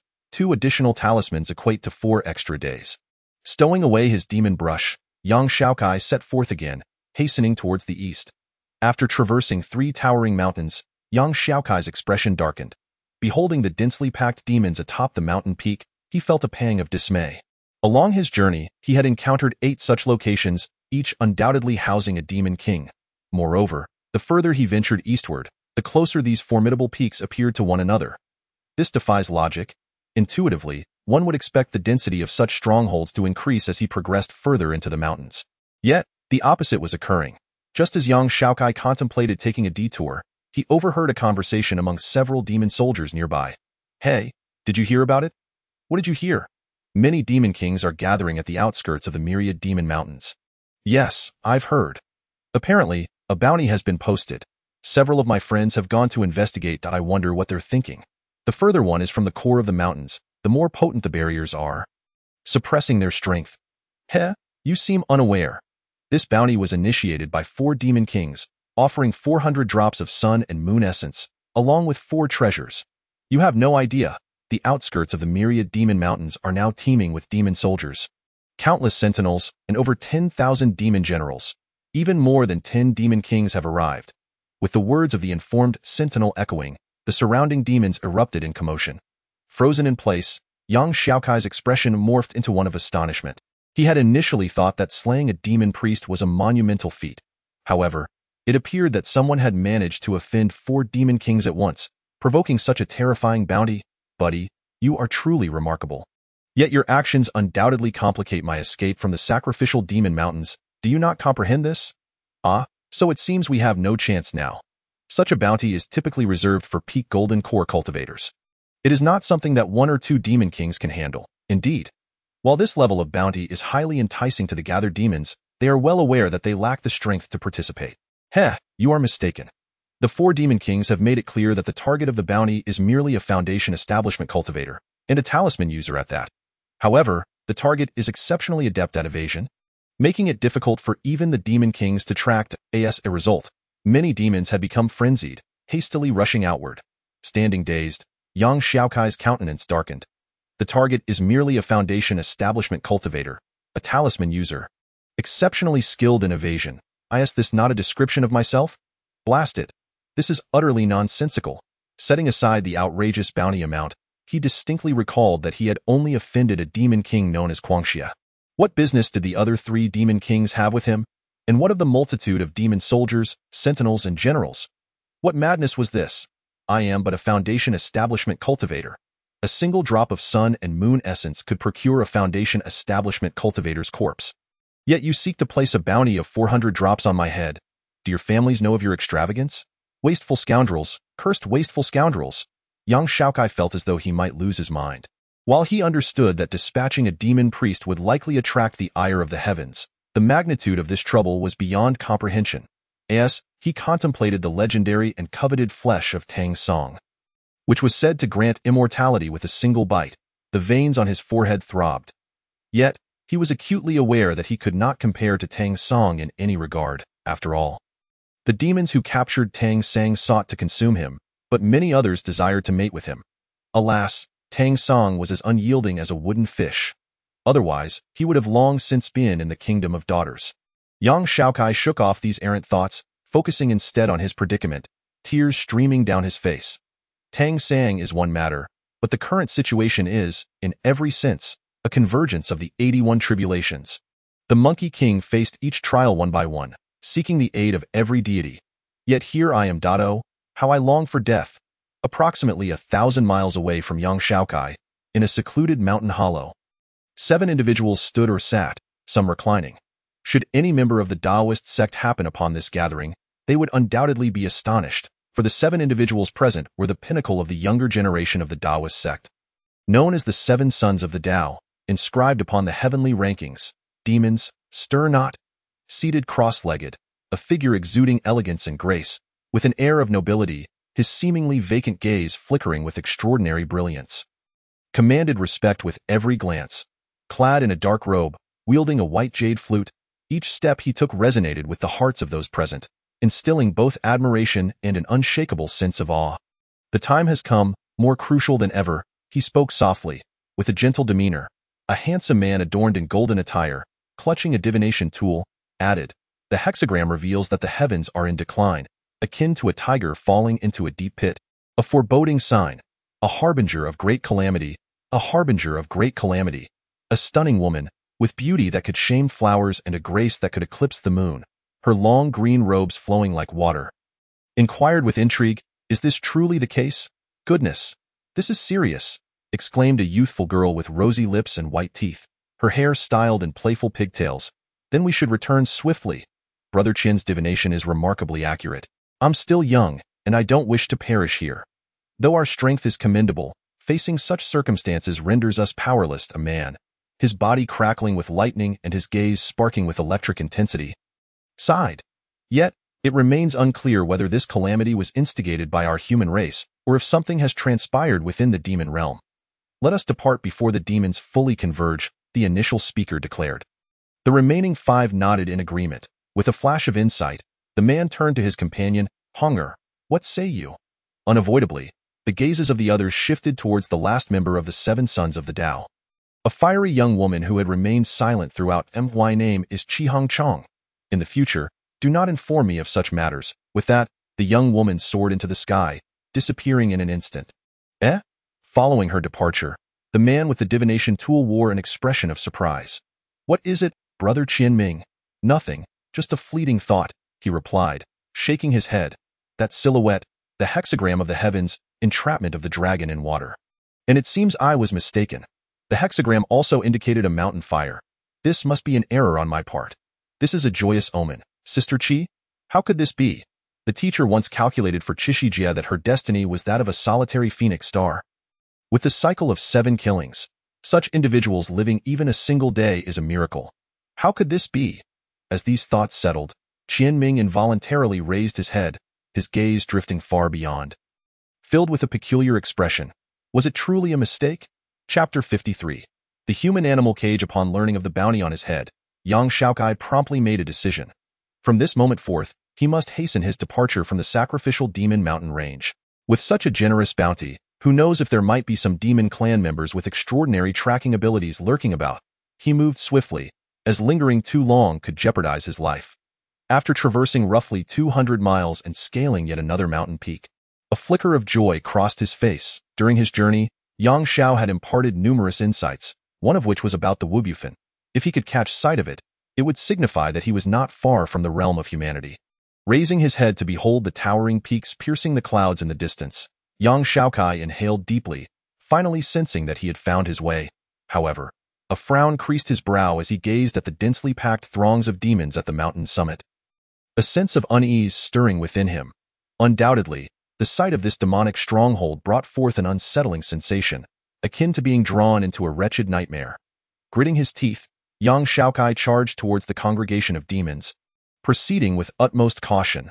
Unlike his previous encounters, he understood that once he revealed his presence here, he might truly be engulfed by this endless sea of demons, as the last vestiges of sunlight vanished beyond the mountain.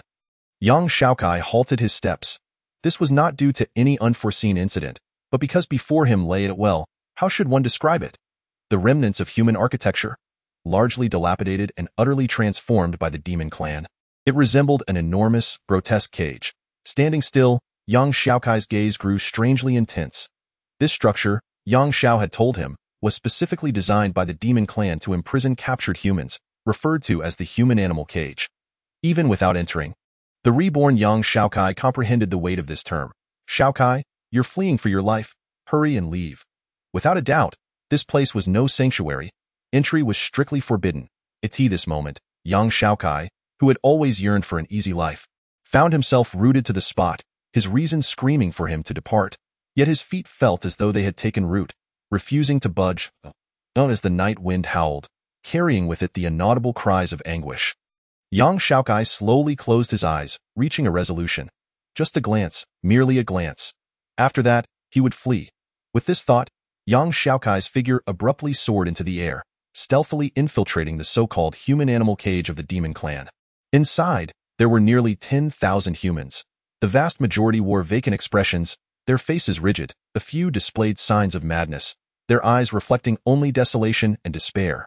The men, dazed, were confined within one cage, while the women occupied another. Occasionally, several demons approached, unlocking the men's cage to extract a few adults around 30 years of age, leading them away. Soon after, their throats were slit, their blood drained, a blood-stained knife deftly sliced through the lifeless body of a man. Tearing off the skin with a sudden pull, the flayed skin was discarded to dry beside them.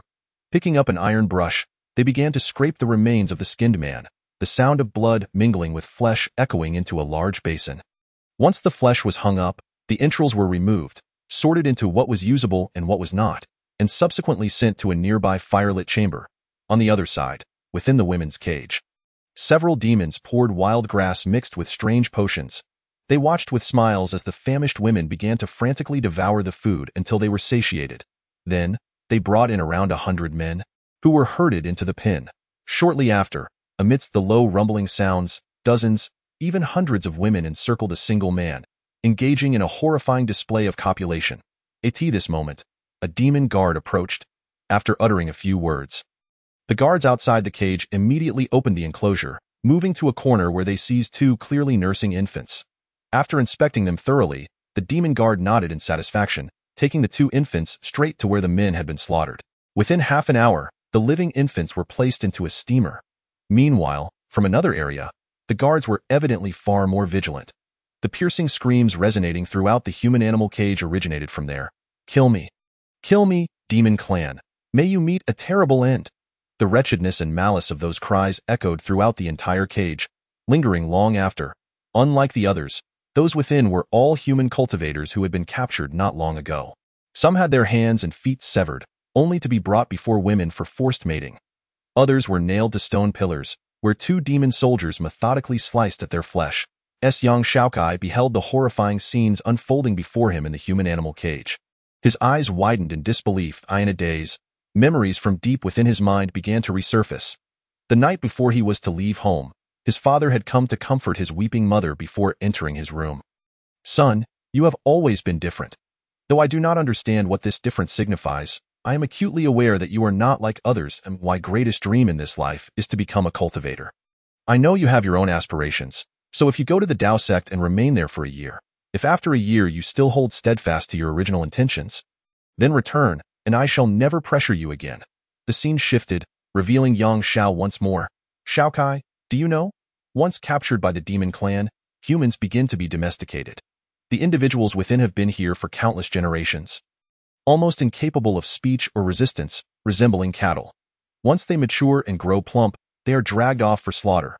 The women are kept for breeding, while only a handful of men remain within the circle. With children being selected from a young age, not a single one survives past 30. That day, my teacher made me fully comprehend. If one day the Tao sect falls, I, my descendants, and my progeny will all end up like this." Trembling with breath, Yang Xiaokai stood rooted in place, his eyes increasingly turning crimson. As a human, he could not accept the horrors before him. Demon clan, demon clan, demon clan. Blood slowly oozed from his clenched fists as his expression morphed into one of madness and ferocity. Human-animal cage, what a fitting name. If that is the case, I shall play a grand game with you. Soon, I will unleash 1,000,000 demons to pay with their lives. May I be struck down by heaven and earth. May you meet a miserable end. With a thunderous vow, Yang Xiaokai's rage ignited. Ding! The host has declared a grand ambition. To slay 1,000,000 demons and perform a blood sacrifice for humanity. As the system spoke, a sudden, thunderous clap echoed through the clear skies above the sacrificial demon mountain range. A sea of crimson clouds billowed forth, staining the entire mountain range a deep red. As if soaked in blood, a chilling wind surged forth, howling as if the heavens themselves mourned, reverberating throughout the land. Chapter 54. Preparation. Feeling an almost explosive rage, Yang Xiaokai slowly retrieved an ice heart talisman from his bosom. The ice heart talisman, an auxiliary talisman, could stabilize one's spirit. Gently pressing it against his heart, a flash of blue light enveloped him, and in an instant, Yang Xiaokai's fury subsided, his rationality replacing the monstrous visage. Calmly, he pondered his next course of action. Slaying 1,000,000 demons was no simple feat. The demon clan would not stand idly by while he executed his plan. With this thought, Yang Xiaokai began to contemplate. Reopening the Supreme Talisman Techniques. The Supreme Talisman Techniques contained an abundance of knowledge. With the system guiding him along the path of transcendence, Yang Xiaokai rarely needed to delve into this lore.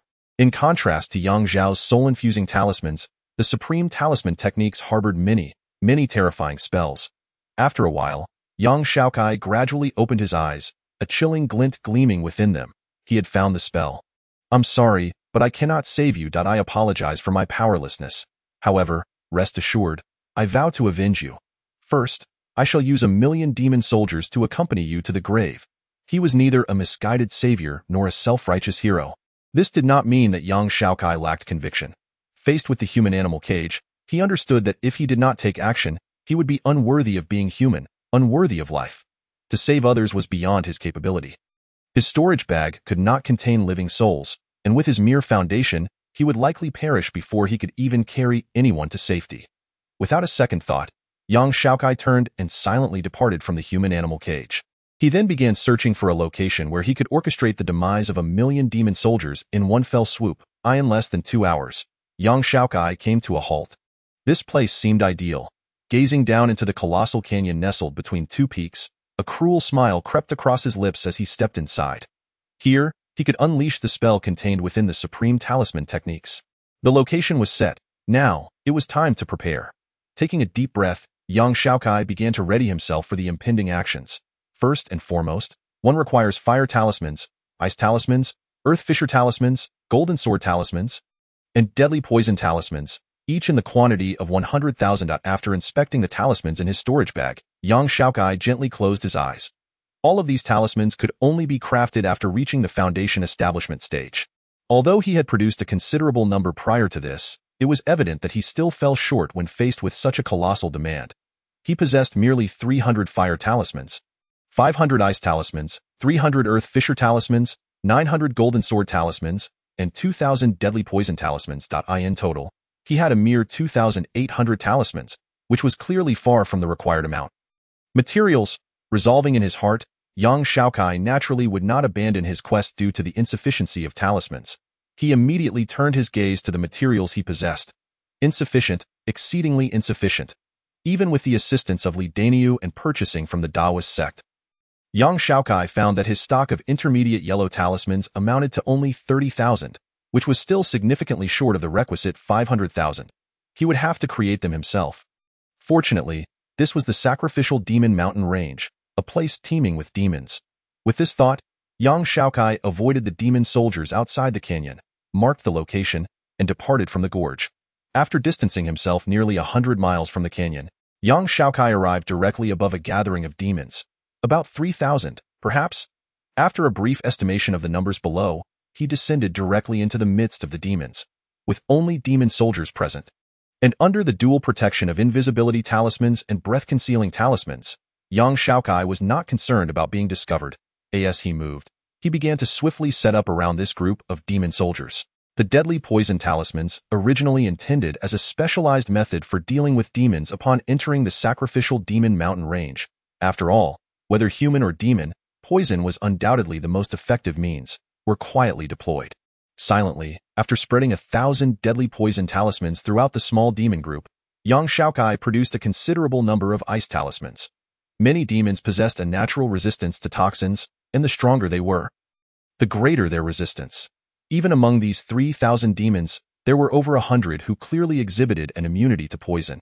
After strategically placing the ice talismans around those demons, Yang Xiaokai stealthily exited and raised his hand in a sweeping motion. Deadly poison talisman. Release. Feeling the talismans explode among the demon throng, Yang Xiaokai's gaze turned. As time passed, upon witnessing the first demon collapse, frothing at the mouth, Yang Xiaokai inhaled deeply and commanded, "Ice talisman, release." Boom. Hundreds of ice flowers erupted, instantly freezing over 100 demons that sensed something amiss. The emergence of the ice flowers stirred chaos among the demon ranks, clearly indicating their awareness of the attack. As they gathered their demonic energy in preparation. The next moment, they realized their bodies had become numb, losing all sensation. They wished to scream, to roar, but against the silent, deadly poison, it was evidently futile. In no time, the 3,000 demons were reduced to 3,000 corpses. Once confirming that all demons had perished, Yang Xiaokai returned, waving his hand to collect the frozen corpses, along with the 100 demons, into his storage bag. Depart. Without looking back, Yang Xiaokai left the scene. 1 location. 2 locations, 3 locations. He continued to hunt, adding to the pile of demon corpses. Finally, after his points reached 120,000, Yang Xiaokai ceased his actions and made his way back toward the canyon. He had approximately 8,000 corpses in hand. Tio refined 500,000 intermediate yellow talismans. This was sufficient. After arranging the necessary materials together, Yang Xiaokai began the crafting process. Unlike talisman crafting, the refinement of yellow talismans was remarkably swift. Within a few breaths, nearly 70,000 intermediate yellow talismans were freshly produced. Sitting cross-legged, Yang Xiaokai commenced the talisman creation. Ding dong. Congratulations to the host. Talisman creation successful. Experience gained. 100. Proficiency gained. 100. Ding dong. Congratulations to the host. Talisman creation successful. Experience gained. 100. Experience gained. 100. As he began to inscribe the talismans, the sound of 2 successes reached his ears, causing young Xiaokai to momentarily pause. He remembered that the success rate for crafting intermediate yellow talismans was 1 in 1,000. Why was this happening? Puzzled, young Xiaokai opened his status panel. Level unchanged. Skills unchanged. What was going on? A flicker of confusion crossed his face as he pondered. Suddenly, his gaze shifted, and he noticed a peculiar symbol appearing beneath the display of his health and mana bars. Status. Great aspiration. The host has made a great aspiration to slay 1,000,000 demons for humanity. Within a certain time frame, the success rate for talisman creation is 100%, skill proficiency is 10 times, and experience is 10 times. Gazing at the effects brought by this symbol, young Xiaokai was momentarily stunned. The system, which had always been a hindrance, had unexpectedly been so generous this time. However, it was precisely what I desired. Thanks to S179216800 for the donation to Jean Feng. Jean Feng expresses gratitude here. Chapter 55. Heartfelt grief. The demon race. What has transpired? Standing still, the girl with red hair, red attire, red eyes, and a red sword displayed a peculiar glimmer in her gaze. As she surveyed the ground strewn with corpses, she lightly waved her red sword to shake off the blood that had stained it. Seemed that their destination consistently led them to the outskirts of the sacrificial demon mountain range. Were they hunting someone? How intriguing. The crimson-eyed girl exhibited a flicker of fervor. She had been too ruthless in her recent killings, causing all the demons to retreat into the depths and remain hidden.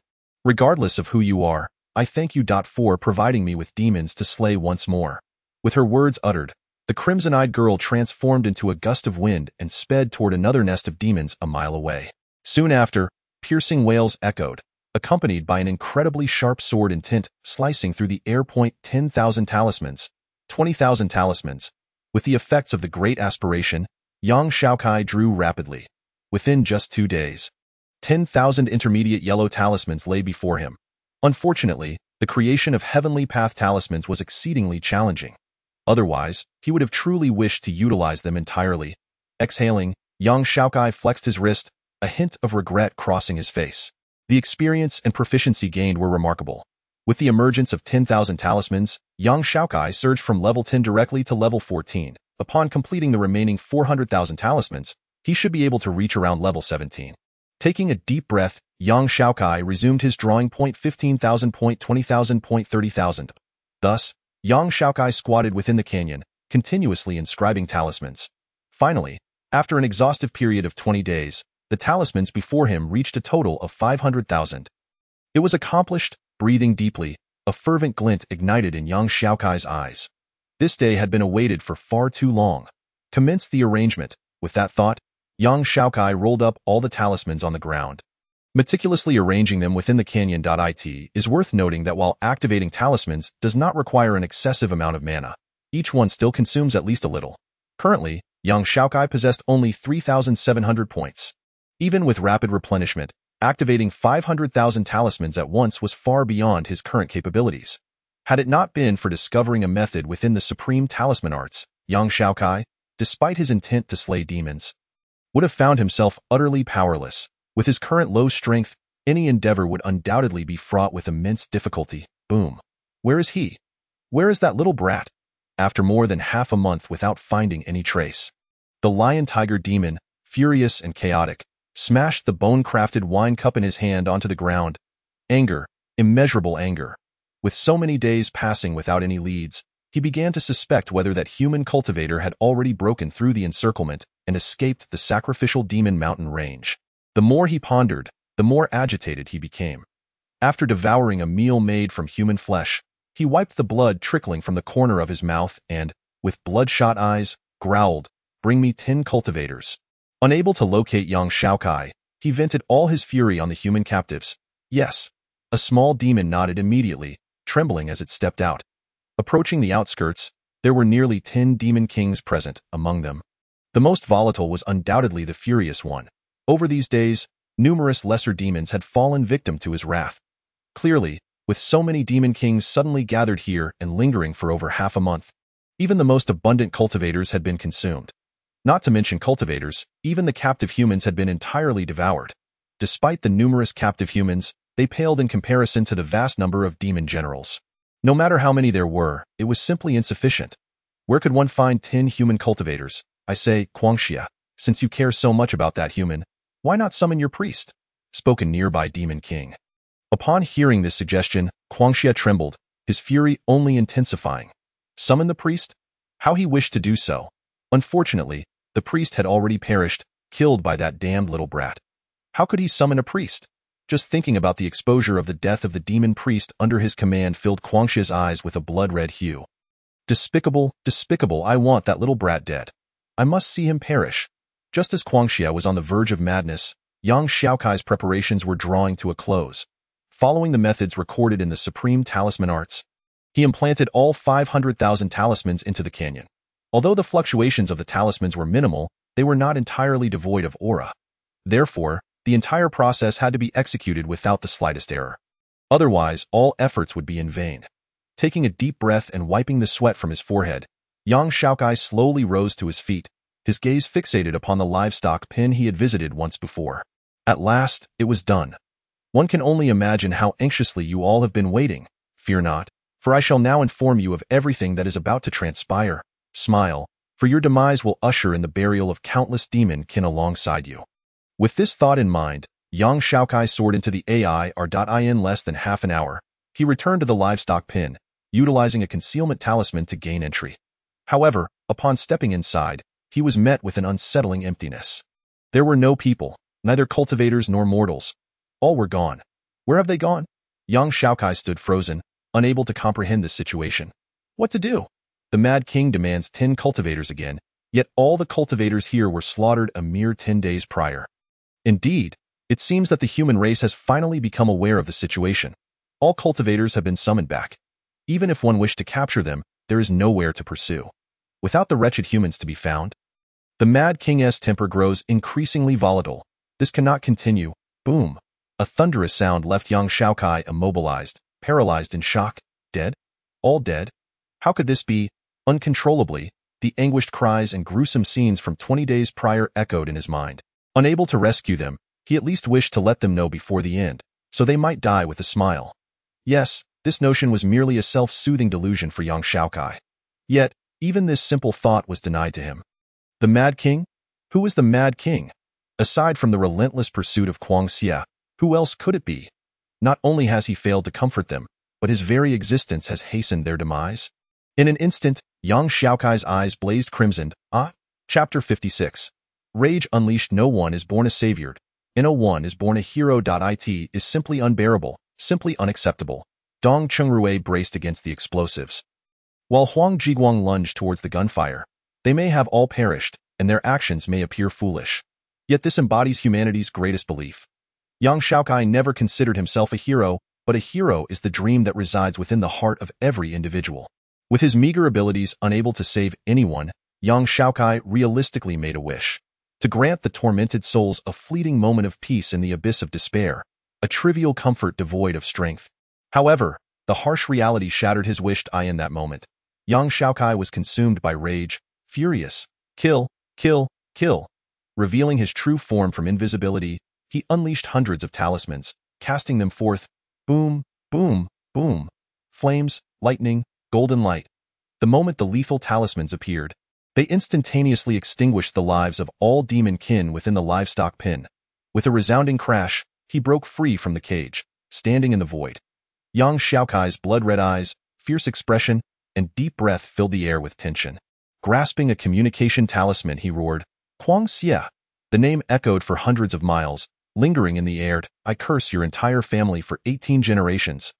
I, young Xiaokai, vow to annihilate your entire clan and sect. Are you not seeking me? Come, come. I await you in the canyon 10 miles from the livestock pen. With that declaration, young Xiaokai shot forth like a meteor towards the canyon, the outskirts of the sacrificial demon mountains. As young Xiaokai's voice reverberated, all beings, humans and demons alike, stopped their actions. Young Xiaokai, the newcomer from Tianfu Palace. Those human cultivators who recognized his name widened their eyes in disbelief. Young Xiaokai? Never heard of him. Is he a new Taoist? The voice was so piercing. What had transpired? Those human cultivators unaware of young Xiaokai's identity paused, feeling unfamiliar with this entirely unknown name. Young Xiaokai? Who is he? he calls the Mad King by name. Could it be that he is the one the Mad King has placed a bounty upon?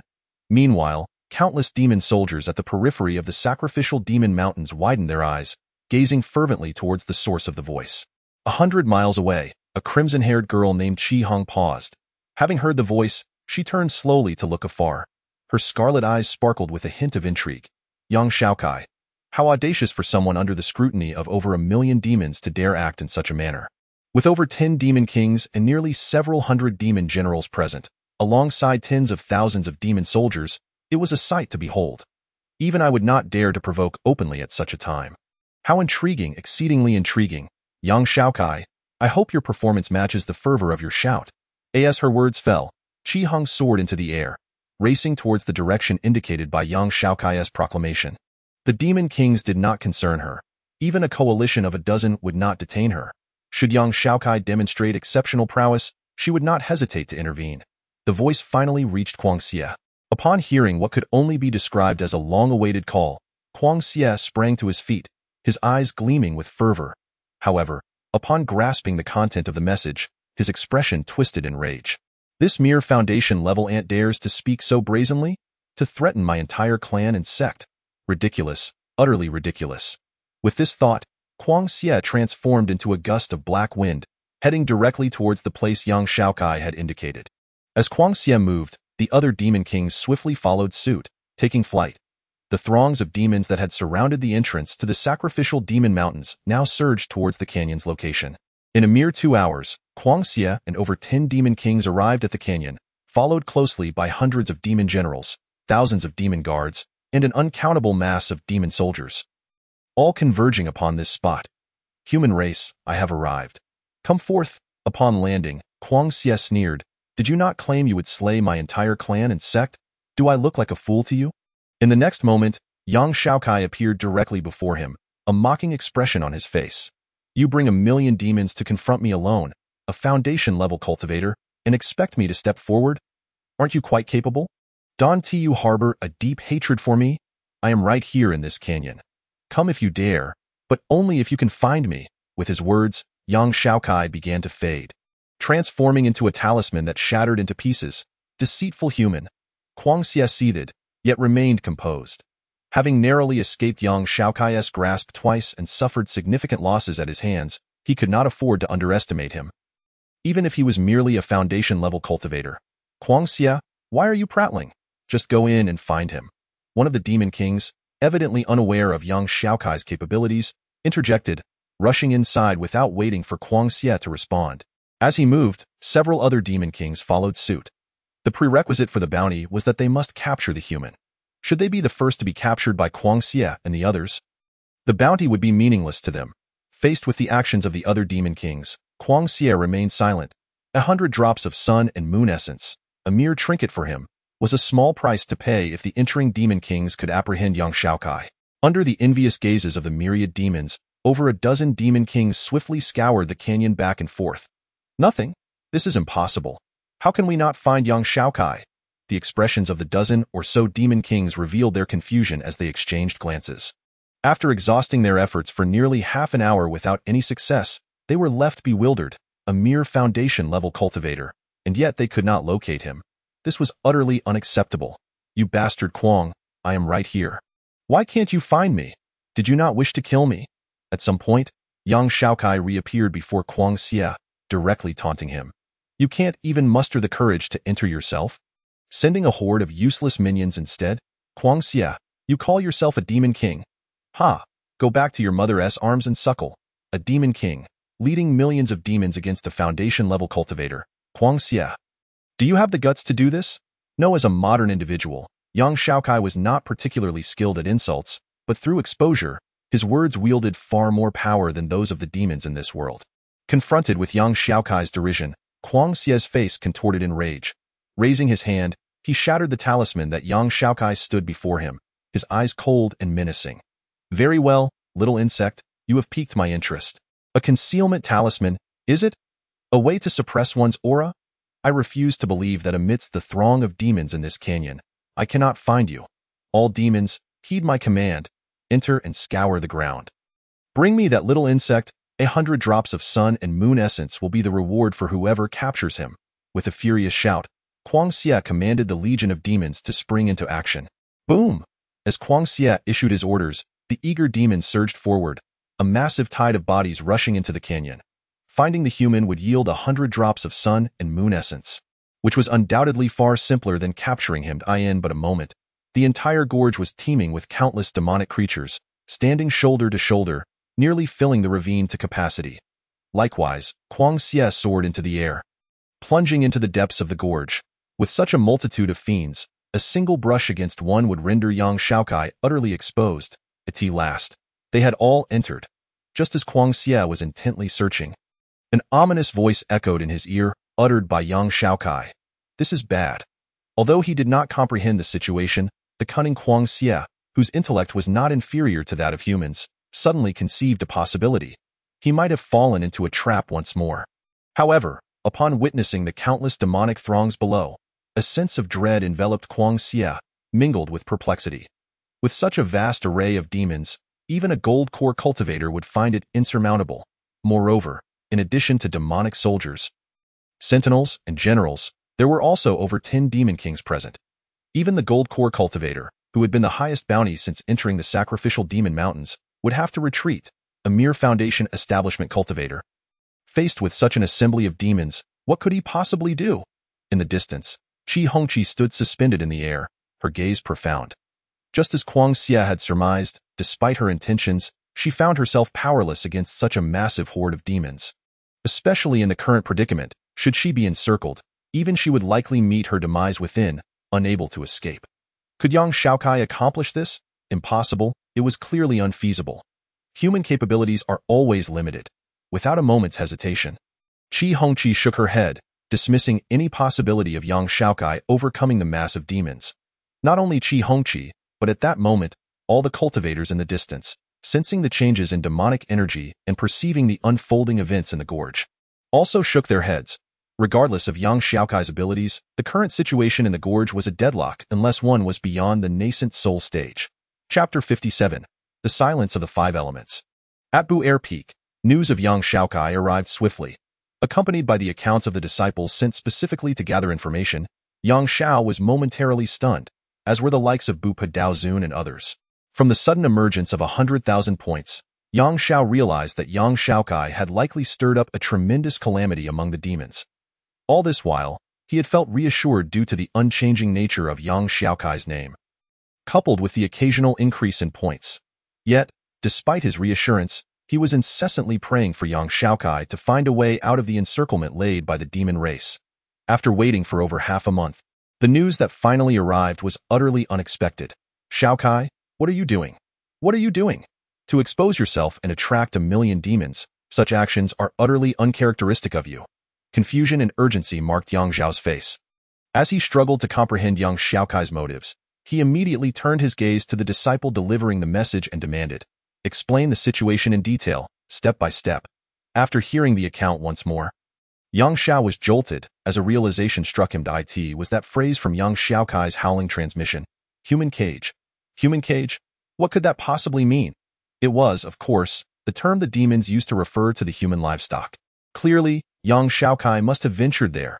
In an instant, Yang Xiao grasped the crux of the matter.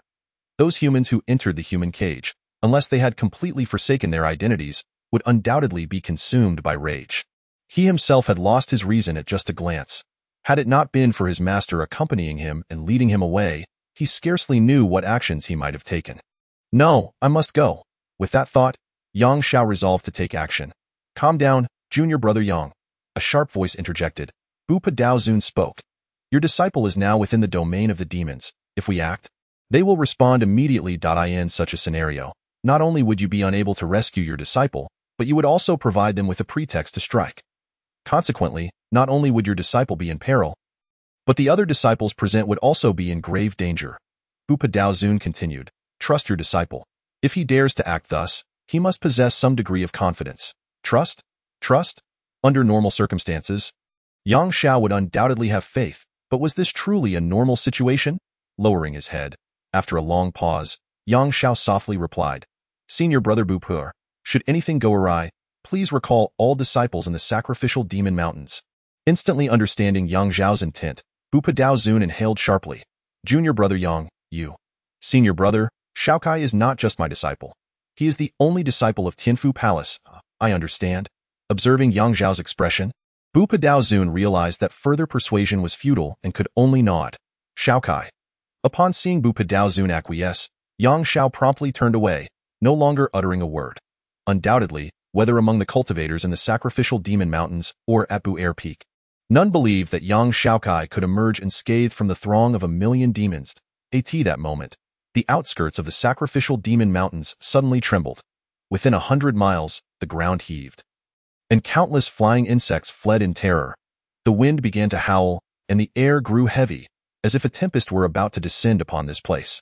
Just then, a resonant voice rang out. The heavens have 5 emperors, and the world harbors 5 elements. The Eastern Green Emperor, known as the Wood God. The Western White Emperor, known as the Metal God. The Southern Red Emperor, known as the Fire God.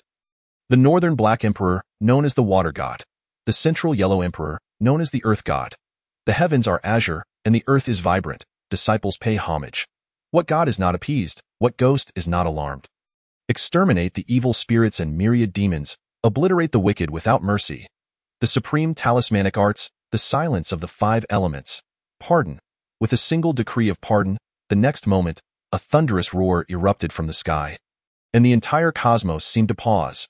Radiant beams of red, gold, yellow, green, and blue shot skyward, soaring to a height of 1,000 meters. 500,000 mid-tier superior talismans ignited in that instant. The mountains crumbled.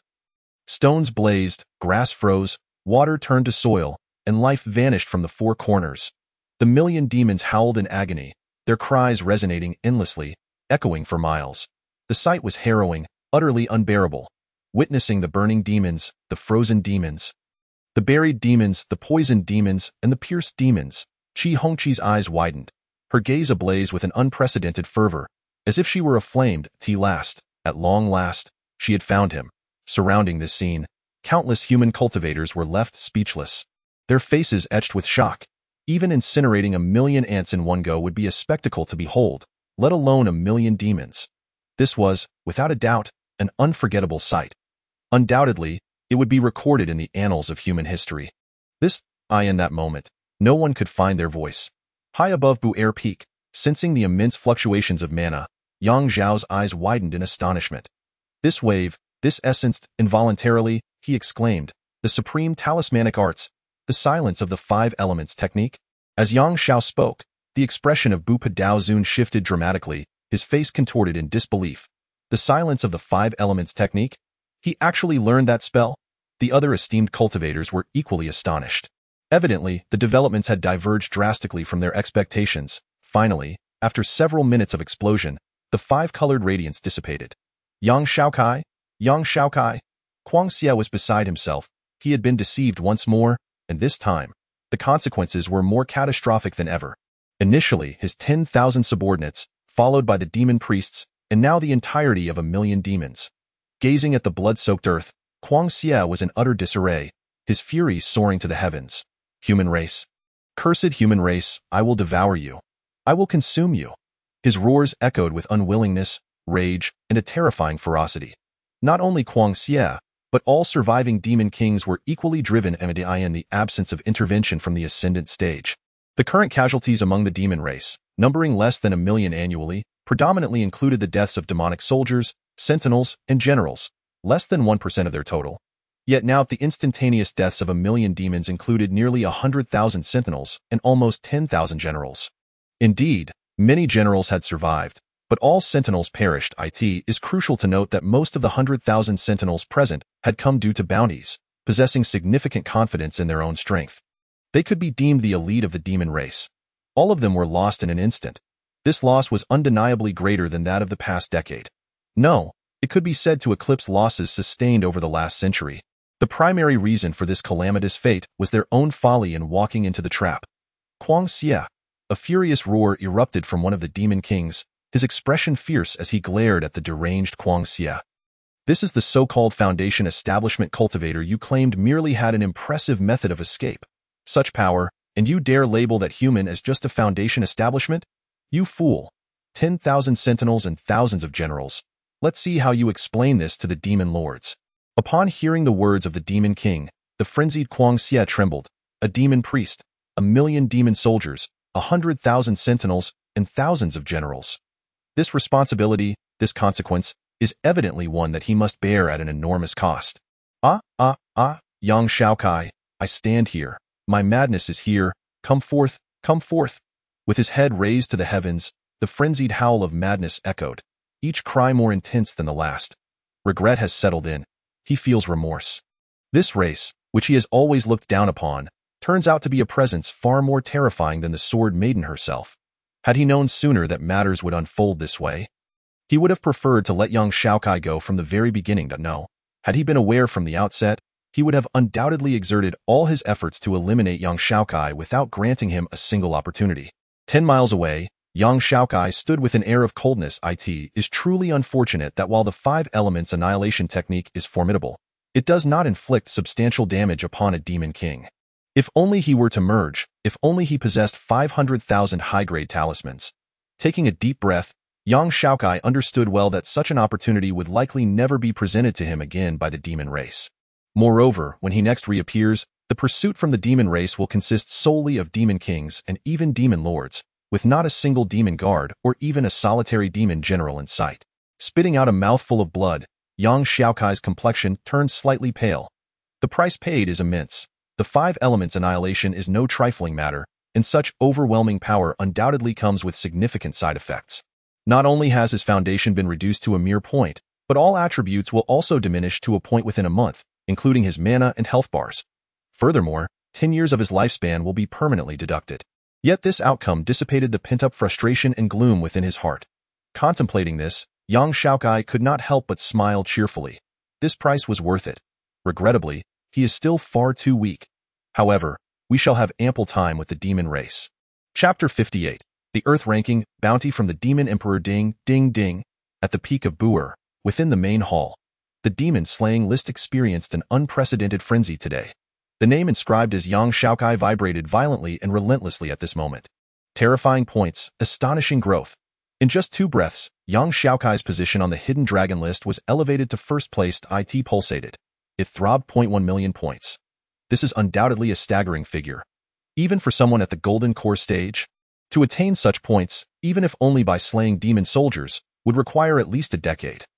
The 2 Yuanying ancestors who were not severely injured by Yang Xiaokai earlier gazed at the explosive growth of his points with eyes nearly popping from their sockets. 1.1 million points? Their throats went dry, voices hoarse.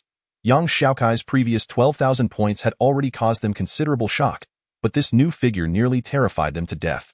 After 300 years in the Yuanying stage, their points barely reached 80 million. Yang Xiaokai is merely a foundation establishment cultivator. Ding, with a jolt, Yang Xiaokai's name vanished from the hidden dragon list. That moment, all eyes in the main hall shifted away from the gray-named area and instead looked towards the higher tier of the hidden dragon list. The Earth Ranking of the Dao sect. The Earth Ranking only qualifies Golden Core disciples who have slain over 10,000 demons to be listed. Now, for the first time ever, a non-merge foundation establishment cultivator has entered. Gazing at the bright red name, distinct from the usual green names on the hidden dragon list, the 2 Yuanying ancestors were left utterly speechless. What kind of genius is this? No, this is a prodigy. Such a record has never been achieved in the Dao sect over the millennia. Even the Sword Maiden of Yer did not accomplish this, although the current Sword Maiden has surpassed 10 million points, standing as the highest among Dao sect disciples, a figure that even Yuanying ancestors cannot hope to match. This is the result of decades of relentless slaughter. How long has it been since Yang Xiaokai entered the demon-slaying mountains? Not even a month. Perhaps from now on, his points may not grow explosively like this again, but who can say for certain? Has the Tianshu Palace, which has languished for decades, finally begun to exert its strength? The 9 palaces of the Dao sect live up to their reputation. The 2 Yuanying ancestors were astonished, and Yang Xiaokai's companions were equally shocked. Even those in the ascended stage could hardly fathom Yang Xiaokai's achievements reaching such heights. 1 million. This number appears straightforward. Yet, the implications it embodies are an entirely different matter. As ascended beings, they are acutely aware of what this signifies, that Yang Xiaokai, still at the foundation establishment level, can achieve this. What if he were merged? What if he were at the golden core stage? The more they pondered, the more they trembled. Several thousand years ago, the Tianshu Palace undoubtedly ranked among the top 3 of the Tao Sect's 9 palaces. Yet even then, the talismans crafted by their masters could not achieve such feats, the foundation establishment cultivator on the Earth ranking. Unheard of. Slaying 1 million demons, this news was evidently a different matter from the reports reaching the demon priests. Like a great earthquake, the news swiftly spread deep into the demon-slaying mountains, reaching the ears of the demon race's higher-ups, including the demon emperor. Madness, a staff of 300, a prisoner of the demon race for 100 years. After a moment of indifference, the demon emperor spoke. The human race, Xiaokai, the killer, bounty. A territory of 1,000 miles, bounty. 1 decree from the demon emperor, bounty. 1 artifact from the demon lord, bounty. 100,000 essence of the sun and moon, bounty. 1 secret technique from the demon lord, bounty. 3 opportunities for guidance from the demon emperor. With 6 bounties in succession, the demon race was shaken. With the demon emperor's words, Yang Xiaokai's name prominently appeared on the human race's must-kill list, rising ever higher. He has finally surpassed the bounty list for Golden Core disciples, entering the bounty list for Yuanying ancestors. Second only to the Sword Maiden among the Tao Sect's 7 sons. His rank, 60th on the Yuanying must-kill list. In an instant, the entire demon race, billions of demons, opened their eyes wide. The 3 characters of Yang Xiaokai, with their fiery crimson allure, ignited fierce passion, stirring emotions, and exuding unmatched killing intent. This child must be eliminated. For the bounty, and for the demon race, this moment, having accomplished everything, Yang Xiaokai had already traveled 1,000 miles from Boer Peak. Standing in place, a smile graced his lips, for his rewards have finally arrived. Having done so much, Yang Xiaokai is acutely aware of how perilous his situation will be moving forward. 1 million demons is undeniably a considerable number. The human race will inevitably encounter the demon race in many activities beyond the demon-slaying day, such as climbing the heavenly ladder and exploring the immortal demon tomb. Without a doubt, he urgently needs to elevate his strength rapidly. Ding dong. Congratulations, host, for exceeding the mission of slaying demon generals. Congratulations, host, for exceeding the mission of collecting 3,000 demon cores. Congratulations, host, for exceeding the mission of achieving recognition on the hidden dragon list. Rewards are being distributed. Commencing. Host level increased by 1. Host level increased by 1. Host level increased by 1. Host attribute points gained. 10. Host attribute points gained. 10. Host attribute points gained. 10. Backpack space increased by 30. Reward artifact. 1 heavenly Tao brush. Upon seeing his rewards, Yang Xiaokai inhaled sharply, his smile widening. After reaching level 17, the experience required by the system is astronomical. Leveling up 3 times in one go undeniably alleviated his cultivation pressure. After all, when he draws those 50,000 mid-grade talismans, he will already be proficient in mid-grade talismans, waiting only for a level increase to merge. The subsequent 30 attribute points brought Yang Xiaokai immense joy. Since upgrading to level 10, he had reserved all his attribute points. After all, before understanding the significance of attribute points, it is far better to retain some than to use them directly. Having saved up from level 10, he had an additional 40 points, plus the 10 he had kept, totaling 50 points. Now with the additional 30 points from the rewards, that amounts to a staggering 80 points. For seasoned gamers, such an accumulation of points is undoubtedly advantageous. As for the backpack reward, the capacity has increased from 10 slots to 40. This allows him to carry even more items. Moreover, the system backpack automatically collects items from the monsters he has slain. But unfortunately, it only has 10 slots. Previously, after slaying 3 or 4 demons, it was already full. Although it is similar to other games where identical items can stack indefinitely, the variety of demon races is far more than 1 million. Thus, apart from demon cores, he could hardly fit anything else. While the Qian Current pouch inside the backpack can hold an unlimited number of items, it does have its limitations. Though 40 slots may still seem insufficient, it is certain that as he continues to complete tasks, this space will expand. As for the heavenly Tao brush, Yang Xiaokai summoned it to his hand without hesitation. The brush is golden, with a white unknown fur tip that sparkles with golden light. Each stroke containing the essence of the heavenly Tao, constantly circulating talismans imbued with profound meaning. The brush handle resembles white jade, inscribed with numerous characters reminiscent of oracle bones, seemingly pictographic in nature, embodying the great path, filled with authenticity, akin to a prophecy of the heavenly Tao.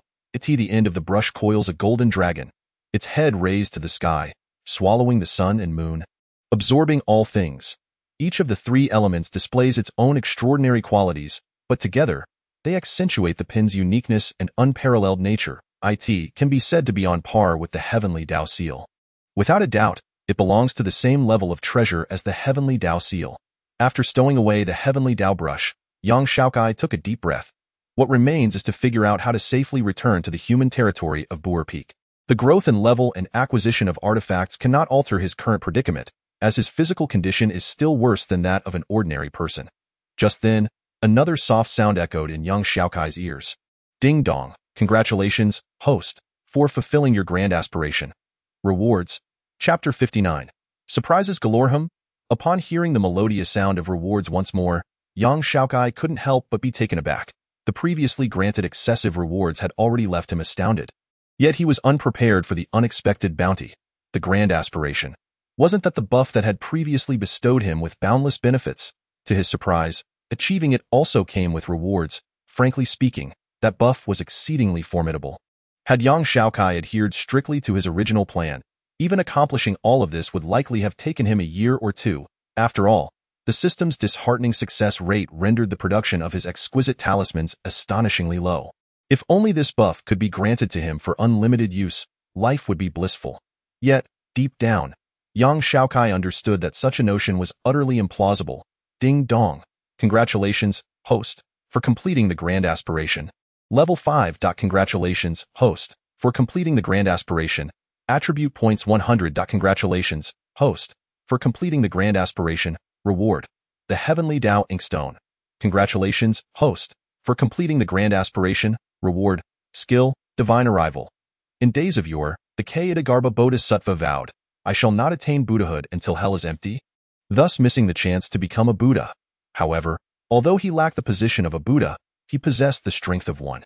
Divine Arrival, upon activation, doubles one's realm, attributes, and skills for a quarter of an hour. Afterward, all attributes are halved for 3 days. Wow. Gazing at the rewards bestowed by the system, young Xiaokai was utterly stunned. Undoubtedly, the rewards from the grand aspiration far surpassed those from the previous 3 tasks he had exceeded. A 5-level increase and 100 attribute points. The function of the Heavenly Tao Inkstone aside, it surely could not be inferior to the Heavenly Tao Seal or the Heavenly Tao Brush. As for the final skill, Divine Arrival, this was, without a doubt, reminiscent of the explosive evolution of the New Humans and Seed or the Transam system from OO. What on earth has happened to the system today? Granting such formidable rewards? Could it be that my previous methods of activation were flawed, leading to such dismal outcomes? While it may not rival the buff effects generated by the grand aspiration, this skill undoubtedly qualifies as a divine technique, applicable in decisive battles, escapes, and counterattacks. The only lamentable aspect was that this skill, unlike the buff, possessed drawbacks. Nevertheless, it was within acceptable limits. As young Xiaokai continued to marvel. A tremor began to envelop him. His level surged by 8, propelling him directly from the foundation stage into the fusion stage, and he was now at the 5th segment.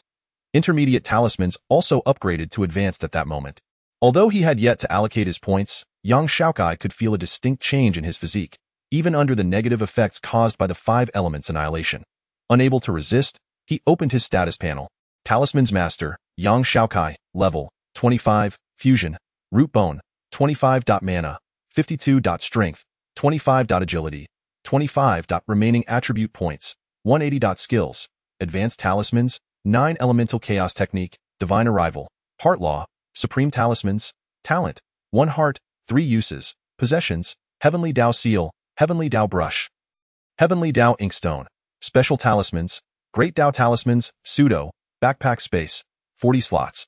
Taking a deep breath, young Xiaokai raised his head and gazed at Mount Boer. It was time to return. Remaining in the ritual demon mountain for another month while unable to engage in combat was far too perilous. Regrettably, casting a glance back at the depths of the ritual demon mountain, the greatest regret was undoubtedly not being able to eliminate the mad evil. Yet, as long as the opponent lingered in the ritual demon mountain, there would inevitably be an opportunity to encounter him again. With that thought, young Xiaokai produced a swift movement talisman and affixed it to himself, hastening towards Mount Boer. Young Xiaokai's figure finally appeared within 1,000 miles of Mount Boer. In an instant, Yang Zhao's eyes widened, a beaming smile illuminating his face. Sensing the change in young Xiaokai's aura, the others, including Bu Padaozun, instinctively turned their gazes towards the distance. This aura.it seems that the one who had caused a magnitude 12 earthquake in the ritual demon mountain has finally returned. Gazing at young Xiaokai's points, Bu Zun was momentarily indifferent. Initially, he had thought young Xiaokai's return was merely to fulfill his obligations, akin to his disciple. However, it was now apparent that young Xiaokai had far exceeded his expectations. Truly inscrutable at that moment, Yang Zhao's figure flickered and vanished from sight, 1,000 miles away. Having taken only a few steps, young Xiaokai halted, staring blankly at the person who had appeared before him. A smile creeping onto his face. "Teacher, I have returned. It's good that you are back."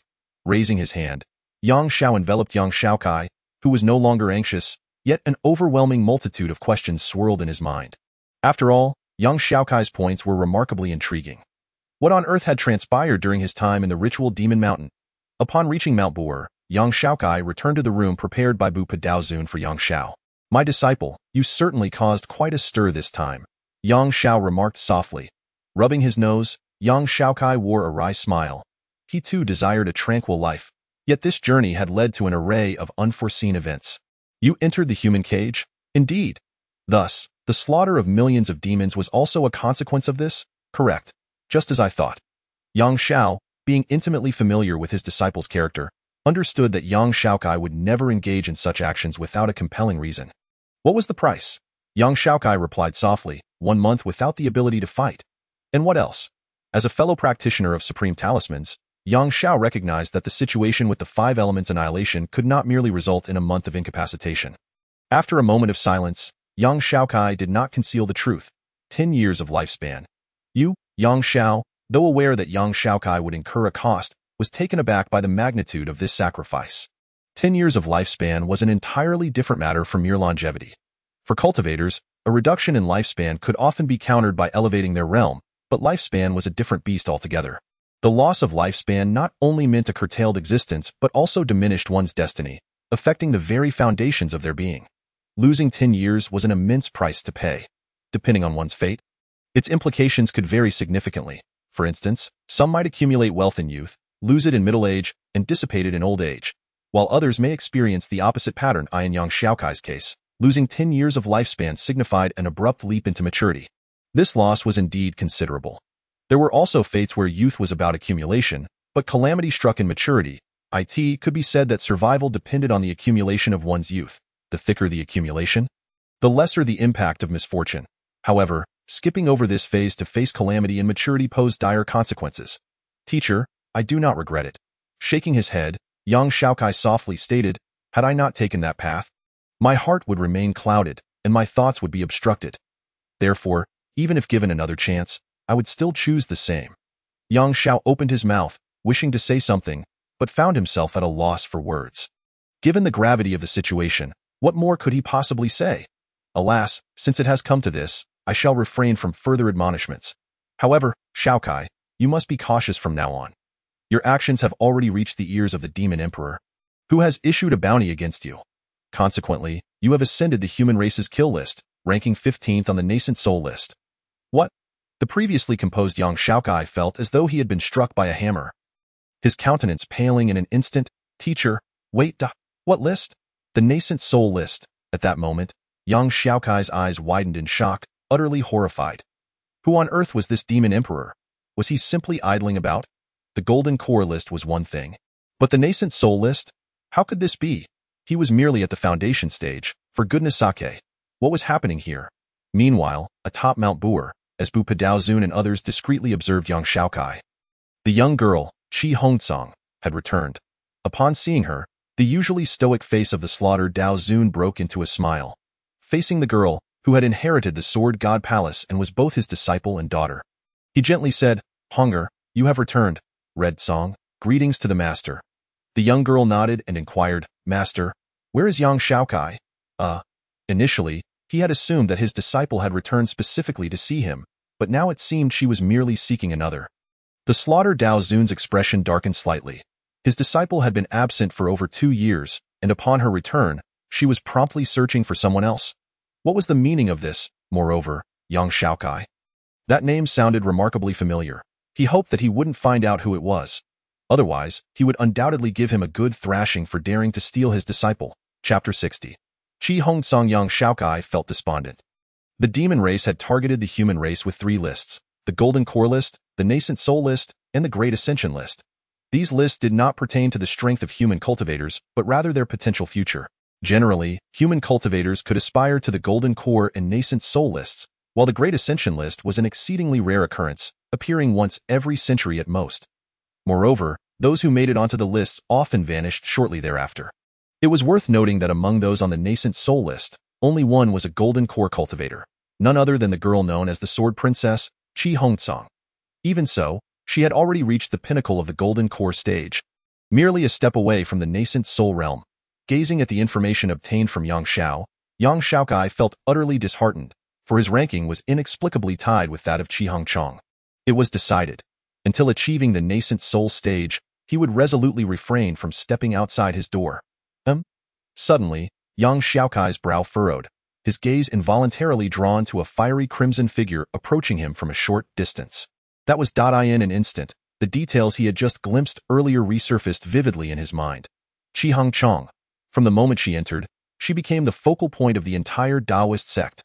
Red was her sole hue. Her hair, her eyes, her garments, her shoes, everything was suffused with crimson. Indifference was her only emotion.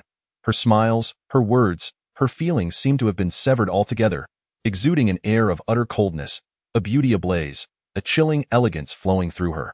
These 2 extremes left an indelible impression on the entire Taoist sect. Of course, these were not the crux of the matter. The crux was that this young woman had become the disciple of the slaughtered Taoist master merely 1 day after joining the sect. And after her first participation in the festival of demon sacrifice, she would return to the Taoist sect for an average of only 3 days each year. The remainder of her time was spent in the demon sacrifice mountains, exterminating demonkind. After a century in the sect, her score had already reached a staggering 10 million, a figure beyond the reach of even the most seasoned Nascent Soul ancestors. Watching the girl approach step by step, seemingly treading on air, Yang Xiaokai could not help but display a look of astonishment. According to the information on Qi Hongchong, she had no friends within the Taoist sect aside from her master, the slaughtered Taoist master. Furthermore, apart from her cultivation and the slaying of demons, she showed no interest in anything else. This was his master Yang Zhao's designated resting place. How could she possibly be here? Moreover, that gaze seemed to be, perhaps, well, how should he put it? Directing at him. Undoubtedly, the young woman before him was breathtakingly beautiful. Even the women he had encountered in his previous life would undoubtedly pale in comparison.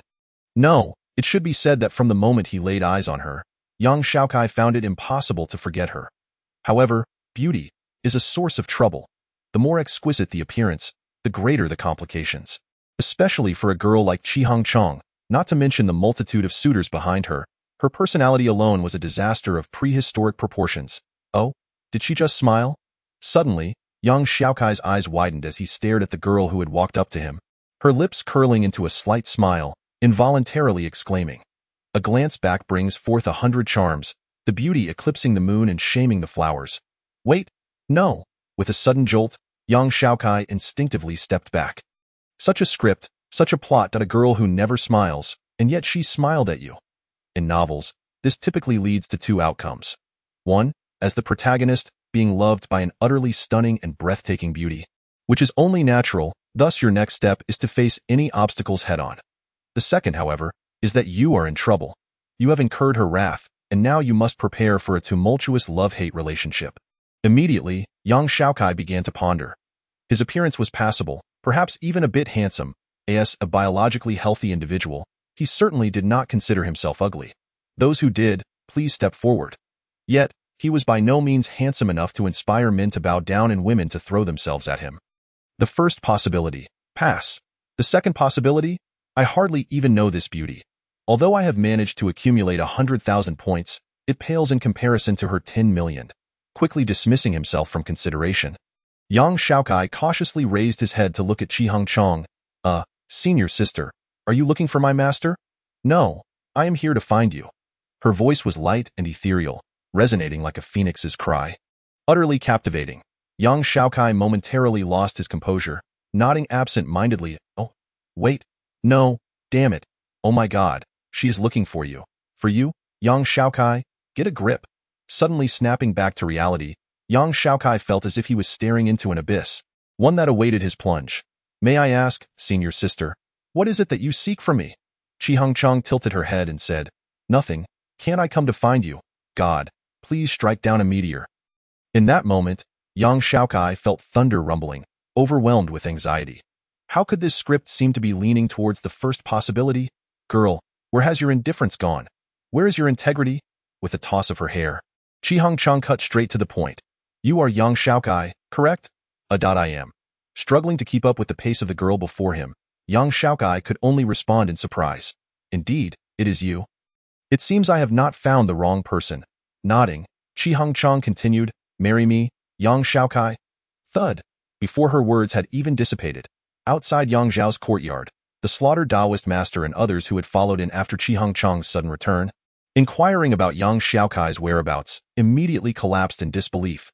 Even the remarkably skilled and composed slaughtered Taoist master found his mouth twitching, his expression darkening. Having always regarded Chi Hongchang as his daughter, the slaughtered Taoist master naturally did not wish for her to spend her life in a frenzied state of demon slaying.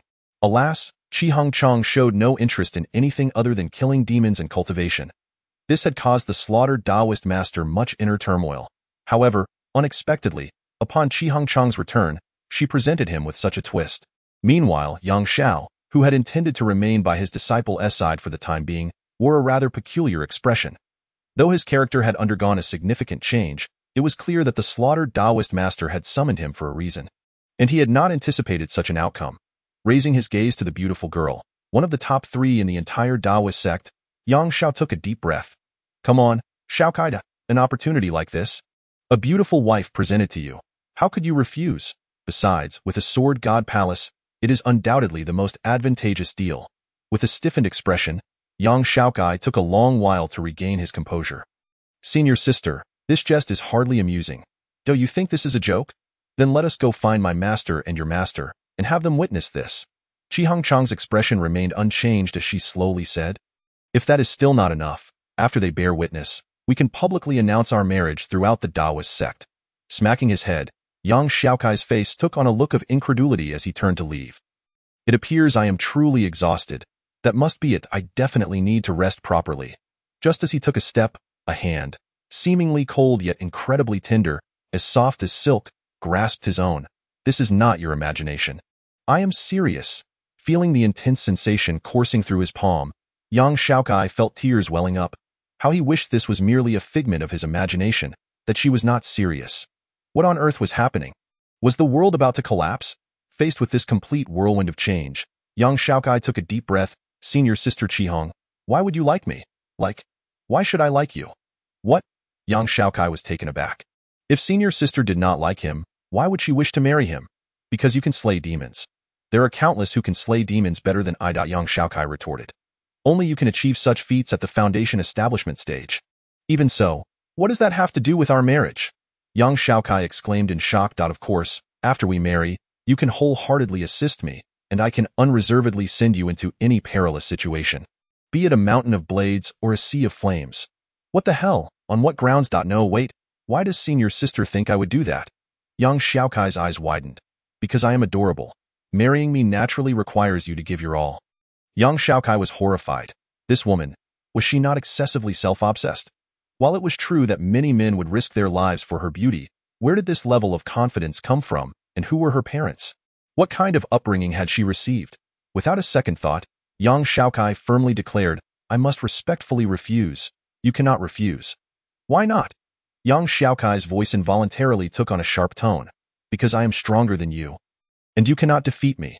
Chi Hongchang's demeanor shifted, a formidable aura exuding from her as she stood before him, reminiscent of Ashura, eclipsing even the madness he had encountered not long ago. Upon witnessing this scene, young Xiaokai felt as if struck by a bolt of lightning, utterly dumbfounded. So, when a beauty suddenly professes her affection, there exists a third scenario. She possesses a godlike logic. This is utterly absurd. Chapter 61. You are mine. To be pursued for marriage by a beauty is undoubtedly a most fortunate circumstance for a man. However, when this beauty's logic diverges entirely from that of ordinary people, such happiness can swiftly transform into tragedy. Senior sister, do you understand what marriage represents? Marriage is just marriage. What else could it represent? It signifies that two individuals will henceforth live together, sharing meals, residing together, and even sleeping together. Is that so? Indeed. I'm afraid I cannot assist with that. Ding dong. Upon hearing the sound reverberating in his mind, young Xiaokai finally revealed a faint smile. The negative effects brought on by the 5 elements obliteration had finally come to an end. For a full 30 days, his attributes had been reduced to a mere 1, undoubtedly leaving him in a state of deep despondency. Do you comprehend the implications of having your strength reduced to a single point? It means that a bowl, which you could once lift effortlessly, has now become burdensome. Are you aware of what it signifies when one's bone structure is diminished to a single point? A slight movement could leave you gasping for breath. Fortunately, within his attributes, there was no intelligence attribute. Otherwise, young Xiaokai would have been utterly shattered. A reduction of intelligence to a single point would transform one into an absolute fool. Boom. With a sudden tremor, young Xiaokai's bones resonated, and he began to exude an immensely powerful aura. The true essence of a fusion cultivator's strength erupted forth. Level 25 was far from a trivial enhancement, even without attributing points. It could be said that all his values had nearly doubled. With a demon pin in hand, young Xiaokai promptly retrieved 2 advanced yellow talismans. After all, the talismans had long since been upgraded. But due to a severe lack of blue, he had been unable to draw them. Especially during the previous period, the habit formed over the past month had left young Xiaokai with a sense of utter boredom. With pen in hand, he began to sketch.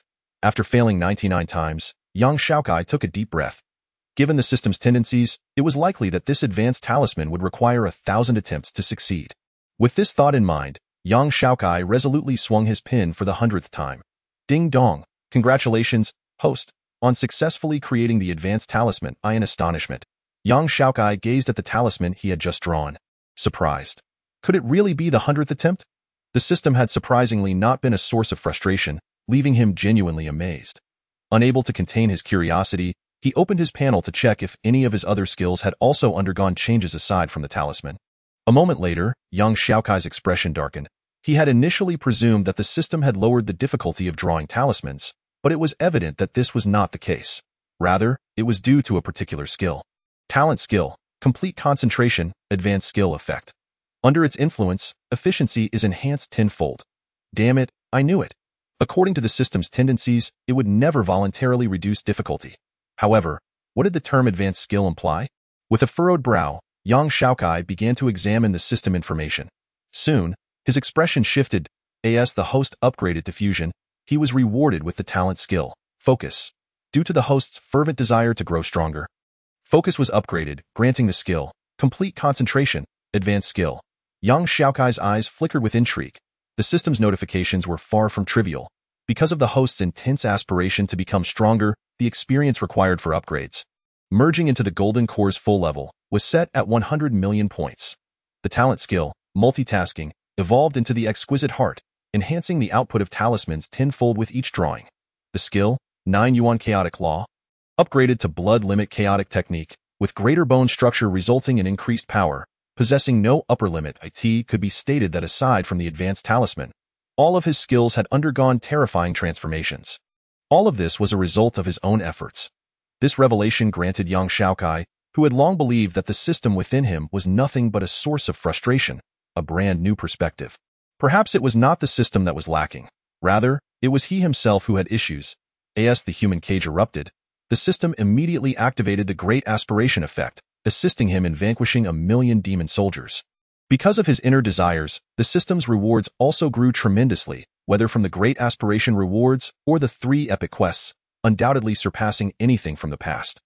Unbidden, young Xiaokai reminisced about everything that transpired since he joined the Dao sect. It seemed that regardless of whether it was initiation, cultivation, or advancement, he had always maintained an attitude of unwillingness, or perhaps indifference. Had it not been for the system's coercive push, it was likely that young Xiaokai would still be stuck at the initial enlightenment stage.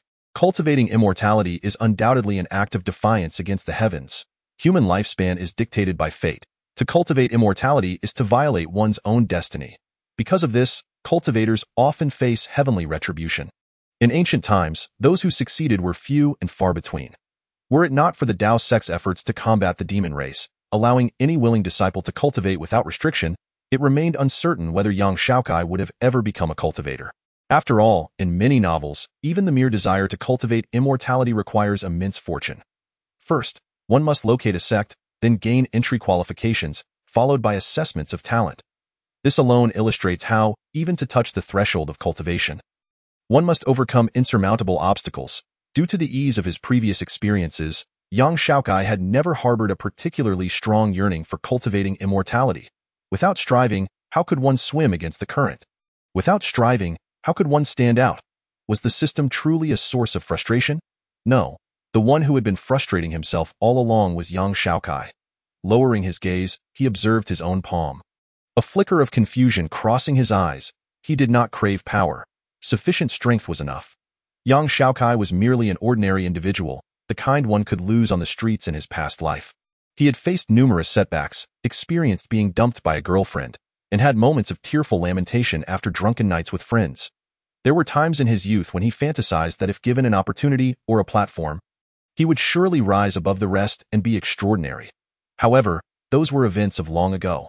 His perspective had solidified, and his thoughts had become fixed. In truth, young Xiaokai found it impossible to understand the protagonists in novels who, upon traversing to another world, could effortlessly carve their own paths and stride forward.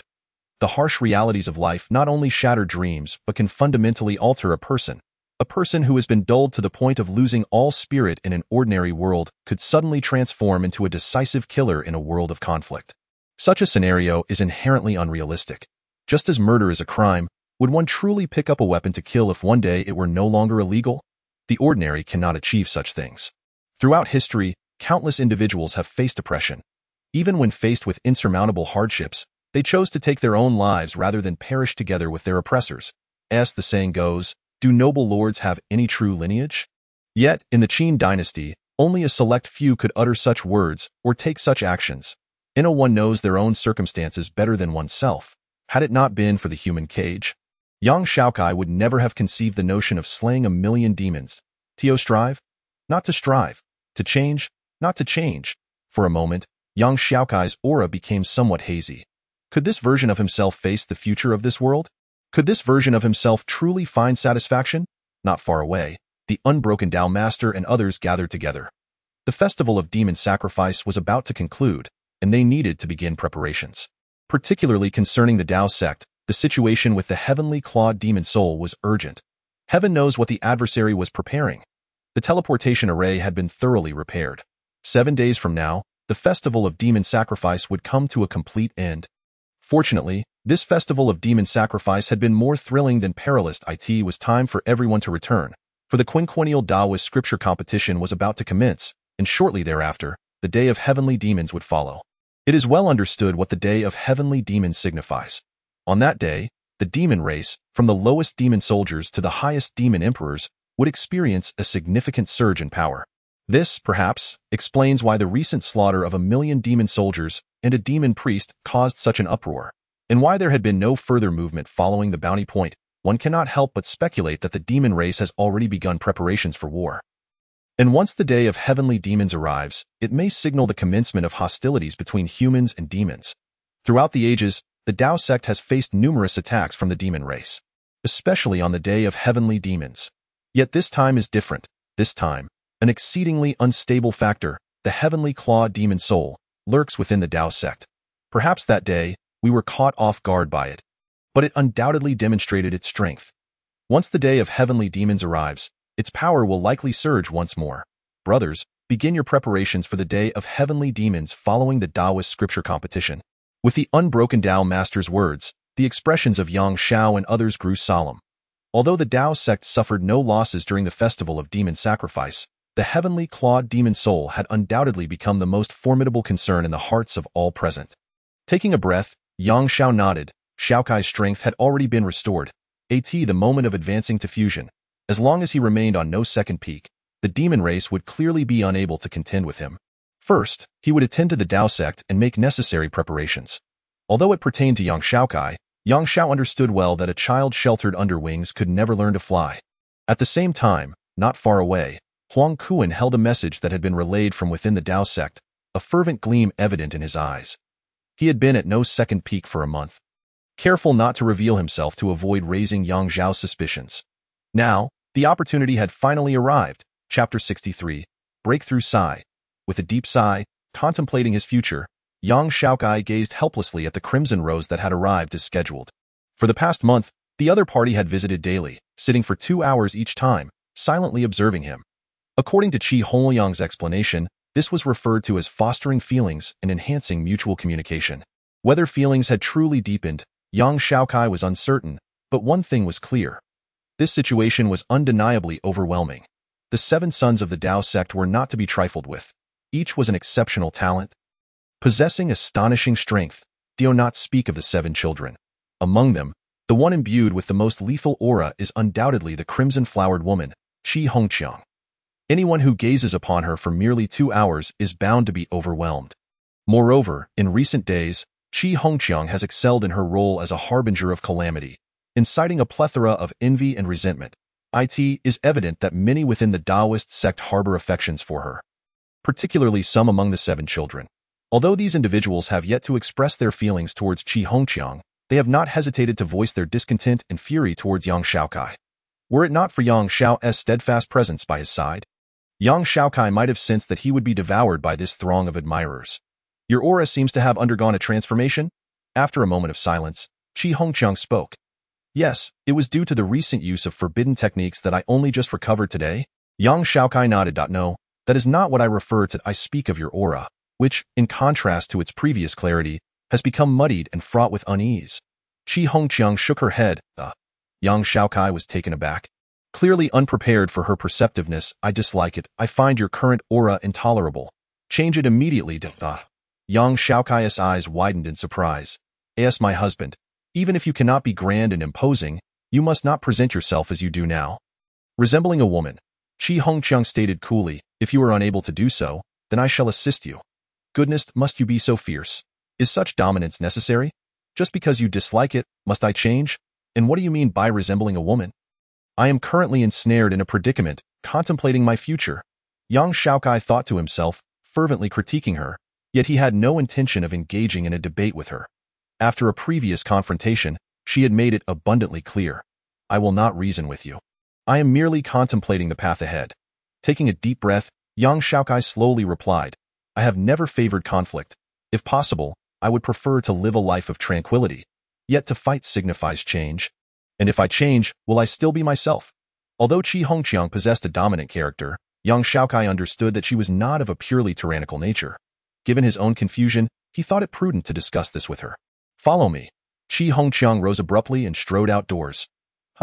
Yang Xiaokai was momentarily stunned but quickly followed.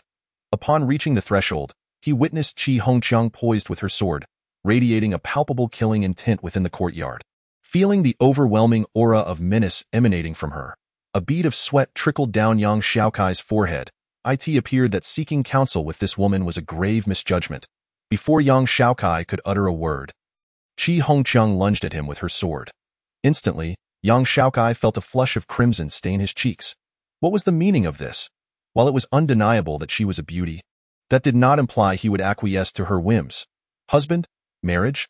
To Yang Xiaokai, those were mere jest. As a modern individual, he had never believed in the concept of love, let alone the absence of any such feelings towards her. Use your abilities or perish. Qi Hongqiang commanded directly, her blood-red eyes gleaming with murderous intent. Ha ha. Yang Xiaokai chuckled in anger, a glimmer of coldness surfacing in his eyes. Did she truly believe he was intimidated? With a thought, he summoned a talisman, igniting a conflagration that soared towards the heavens. Advanced Talisman, Explosive Fire Talisman. With the sword Dao's 9 kills, the first being the kill fire. Qi Hongqiang, however, remained unfazed, her sword slicing through the air with effortless grace. Instantly, the flames dissipated like mist. The sword Dao's 9 kills? Yang Xiaokai's pupils constricted in shock.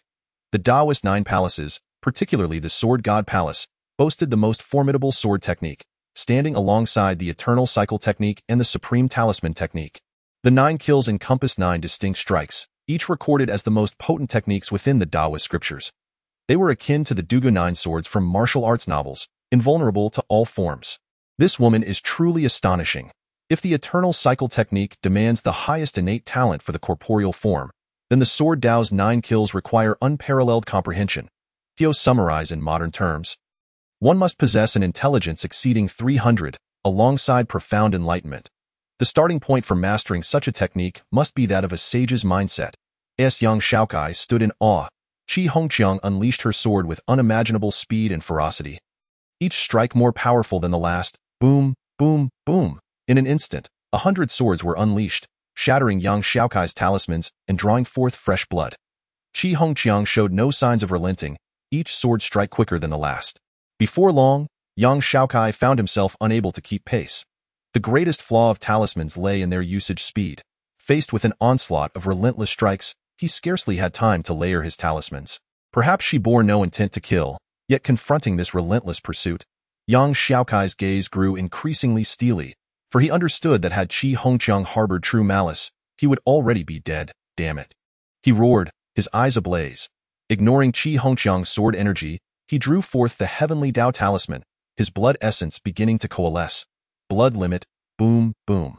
With the heavenly Dao talisman at its core, its power reached the pinnacle of the golden core stage, initiating a breakthrough towards the nascent soul, unleashing unmatched thunderous might. Faced with such a technique, a flicker of surprise crossed Qi Hongqiang's exquisite features. While she too could surpass her realm, it would only allow her to unleash the power of the nascent soul. Unable to reach the level of the Great Ascension, Sword Dao's 9 kills, the 5th and 7th combined to create the kill thundered. As she spoke, her sword radiated forth. In an instant, the surroundings fell silent, and the rumbling thunder scattered like a candle flame in the wind. Young Xiaokai's talisman, faced with such a strike, did not even have time to explode before it vanished into thin air. Following that, Qi Hongqiang unleashed 10 more sword strikes towards young Xiaokai, and this time, they were evidently fatal. Tio have one's strongest technique so easily dismantled left young Xiaokai standing there, confronted by the oncoming sword energy. Feeling a chilling menace for the first time. Had he truly lost? And was he on the verge of death? But the next moment, the sword energy that struck him dissipated like the wind, causing no harm whatsoever. Even so, the sheer intensity of the encounter left young Xiaokai drenched in cold sweat. Do you understand? At this moment, Qi Hongqiang, having sheathed her sword, regarded young Xiaokai with calm eyes, devoid of any murderous intent. What do you truly mean? Young Xiaokai felt on the brink of collapse, utterly bewildered by her intentions. In this world, mediocrity does not exist, Qi Hongqiang replied. The weak can only beg? While the strong may possess, Tio wish for stability without striving is sheer childishness. Do you not realize that seeking tranquility is, in itself, a pursuit, a form of contention, like a bolt from the blue? Young Xiaokai stood frozen, paralyzed by the revelation. Indeed, in a world where the strong dictate all, what could one gain without striving? In chaotic times, seeking calmness, was that not a struggle in its own right? He had been too concerned with the influences from Earth, too bound by the shackles of modern society. In the past, he lacked the capability, but now, having gained strength, why allow it to bind him? Unconsciously, young Xiaokai raised his head to the sky and let out a long, cathartic howl, shattering the lingering doubts within him and dismantling the beliefs that had taken root over the years. Yes, indeed, I seek only clarity of thought and a life of freedom. This is who I am. And if this world cannot provide what I seek, then I shall fight for it, in an instant. The wind surged and young Xiaokai's spirit harmonized with his being, free from all constraints. Chapter 64.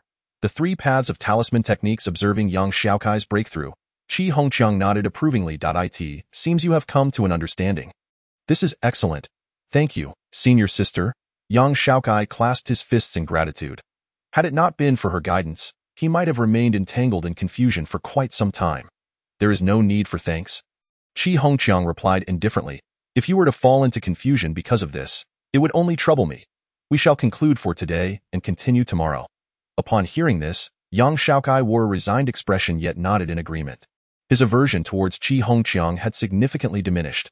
Watching her retreating figure, he mused that if she were a touch more gentle, her number of suitors would likely reach alarming heights.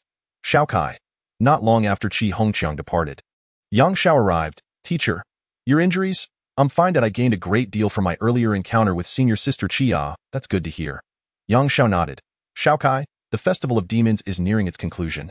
You should recall the matter I mentioned to you not long ago. It concerning why disciples are transported deep into the Festival of Demons mountain range. Indeed, to prevent such occurrences from recurring. I, along with Taoist Bu Pao and others, will return ahead of time to ensure everything is well arranged, as he spoke. Yang Zhao's tone grew serious. Xiaokai, you have already been marked by the demon clan. Remember, you must not re-enter the Festival of Demons mountain range for the foreseeable future. If possible, avoid it entirely until after reaching the Golden Core stage. I understand. Good. In about 3 days, I will come to retrieve you. For the past 3 days, you have dedicated yourself to consolidating your skills here. After exchanging a few words, Yang Xiao soared into the air, heading directly towards the main hall of Bu Air Peak. Watching Yang Xiao depart, Yang Xiaokai retreated into his dwelling. With a clear understanding of his aspirations, Yang Xiaokai felt no hesitation and began to strategize for his future. His first focus was on cultivation. In truth, ever since the system outlined the supreme talismanic path, Yang Xiaokai had ceased to consider other methods of cultivation. The supreme talismanic method encompasses more than merely drawing talismans. While it is indeed true that drawing talismans represents the pinnacle of this art, demonstrated by the ability to annihilate 1,000,000 demon tribes with just a decade of lifespan from a mere foundation establishment, there is evidently a necessity for additional forms of weaponry, aside from nuclear arms. Moreover, during his battle with Qi Hongqiang, Yang Xiaokai uncovered a profoundly perilous flaw. As a talisman user, should his talismanic techniques be countered, he would possess no other means of self-preservation. Recalling the last 10 sword Qi strikes filled him with dread. Had his adversary not been Qi Hongqiang but a genuine foe, he would have surely met his demise. Taking a deep breath, Yang Xiaokai gradually closed his eyes. The supreme talismanic method is divided into 3 paths. The first, the path of drawing talismans that directly points to the Tao. The second, the path of battle talismans. And the third, the eclectic path of miscellaneous talismans. Yang Xiaokai's 5 elements extinction and Yang Zhao's soul-invoking talismans belong to the first and third paths, respectively. However, throughout history, no one has ever practiced the path of battle talismans, as it is exceedingly arduous. Even the path of drawing talismans pales in comparison to the challenges of the battle talisman path.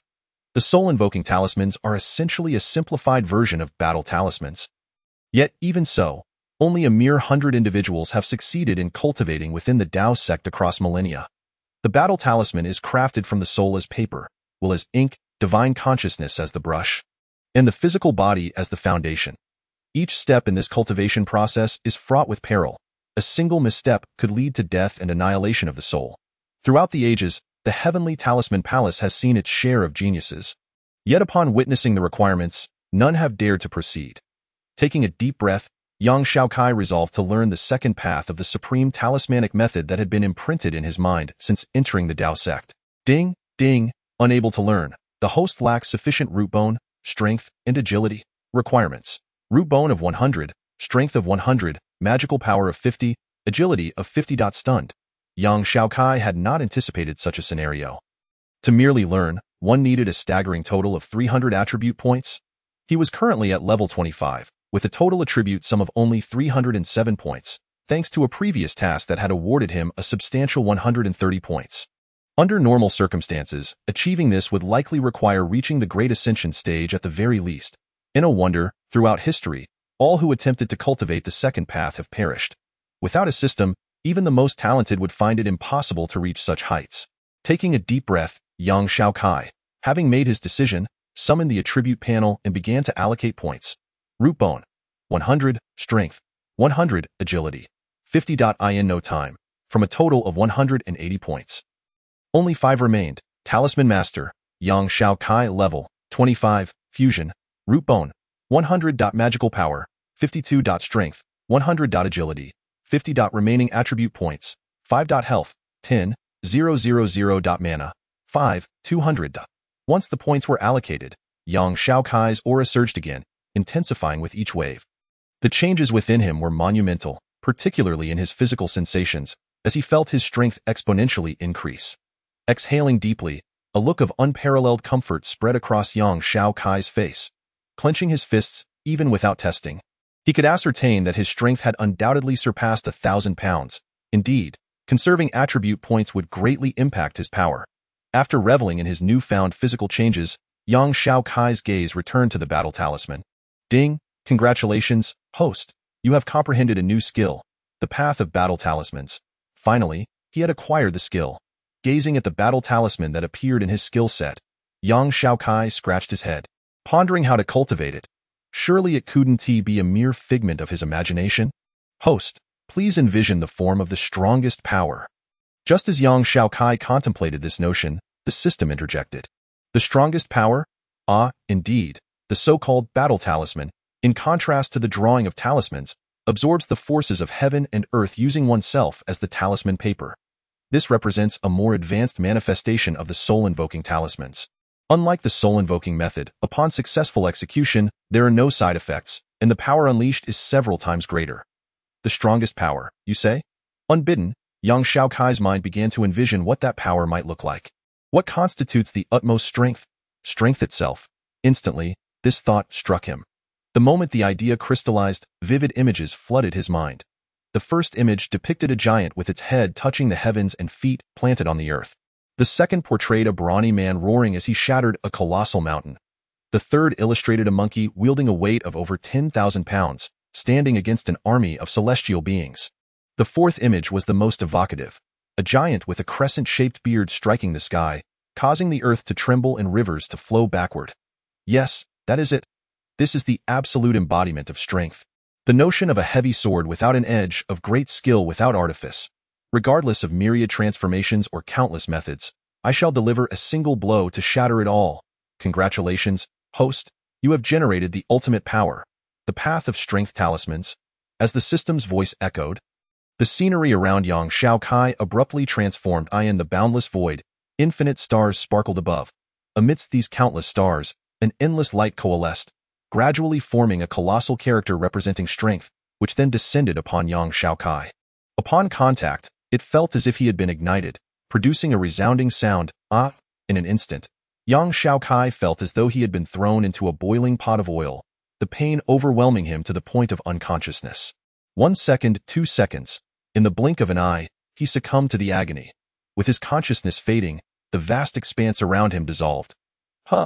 Opening his eyes, Yang Xiaokai found himself back in his original room. Drenched in sweat, his eyes filled with terror. Undoubtedly, the pain was beyond comprehension, utterly unbearable. Is this what the battle talisman path entails? Terrifying. Yang Xiaokai's complexion paled.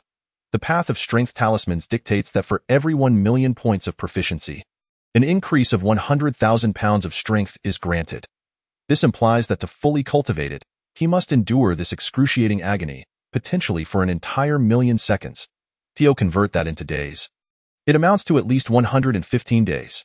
Indeed, there is no such thing as a free lunch in this world. The formidable nature of battle talismans ensures their difficulty. However, system, are you certain I am playing a game? This is not some absurd endeavor. Which game possesses a cultivation system so ludicrously torturous? Have it step forward. Chapter 65. Preparations. Though he complained, Yang Xiaokai understood that the system would not undergo any changes. Furthermore, the path of strength talismans is crucial for his growth. Even if he is unwilling, he must cultivate it. After a moment of indifference, Yang Xiaokai reopened the battle talisman illusion. This time, prepared, he managed to endure 5 seconds before awakening once more. Damn! Leaping from the mat, Yang Xiaokai's expression was one of pure agony. How to describe the pain? It felt akin to a tattoo, not merely on the surface but penetrating to the bone. Needle after needle, a torment so intense it could bring one to death's door. Such excruciating pain was supposed to be endured for over 100 days. No wonder a mere second of cultivation yields 100 points of experience. It truly is a scam. Taking a deep breath, Yang Xiaokai grit his teeth and closed his eyes. 8 seconds later. Damn it, another 8 seconds later. What the hell? After 8 seconds, I refused to believe it. Thus, 3 minutes later, Yang Xiaokai lay on the ground like a dead dog, tears streaming down his face. Cultivating the path of strength talismans was, without a doubt, a grave mistake. It was akin to being slowly tortured. With no immunity or numbness developing in his body, each passing second brought forth a fresh wave of pain, leaving him utterly moved. After resting for a moment, Yang Xiaokai sat upright, yet he did not continue with the path of strength talismans. Instead, he retrieved the demon pen. It was not that he had given up, but the hellish pain was too deeply etched in his memory. Perhaps a brief respite was in order. Atibu Air Peak. The location of the teleportation array, Huang Kuan stood at a distance, motionless, gazing at the likes of Bu Padaozuan and others, quietly awaiting. The moment Yang Xiao entered the array, he would unhesitatingly rush to Yang Xiaokai's location and eliminate him in the shortest time possible. Clenching the command talisman in his hand, Huang Kuan's expression darkened. The unease brought about by young Xiaokai was growing increasingly burdensome, particularly after witnessing the battle between young Xiaokai and Qi Hongqiang from afar. Indeed, Qi Hongqiang had held back, but the power young Xiaokai displayed was nothing short of astonishing. Most notably, his final strike seemed to approach the level of the nascent soul. How could this continue? Although Yang Xiao suppressed him, Huang Kuan remained unconcerned, as the latter's lifespan was limited. Yang Xiaokai, however, was different. Setting aside the question of his lifespan, Huang Kuan did not believe that a target he had personally interrogated would coexist peacefully with him after surpassing his strength. Transforming enmity into harmony. Upon reaching this realization, Huang Kuan took a deep breath. Yang Xiao's departure had already become a foregone conclusion. Yet, another vexation loomed. The Sword God Palace, specifically the Crimson Rose known as Qi Hongqiang, renowned as the Sword Maiden. Although the nature of her relationship with Yang Xiao remained shrouded in mystery, her demeanor suggested a strong likelihood of her intervening on Yang Xiao's behalf. Should she choose to act, she would undoubtedly pose a formidable obstacle to his demise. Moreover, eliminating Yang Xiao would unequivocally signify a complete rupture with the Heavenly Talisman Palace. Even if Yang Xiaoxiang refrained from taking action due to the imperial decree in his possession, it was likely that the Puppet Palace would become a target for retaliation in the foreseeable future. In such circumstances, it was far from Huang Kuan's desire to provoke Qi Hongqiang into a confrontation. With this thought, a glimmer of resolve flickered in Huang Kuan's eyes as he set his sights on a target.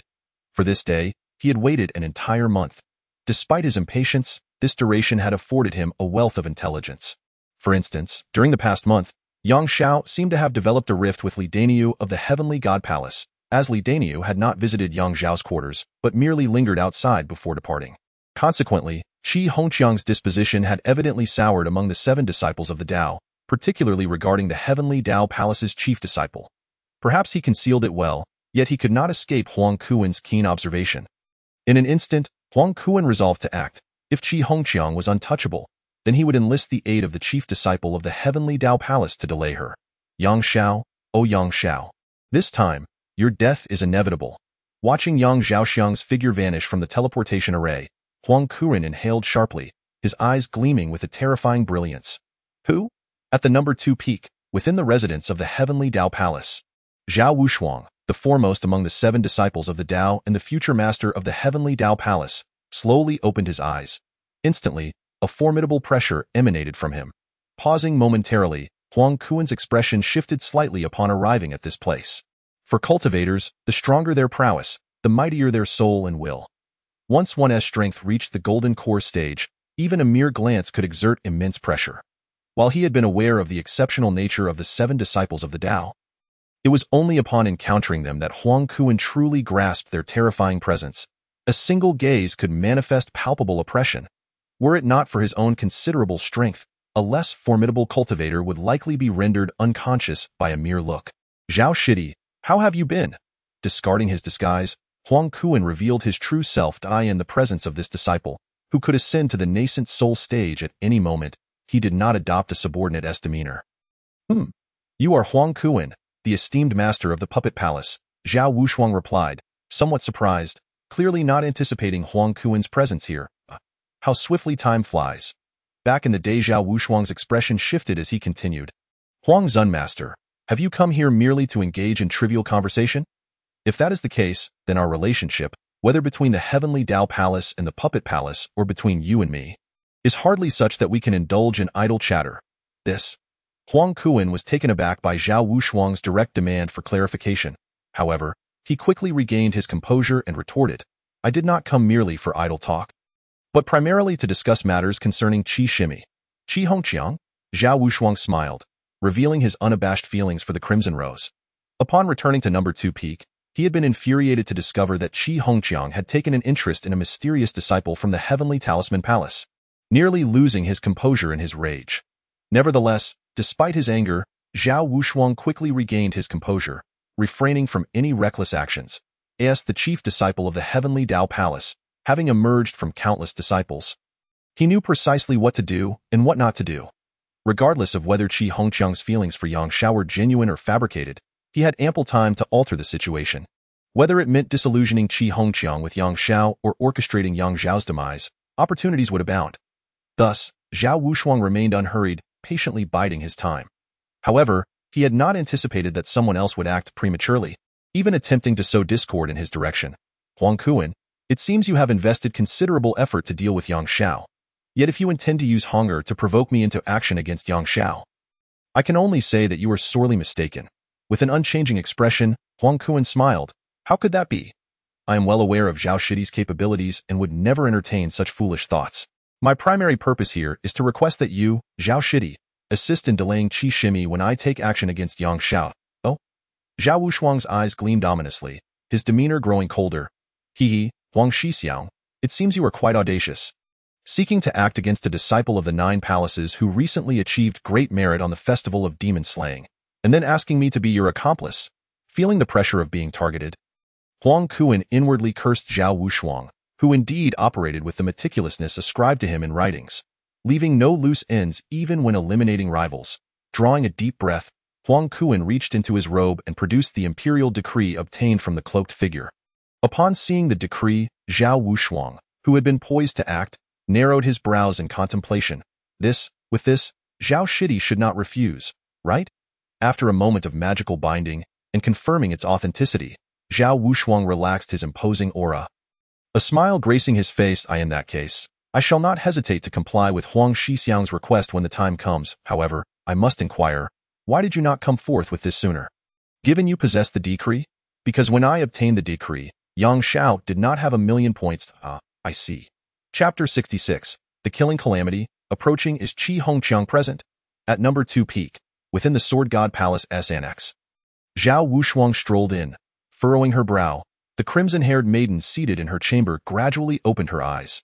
Despite their collective title as the 7 disciples of the Tao, it did not imply a close camaraderie among them. Particularly with Zhao Wushuang, Qi Hongqiang harbored a distinct aversion. This was not due to any romantic interest on his part. Rather, countless suitors existed within the Tao, numbering more than 800 at one point. After encountering enough rejections, those suitors had dispersed. Although Zhao Wushuang had persisted longer than most, several others had been far more relentless in their pursuits. Moreover, while Zhao Wushuang had openly declared his affection, he had never crossed any boundaries, making him, among her suitors, the least objectionable.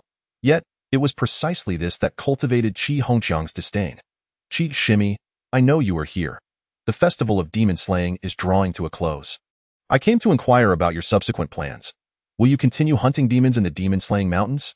If so, I wish to join you, along with Shidi and Shimi, to delve into the core. Receiving no response from Qi Hongqiang, Zhao Wushuang appeared unfazed and continued, there is no need. With an indifferent tone, Qi Hongqiang stated flatly, Qi Shimi, do you still refuse to accompany us? A hint of helplessness crossed Zhao Wushuang's face.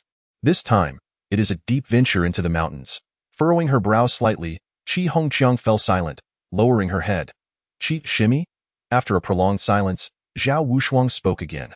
What are you concealing? What do you mean by that? Qi Shimi, Zhao Wushuang replied. I have long stated that I am a sword cultivator, innately attuned to the sword, and having reached the realm of clear sword heart after solidifying my foundation. You did not come here merely to discuss the deep venture into the demon-slaying mountains. You are stalling. Before he could finish, Qi Hongqiang's expression suddenly shifted. In a place like number 2 peak, stalling her time could only have 2 motives. One was to conspire against her, which was clearly impossible unless Zhao Wushuang intended to betray humanity. The other was to hinder her actions for another purpose, such as Yang Xiao. Whoosh, with a swift movement, she dashed out of her room, determined to head towards Yang Xiao without a moment's hesitation. Step aside. After taking just a few steps, Qi Hongqiang glared at the figure blocking her path, her eyes ablaze with fury. Apologies, Qi Shimi, Zhao Wushuang said with a hint of helplessness. If possible, I truly do not wish to engage you in battle. You seek death. With a gaze filled with boundless murderous intent, Qi Hongqiang brandished her sword. After inscribing several hundred high-level talismans, Yang Xiao exhaled. The principle of balancing work and rest dictates that one should not simply toil away in cultivation. Does it not? In truth, my time of joining the Tao sect has merely spanned half a year, and yet, within this brief period, I have already reached the stage of integration, undoubtedly placing me among the elite of the entire sect. Naturally, one must strive for excellence. However, before that, rest is also essential. By the way, having been at Boer Peak for over a month now, I have yet to take the opportunity to thoroughly explore this place. Boer Peak is not merely distinguished by its unique height. It also boasts a truly magnificent locale. To the west of Boer Peak lies a chasm. Since the inception of Boer Peak, this abyss has existed. For millennia, numerous Taoist practitioners have ventured down to explore its depths. Regrettably, after reaching a certain depth, they found it impossible to delve any further. There, an ominous wind perpetually lingers. According to records within the Tao sect, this wind is not a natural one, but rather a peculiar dark wind. Once one is caught in its grasp, their entire essence becomes unmanageable. Whether it be magical instruments, puppets, or talismans, all are rendered ineffective. In that place, one can only rely on their own strength. It is said that body-refining practitioners have descended relying solely on their own abilities. Alas, even they had to retreat after reaching a certain distance. For not only does the abyss harbor this sinister wind, but it also conceals malevolent flames. Should one be scorched by them, inner demons arise uncontrollably. Young Xiaokai, of course, had no intention of descending. However, to neglect such a renowned sight without casting even a glance would surely be a waste.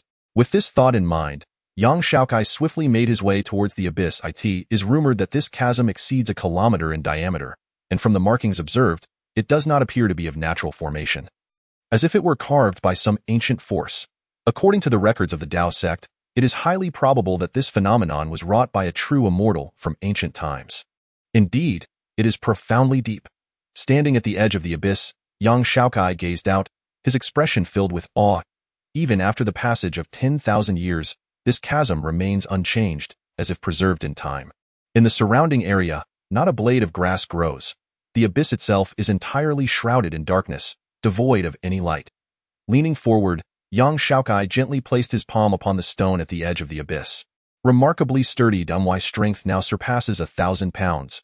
Pressing down upon it, there were no marks left, nor even a speck of dust disturbed.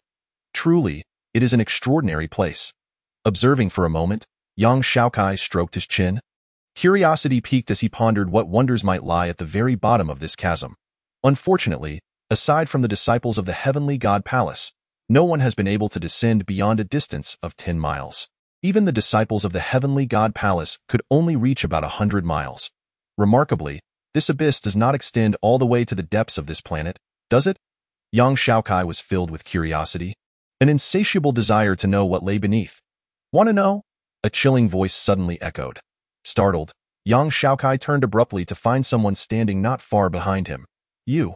His pupils constricted, breath caught in his throat, and his fists clenched involuntarily. Huang Kuan. Indeed, it is I, Huang replied icily. Are you here to admire this abyss as well, Junior? A smile flickered across Yang Xiaokai's face. Senior Huang, have you come to explore this abyss? Youth, I declared long ago that in the face of absolute power, all petty tricks are futile. Huang Kuan's expression remained frosty. Do you think I would lower my guard against you? Do you intend to kill me? Yang Xiaokai inhaled deeply. That depends on your choices. Huang Kuan stated flatly, if you choose to submit, I shall merely sever your Tao root. If you choose to resist, then I regret to inform you that I shall show no mercy. Sever my Tao root? Yang Xiaokai's expression turned cold. What difference was there between that and killing him? Indeed. Yang Xiaokai's face darkened. Huang Kuan, you have quite the audacity. I am from the Heavenly Talisman Palace.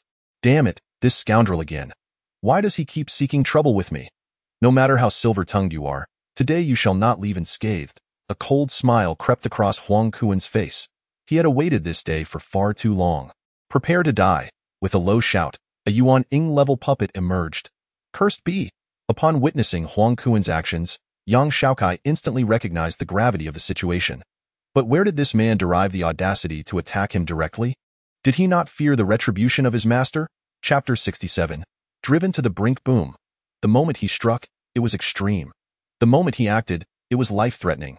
Huang Kuan, who had long harbored murderous intent towards Yang Xiaokai, attacked without mercy, the Yuan-ing puppet's aura surging towards its apex. With a solemn expression, Yang Xiaokai took a deep breath, clutching a talisman. 10 top-tier advanced diamond talismans, stacked together, formed a protective shield. Naive, even more foolish. With a chilling glare, Huang Kuan unleashed his essence, his palm trembling. Roar. The colossal humanoid puppet, towering over 5 zhong, let out a long howl as it descended with a thunderous fist. Boom. The sound reverberated, shaking the ground and darkening the skies. Crack, crack. The protective diamond talismans shielding young Xiaokai swiftly began to fracture under the puppet's immense pressure. Huang Kuan's eyes narrowed. The disparity of two major realms was evident, yet his opponent was able to withstand his assault? Indeed, this little beast cannot be spared. If he remains, the puppet palace shall never see the light of day again. With this thought, Huang Kuan shifted his stance, softly intoning, "Heaven is the sun. Earth is the moon. Yin nourishes matter. Yang ignites form." Point 1 technique. The gathering of yin and yang. As the words fell, the humanoid puppet trembled, two grand formations of red and blue appearing above and below it, while its hands transformed into a crimson and azure hue. An immense power continuously gathering. Feeling the pressure intensify, young Xiaokai's expression shifted, and without a moment's hesitation, he summoned an advanced heavenly Dao talisman. Blood limit the chaotic law. With a low shout, 2 layers of bloodlines surged forth. Merging into the heavenly Dao talisman, boom. The force became law, momentum igniting in the surrounding area. The atmosphere shifted, winds swirling with heat, forming an invisible tornado that rampaged forth. Die! Huang Kuan shouted, unleashing his power. Boom! Young Xiaokai retaliated with a roar, his fingers gripping the advanced heavenly Dao talisman as he thrust it forward. With fists clashing against raging flames, the ultimate force erupted at that moment. In an instant, the heavens and earth solidified. Then came the cataclysmic explosion, resounding through the 9 heavens. The incredibly solid ground of the abyss, at that moment, could no longer withstand the pressure, cracking into countless fine fissures. The protective shield shattered. Yang Xiaokai staggered back, his complexion pale. Even with the blood limit chaotic law and the advanced heavenly Dao talisman combined, he still could not withstand the might of Huang Kuan, the Yuaning patriarch, on the other side. Huang Kuan's expression was one of astonishment. After the strike, his Yuaning puppet had actually been lifted off the ground. Though it was only a mere inch, it undoubtedly surprised him. This puppet, crafted from the essence of 9 colossal mountains within Chilean Mountain, weighed over 30,000 pounds, coupled with the formation and his full-powered strike.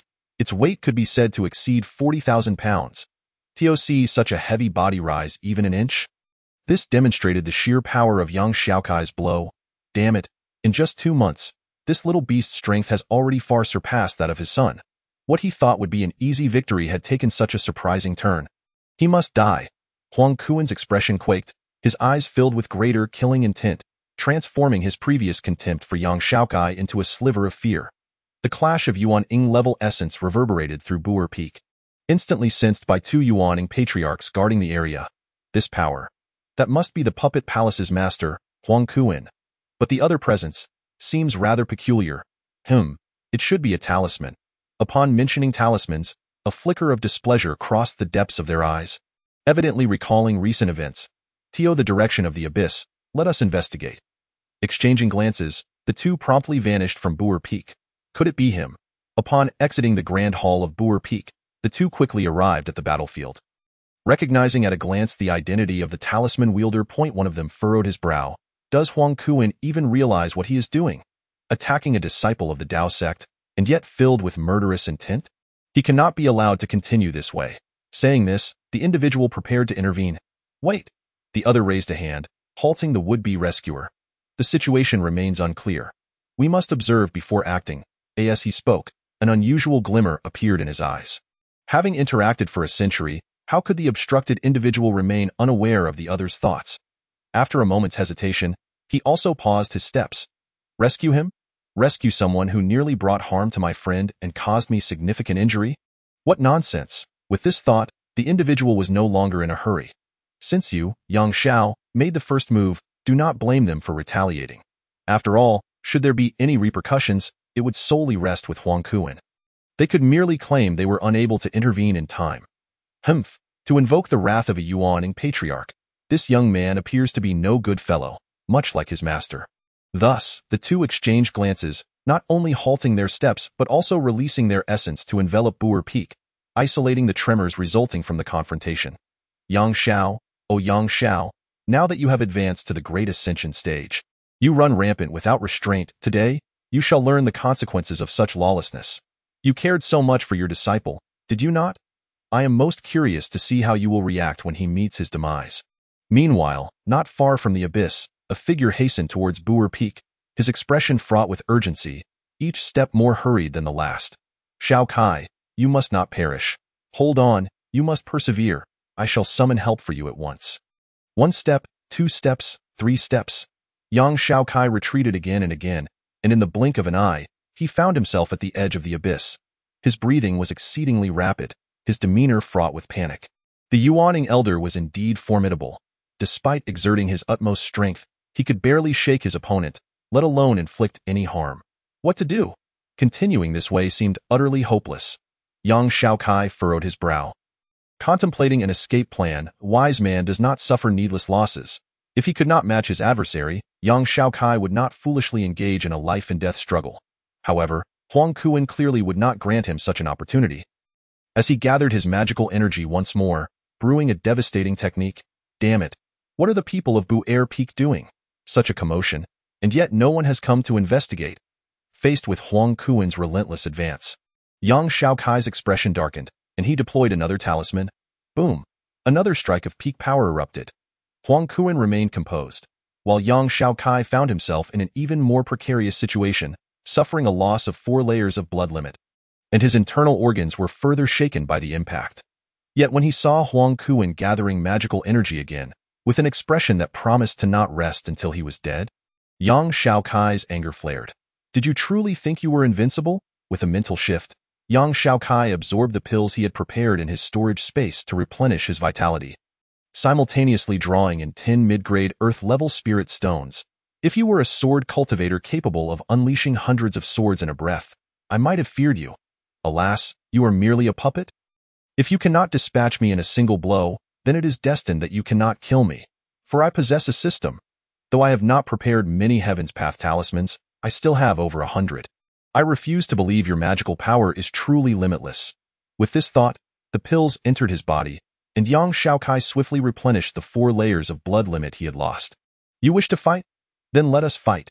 I shall see who meets their demise first. Chapter 68.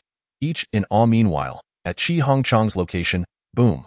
Within less than 15 minutes of their confrontation, the battle situation became clear. Zhao Wushuang's strength was undoubtedly exceptional. However, he faced Qi Hongchang, who had cultivated the 9 kills of Sword Dao. The 9 kills of Sword Dao is the most potent offensive technique of the Daoist sect. Even the body cultivators of the Heavenly God Palace would not dare to withstand her sword energy with their flesh. Furthermore, the most critical factor was Qi Hongchang's terrifying combat experience. The millions of points were not merely a number, they represented genuine combat experience, unlike Yang Xiaokai's opportunism.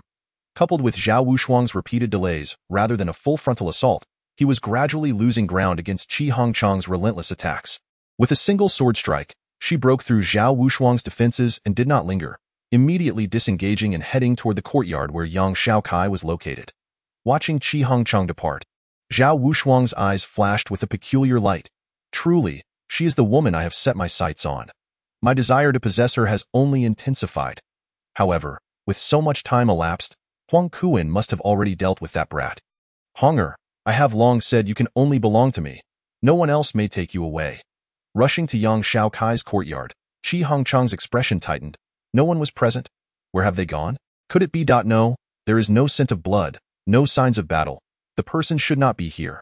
After sensing her surroundings, Qi Hongchang quickly concluded that Yang Xiaokai was likely unharmed. When suddenly, who? A low shout, and Qi Hongchang's sword pointed in a swift motion. Bang! From a nearby corner, a concealed figure emitted a muffled grunt and was sent tumbling by her sword energy. A flicker of surprise crossed her face as she glanced at the person who quickly regained their footing. She was well aware of her sword energy. Even cultivators of the same level would be forced to cough up blood. Yet, this individual, aside from being knocked over, appeared entirely unscathed. Soon, Qi Hongchang recognized the identity of the person before her, Li Denyo, the disciple of the unbreakable Taoist of the Heavenly God Palace. Having researched Yang Xiaokai's background, Qi Hongchang immediately recognized the person in front of her. Yes. Taking a deep breath, Li Denyo spoke with great urgency. Senior Sister Qi, there is no time for other matters. We must quickly save Xiaokai. Qi Hongchang's pupils dilated as she exclaimed. What? You know where Yang Xiaokai is? Indeed, Xiaokai is at the abyss, currently being cornered by Huang Kuan. That scoundrel intends to kill him. Clearly, the figure that had departed from the battlefield earlier was Li Denyo. Let us go. Without a moment's hesitation, Qi Hongchang swept up Li Denyo, and the next instant, they soared into the sky. heading toward the abyss. The distance between the abyss and Bu Air Peak was merely a few miles, a journey that would take only a few breaths for Qi Hongchang. Suddenly, Qi Hongchang's expression shifted as she sensed two yawning auras obscuring the area around the abyss. Taking a deep breath, she focused her thoughts, and her sword unsheathed itself without the need for wind. Grasping it, she made a swift cut. Without creating a sound, she opened a small gap in the obstruction, and then, with Li Dinyo, slipped through. Until the enemy's intentions were clear, Qi Hongchang would never act recklessly. However, upon entering, both she and Li Dinyo widened their eyes in disbelief, gazing at the scene unfolding before them. Boom! Yang Xiaokai and Huang Kuan, one determined to kill, the other enraged and desperate, collided once more with extreme force. Spitting blood, Yang Xiaokai did not retreat a single step. He braced himself against Huang Kuan's attack and fiercely retaliated. At that moment, Huang Kuan's expression changed as he was caught off guard by Yang Xiaokai's counterattack. "You little beast, you seek death." His eyes turned cold as he inhaled deeply, and his magical energy surged violently. He could not believe that a mere fusion cultivator could withstand so many of his attacks. "Kill!" With that command, the two figures standing at the edge of the abyss, like opposing hurricanes, clashed violently. Unable to merge, only capable of stirring each other up until one was shattered. Yang Xiaokai and the humanoid puppet engaged in a relentless barrage of peak confrontations. Witnessing this scene from afar, the two yawning elders who had been waiting for Yang Xiaokai's demise were left dumbfounded. Indeed, puppeteers often lacked offensive prowess compared to sword cultivators or body cultivators. Yet Huang Kuan was a yawning elder, while Yang Xiaokai was merely a fusion cultivator. The disparity between their realms was like that of ants on the ground to the stars in the sky. Yet, astonishingly, Yang Xiaokai fought fiercely against Huang Kuan, matching him blow for blow. From a distance, the two unmatched forces stirred the space around them, warping it, creating a terrifying zone that even a golden core cultivator could not dare to enter. How is this possible? It was evident that every strike Yang Xiaokai delivered was at the Yuan Ying level. He is truly a fusion cultivator. If a mere fusion cultivator could unleash such power, surely it would come at a tremendous cost. How is he doing this? As this thought crossed their minds, both felt their throats dry and their mouths bitter. Yang Xiaokai's performance had far exceeded their comprehension. Far too much. If fusion could achieve this, what of golden core? Yuan Ying. This is simply monstrous. Is he truly human? Should Yang Xiaokai survive this moment and turn the tide, would it not indicate that they had committed an incredibly foolish act? To provoke such a prodigy is undeniably more terrifying than offending Yang Xiao. On the other side, Qi Hongchang and Li Dinyo wore equally grave expressions, especially Li Dinyo, his mouth agape in disbelief. He had thought himself quite strong, having made rapid progress. Within less than 2 months of entering the Ji mountain range, he had already reached fusion. Yet, observing Yang Xiaokai, the gap was unmistakably vast. If he were to confront that puppet, he would likely perish within just 2 strikes. No wonder he chose to become a talisman cultivator instead of a sword cultivator. Could it be that everyone had been mistaken? And in truth, talisman cultivators are the strongest? Beside him, Qi Hongchang's breath had visibly altered. The person whose fate was intertwined with hers, the man destined to be her husband, even Qi Hongchang could not help but worry. Could the prophecy truly come to pass? It seems the prophecy was not mistaken. Yang Xiaokai's displayed abilities had far surpassed her imagination. So much, so very much. While she was not afraid of Huang Kuan, that was merely due to her being at the golden core level, just one major realm. But 2 major realms. Even she could not achieve that dais for Huang Kuan. The more he fought, the more astonished he became. He had already exerted nearly all his strength, and his magical energy was rapidly depleting. Yet, Yang Xiaokai, who should have been drained of power long ago, displayed no discernible change in his aura or magical energy. How is this possible? If this stalemate continued, would it not mean that he himself would ultimately be the one to lose? The fact that a Yuan Ying battled a fusion cultivator without any advantage was already terrifying enough. How could it be that the other's magical energy exceeded his own? Unable to believe, and yet unable to trust, he exclaimed in disbelief. Heavens! In the sky, the 2 Yuan Ying elders who had noticed Huang Kuan's plight cried out in alarm. Xiaokai, you are incredible. Meanwhile, Li Dinyo, watching the unfolding scene from a distance, could not help but feel a surge of excitement. Chapter 69. Deadly Struggle in the Abyss Roar. After a prolonged assault with no success, Huang Kuan, feeling his essence deplete to almost half, could no longer maintain his composure. Time is money. Every moment wasted equates to a diminishing opportunity. Yang Xiaokai must die immediately. Allowing him to live even a second longer introduces uncertainty. With a low growl, Huang Kuan unleashed his essence to the utmost limit his body could withstand. The power of the wild gods, the body of the barbarian god, the heavens and the earth sweeping through the cosmos. Forgiveness. Biting his tongue, Huang Kuan spat a mouthful of heart's blood onto the puppet. Boom! Instantly, the wind surged and the earth trembled. Empowered by its master's blood essence, the humanoid puppet quivered and began to radiate a breathtaking aura, its power multiplying exponentially, forcing me to resort to lethal moves. Very well, little beast, prepare to meet your demise. With a fierce expression, Huang Kuan pointed at Yang Xiaokai. Not good. Although they were locked in a stalemate, Yang Xiaokai was acutely aware of his own precarious situation. Each collision generated shockwaves that, despite being mostly absorbed by his high-grade diamond talisman, still inflicted considerable damage upon him. While his blood essence could be replenished, internal injuries would take time to heal. After dozens of encounters, Yang Xiaokai's internal organs were nearly ruptured, and his bones showed signs of fracturing. With 10 defensive high-grade celestial talismans in hand, he swiftly stacked them. The 10 talismans layered together, far surpassing the previous diamond shield, completely enveloped Yang Xiaokai. Boom! The humanoid puppet charged with ferocity, crashing into Yang Xiaokai's shield. Bang, bang, bang. Under the clash of absolute power, the surrounding space trembled violently. The two forces collided like colossal celestial bodies, resulting in a cataclysmic impact, and after 2 full breaths, the outcome was finally determined. The diamond shield shattered. Yang Xiaokai was sent soaring into the distance. Die for me. Huang Kuan's expression twisted with malice. Having struck successfully, he would not allow Yang Xiaokai any chance of reprieve. He leaped onto the puppet, again spewing a mouthful of vital blood, and pursued Yang Xiaokai, launching a devastating blow aimed at his head. Damn it! Spitting forth a torrent of blood mixed with shredded internal organs, Yang Xiaokai summoned talismans to shield himself. Boom! Once more, a fierce clash ensued. I refused to believe it, spitting another mouthful of blood. Yang Xiaokai's face hardened with resolve. In a swift maneuver, he darted towards the abyss, leaping into its depths. Huh! Huang Kuan's pupils constricted. What a little beast. Hey, Huang Kuan, old dog, didn't you want to kill me? Come here. Let's have a slow kill in the abyss. With a cold smile, Yang Xiaokai descended further into the abyss. Damn it. Clenching his fists, Huang Kuan understood the peril lurking beneath, and he realized that if he could not eliminate Yang Xiaokai today, opportunities would be forever lost. To be able to contend with him to this extent. What would happen if Yang Xiaokai reached the golden core or nascent soul stages? Just the thought sent shivers down Huang Kuan's spine. Kill! With a fierce command, Huang Kuan directed the puppet to plunge into the abyss. The battle took a sudden turn, causing the two observing nascent soul ancestors and the Crimson Vine to narrow their eyes simultaneously. The abyss was undoubtedly a perilous place. One misstep, and even a cultivator of the Great Ascension stage would face utter doom. For countless ages, not a single life that had fallen into the abyss had ever emerged. Go!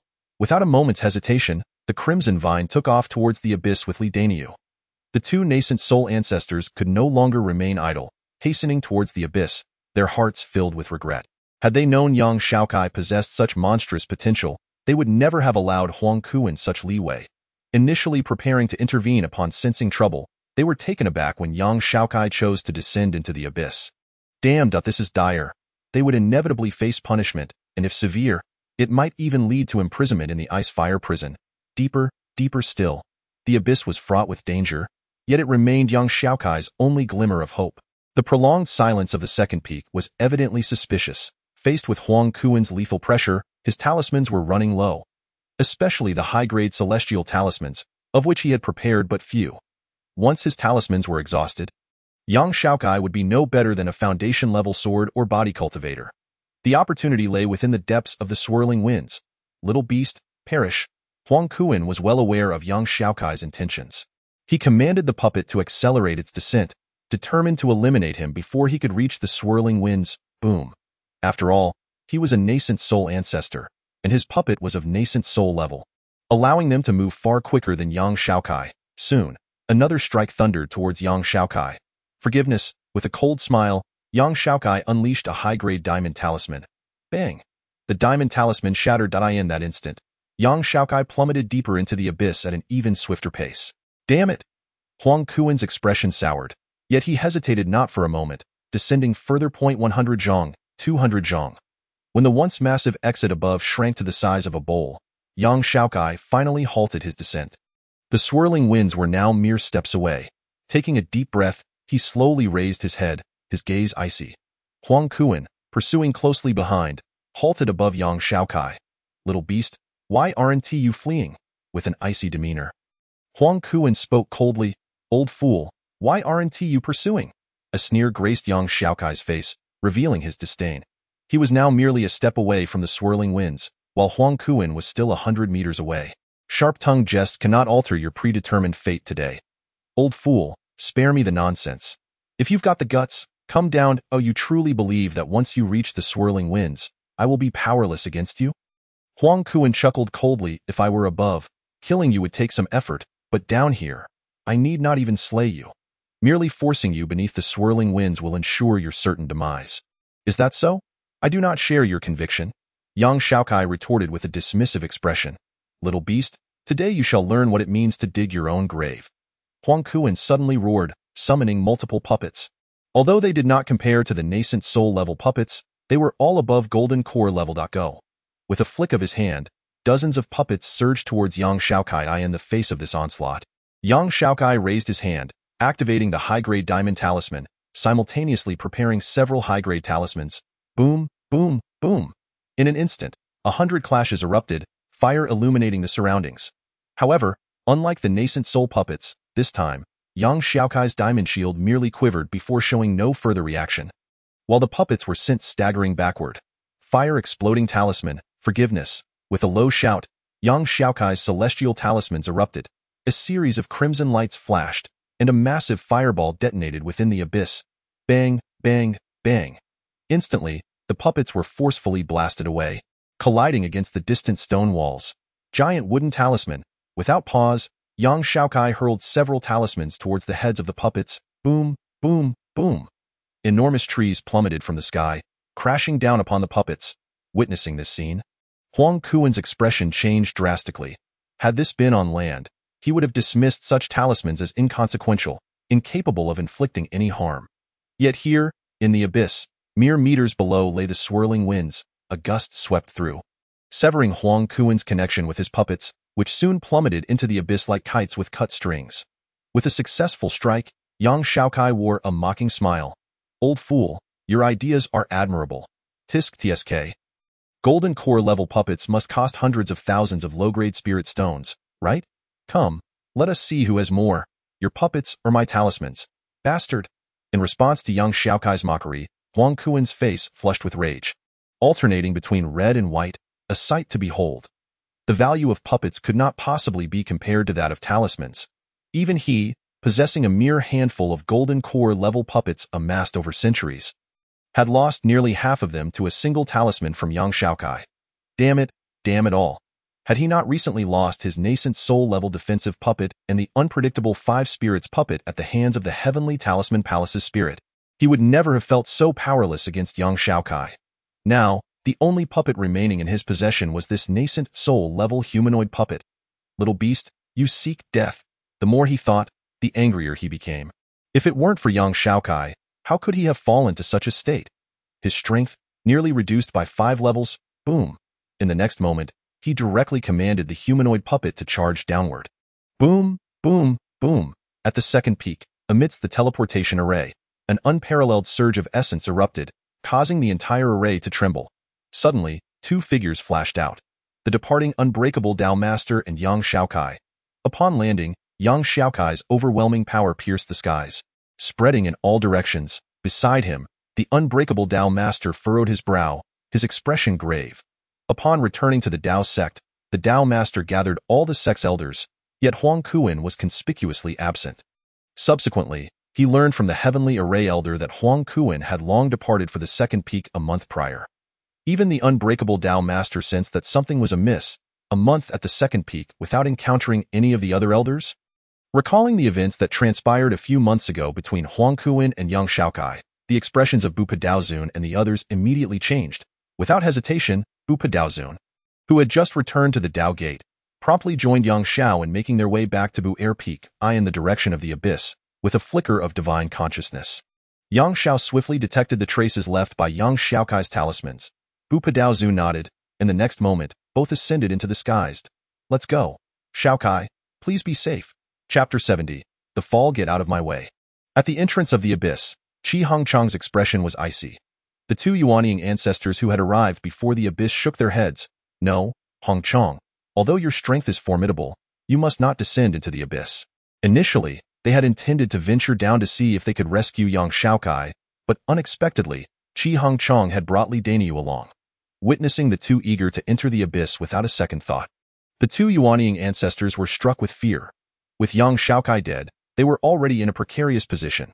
If Qi Hongchang and Li Daniu were to encounter misfortune as well, even though they hailed from the 9 palaces, they would undoubtedly be deemed unforgivable. The Heavenly Talisman Palace had already fallen, but the Heavenly God Palace and Sword God Palace were entirely different matters. Without a moment's hesitation, the two originally determined to descend now stood firmly in front of Qi Hongchang. Clang! Faced with their words, Qi Hongchang responded simply, drawing her sword and preparing to engage. Boom! In the next moment, 2 figures landed directly in front of the ford. Master? Recognizing the person, Li Daniu exclaimed with immense joy. Daniu, what are you doing here? Bu Padaozun was taken aback. Li Daniu, filled with urgency, implored, Master, please save Xiaokai. That scoundrel Huang Kuan is trying to kill him. Where? Upon hearing his disciples' news, Yang Xiao immediately inquired. Li Daniu pointed towards the abyss, saying, Down there. Whoosh! Before Li Daniu could finish speaking, Yang Xiao plunged straight down into the abyss. Taking a deep breath, Bu Padaozun cast a lingering glance at the two Yuanying ancestors blocking Qi Hongchang. Noticing their expressions of fear since their arrival, he could hardly believe there was no issue at play here. Moreover, on the way here, they had unmistakably sensed that the area around the abyss had been shrouded by a concealment spell. The caster was all too obvious. With a determined thought, Bu Padaozun enveloped Qi Hongchang and Li Daniu. Heading towards the abyss. In response to Bu Padaozun's actions, the two Yuanying ancestors wore expressions of bitter resignation, their eyes reflecting profound regret. Undoubtedly, the situation was evolving in a direction they had not anticipated. Boom, boom, boom. Within the abyss, enraged, Huang Kuan wielded a humanoid puppet, recklessly charging towards Yang Xiaokai, and no longer focused on slaying enemies. He aimed only to drive him into a precarious situation. In the face of Huang Kuan's frenzied assault, Yang Xiaokai continuously deployed talismans, gradually retreating to a lower position. Blood seeped from his mouth, and his expression became exceedingly grave. He had known this was the scenario from the moment he descended. His survival hinged on this moment. The chaotic winds at the outermost edge of the abyss did not prevail constantly. They came in waves, with intervals and gaps. Even if one fell within the chaotic winds, the initial position still offered a chance to evade. Huang Kuan, however, was different. His puppet was too large. Once engulfed by the chaotic winds, it was nearly certain he would be swept away. Yang Xiaokai's opportunity for survival lay in this. Retreat, he must retreat. Confronted with Huang Kuan's relentless pursuit, Yang Xiaokai gradually fell into the chaotic winds. You foolish creature, your hopes are but a fantasy. How unfortunate that reality is so cruel. A cold smile graced Yang Xiaokai's face. How could Huang Kuan be unaware of his thoughts?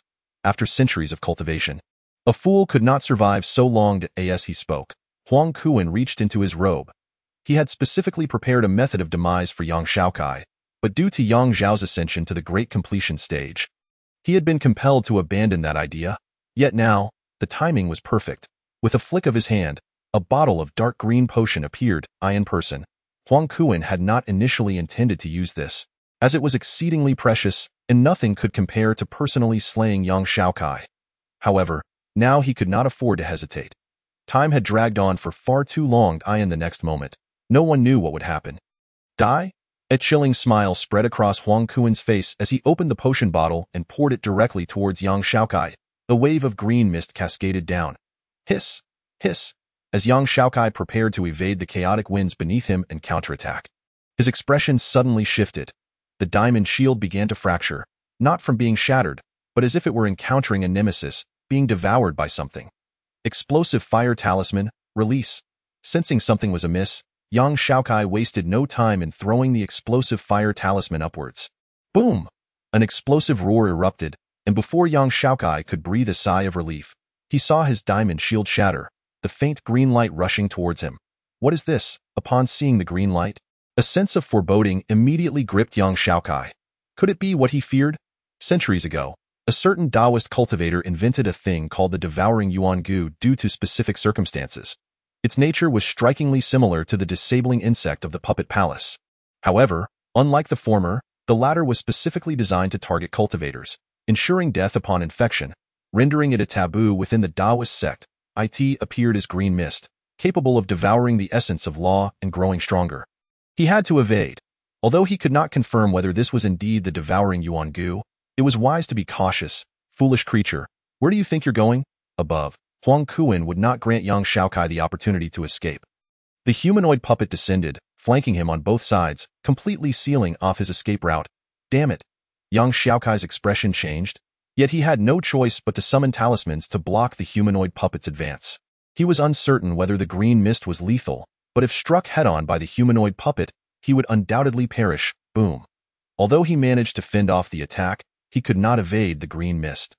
In an instant, the upper half of young Xiaokai's body was engulfed. Pain, pain, pain. As the green mist infected him, young Xiaokai's face contorted, as if every cell in his body were being gnawed upon by ants. His essence blood rapidly dissipating. Ha ha ha. Faced with this scene, Huang Kuan laughed triumphantly, his delight palpable. At last, I've succeeded. At last, I've succeeded. Xiaokai. In that moment, a piercing cry echoed from above. Instantly, Huang Kuan's triumphant laughter ceased, and even without turning around, he knew the voice belonged to whom. Damn it! How could he arrive so quickly? While his heart quaked, Huang Kuan pressed his hand against the Tao Master's command at his chest, reassuring himself. It's fine with this, Yang Xiao won't dare to kill me. Simultaneously, a sinister smile crept onto Huang Kuan's face. According to Yang Zhao's attitude toward his disciple, he would undoubtedly rush to young Xiaokai's aid without a second thought. If he were to embrace young Xiaokai in his arms. With this thought, Huang Kuan's eyes sparkled with anticipation. Come, hurry, you old fool, you celebrate too soon. Pale and in excruciating pain, young Xiaokai, having also heard his master's voice, lifted his head. I'm doomed. Realizing that the entity invading his body was the devouring yuan gu, young Xiaokai instantly comprehended his fate. Even if he continuously replenished his essence, facing the ever-growing, frenzied consumption of his life force by the devouring yuan gu, all efforts would be in vain. In a mere quarter of an hour, he would likely be reduced to nothingness. What a pity, having traversed once, he never expected to meet such a swift demise. Knowing his time was limited, young Xiaokai felt an unprecedented clarity wash over him, his heart tranquil, gazing longingly at the rushing, anxious Yang Xiao. The devouring yuan gu was infectious. He could not allow Yang Xiao to come into contact with it. Upon seeing Huang Kuan's expression shift, Yang Xiaokai realized what intentions his adversary harbored. How could he allow such a scenario to unfold? You old fool, die! Yang Xiaokai bellowed, disregarding the devouring yuan gu wreaking havoc within him. His eyes gleaming with an unprecedented luster as he declared, Divine Arrival. With the utterance of divine arrival, in an instant, all of young Xiaokai's attributes doubled. If the doubling without any augmentations was inconsequential, now it was a different matter entirely. With a surge, his momentum soared to the pinnacle of the golden core stage, nearing the realm of Yuanying. With a wave of his hand, he grasped a high-grade heavenly Tao talisman. Limitless Blood Chaos Talisman.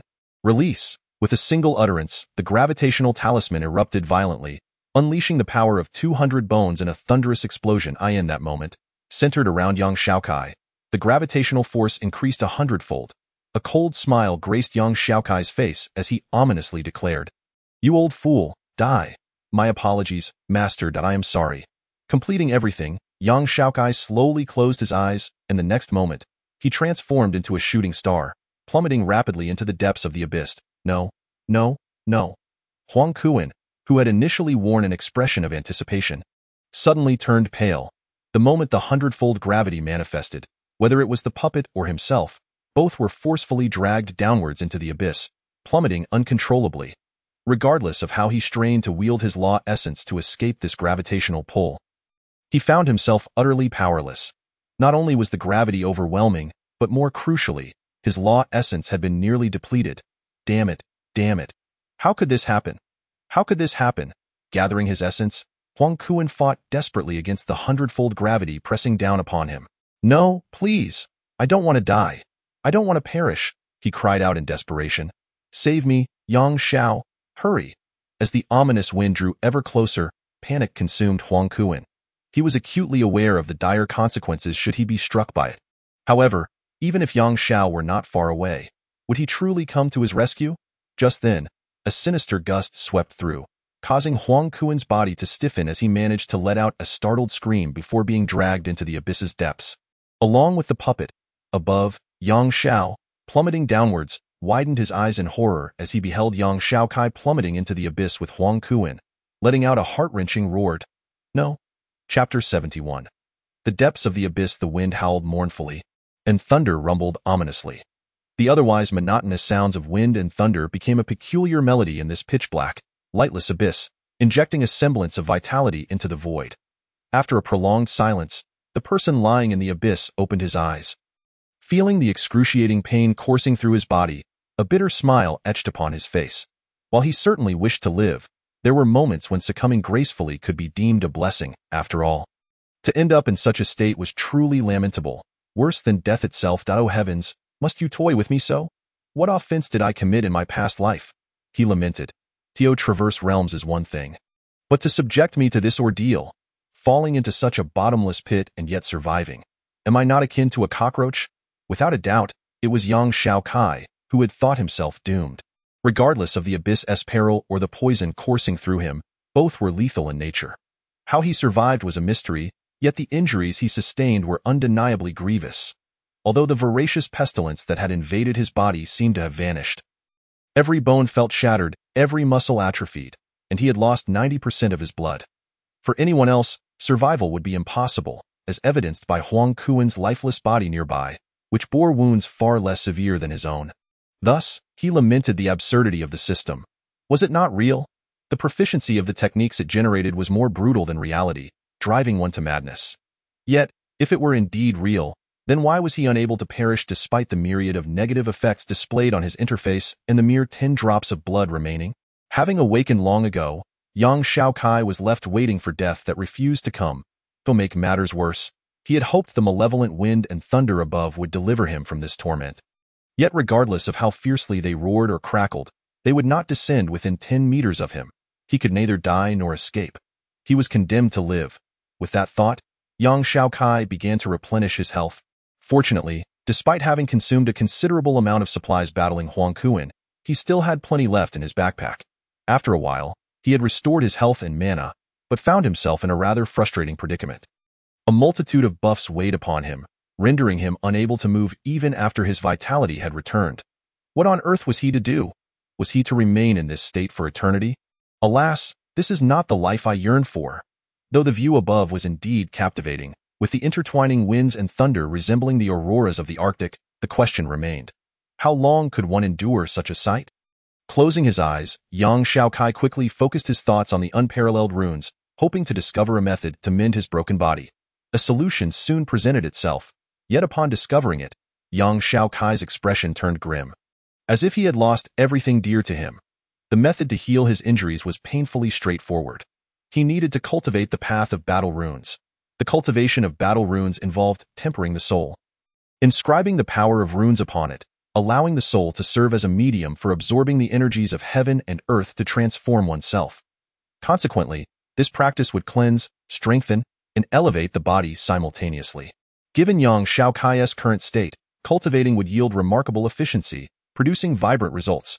Originally, the cleansing process was gradual, but now, with his body in such disarray, there was no need for transformation, only reconstruction, thus skipping a step.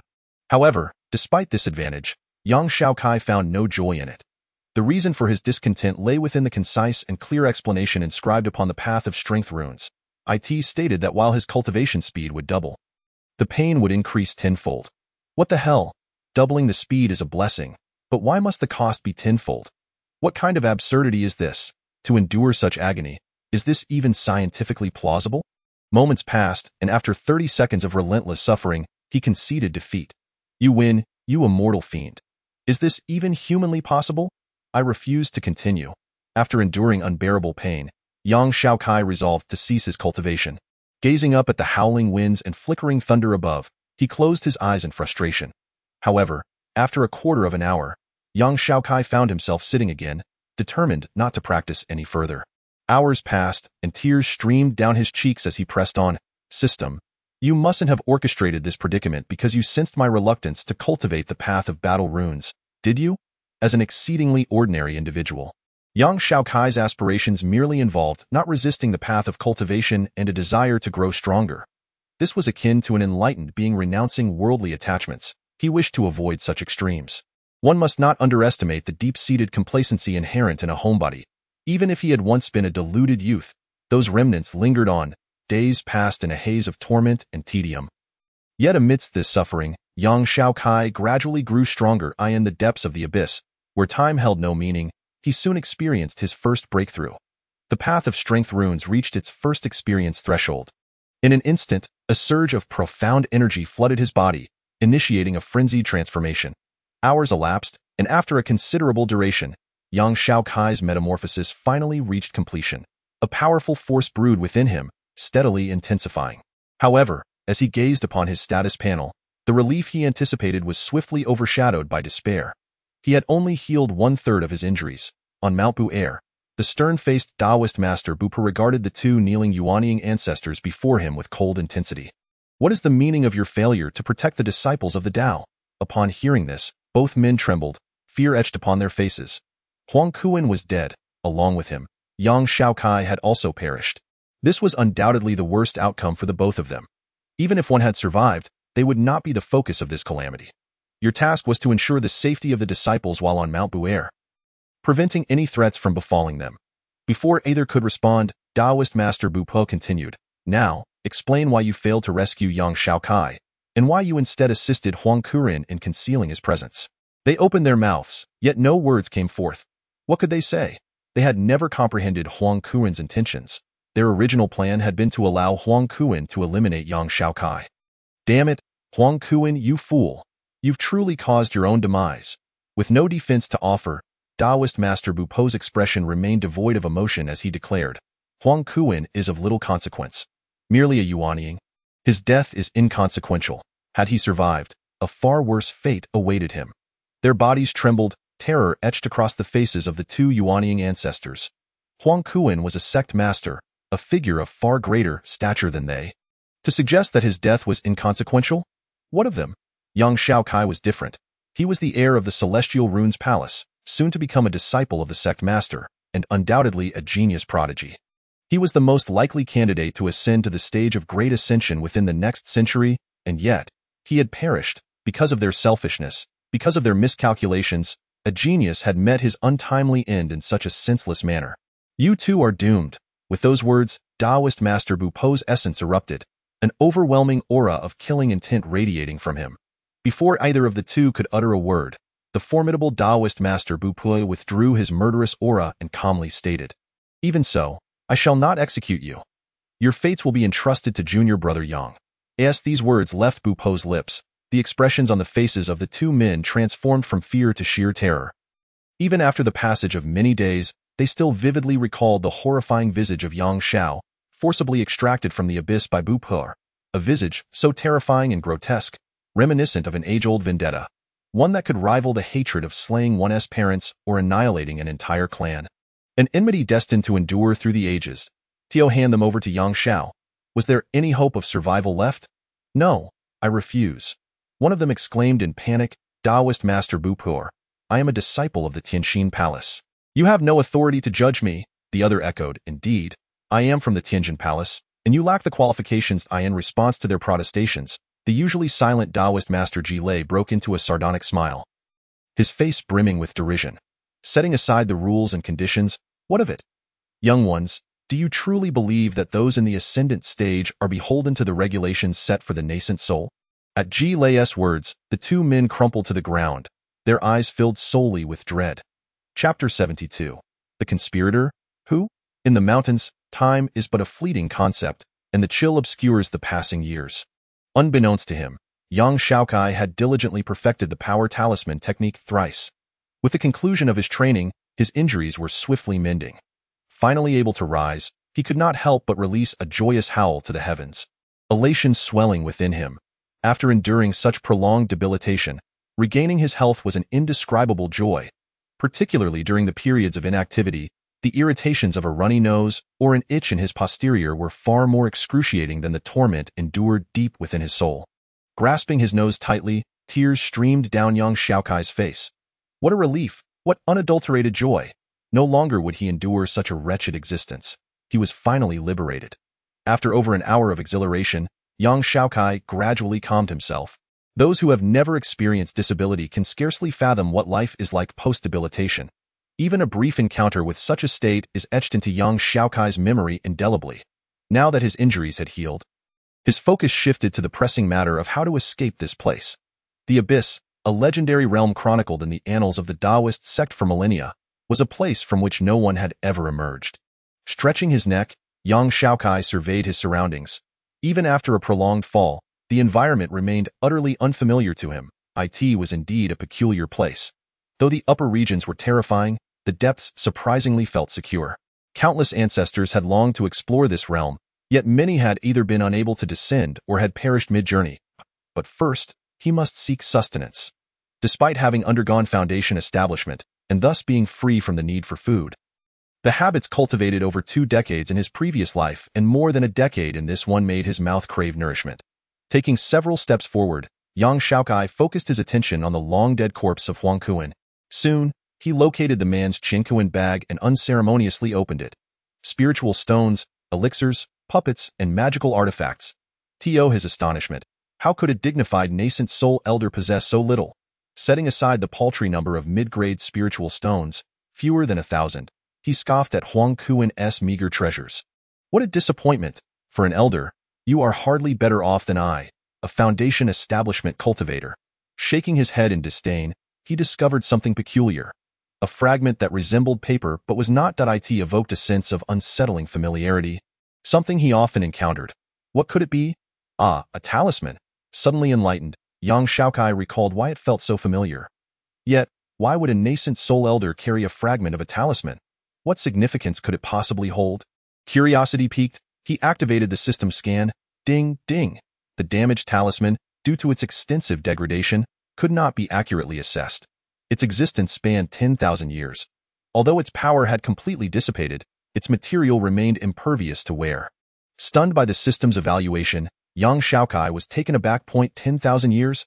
That coincided with the very era of the Taoist sect's founding. Its power may have vanished, yet the material endures eternally. Incredible, though it may lack immediate utility. He decided to pocket it for now. What else might he find? Huang Kuan had a Qinkuan bag but chose to keep items on his person. Curious, young Xiaokai extracted a concealed object from the corpse's chest, only to be met with a grim revelation, an edict from the Taoist master. While that was not the crux of the matter, the edict's contents demanded his capture, with a directive for lethal force should he resist. No wonder Huang Kuan had the audacity to confront him so brazenly. This document made everything clear. Yet, why? Why did the Taoist master wish to eliminate him? Hadn't the soul search previously confirmed he was not of the demon race? What was the purpose of granting Huang Kuan this order? Moreover, if this truly was an edict from the Taoist master, why did Huang Kuan ignore Taoist master Bu Pur and his own teacher? Taking a breath, young Xiaokai placed the edict into his spatial bag. Though he couldn't unravel the mystery, the authenticity of this order was undeniable. The discovery of the edict rang alarm bells in his mind. Perhaps his enemies were not merely limited to the Puppet Palace and Huang Kuan. Reflecting on the Tianfu Palace, it was shrouded in enigmas, rife with discrepancies. The 9 palaces of the Taoist sect held immense significance. How could they not have left behind any backups? Yet, in a single operation, they had all perished. Remaining were Yang Xiao and Taoist master Huafu, both practitioners of the supreme talisman arts, severing the legacies of countless formidable branches accumulated over millennia. How could a mere puppet palace repeatedly provoke the Tianfu Palace, when there were numerous second-tier sects far superior to the puppet palace that coexisted without issue? It seemed that his situation was not simply precarious. He had plunged headlong into a treacherous pit. After organizing his thoughts, young Xiaokai turned away from Huang Kuan's corpse and began to scrutinize the abyss more thoroughly. Overthinking would yield no results. His primary concern was how to escape this place. Step by step, young Xiaokai traversed the depths of the abyss. Although flashes of lightning illuminated the area above, the light was still insufficient, especially as the abyss itself seemed to absorb all radiance, rendering visibility nearly impossible. Reluctantly, young Xiaokai resorted to searching on foot. To ensure his safety, he applied an invisibility talisman and a breath-concealing talisman. As for the speed talisman, he deemed it unnecessary. With nearly 300,000 pounds of strength, he could traverse rapidly without it. After a brief interval, young Xiaokai halted, his face reflecting a mixture of surprise and curiosity. In the dim glow of the lightning, not far from him stood a remarkably peculiar palace. Unlike any structure he had ever encountered in his memory, it bore a unique blend of Western ecclesiastical design and Eastern imperial architecture, adorned with intricate patterns and motifs. Despite its predominantly dark hue, it radiated a mesmerizing glow under the lightning's illumination. Drawing a deep breath, young Xiaokai made his way toward the palace, determined not to overlook any potential clues that could lead him out of this wretched place. There was neither moss nor signs of decay from the ravages of time. Yet, as young Xiaokai approached, the palace emanated an aura of ancientness and antiquity that surpassed even that of the Tianfu and Tiangong palaces. What secrets lay within its walls? With this question lingering in his mind, he stepped inside. There were no signs of life, no discernible presence. Like the exterior, the interior of the palace was engulfed in silence. After confirming that no creatures resided within, young Xiaokai produced a light talisman, channeling his mana. This time, he employed it solely for illumination rather than detonating it. A glimmer of light flickered to life within the palace. The surrounding scenery unveiled itself before young Xiaokai's eyes. At the center of the palace stood 10 statues, each distinct in form, while the walls were adorned with intricate murals. Most strikingly, numerous corpses lay scattered throughout the palace, bearing unmistakable signs of conflict. Who were these individuals who met their demise here? With what had they been battling? Furrowing his brow, young Xiaokai's expression grew grave. The corpses on the ground exuded an ancient and timeless essence, mirroring that of the palace itself. This indicated that these individuals had perished at least 10,000 years ago, yet their remains showed no signs of decay. Nothing in the world is eternal. Not even treasures crafted from extraordinary materials could escape the ravages of time, as evidenced by the mortals and documented cultivators of yore. Who could these individuals be? After all, if their remains had endured for millennia, their strengths were undoubtedly formidable. In stark contrast to the corpses, the palace appeared rather simplistic. Moreover, the wounds evident on the bodies did not resemble those inflicted by human combat, but rather bore the marks of some creature with sharp fangs and claws. What manner of beast could have brought about the demise of these individuals? And why had this palace manifested in this forsaken abyss, a place devoid of entry or exit for 10,000 years? Standing within the palace, a cascade of questions flooded young Xiaokai's mind. What on earth was this place? Chapter 73. The story of the immortal in the pit above and the descendants in the pit below. In order to unravel the mystery of the situation before him, young Xiaokai swiftly directed his gaze towards the murals adorning the walls. Within the grand palace, there existed a total of 49 murals. In the final position, a skeletal figure lay, its fingers deeply embedded in the mural, as if it had been etching something until its last breath. Witnessing such a scene, young Xiaokai could not help but take a deep breath. Undoubtedly, his questions might find answers within these murals. The first mural depicted 9 towering mountains alongside 8 lakes, which, in terms of scale, should represent a sea. His eyes narrowed as he regarded this image, and an overwhelming sense of familiarity washed over him, as if he had encountered or heard of it before. 9 mountains and 8 seas. Indeed, was this not a world referenced in Buddhist scriptures? A look of realization crossed his face as he finally understood the source of his familiarity. It stemmed from the ancient Indian concept of world formation embedded in his past life's memories. However, the representation in this mural distinctly diverged from what he had known. The second mural illustrated 1 mountain and 1 sea amidst the 9 mountains and 8 seas. And unlike the first, it featured not only mountains and seas but also numerous humanoid figures and some peculiar designs. This image likely narrated the struggle of the people within the mountain against the forces of nature. Yet, the abstraction of the artwork rendered it difficult for young Xiaokai to grasp its precise meaning. The third mural showcased individuals appearing against the backdrop of those abstract designs, depicted in an embrace. The fourth featured a structure reminiscent of a pyramid, with all the figures at its apex surrounded by the previously mentioned abstract designs. The fifth mural depicted an increasing number of figures, indicating the mountains could no longer accommodate them. In the sixth mural, the individuals began to construct ship-like vessels, setting sail upon the SE8. By the 10th mural, the people had completely occupied the 8 mountains and 8 seas. Advancing towards the 9th mountain.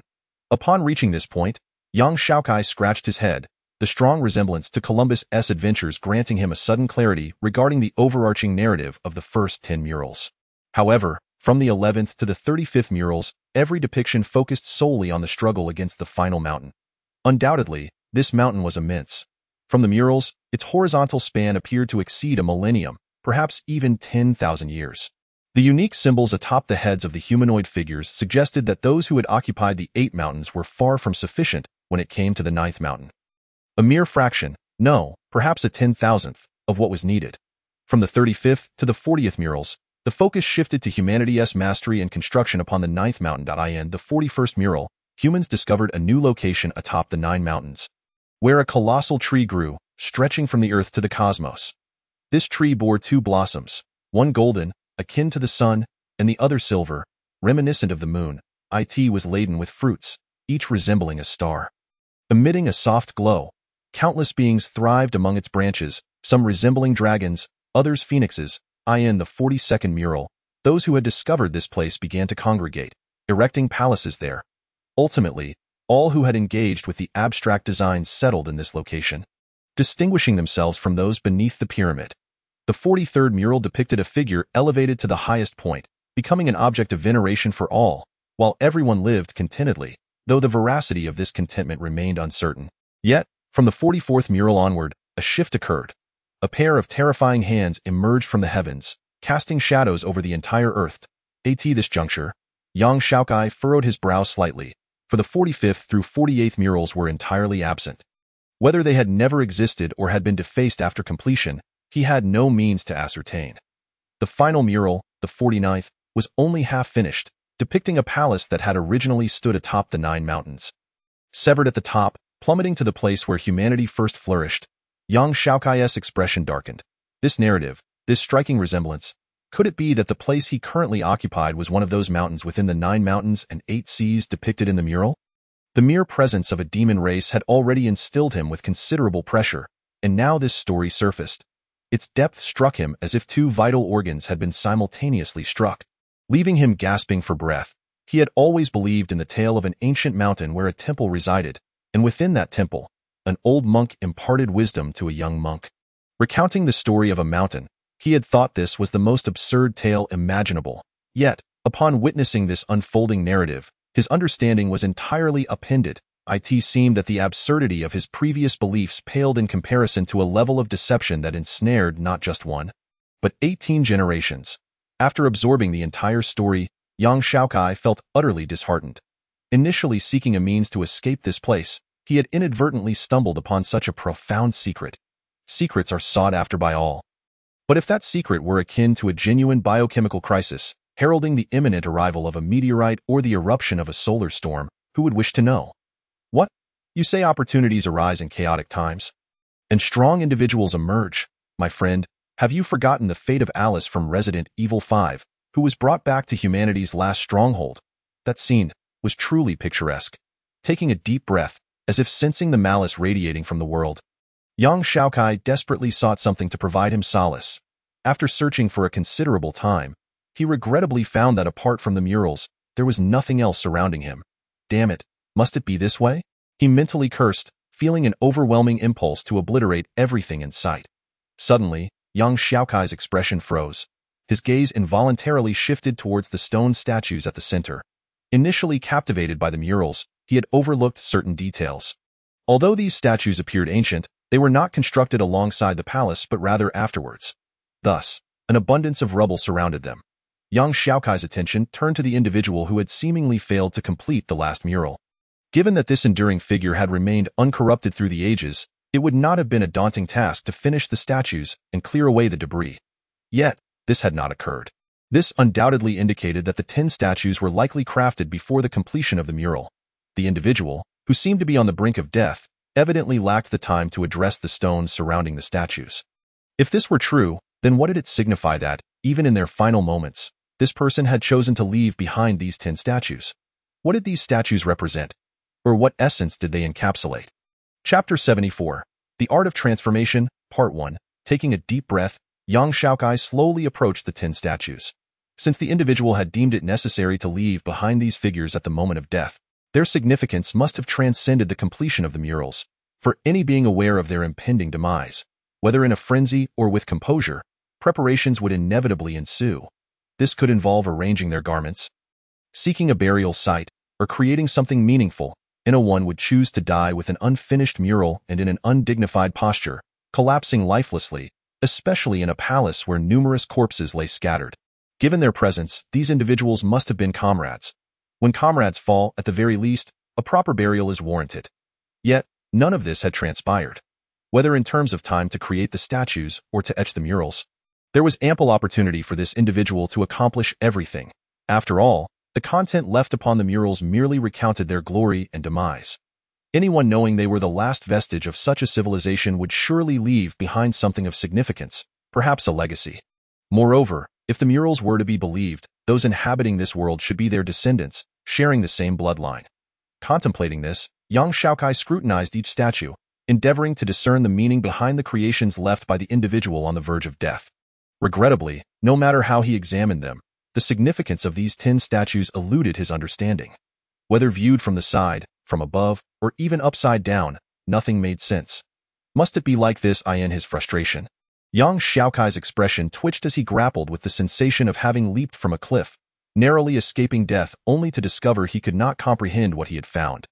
After gazing at the statues for nearly half an hour, tears streamed down his face as he knelt. You immortal beings, why leave behind something so cryptic that it can only be understood intuitively? Having fallen into the abyss was one thing. Inexplicably surviving was another. Discovering this place was one matter, but when everything connected, only to reveal that this was not his opportunity, he could hardly believe it. Anger surged within him, igniting a fierce determination. Raising his head, with hands clasped behind his back and an aura of unyielding power emanating from him, his attire billowed dramatically as he proclaimed with an air of indifference, "System, activate." As a seasoned gamer, Yang Xiaokai understood a fundamental principle. When a man of valor resorts to cheats, he must wield them without hesitation.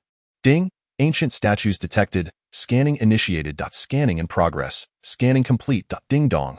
Congratulations, host. You have discovered an ancient technique. As the system emitted a sudden, urgent sound, Yang Xiaokai was struck as if by lightning, his entire being trembling violently. Before his eyes, a grand figure materialized, standing atop the mountain peak. Immediately above was the celestial veil, below was the earthly resolve. With the cosmos in his grasp and his feet upon the stars, his heart transformed through the 9 orifices, and his body became a vessel of exquisite skill. The 3 elements converged in harmonious unity, and upon opening his eyes, the mortal realm unveiled itself. Speaking of all the laws in the world, only the power of creation was supreme. Alas, even with Yang Xiaokai's ample preparations, he was still taken aback. A total of 10 techniques appeared in his mind, awaiting his selection. He had initially presumed that the 10 stone statues contained secrets or perhaps a singular formidable technique. Yet he never imagined there would be 10. Undoubtedly, these techniques represented the core legacy of this long-lost civilization. In an instant, the melancholic heart that had been burdened by secrets was entirely illuminated. The existence of a system undoubtedly indicated that Yang Xiaokai could learn all 10 techniques at once without the slightest conflict in practice. Without a moment's hesitation, he intended to select all 10. Ding dong. Only one may be chosen. His smile faltered, and Yang Xiaokai's eyes widened in disbelief. He had clearly not anticipated such a response from the system. How could it toy with him like this? However, knowing that the system would not entertain his reasoning, he shook his head and began to reassess the 10 techniques presented before him. Upon reviewing the poetic descriptions, it was evident that the technique of creation should be the strongest. After another glance, his gaze fixated once more on the technique of creation within his mind. The heavens altered, and dark forces invaded. All laws became futile, and all weapons proved ineffective. The legacies of ages past lay in ruin, and living beings suffered, united in sorrow across the eons. I, in my anguish, pondered deeply and poured forth my very essence. After a millennium of toil, I grasped the essence of creation, as the fateful hour approached. My heart was filled with regret and resentment. Reading the introduction of the technique of creation left Yang Xiaokai in a daze, unable to contain himself. This technique was indeed extraordinary. Just as he decided to cultivate it, A fleeting glance caught his eye. Behind the technique of creation were 3 tiny words, theoretically. What the hell? This is a joke. Theoretically. It was merely theoretical. Damn, it was incomplete. That was certainly better than it being merely theoretical. Did this imply that it was purely a figment of imagination, devoid of any practical application for cultivation? His expression tightened, and young Xiaokai nearly succumbed to despair. How close he had come to disaster. If not for his keen vision. Without a second thought, he promptly cast aside the seemingly impressive technique of creation, rejecting the notion of practicing a theoretical technique. What was the difference between that and being handed a nuclear bomb after just 2 days of physics classes? Subsequently, he redirected his focus to the first technique, the celestial veil. If the most formidable technique of creation was unattainable, then he would choose this one. Generally speaking, the strongest technique is either first or last. Is it not? Ding dong, unable to cultivate. What? Young Xiaokai's eyes bulged, momentarily stunned. How could it be impossible to cultivate? The cultivation requirement for the celestial veil was supreme. Supreme. What on earth is that? Without hesitation, young Xiaokai was infuriated. Absolutely seething. What was supreme? He had never even heard of it, let alone the need to cultivate it. If it were a celestial being or a true immortal, he might have something to compare it to. Ding dong. Supreme is equivalent to the true immortal of Taiji. The system delivered a fatal blow, leaving young Xiaokai utterly defeated, instantly demoralized. After a considerable pause, he rose, a sardonic smile curling at the corners of his mouth, and he uttered a mocking laugh. I hope your entire family, every woman aged 8 and above and under 30, knows about your Taiji. Is such a technique even attainable? Is it? Is it? While he ranted in frustration, a nagging sense of dread crept into young Xiaokai's mind. Given such stringent requirements for this technique, would the others be any better? With a sense of foreboding, he swiftly reviewed the remaining 9 techniques. At a pace of 3 per second. No, rather, 3 techniques per second. Supreme, supreme, supreme. Finally, one that wasn't supreme. The ethereal realm. What level is the ethereal realm? It corresponds to a celestial being. Damn, is this a joke? Without a second thought, young Xiaokai slammed his fist down. Fine. I want to learn it all. Young Xiaokai's face was a mask of disdain. He acknowledged their power, but what good was it if he was doomed to remain trapped in this abyss? Devoid of light? Without further contemplation, he turned to leave. After taking 1 step, 2 steps, 3 steps, young Xiaokai halted, his face paling, because the 10 techniques clearly had not vanished due to his decision, but rather remained ever present. This rhythm felt, ding dong. Please select one within 10 seconds, or the host will be terminated in an instant. Young Xiaokai's face turned as black as coal, his eyes blazing with fury, veins bulging. Was this his problem? Clearly not. It was evident that the requirements for these techniques were far too high. He simply could not learn them. System, are you trying to kill me? Watching the countdown rapidly approach 0, young Xiaokai's face turned pale. He wanted to learn, but he simply couldn't. System, damn it, it's not that I refuse to learn, but that I can't learn these techniques. Ding dong. As young Xiaokai's words fell, the previously discarded technique of creation reappeared before him. And it could be cultivated. Damn it. Without hesitation, young Xiaokai's fury erupted, his anger like thunder. However, upon seeing the countdown reach 1 second, he swiftly acquiesced. I will cultivate the technique of creation. Ding dong with a soft chime. The system notified him of his successful cultivation, and tears streamed down young Xiaokai's face. Why was it that other protagonists enjoyed boundless power and unrestricted techniques, while his experience was so dismal? Standing still, relying solely on his intellect, he couldn't discern anything, and to make matters worse, his so-called cheat was ruthlessly detrimental. As a fellow transmigrator, why was his situation so dire? If you, the future reader, happen to hear this, it seems you've chosen the technique of creation. Congratulations, you have passed the trial. If, after viewing 49 murals, you failed to select the technique of creation, then regrettably, your future self shall undoubtedly become a slave to dark forces. Thus, it would be better to eliminate you, to prevent the leak of this matter. However, since you have chosen the technique of creation, the task of resisting the dark forces now rests entirely with you. The technique must be passed down. Henceforth, my path shall vanish, no longer to exist. A somewhat desolate message echoed in young Xiaokai's mind. The 10 stone statues within the palace shattered without a breeze, instantly turning to ash and vanishing. Stiffening, young Xiaokai, who had intended to voice his grievances against the system, found his face darkened with rage. How infuriating! He realized that not only had he narrowly escaped being eliminated by the system, but he had also nearly fallen victim to the very person who had left the techniques behind. The former had at least provided some warning, while the latter had resorted to outright deception. Chapter 75. The Technique of Creation, Part 2. The Technique of Creation, Beginner Level. Realized in the final moments of a fallen supreme being, this technique seizes the essence of creation from the heavens and invades the mysteries of sun and moon. The interaction of the cosmos and the harmony of yin and yang, it, harnesses the essence of the universe to forge the soul, gathers the powers of the 5 elements to nurture the body, and refines the spirit through the 10 directions of the earth. Truly a remarkable technique among all in existence. Effect 1. From this point forth, essence, energy, and spirit will merge into one, indistinguishable from one another. Function. All perceptions will be enhanced and understanding of the rules of nature, the mysteries of the universe, and the myriad laws of the world will be profoundly elevated. All forms of damage will convert to true damage. Whether physical attacks, spiritual assaults, or otherwise, all will be distributed evenly across the entirety. Effect 2. The soul and body will become intertwined. Function. The soul will grow in accordance with the body. The stronger the body, the stronger the soul. Standing still, Xiaokai found himself involuntarily widening his eyes, his face betraying sheer astonishment. This technique of creation was truly remarkable. What had initially seemed like a formidable supreme spell was now dwarfed in comparison. Rendered insignificant, enhancing comprehension and fortifying the soul. Is it truly that impressive? What is comprehension? Everyone understands that a cultivator's strength relies entirely on this aspect. Even with extraordinary talent, if one is fundamentally lacking in intellect. The pursuit of cultivation is futile. In 9 out of 10 novels, the protagonist's overwhelming strength is invariably attributed to their superior comprehension. As for the soul, a cultivator can only enhance its strength upon advancing. And only from the Yuan-ing stage onward does one experience even the slightest improvement. It can be said that no technique in existence can directly augment the soul, let alone cultivate it, at least not below the level of immortals. What can be cultivated is merely willpower.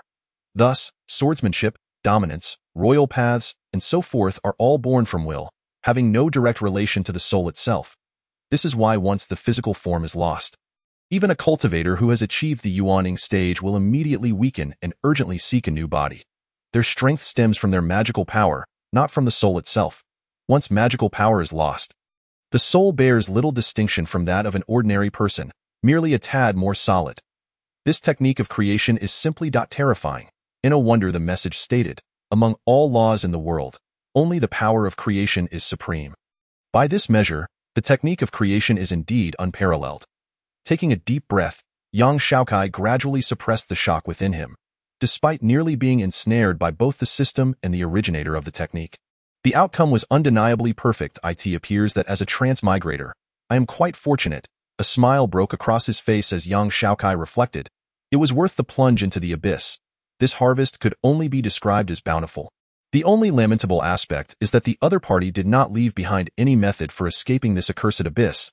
By the way, according to the records of the Taoist sect regarding the abyss, the twisted winds restrict magical power, while thunder generates inner demons and why physical form is already sufficiently robust. Even in the absence of magical energy, I could simply climb up. As for the thunder, it was initially a nuisance. But now, with the creation of transformation technique, it should. At this thought, a flicker of joy crossed Xiaokai's face, and he turned to leave the great hall to experiment. However, unexpectedly, upon turning his head, Xiaokai's expression contorted in pain. Undoubtedly, he was suffering. He felt as if his entire being had transformed into a victim of trigeminal neuralgia, almost causing him to faint. How could it be this painful? For a moment, Xiaokai thought he had been attacked and opened his eyes to survey his surroundings. Evidently, there were no other life forms present in this abyss. Beep, beep alert. Due to the fusion of the host's soul with the current soul is extremely weak. The host is requested to diligently train its strength. Accompanied by the information conveyed by the system in his mind, Xiaokai was momentarily stunned, then recalled that due to the creation of transformation technique, his soul had indeed merged with in the face of overwhelming strength. The soul appeared exceedingly feeble. However, what does it mean to train diligently? Remembering the excruciating pain emanating from his body, Xiaokai's expression changed dramatically. Damn it! System. Could it be? Ding dong. Indeed. before the enhancement of the soul's strength. The host must exercise utmost caution. Excessive movement could strain the soul. Curse. Young Xiaokai's face darkened. For some reason, he had a premonition that this creation of transformation technique might not be as wonderful as he had imagined. Ouch. Clearly unable to remain motionless, as time passed, young Xiaokai unconsciously began to move. With each movement, the agony intensified, a grimace, pained, a blink, pained, the word, pained, a tremor, pain throughout. The more he moved, the more it hurt. Thus, young Xiaokai fell into a vast cycle of despair, continuously wailing in anguish. What sins have I committed? What on earth did I do in my previous life? Overwhelmed with desolation, young Xiaokai wished to weep but found no tears. Within a mere quarter of an hour after acquiring the supreme technique of the ages, he regretted it, lamenting his past choices. How could he have been so foolish? Since he could not discern any secrets within the statue, why did he foolishly resort to scanning with the system? Under the reminder of the excruciating pain, young Xiaokai suddenly realized the creation of transformation technique, while undoubtedly extraordinary for others, was utterly useless for him. Speaking of comprehension, he possessed the system, rendering that aspect meaningless. Speaking of the soul, he had the system. Even if it grew stronger, what significance would it hold? After falling from the abyss, the twisted winds aside, the thunder must have swept over him hundreds of times. Right? If inner demons were effective, should he not have perished already? Taoist sect. A year after young Xiaokai plunged into the abyss, beneath the colossal tree, which had been planted by the disciples of the heavenly talisman palace at an unknown time, now towering several dozen feet wide and nearly 100 meters tall. Accompanied by the drifting red leaves and the swirling breeze, a solitary figure sat beneath it, holding a jug of wine. With each sip, sorrow filled the air. Drinking once more, his heart was heavy. Master, your disciple is incompetent, utterly incompetent. Knowing full well that the puppet palace harbored ill intentions, aware of Huang Kuan's treachery, yet lacking vigilance, lacking caution. What of killing those two nascent souls? What of slaying Huang Tianming? What of incapacitating the puppet palace? Xiaokai is dead, truly dead. Heavenly Talisman Palace, a legacy of 10,000 years, has ultimately reached its end. Disciple, I am ashamed before you, ashamed before the Taoist sect. I in the distance, the unbreakable Taoist, witnessing this scene, could not help but let out a deep sigh. The death of young Xiaokai dealt an immense blow to young Xiao. It was truly devastating.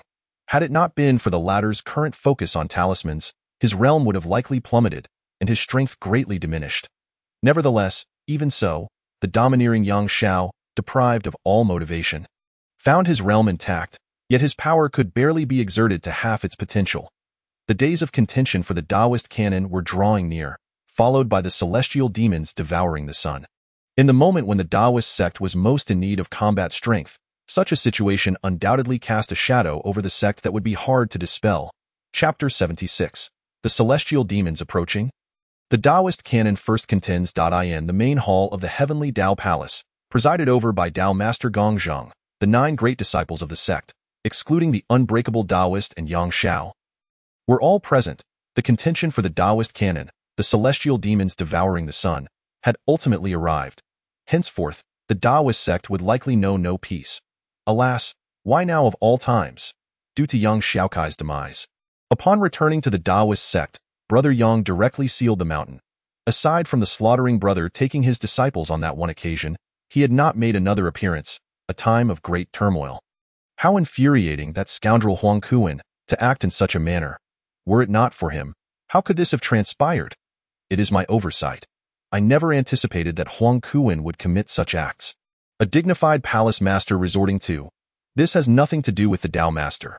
In my view, Huang Kuan is a calamity in himself, having long plotted against the heavenly talisman palace.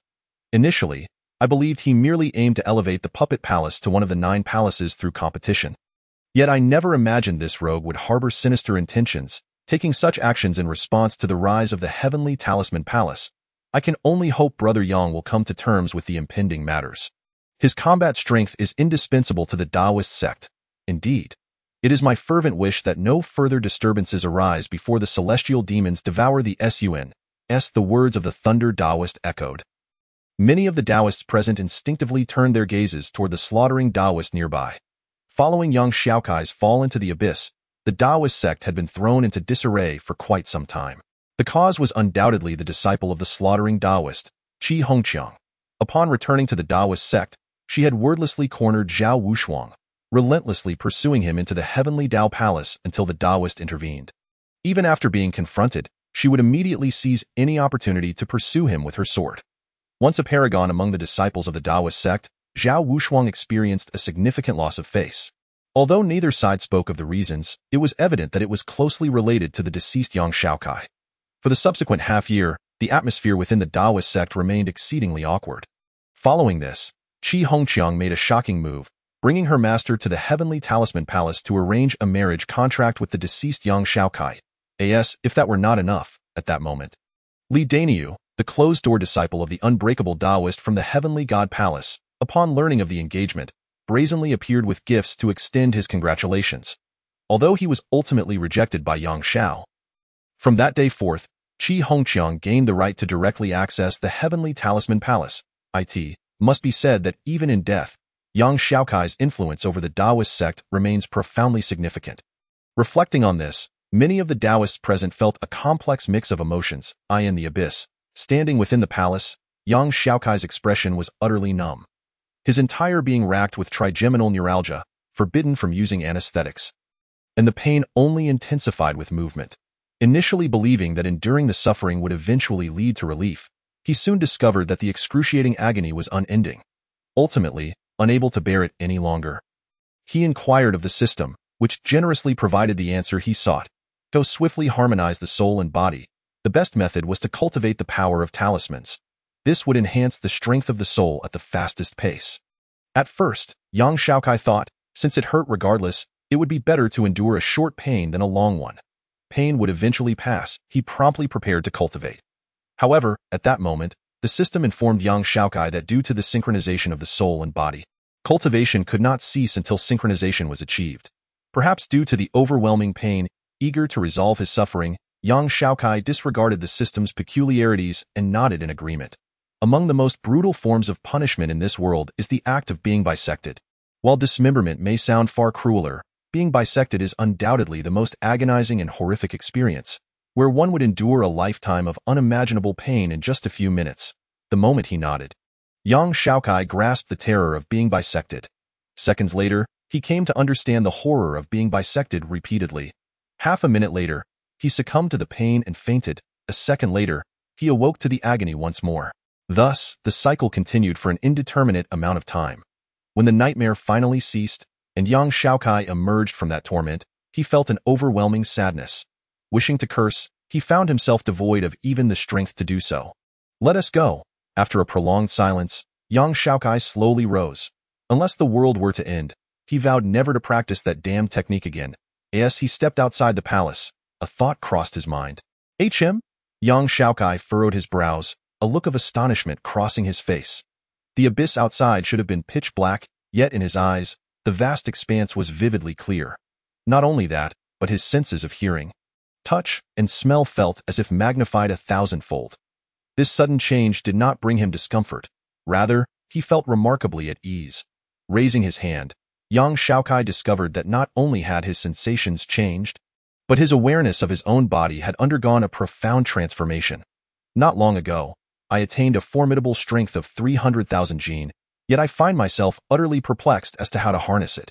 In this moment, the sensation is strikingly vivid and profoundly clear, akin to a martial artist who, after years of arduous training, possesses an intimate understanding of their own condition. With a mere flick of my hand, crack, the air is rent asunder by the explosive force, effortlessly wielded with unparalleled finesse. No, it transcends mere finesse. This mastery is nothing short of sublime, a testament to the highest level of expertise. As for my body, although I have yet to conduct an experiment, I, Yang Xiaokai, feel an awareness of the so-called martial artist's concepts of understanding force, manifest strength, hidden power, and divine energy. All are now within my grasp. Indeed, at this moment, my very being has surpassed these levels, achieving the legendary state of unity between heaven and man. Yes, unity between heaven and man. How is it possible that someone who has never practiced martial arts has suddenly arrived at such a legendary realm? What on earth is happening? Faced with my own condition, I am left in a state of disbelief. The state of unity between heaven and man is indeed a rarity, even among cultivators, and is notoriously difficult to attain. Could it be? In an instant, the thought of the primal transformation technique crossed my mind. Undoubtedly, only this could elucidate my current predicament. Upon this realization, my expression darkened. There is no doubt that achieving the state of unity would amplify my strength tenfold, or even 100-fold if I were to eschew talismans. Yet, this is not the crux of the matter.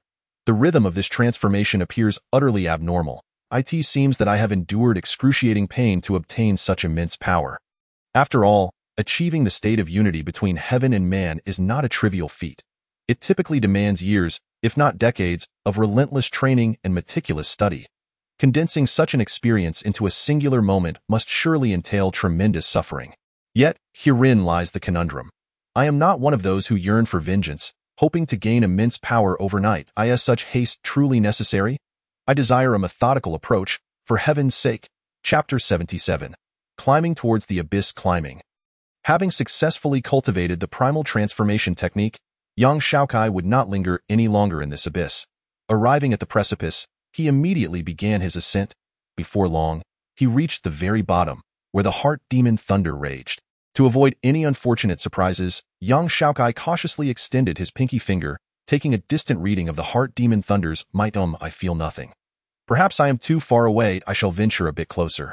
Still no sensation. It seems I am still lacking proximity. Taking a deep breath, young Xiaokai prepared to draw his finger nearer. However, in his eagerness to test whether the thunder would disturb the heart demon, he completely overlooked the most fundamental knowledge, that humans conduct electricity. As he drew near, the thunder stirred without hesitation. The moment it did, young Xiaokai's face paled. The commotion was astonishingly intense. A bolt of thunder, nearly a kilometer in length, struck towards him. What the hell? Before he could even voice his thoughts, young Xiaokai was struck by the thunder, as if an enraged dragon had surged forth into his very being. Sporting a disheveled hairstyle, he remained silent, his tongue slightly numb after the thunder dissipated. The good news is he felt no trace of the heart demon. The bad news is that he had been utterly oblivious to the recklessness of his actions before being struck. When did I become such a reckless individual? Well, it must be due to the system. It is indeed the system. After a moment of frantic lamentation, young Xiaokai took a breath. Since the heart demon thunder posed no threat to him, he decided to continue climbing. With a leap, he soared 100 meters. Another leap, another 100 meters. Within a few breaths, young Xiaokai's figure had vanished from the depths of the abyss. Time passed without measure as he climbed. Young Xiaokai, frowning, gazed upward. Judging by his climbing speed, he had ascended at least 10,000 meters, yet why could he not see an exit? Just as he prepared to ascend once more, his pupils narrowed, and he gripped the cliff face with greater strength, pressing his body against it.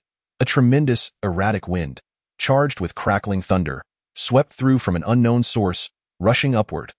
The force was so great that even young Xiaokai, clinging tightly to the cliff, nearly found himself lifted off the ground.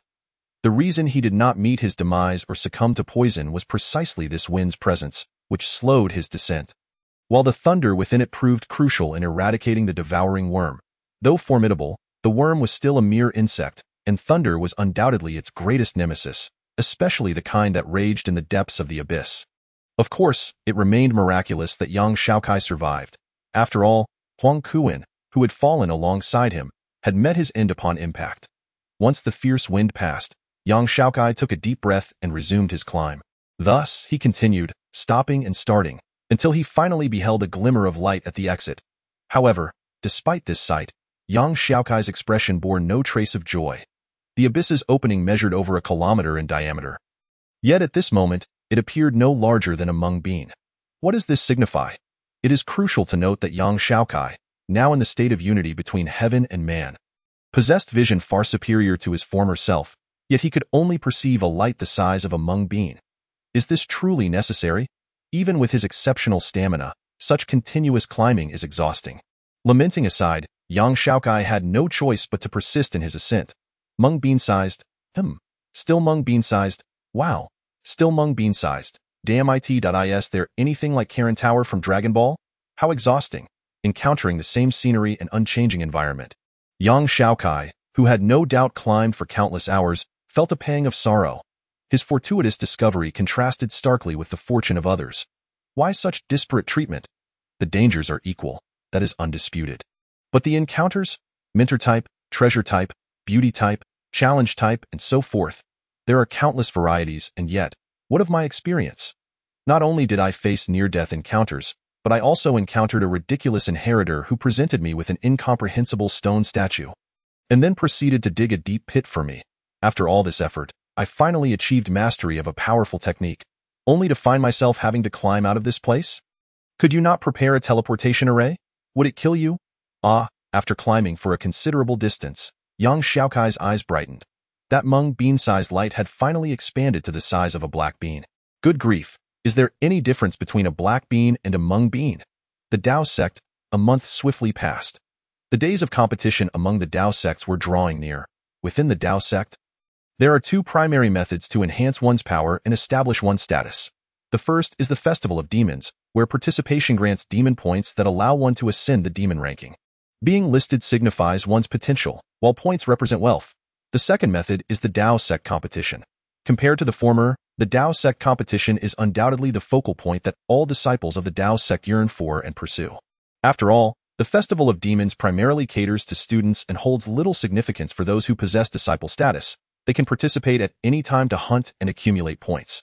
Even the demon ranking is of limited importance unless one is entering for the first time or has accumulated an extraordinary number of points. Otherwise, it bears little weight. Potential remains merely potential. The Dao sect competition, however, is different. Everything within it not only symbolizes immense resources, but also represents a status of great significance. It is divided into two major phases. First is the competition itself, where disciple soldiers symbolize status and ranking. This consists of 3 stages. The first stage is the disciple test. Anyone who qualifies automatically transitions from student to disciple of the Dao sect. The second stage is the core test. Those who break through this level will be directly promoted to core disciples, with entirely different treatment. As for the final third stage, it is the battle for the heavenly and earthly rankings. The heavenly ranking is overseen by the sect leader, while the earthly ranking signifies true transmission. One need not elaborate on the significance of these rankings. Although the demon ranking also features earthly and heavenly rankings, they are entirely different from those in the Dao sect competition.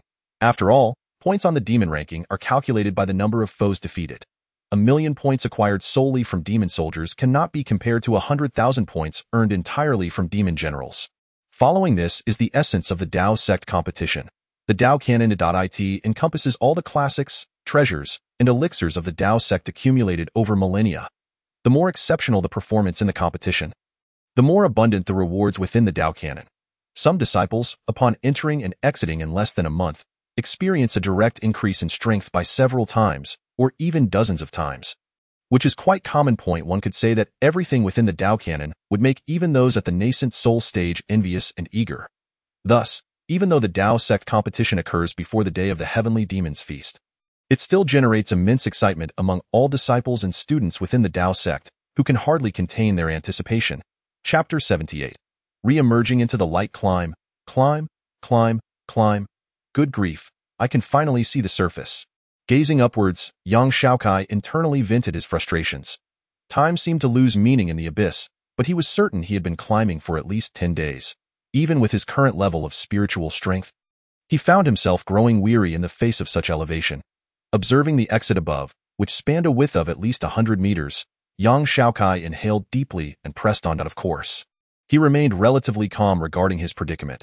After all, compared to a certain manga where a character spent an entire half-year merely to meet a deity, 10 days or a fortnight seem trivial.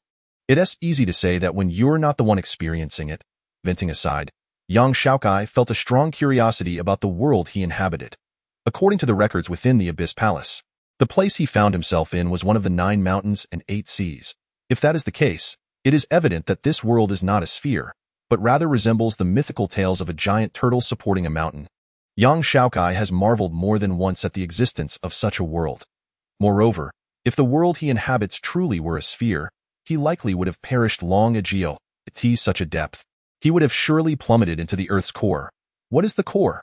Undoubtedly, it is composed entirely of molten lava. Given young Xiaokai's current circumstances, it is patently impossible to survive amidst lava. Setting aside the lava, it is well known that the closer one is to the Earth's core, the the greater the gravitational pull.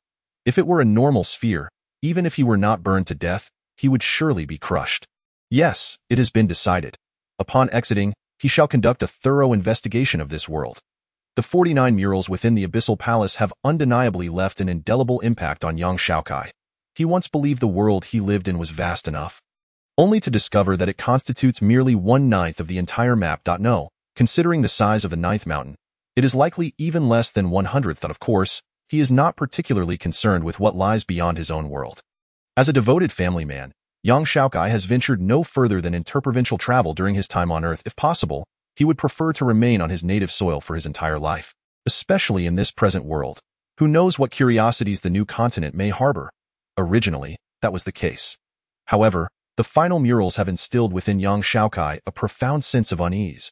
If the outside world were merely boundless, that would suffice. Yet, if it is filled with the so-called outer demons depicted in the murals, the situation becomes dire. Creatures that even the deities cannot subdue, should they venture into this realm, would undoubtedly wreak havoc. Upon exiting, he must ascertain the truth.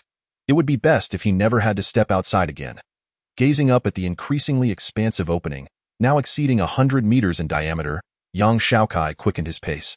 A smile gracing his face, as he approached the exit, young Xiaokai began to reflect upon the experiences of his recent journey, weighing his gains and losses.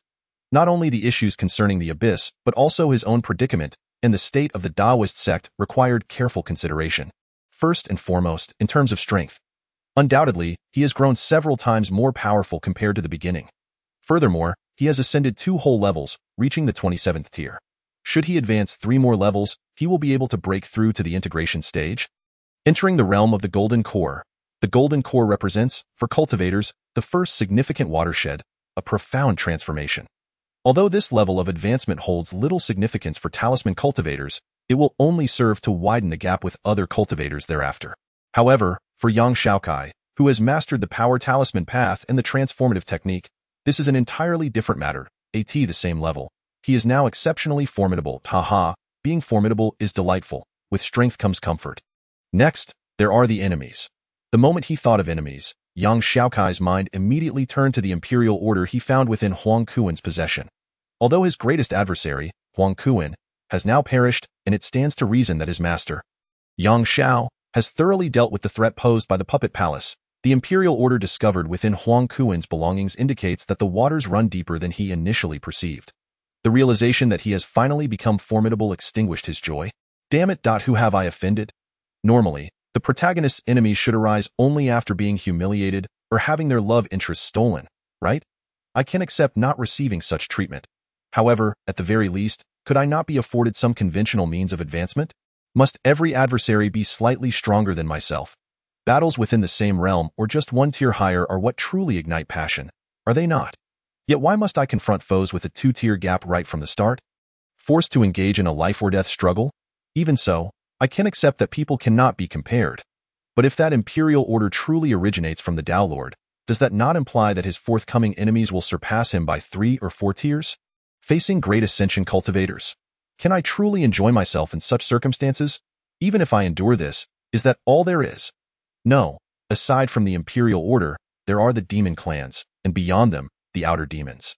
I wish I were dead. At last, he is merely a kilometer from the exit. Contemplating the challenges he will face upon emerging, young Xiaokai's climbing speed decreased by more than 5-fold. Clearly, he should have been escaping to safety. Should he not? Yet, he finds that what should be a nightmarish abyss appears merely monotonous. Indeed, compared to the outside, it seems like an Eden. Good grief! In that moment, feeling overwhelmed, young Xiaokai faltered entirely. It seemed as though he could sense the immense malice emanating from the world around him, causing his ascent to come to a complete halt. Faced with such a bleak future, his face turned a ghastly shade of green. Suddenly, he realized that his very crossing into this realm had been a monumental error. A grave mistake. Very well, splendid. Taking a deep breath, young Xiaokai's eyes gleamed with newfound determination as he looked heavenward, boldly declaring with resounding conviction, I have resolved. Once I emerge, I vow to play the fool. And I shall see it through. If I cannot do so, I will livestream my demise. Ding dong. A new mission discovered. Confrontation of the Taoist canon. As the sole heir of the heavenly talisman palace. One of the 9 palaces of Taoism, you must strive vigorously to further elevate the status of the Heavenly Talisman Palace within the Taoist hierarchy. Mission objective. Enter the heavenly rankings and become the master. Upon successful completion, you will be awarded a chance for a lottery draw. Should you fail, the host shall be eradicated. There are 10 days remaining until the confrontation begins. Please return promptly. In an instant, young Xiaokai's eyes widened, his jaw dropped, and his face shifted through a spectrum of colors, from pale to red, red to green, green to purple, and finally, purple to black. You've got to be kidding me. Chapter 79. The legendary return at Bu Air Peak. Before the teleportation array, a disciple took a deep breath. It was time to prepare for the confrontation of the Taoist canon. This time, no matter what, he must break into the earth rankings and become a true disciple. Clenching his fists, the disciple standing before the teleportation array thought to himself, if I'm not in a hurry, could I possibly use this teleportation array first? At that moment, a calm and languid voice drifted from behind him. My apologies. When I start thinking, I tend to neglect my surroundings. The disciple, slightly embarrassed, turned to say, I'm not in a rush. Please, go ahead. Thank you. The newcomer nodded, a smile gracing his face as he stepped into the teleportation array and vanished. As the other disappeared, the disciple who remained furrowed his brow, a look of confusion crossing his features. Undoubtedly, this was their first conversation, yet he felt an inexplicable sense of familiarity with the other, as if they had met before, though he could not recall where. Not someone from the earth rankings. And merely at the stage of integration, the disciples from the 9 palaces, such as Li Daniu from the Heavenly God Palace and Yi Tianglong from the Heavenly Thunder Palace, had all already attained the golden core. How strange! Where have I seen him before? Within the Taoist sect, at the demon sacrifice platform, as streams of brilliant light flashed, one disciple after another emerged. After quickly registering their names, they departed. Nearby, 3 Taoist students manning the registration desk heard one of their number exclaim despondently, another senior brother has returned. This confrontation of the Taoist canon is proving to be incredibly fierce. Of course, with the approach of the heavenly demon eclipsing the sun, the Taoist canon will be fully opened. Even the 9th layer of the Tao canon, typically sealed, will be accessible. If they do not seize this opportunity now, when will they? Oh dear, this is not good. With all the senior brothers returning to the Taoist sect, the competition among core disciples will become extremely intense. It seems I will have no chance in this confrontation of the Taoist canon. Core? Just managing to rise from a student to a disciple is already a stroke of luck. You think you can aim for core? In truth, the competition among disciples is not such a concern. As long as they pass the trials, it suffices. Though this time may present increased difficulty, it should not be significantly harder than usual. The real emphasis lies in the contest for the heavenly and earth rankings. That is where the true danger lurks. Even the recently ascendant senior brother Li from the Heavenly God Palace, senior brother Yi from the Heavenly Thunder Palace, senior brother Qian from the 5 Elements Palace, and senior brother Wang from the Yin Yang Palace will find it no easy task to break into the earth rankings. Indeed, once the struggle for the earth and heavenly rankings begins, the depths of the waters within become apparent. I see. The youngest of the group nodded, his face filled with envy as he remarked, I wonder when I, too, shall shine as brightly as senior brother Liu. Dream on. Another scoffed derisively. Let me dream, then, the student replied nonchalantly, his gaze drifting to the oldest member of their cohort, who had been sighing in discontent. What's wrong, senior brother? Upon hearing the inquiry, the senior brother replied softly, you arrived late, so you are unaware I in our cohort, the most dazzling one is not senior brother Li. Upon hearing this, the disciple could not help but exclaim in astonishment. Is it not senior brother Li? How can that be? Our instructing teacher has clearly stated that senior brother Li is an exceptionally rare genius, a once-in-a-millennium talent within the Taoist sect, destined to become the headmaster of the Heavenly God Palace, one of the 9 palaces of the Taoist order. Indeed, senior brother Li is an extraordinary genius. Yet if that individual had not perished, it seems that the most illustrious figure of our generation may not necessarily be senior brother Li. Is there someone even more formidable than him?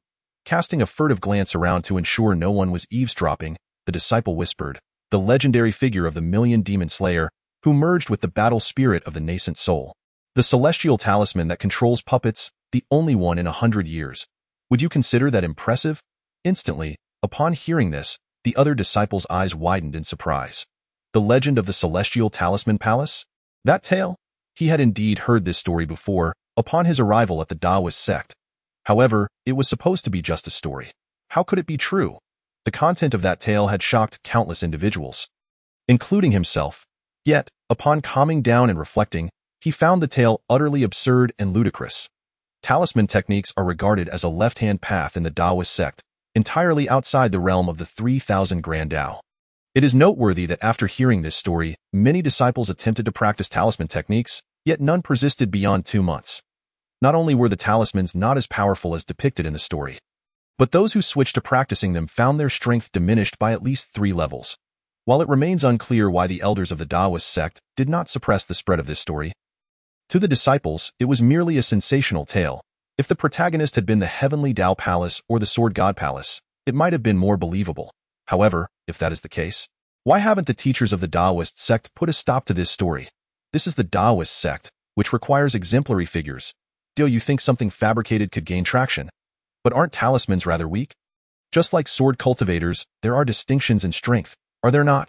It felt as if common sense had been overturned. The disciple stood there, mouth agape. The registration takes place here, right? Not long after the 3 fell silent, one individual emerged from the teleportation array, approached the registration desk, and presented his identity jade tablet. Ah, yes.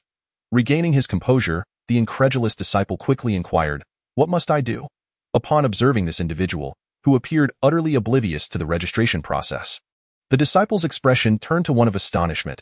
However, upon sensing the approaching aura of someone at the peak of fusion, he did not dare to neglect the matter. "Simply place your identity jade tablet here." As he spoke, he picked up the stone slab that lay on the registration table. "Thank you." The individual smiled and pressed the jade tablet against the slab before turning to leave. How peculiar. It is surprising that there are disciples who do not know how to register. Unfortunately, his attire is so tattered that I cannot discern which palace he belongs to, remarked one of the others, watching the departing figure. Not surprising, though.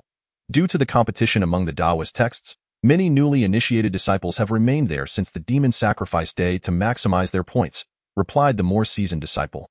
To be so competitive right after entering the Taoist sect, my goodness. After discussing for a while, the two noticed that the young disciple holding the registration stone slab had remained motionless for an extended period. As if someone had cast a stasis spell on him. One of them furrowed his brow and asked, "Junior brother, what's wrong? Did something happen with that senior brother?" Turning his head rigidly, the disciple's eyes widened in disbelief. Senior brother, the legendary figure from the Celestial Talisman Palace, his name is Xiaokai, right? Yes. Why do you ask? The two exchanged puzzled glances, their curiosity piqued. Without uttering a word, the disciple directly presented the registration stone slab to them. Name, Xiaokai. Level, Fusion, Palace, Celestial Talisman Palace. Status, Core, Achievements, Demon Sacrifice Ranking, Demon Sacrifice Points. 1, 276, 545. In an instant, the three were struck as if by thunder, their ears ringing, unable to contain their astonishment. Chapter 80. The Shockwaves Within the Taoist Sect. As Yang Xiaokai walked slowly down the familiar paths, past the classrooms of his first school days, the logistics class he once attended, and all the roads he had traversed during his time in the Taoist sect, he felt a profound sense of emotion. Though he had survived and had almost forgotten the fact that he had nearly perished, the familiar surroundings stirred a deep inner turmoil. It felt as though he had left only recently. Yet it seemed as if a century had passed at last. He arrived at the steps leading to the base of the Celestial Talisman Palace, filled with a mix of nostalgia, joy, and a tinge of inexplicable trepidation. Stepping forward, Yang Xiaokai ascended the stairs. Is this an array? As he sensed his body flowing as if submerged in water, a flicker of intrigue crossed his eyes. The effects brought by the creation technique were indeed remarkable. One must understand that arrays, particularly illusionary arrays, are generally imperceptible. Yet under the influence of the creation technique, Yang Xiaokai felt as though he had stepped from one world into another. Not only were his inner demons rendered ineffective, but even the array. Indeed, it was extraordinary. Feeling the peculiar sensations coursing through him, Yang Xiaokai inhaled deeply. However, this was the entrance to the Celestial Talisman Palace. Why was the array activated here? It seemed that this array had no adverse effects on him. Rather, it exuded a welcoming aura.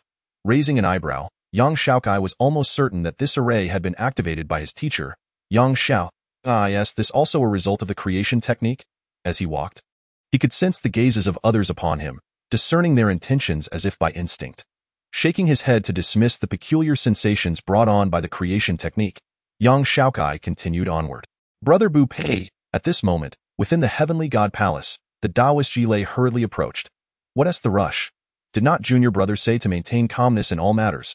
Taoist Bu Pei, concerned for Yang Xiao's situation, opened his eyes. That kid has returned, replied Taoist Jilei, an expression of incredulity on his face. That kid? Taoist Bu Pei was momentarily taken aback. Yang Xiaokai. Who? It seemed as if he had misheard, and Taoist Bu Pei's eyes widened, radiating a sharp light. Look, without answering, Taoist Jilei raised his hand, and a scene materialized in the void, revealing Yang Xiaokai making his way toward the celestial talisman palace. How can this be? Taoist Bu Pei's expression shifted in shock as he involuntarily stood up. Brother Bu Pei, how could Yang Xiaokai have fallen into the abyss? If so, how is he here? Could it be a ploy by the demon race? Furrowing his brow, the moment he spotted Yang Xiaokai. A similar notion crossed Taoist Bu Pei's mind. However, as Taoist Jilei articulated this thought, he promptly dismissed it. Even the most foolish of demons would not be so foolish as to impersonate him. What status did Yang Xiaokai hold? If he were alive and captured by you, there might be a possibility of usurpation. Knowing that the Taoist sect had already acknowledged Yang Xiaokai's demise, impersonating him would yield no advantage. But if he were not a demon impersonator, then who was this Yang Xiaokai heading toward the celestial talisman palace? It could not be him. It was impossible. To ascertain Yang Xiaokai's situation, Taoist Bu Pei had personally ventured deep into the abyss. Circling the realm of inner demons, and after confirming there was no trace of Yang Xiaokai, he had no choice but to abandon the search. Brother Bu Pei, what should we do now? Let us go to the celestial talisman palace. Taoist Bu Pei took a deep breath. If it truly is Yang Xiaokai, then all is well. He has returned, and Yang Xiao should also recover. However, if he is not, then we must eliminate him before Yang Xiao encounters him. Yang Xiao is already on the brink of collapse. We cannot afford to give any external forces a chance. In an instant, the two vanished in a flash of light. Simultaneously, as Taoist Bu Pei and Taoist Jilei took action, the news of Yang Xiaokai's return spread rapidly throughout the Taoist sect. After all, the tale that had captivated so many 2 years prior was simply too eye-catching in the heavenly Tao Palace, where the Tao Master Gongzheng was discussing the forthcoming strategies with the celestial array Taoist and others. They were momentarily taken aback. Not dead? This, in the Sword God Palace, a girl with red hair, red eyes, and clad in red garments experienced an abrupt and intense shift on her usually icy face, leaving those around her utterly stunned. I knew it. You would not perish so easily in the heavenly God Palace. Within the exclusive courtyard of the disciples of Taoist Bu Pei, the towering figure of Li Daniu broke into a smile, exclaiming, as expected, he is still alive. Since he is my brother, such is his fate.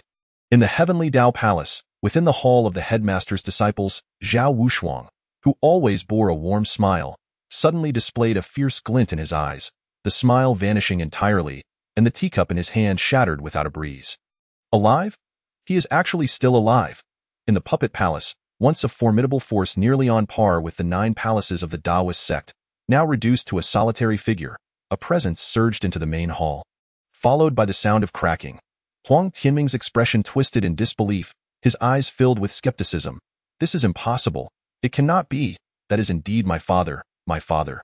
This is impossible, absolutely impossible. In an instant, the entire Taoist sect was enveloped in the shock of Yang Xiaokai's return. At this moment, Yang Xiaokai, making his way toward the Tianfu Palace, finally arrived at the steps. The grand entrance of Tianfu Palace was now in sight. However, before he could proceed, both the Unbreakable Taoist and the Thunderbolt Taoist had already arrived. Disciple Yang Xiaokai pays respects to Senior Unbreakable and Senior Thunderbolt. Upon facing the two, Yang Xiaokai bowed his head in greeting.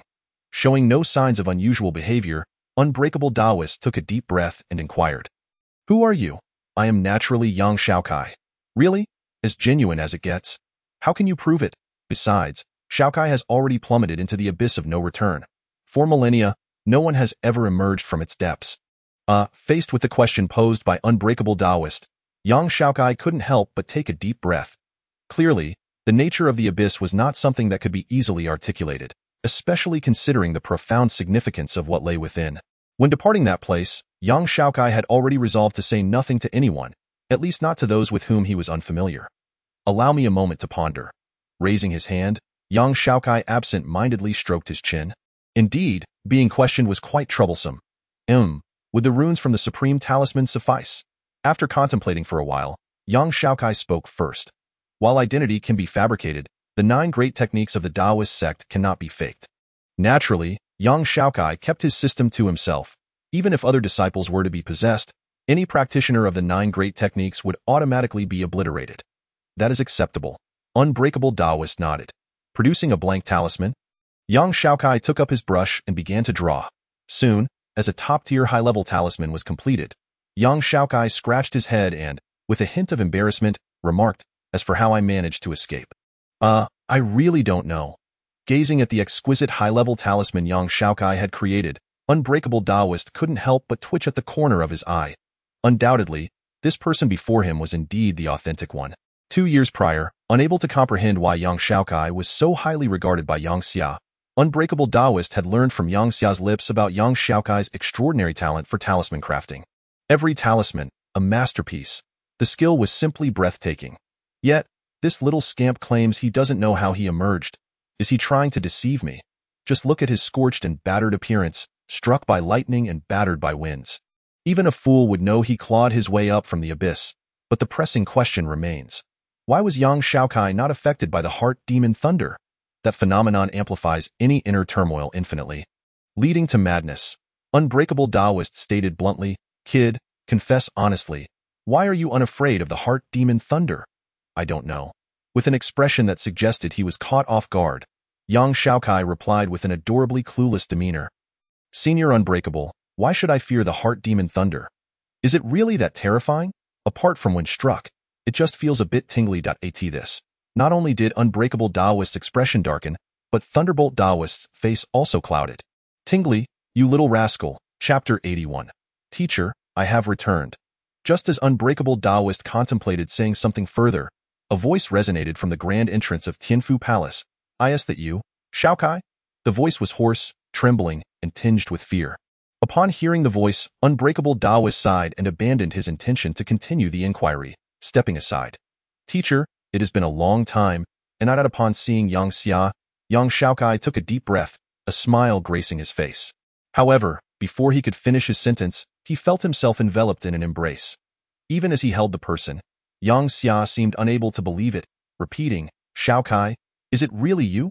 "Yes, it is I, teacher." Yang Xiaokai smiled warmly. "Is this not a dream?" Tears streamed down Yang Xia's face, his voice trembling.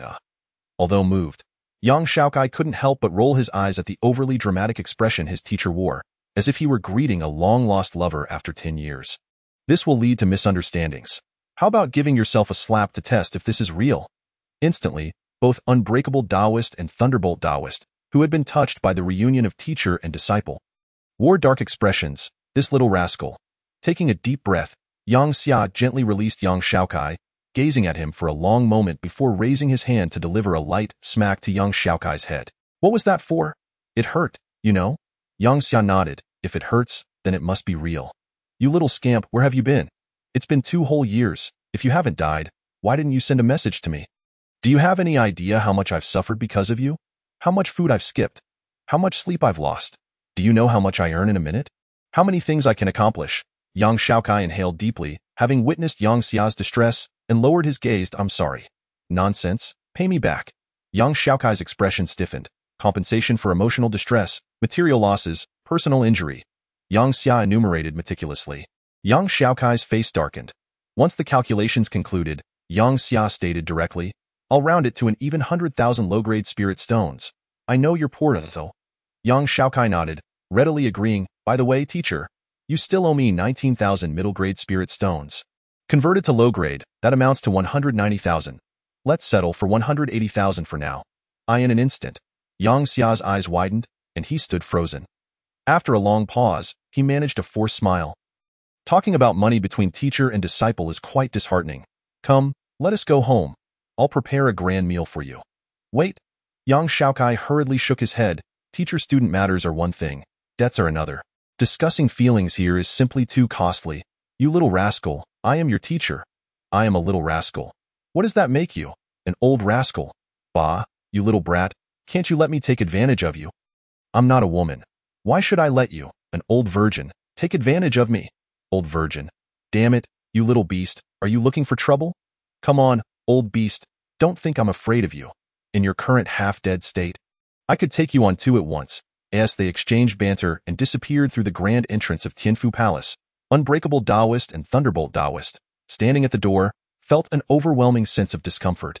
This teacher-student duo, their camaraderie was truly nauseating. With indignation, Unbreakable Taoist took off in flight. Seeing his senior leave, Thunderbolt Taoist called out, "Senior brother, wait for me." At that moment, Yang Xia suddenly rushed out. "Unbreakable senior brother, please inform Tao Master senior brother that the matter regarding my younger brother's salary has been pending for nearly 2 years. It's about time I received it. I don't need much, just 180,000 spirit stones will suffice."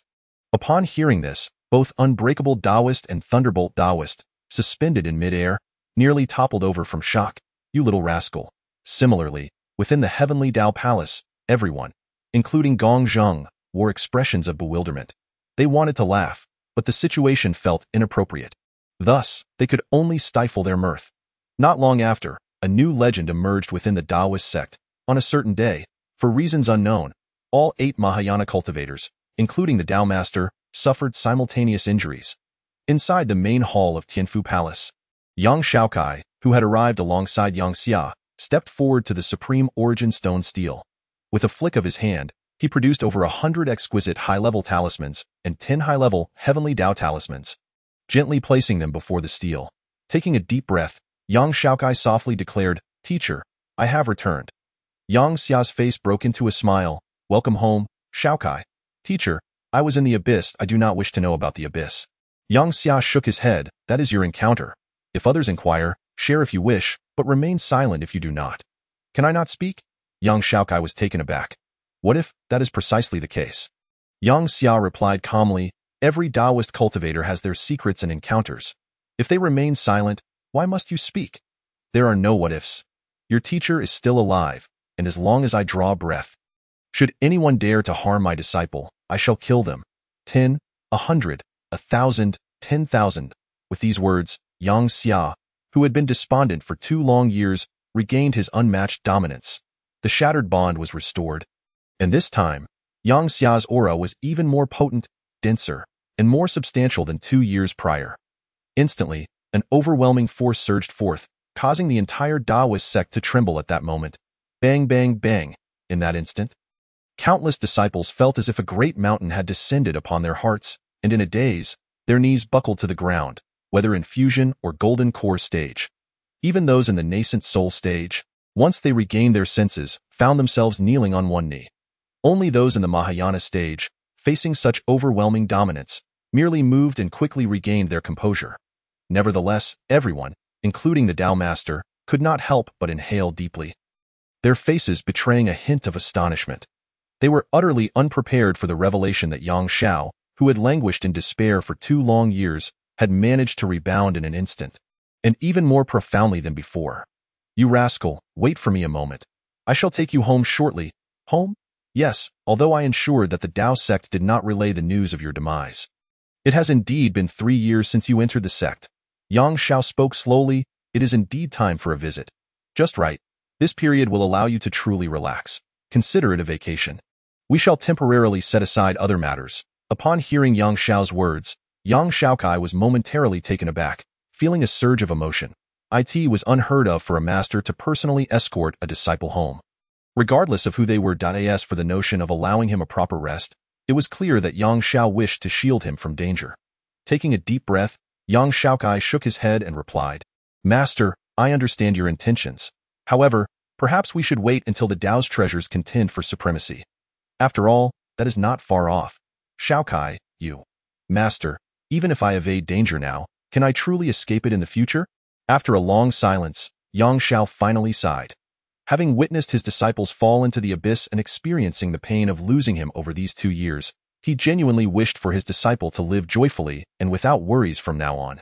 Yet, as Yang Xiaokai pointed out, though one might evade danger now, it would inevitably catch up in the future. Alas. Chapter 82. If we cannot love, then let us kill. Shortly after Yang Xiao departed, Yang Xiaokai found himself in a rather awkward predicament as he gazed upon the girl, Qi Hongqiang, who stood before him. His mind drifted back to Yang Xiao's enigmatic smile before leaving, due to his fall into the abyss. He had completely forgotten about her. Nevertheless, that was beside the point.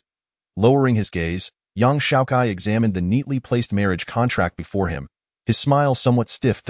This is a marriage contract. Qi Hongqiang replied calmly, as if it bore no significance to her. Of course, I know what this document entails, but, dear girl, do you comprehend what it represents? Under normal circumstances, this should be a proposal from the man to the woman, right? Logically speaking, our position should be the opposite, so why am I the one feeling so conflicted at this moment? This fluttering sensation, this inexplicable emotion, this subtle embarrassment. What the hell? I am the man here. I am the one with the dot. Well, you know. Senior Sister Qi, isn't this a bit too hasty? Do you dislike me? Or perhaps you find my appearance unappealing? Not at all, young Xiaokai shook his head, acknowledging that the girl before him was undoubtedly a paragon of beauty, enhanced further by the unique aura cultivated from years of sword practice, akin to a blood-red spider lily, strikingly captivating in every aspect. Qi Hongqiang took a sip of tea and remarked, since you do not dislike me, then let us dispense with the pleasantries. Shouldn't a man be more forthright? Indeed, a man should be forthright, and yet? You are a woman, a stunning beauty at that. However, this situation hardly seems like a stroke of good fortune. It feels more like a calamity. Furthermore, recalling the records regarding Qi Hongqiang within the Dao sect, he noted that in over a decade, she had only done two things: practice swordsmanship or slay demons. Could he truly cultivate any semblance of affection before his own demise while wed to such a woman? Moreover, she appeared nearly mechanical, or perhaps it would be more accurate to say she belonged to the realm of art. What would life be like married to a work of art? It was beyond his imagination. Young Xiaokai was acutely aware that her proximity to him was driven by that so-called prophecy, seeking to utilize him without restraint as her husband. Senior Sister Qi, is it possible to refuse this? Oh? Qi Hongqiang's gaze turned icy, her right hand instinctively resting upon the hilt of her sword at her waist. I have heard that for a woman, being rejected by a man for marriage is a fate more unbearable than death. If we cannot love, then we must resort to killing. Are you suggesting we engage in combat? What a joke. Young Xiaokai's face turned pale, his eyes wide with shock. What nonsense is this, from a book? Qi Hongqiang replied casually after taking another sip of tea. A book? Which book? Destined Afflictions. I believe that is its title. Qi Hongqiang tilted her head, uncertainty evident in her expression. Young Xiaokai trembled slightly. Afflictions. Yes, I remember hearing it was quite popular in the realm of mortals. Indeed, it is said to be a bestseller, Qi Hongqiang confirmed. Let me guess, it's that tale involving a brother and sister, along with childhood sweethearts? Precisely. Qi Hongqiang nodded, though I do not comprehend why a sister would fall in love with her brother. Nor do I understand her actions. But I suppose that is what love is it not? This is what affection entails, correct? While I cannot guarantee that my feelings will be as intense as hers, I assure you I can replicate her actions. No, please, no. Faced with Qi Hongqiang's words, young Xiaokai felt utterly overwhelmed. The sister's feelings for her brother in that book, were they intense? No. To describe them as intense would be an insult. It was fundamentally a depiction of something perverse. Recalling the final scenes he accidentally stumbled upon during his childhood, featuring the sister wielding a knife, slashing her brother's throat while screaming, "Why don't you understand me? Why won't you respond to me? Why do you love her?" Followed by a frenzied attack on the childhood sweetheart, shouting, "My brother is mine. All of him is mine. Why must you compete with me? It is all your fault." Oh, dear heavens. How terrifying that in truth, if such a woman genuinely fell in love with him, young Xiaokai might not mind. After all, as long as he responded appropriately and did not pay attention to other women, there could indeed be happiness in the future. After all, this girl had her redeeming qualities. Perhaps her possessiveness and jealousy were simply a tad excessive. Undoubtedly, she would go to great lengths for the one she loved. Sacrificing everything in terms of pure emotion, few could rival her, even if her feelings were distorted. But the issue was, what had this girl just said? Lacking that feeling, she would still guarantee such actions. Good heavens. In an instant, young Xiaokai felt as if thunder had struck him, his insides ablaze, a girl who utterly failed to grasp the extremes of emotion. Such attributes were downright terrifying. Taking a deep breath, young Xiaokai resolved to approach Qi Hongqiang, firmly grasping her shoulders. Senior Sister Qi, let us set everything else aside for now. First, let us embark on a romantic relationship. For both her sake and his own safety. He absolutely could not allow this girl to become that kind of existence. A romantic relationship? It seems I am not quite accustomed to a man grasping my shoulders, Qi Hongqiang's expression shifted slightly but quickly returned to normal. Very well, but how shall we proceed? Let me think. Although I have never had a girlfriend in 2 lifetimes, I have certainly seen enough to know how it goes. Young Xiaokai inhaled deeply. First, let us find something we both enjoy and do it together. Something we enjoy? Qi Hongqiang blinked. That sounds acceptable, that okay. With the rhythm established, it was time to guide her. Feeling a surge of joy, Yang Xiaokai immediately inquired, I wonder what you usually enjoy doing. Practicing swordsmanship. Qi Hongqiang drew attention to the sword at her waist, her eyes glinting crimson, slaying demons. Upon hearing this response, Yang Xiaokai felt a sense of impending doom. Yet he persevered and asked again, Senior Sister Qi, what else? Perhaps reading? Or writing? Neither, and I do not enjoy them. The boy holding the girl's shoulders fell into a profound silence, his earlier excitement vanishing entirely. What the heck? Who can tell me how to date a girl like this? Chapter 83. The ancestor of all weapons. After much negotiation, Yang Xiaokai finally managed to dissuade Qi Hongqiang from insisting that he immediately sign the marriage contract. Watching her retreating figure, he felt an overwhelming fatigue envelop him. Confronting Qi Hongqiang left him feeling more exhausted than battling Huang Kuan for 300 rounds. Forget it. Shaking his head, Yang Xiaokai took a deep breath. He had far more pressing matters to attend to. Compared to that issue, Qi Hongqiang was merely a minor inconvenience. What? You speak of the ancient secrets within the Abyssal Palace? What concern is that of mine? Should anything arise from such matters, it would naturally be the prominent figures who would address it. I, however, have far more significant tasks at hand, namely, the task assigned by the system. That utterly infuriating task. Having barely survived, I cannot afford to be obliterated merely for failing to complete it. That would be nothing short of ridiculous. First and foremost, experience. The commencement of the Taoist competition is merely a mere 10 days away. As for the golden elixir, there remains a deficit of 3 levels, equating to an astounding 300 million experience points. Dividing this requirement, it amounts to a mere 30 million experience points per day. Such a daunting task. Contemplating the experience he so desperately needs, Yang Xiaokai's countenance darkened, and he promptly seized the teacup beside him, shattering it upon the ground. How is this even conceivable? System, you son. Sighing deeply, Yang Xiaokai was acutely aware, based on the system's usual temperament, that it would be a futile expenditure of energy to deride it. It was far more prudent to contemplate his next course of action. Once a talisman surpasses the stage of fusion, a plethora of disadvantages will inevitably manifest. It is not that talismans lose their potency. In fact, everyone acknowledges their formidable power. One could assert that even if classified under the left path, a significant number of talismans continue to be crafted within the Taoist sect each year. The predicament lies in the high-level arenas, where opponents will not afford you the opportunity to employ talismans. The activation of talismans is excessively sluggish. This is not merely a matter of speed. Rather, the very nature of talismans requires time to initiate, and for cultivators above the golden elixir stage, their strikes are akin to the speed of sound, or even supersonic, particularly those skilled in swordsmanship. However, a solution to this dilemma had already formed in Yang Xiaokai's mind. The might bestowed upon him by the power talisman path, granting a staggering 300,000 pounds of strength, coupled with the realm of unity between heaven and man brought forth by the transformation technique, delineates his latest avenue for enhancement. That path is martial cultivation. At present, the greatest obstacle on this journey has undeniably been removed. With the unity of heaven and man, mastering any martial technique should be exceedingly straightforward. Nay, one could even assert it would be second nature. However, the crux of the matter lies in determining which discipline to pursue. Fist and foot techniques, or weaponry? If it pertains to mere physical confrontation, that seems rather unwise. Although it may appear invigorating, such clashes would undoubtedly result in considerable pain. Moreover, if the opponent wields a weapon, wouldn't that place him at a severe disadvantage? The power talisman path enhances physical strength and resilience, yet does not grant him indestructibility. Furthermore, among all martial arts, there exists a limit to their invincibility. Regardless of their hardness, should he pursue swordsmanship? After a moment's reflection, Yang Xiaokai promptly dismissed that idea. Regardless of the circumstances, talismans remain his primary means. Martial skills are merely a supplementary endeavor, and he harbors no desire to specialize in close combat. Of course, another factor at play is the presence of Qi Hongqiang.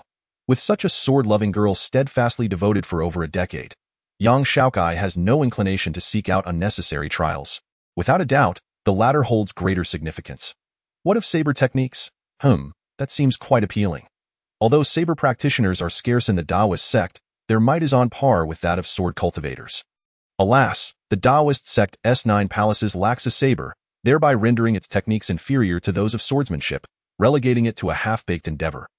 Additionally, saber practitioners place even greater emphasis on momentum. In plain terms, they embody the essence of a berserker, a profession utterly devoted to combat, requiring significantly more practical experience than sword practitioners. What of spear techniques? The spear is the king of all weapons. It is both elegant and practical. In the realm of novels, aside from swords and sabers, it is predominantly the spear that reigns supreme. The only challenge lies in the fact that spear techniques necessitate prolonged training. A year for the saber, 3 years for the sword, and a lifetime for the spear. Thus, the difficulty of mastering the spear becomes apparent. Yet, once one has perfected the spear, it becomes a weapon adaptable for both offense and defense. Most importantly, the spear is exceptionally suited for the battlefield. Even in the face of a siege, one can utilize the force of their opponents against them. However, the rationale is quite simple. It simply does not suit him.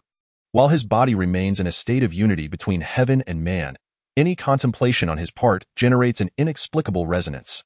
Swordsmanship and saber techniques are manageable, but the very mention of the spear elicits an overwhelming sense of dissonance. Spear techniques primarily revolve around thrusting. While thrusting does demand strength, it emphasizes more on the precision of angles and speed. Undoubtedly, his strength will continue to increase in the future. Practicing spear techniques would only squander the unparalleled power cultivated through the power talisman path. It is not that the spear is ineffective, rather, it is simply not conducive to his pure path of strength. What to choose? The Fang Tian Huaji, the renowned elbow among men, and the red hair among steeds. That seems promising, and the Fang Tian Huaji undoubtedly aligns with the path of strength. But does the Taoist sect possess a method for cultivating such an enigmatic weapon? After some contemplation, young Xiaokai retrieved his identity jade token and infused it with a modicum of magical power. He proceeded to list the existing methods of weapon cultivation within the Taoist sect in an instant. The jade token radiated a brilliant light, and a multitude of weapon cultivation methods, amounting to tens of thousands, materialized before young Xiaokai's eyes, a veritable feast for the senses. Excluding the categories of saber, sword, and spear, he found himself compelled to narrow down the vast array of techniques. Initially, he eliminated the 3 he had already dismissed. Subsequently, he noted that the number of techniques had diminished by 8 layers, with sword techniques occupying a staggering 6 layers. Furrowing his brow, young Xiaokai pondered briefly before stating, "List the highest realms attainable through these cultivation methods. Eliminate those below the golden elixir stage. Rank them according to their power." Gazing upon the fewer than 100 remaining weapon cultivation methods, young Xiaokai stroked his chin. It became evident that the Fang Tian Huaji, within the realm of cultivators, is not particularly favored. The most formidable of its kind barely reaches the golden elixir stage, and even then, only in its early stages. Suddenly, young Xiaokai's gaze sharpened. Among the 100 techniques, one stood at the pinnacle. Moreover, its attainable realm had already surpassed that of the Great Ascension stage. It is worth noting that within the Taoist sect, the only techniques that exceed the Great Ascension stage are the unparalleled techniques of the 9 palaces. Throughout the entire Taoist sect, only 9 exist. To discover a weapon cultivation method capable of reaching such heights is truly remarkable. How peculiar! Such a technique, one would expect, should not be overlooked. To reach such a realm in cultivation would warrant its establishment as a specialized palace. Why, then, had he never heard of it? His gaze fell upon its name. The Huanyu staff technique. Young Xiaokai was momentarily taken aback, clearly astonished that the apex of these 100 techniques was a staff, the progenitor of all weapons. Furthermore, this cultivation method bears the name of the universe itself. What sort of extraordinary technique must it possess to warrant such a title? Intriguing indeed. It is curious that despite its capability to be utilized even at the Great Ascension stage, its name remains shrouded in obscurity, igniting young Xiaokai's profound curiosity. Chapter 84, Huanyu Staff Technique. The Huanyu Staff Technique is divided into 3 parts. The upper part requires 30,000 demon offerings. The middle part requires 40,000 demon offerings, and the lower part requires 60,000 demon offerings. To exchange for the complete set at once requires a total of 100,000 demon offerings. Please make your selection. This price. Furrowing his brow, young Xiaokai was somewhat taken aback. He had not anticipated such affordability. Even the most neglected supreme talismans within the Taoist sect, upon reselection after entry, would demand at least 10 million offerings, and only core disciples would qualify. Yet, this Huan Yu staff technique demands a mere 100,000 offerings, with no prerequisites whatsoever. This genuinely astonished him. Given such a price, Yang Xiaokai wasted no time in deciding to acquire the complete set. After all, obtaining the entire set saved him 3,000 offerings, and for Yang Xiaokai in his current state, 100,000 offerings amounted to but a trifling sum. As his thoughts settled, the jade token shimmered, and a radiant orb swiftly entered Yang Xiaokai's consciousness. Ding, congratulations, host, you have acquired the Huan Yu staff technique. Accompanied by the system notification, Yang Xiaokai promptly stowed away the jade token and turned his attention to the introduction of the Huan Yu staff technique. One force overcomes 10 wisdom. This is the ultimate truth of the world. Skill may shatter 1,000 pounds, yet cannot break 1,000 June. The purer the strength, the more difficult it becomes to break. I wholeheartedly agree. Thus, this method was created to shatter the world with force. The universe consists of 9 layers. To break the universe, one must surpass the 9 layers. Those not born with divine strength or physical transcendence cannot practice it. The introduction is undoubtedly quite bold and forceful. However, even before reviewing the cultivation requirements, Yang Xiaokai already understood the reason for its unpopularity.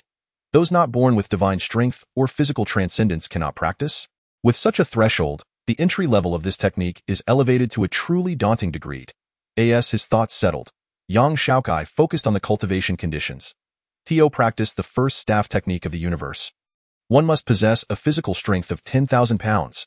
Upon mastery, one can attain the first layer of the universe's might. The second staff technique requires a physical strength of 100,000 pounds, granting mastery of the second layer of the universe's might. The third staff technique necessitates a physical strength of 1 million pounds, allowing mastery of the third layer of the universe's might. What the heck? After reviewing the requirements, even having prepared himself, Yang Xiaokai couldn't help but exclaim in disbelief. The Huan Yu staff technique comprises 9 staff techniques, with the highest level achievable being the 9th layer of the universe's might. Yet, the training requirements are simply unfathomable. 0.1 billion pounds of strength. What kind of concept is that? Moreover, this technique does not enhance the physical body but rather requires one to possess such strength to even begin training. What sort of lineage must one possess to cultivate to the 9th layer? A beast man. Despite his complaints, Yang Xiaokai remained earnest in his study. While he may not be able to reach the 9th layer, mastering the first and second layers is undoubtedly within his grasp. Furthermore, the Huan Yu staff technique explicitly states, upon mastering the first layer, one possesses strength that cannot be resisted. Upon mastering the second layer, one's strength is as formidable as a gale. Upon mastering the third layer, one's strength shatters the 5 elements. Upon mastering the 4th layer, one's strength fractures the very fabric of space. Upon mastering the 5th layer, one's strength reverberates through heaven and earth. From the descriptions provided, merely achieving the 4th layer of might is sufficient to induce tremors in space. It is worth noting that even a nascent soul ancestor would find it exceedingly difficult to generate such disturbances. Only those in the Great Ascension stage could hope to shatter the void. If the 4th layer is comparable to the Great Ascension stage, then what kind of scene would one witness upon reaching the 9th layer? Gazing at the Huan Yu staff technique, Yang Xiaokai envisioned the image of Sun Wukong wreaking havoc in the heavenly palace. 1 staff that shatters myriad techniques. Simply let us give it a try. The skill has been absorbed by the system, and undoubtedly, this technique cannot be faked. With the identity jade plaque in hand, after procuring a staff, Yang Xiaokai slowly closed his eyes, gripping the staff as he began to channel his strength according to the cultivation methods prescribed in the cosmic staff technique. In a state of unity between heaven and man, it was not long before he entered that transcendent state. As he harnessed his strength, Yang Xiaokai's body seemed to come alive, an unparalleled aura of vitality surging forth, causing every muscle in his being to tremble with intensity. Minutes turned into a quarter hour, then 2, until half an hour had elapsed. Upon opening his eyes, he instinctively let out a resounding roar. Ha! With that exclamation, the staff in his hand burst forth with a thunderous crash. Boom! In an instant, the air crackled with power, erupting violently. The surrounding area seemed to shatter like petals in the wind.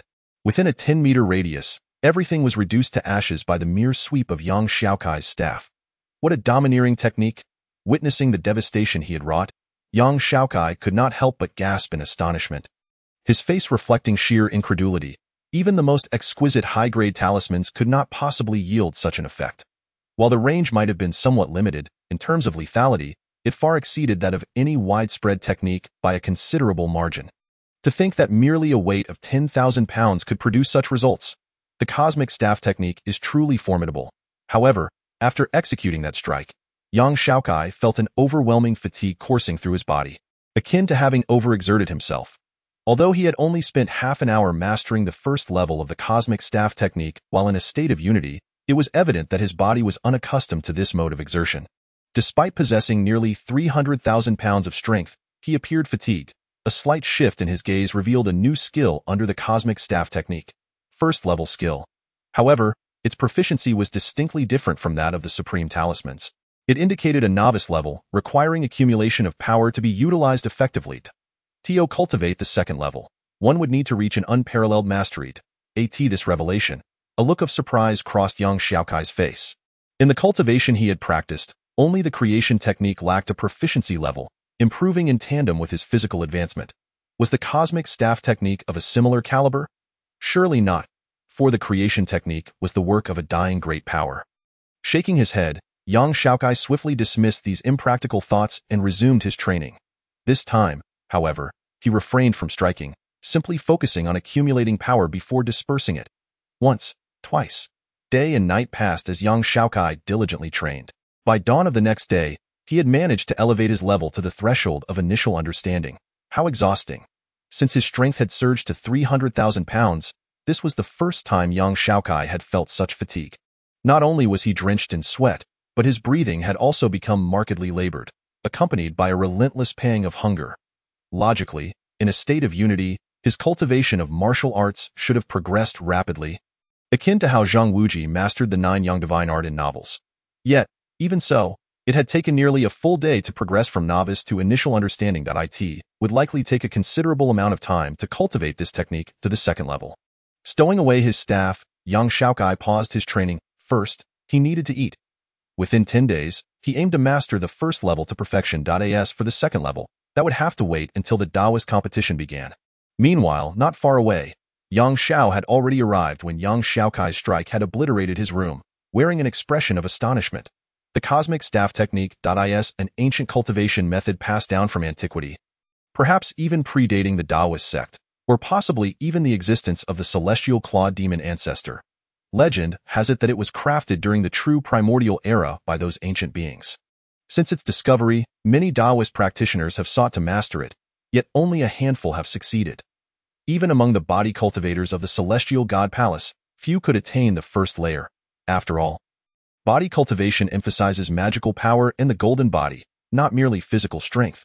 Without magical power, those who possess mere strength of 100,000 are exceedingly rare. Xiaokai, how much more astonishment do you intend to bring me? Yet, with this set of staff techniques, the upcoming Taoist competition should pose no issues. Mastering merely the first strike of the cosmic staff technique would ensure safety at the nascent soul level. With that thought, Yang Xiao turned and departed, leaving behind the small courtyard that young Xiaokai had destroyed. After all, the Heavenly Talisman's palace had plenty more. Chapter 86. Approaching young Xiaokai's return caused quite a stir within the Taoist sect. However, as the time for the Taoist competition drew near, people soon set aside their curiosity regarding how he had survived the depths of the abyss. Nevertheless, young Xiaokai was summoned to the celestial Tao Palace to provide an account. Confronted with inquiries from the Taoist master and others, young Xiaokai kept his explanation straightforward. He clarified that he had merely fallen to a certain depth and had not reached the abyss's deepest point. Regarding his immunity to the heart demon thunder, he attributed it to the supreme talisman's war talisman path. After all, no one had ever achieved mastery over such a technique. Although the Taoist master and others harbored some skepticism, when Yang Xiao validated that, under the state of talisman integration, the heart demon thunder's impact on him was significantly less than that on ordinary cultivators, it was unsurprising that the war talisman path, being a higher level of talisman integration, could offer protection. Following the inquiries, young Xiaokai returned to the Celestial Talisman's palace and resumed his training. And of course, this period was not devoid of moments spent alongside the crimson-haired maiden, Qi Hongqiang, as they explored the intricacies of romance. Truth be told, young Xiaokai found this girl exceedingly vexing. Despite her apparent lack of typical human emotions, her intuition was disturbingly acute. Under the influence of her sword heart clarity, any lie was instantly perceived. Should she discover any deceit, the repercussions would be unforgettable. Within just 2 days, young Xiaokai had been struck by her sword no less than 10 times. and these were not feigned strikes. They were genuine attempts to eliminate him, to safeguard his own life. Young Xiaokai had no choice but to sincerely engage in a romantic pursuit with her. You might ask why he would bother with such a woman. Why not retaliate when she strikes? Alas, he too wished to, even dreaming of it. However, the reality was that he could not match her strength. This woman was alarmingly powerful, surpassing even the protagonist. With her innate sword heart clarity, she had touched upon the 8th level of the sword path's 9 kills. What did the 8th kill signify? It denoted that she had grasped the essence of spatial concepts. For cultivators, as their strength escalates, encountering spatial realms is inevitable, yet such mastery typically requires at least the Great Ascension stage, i.e. the current Sword God Palace, which boasted thousands of sword cultivators. Only one individual had achieved mastery over the 8th kill, the Great Ascension's master of the Path of Slaughter. Yet, what this master could not fathom, Qi Hongqiang comprehended shortly after entering the Golden Core stage. While merely grasping spatial concepts would have sufficed, she had also mastered the sword intents of fire, water, earth, wood, metal, yin, and yang. When she truly exerted herself, not only could she annihilate his 5 elements and yin-yang techniques, but she could also counter them with precision. Moreover, due to her years of combat experience, her swordsmanship had reached a realm of seamless unity, transcending the notion of technique. However, this was not all. The constant bloodshed had imbued her with a dense aura of slaughter, nearly reaching the pinnacle among all Taoist sword cultivators. Even the master of slaughter would find Qi Hongqiang's murderous intent purer than his own.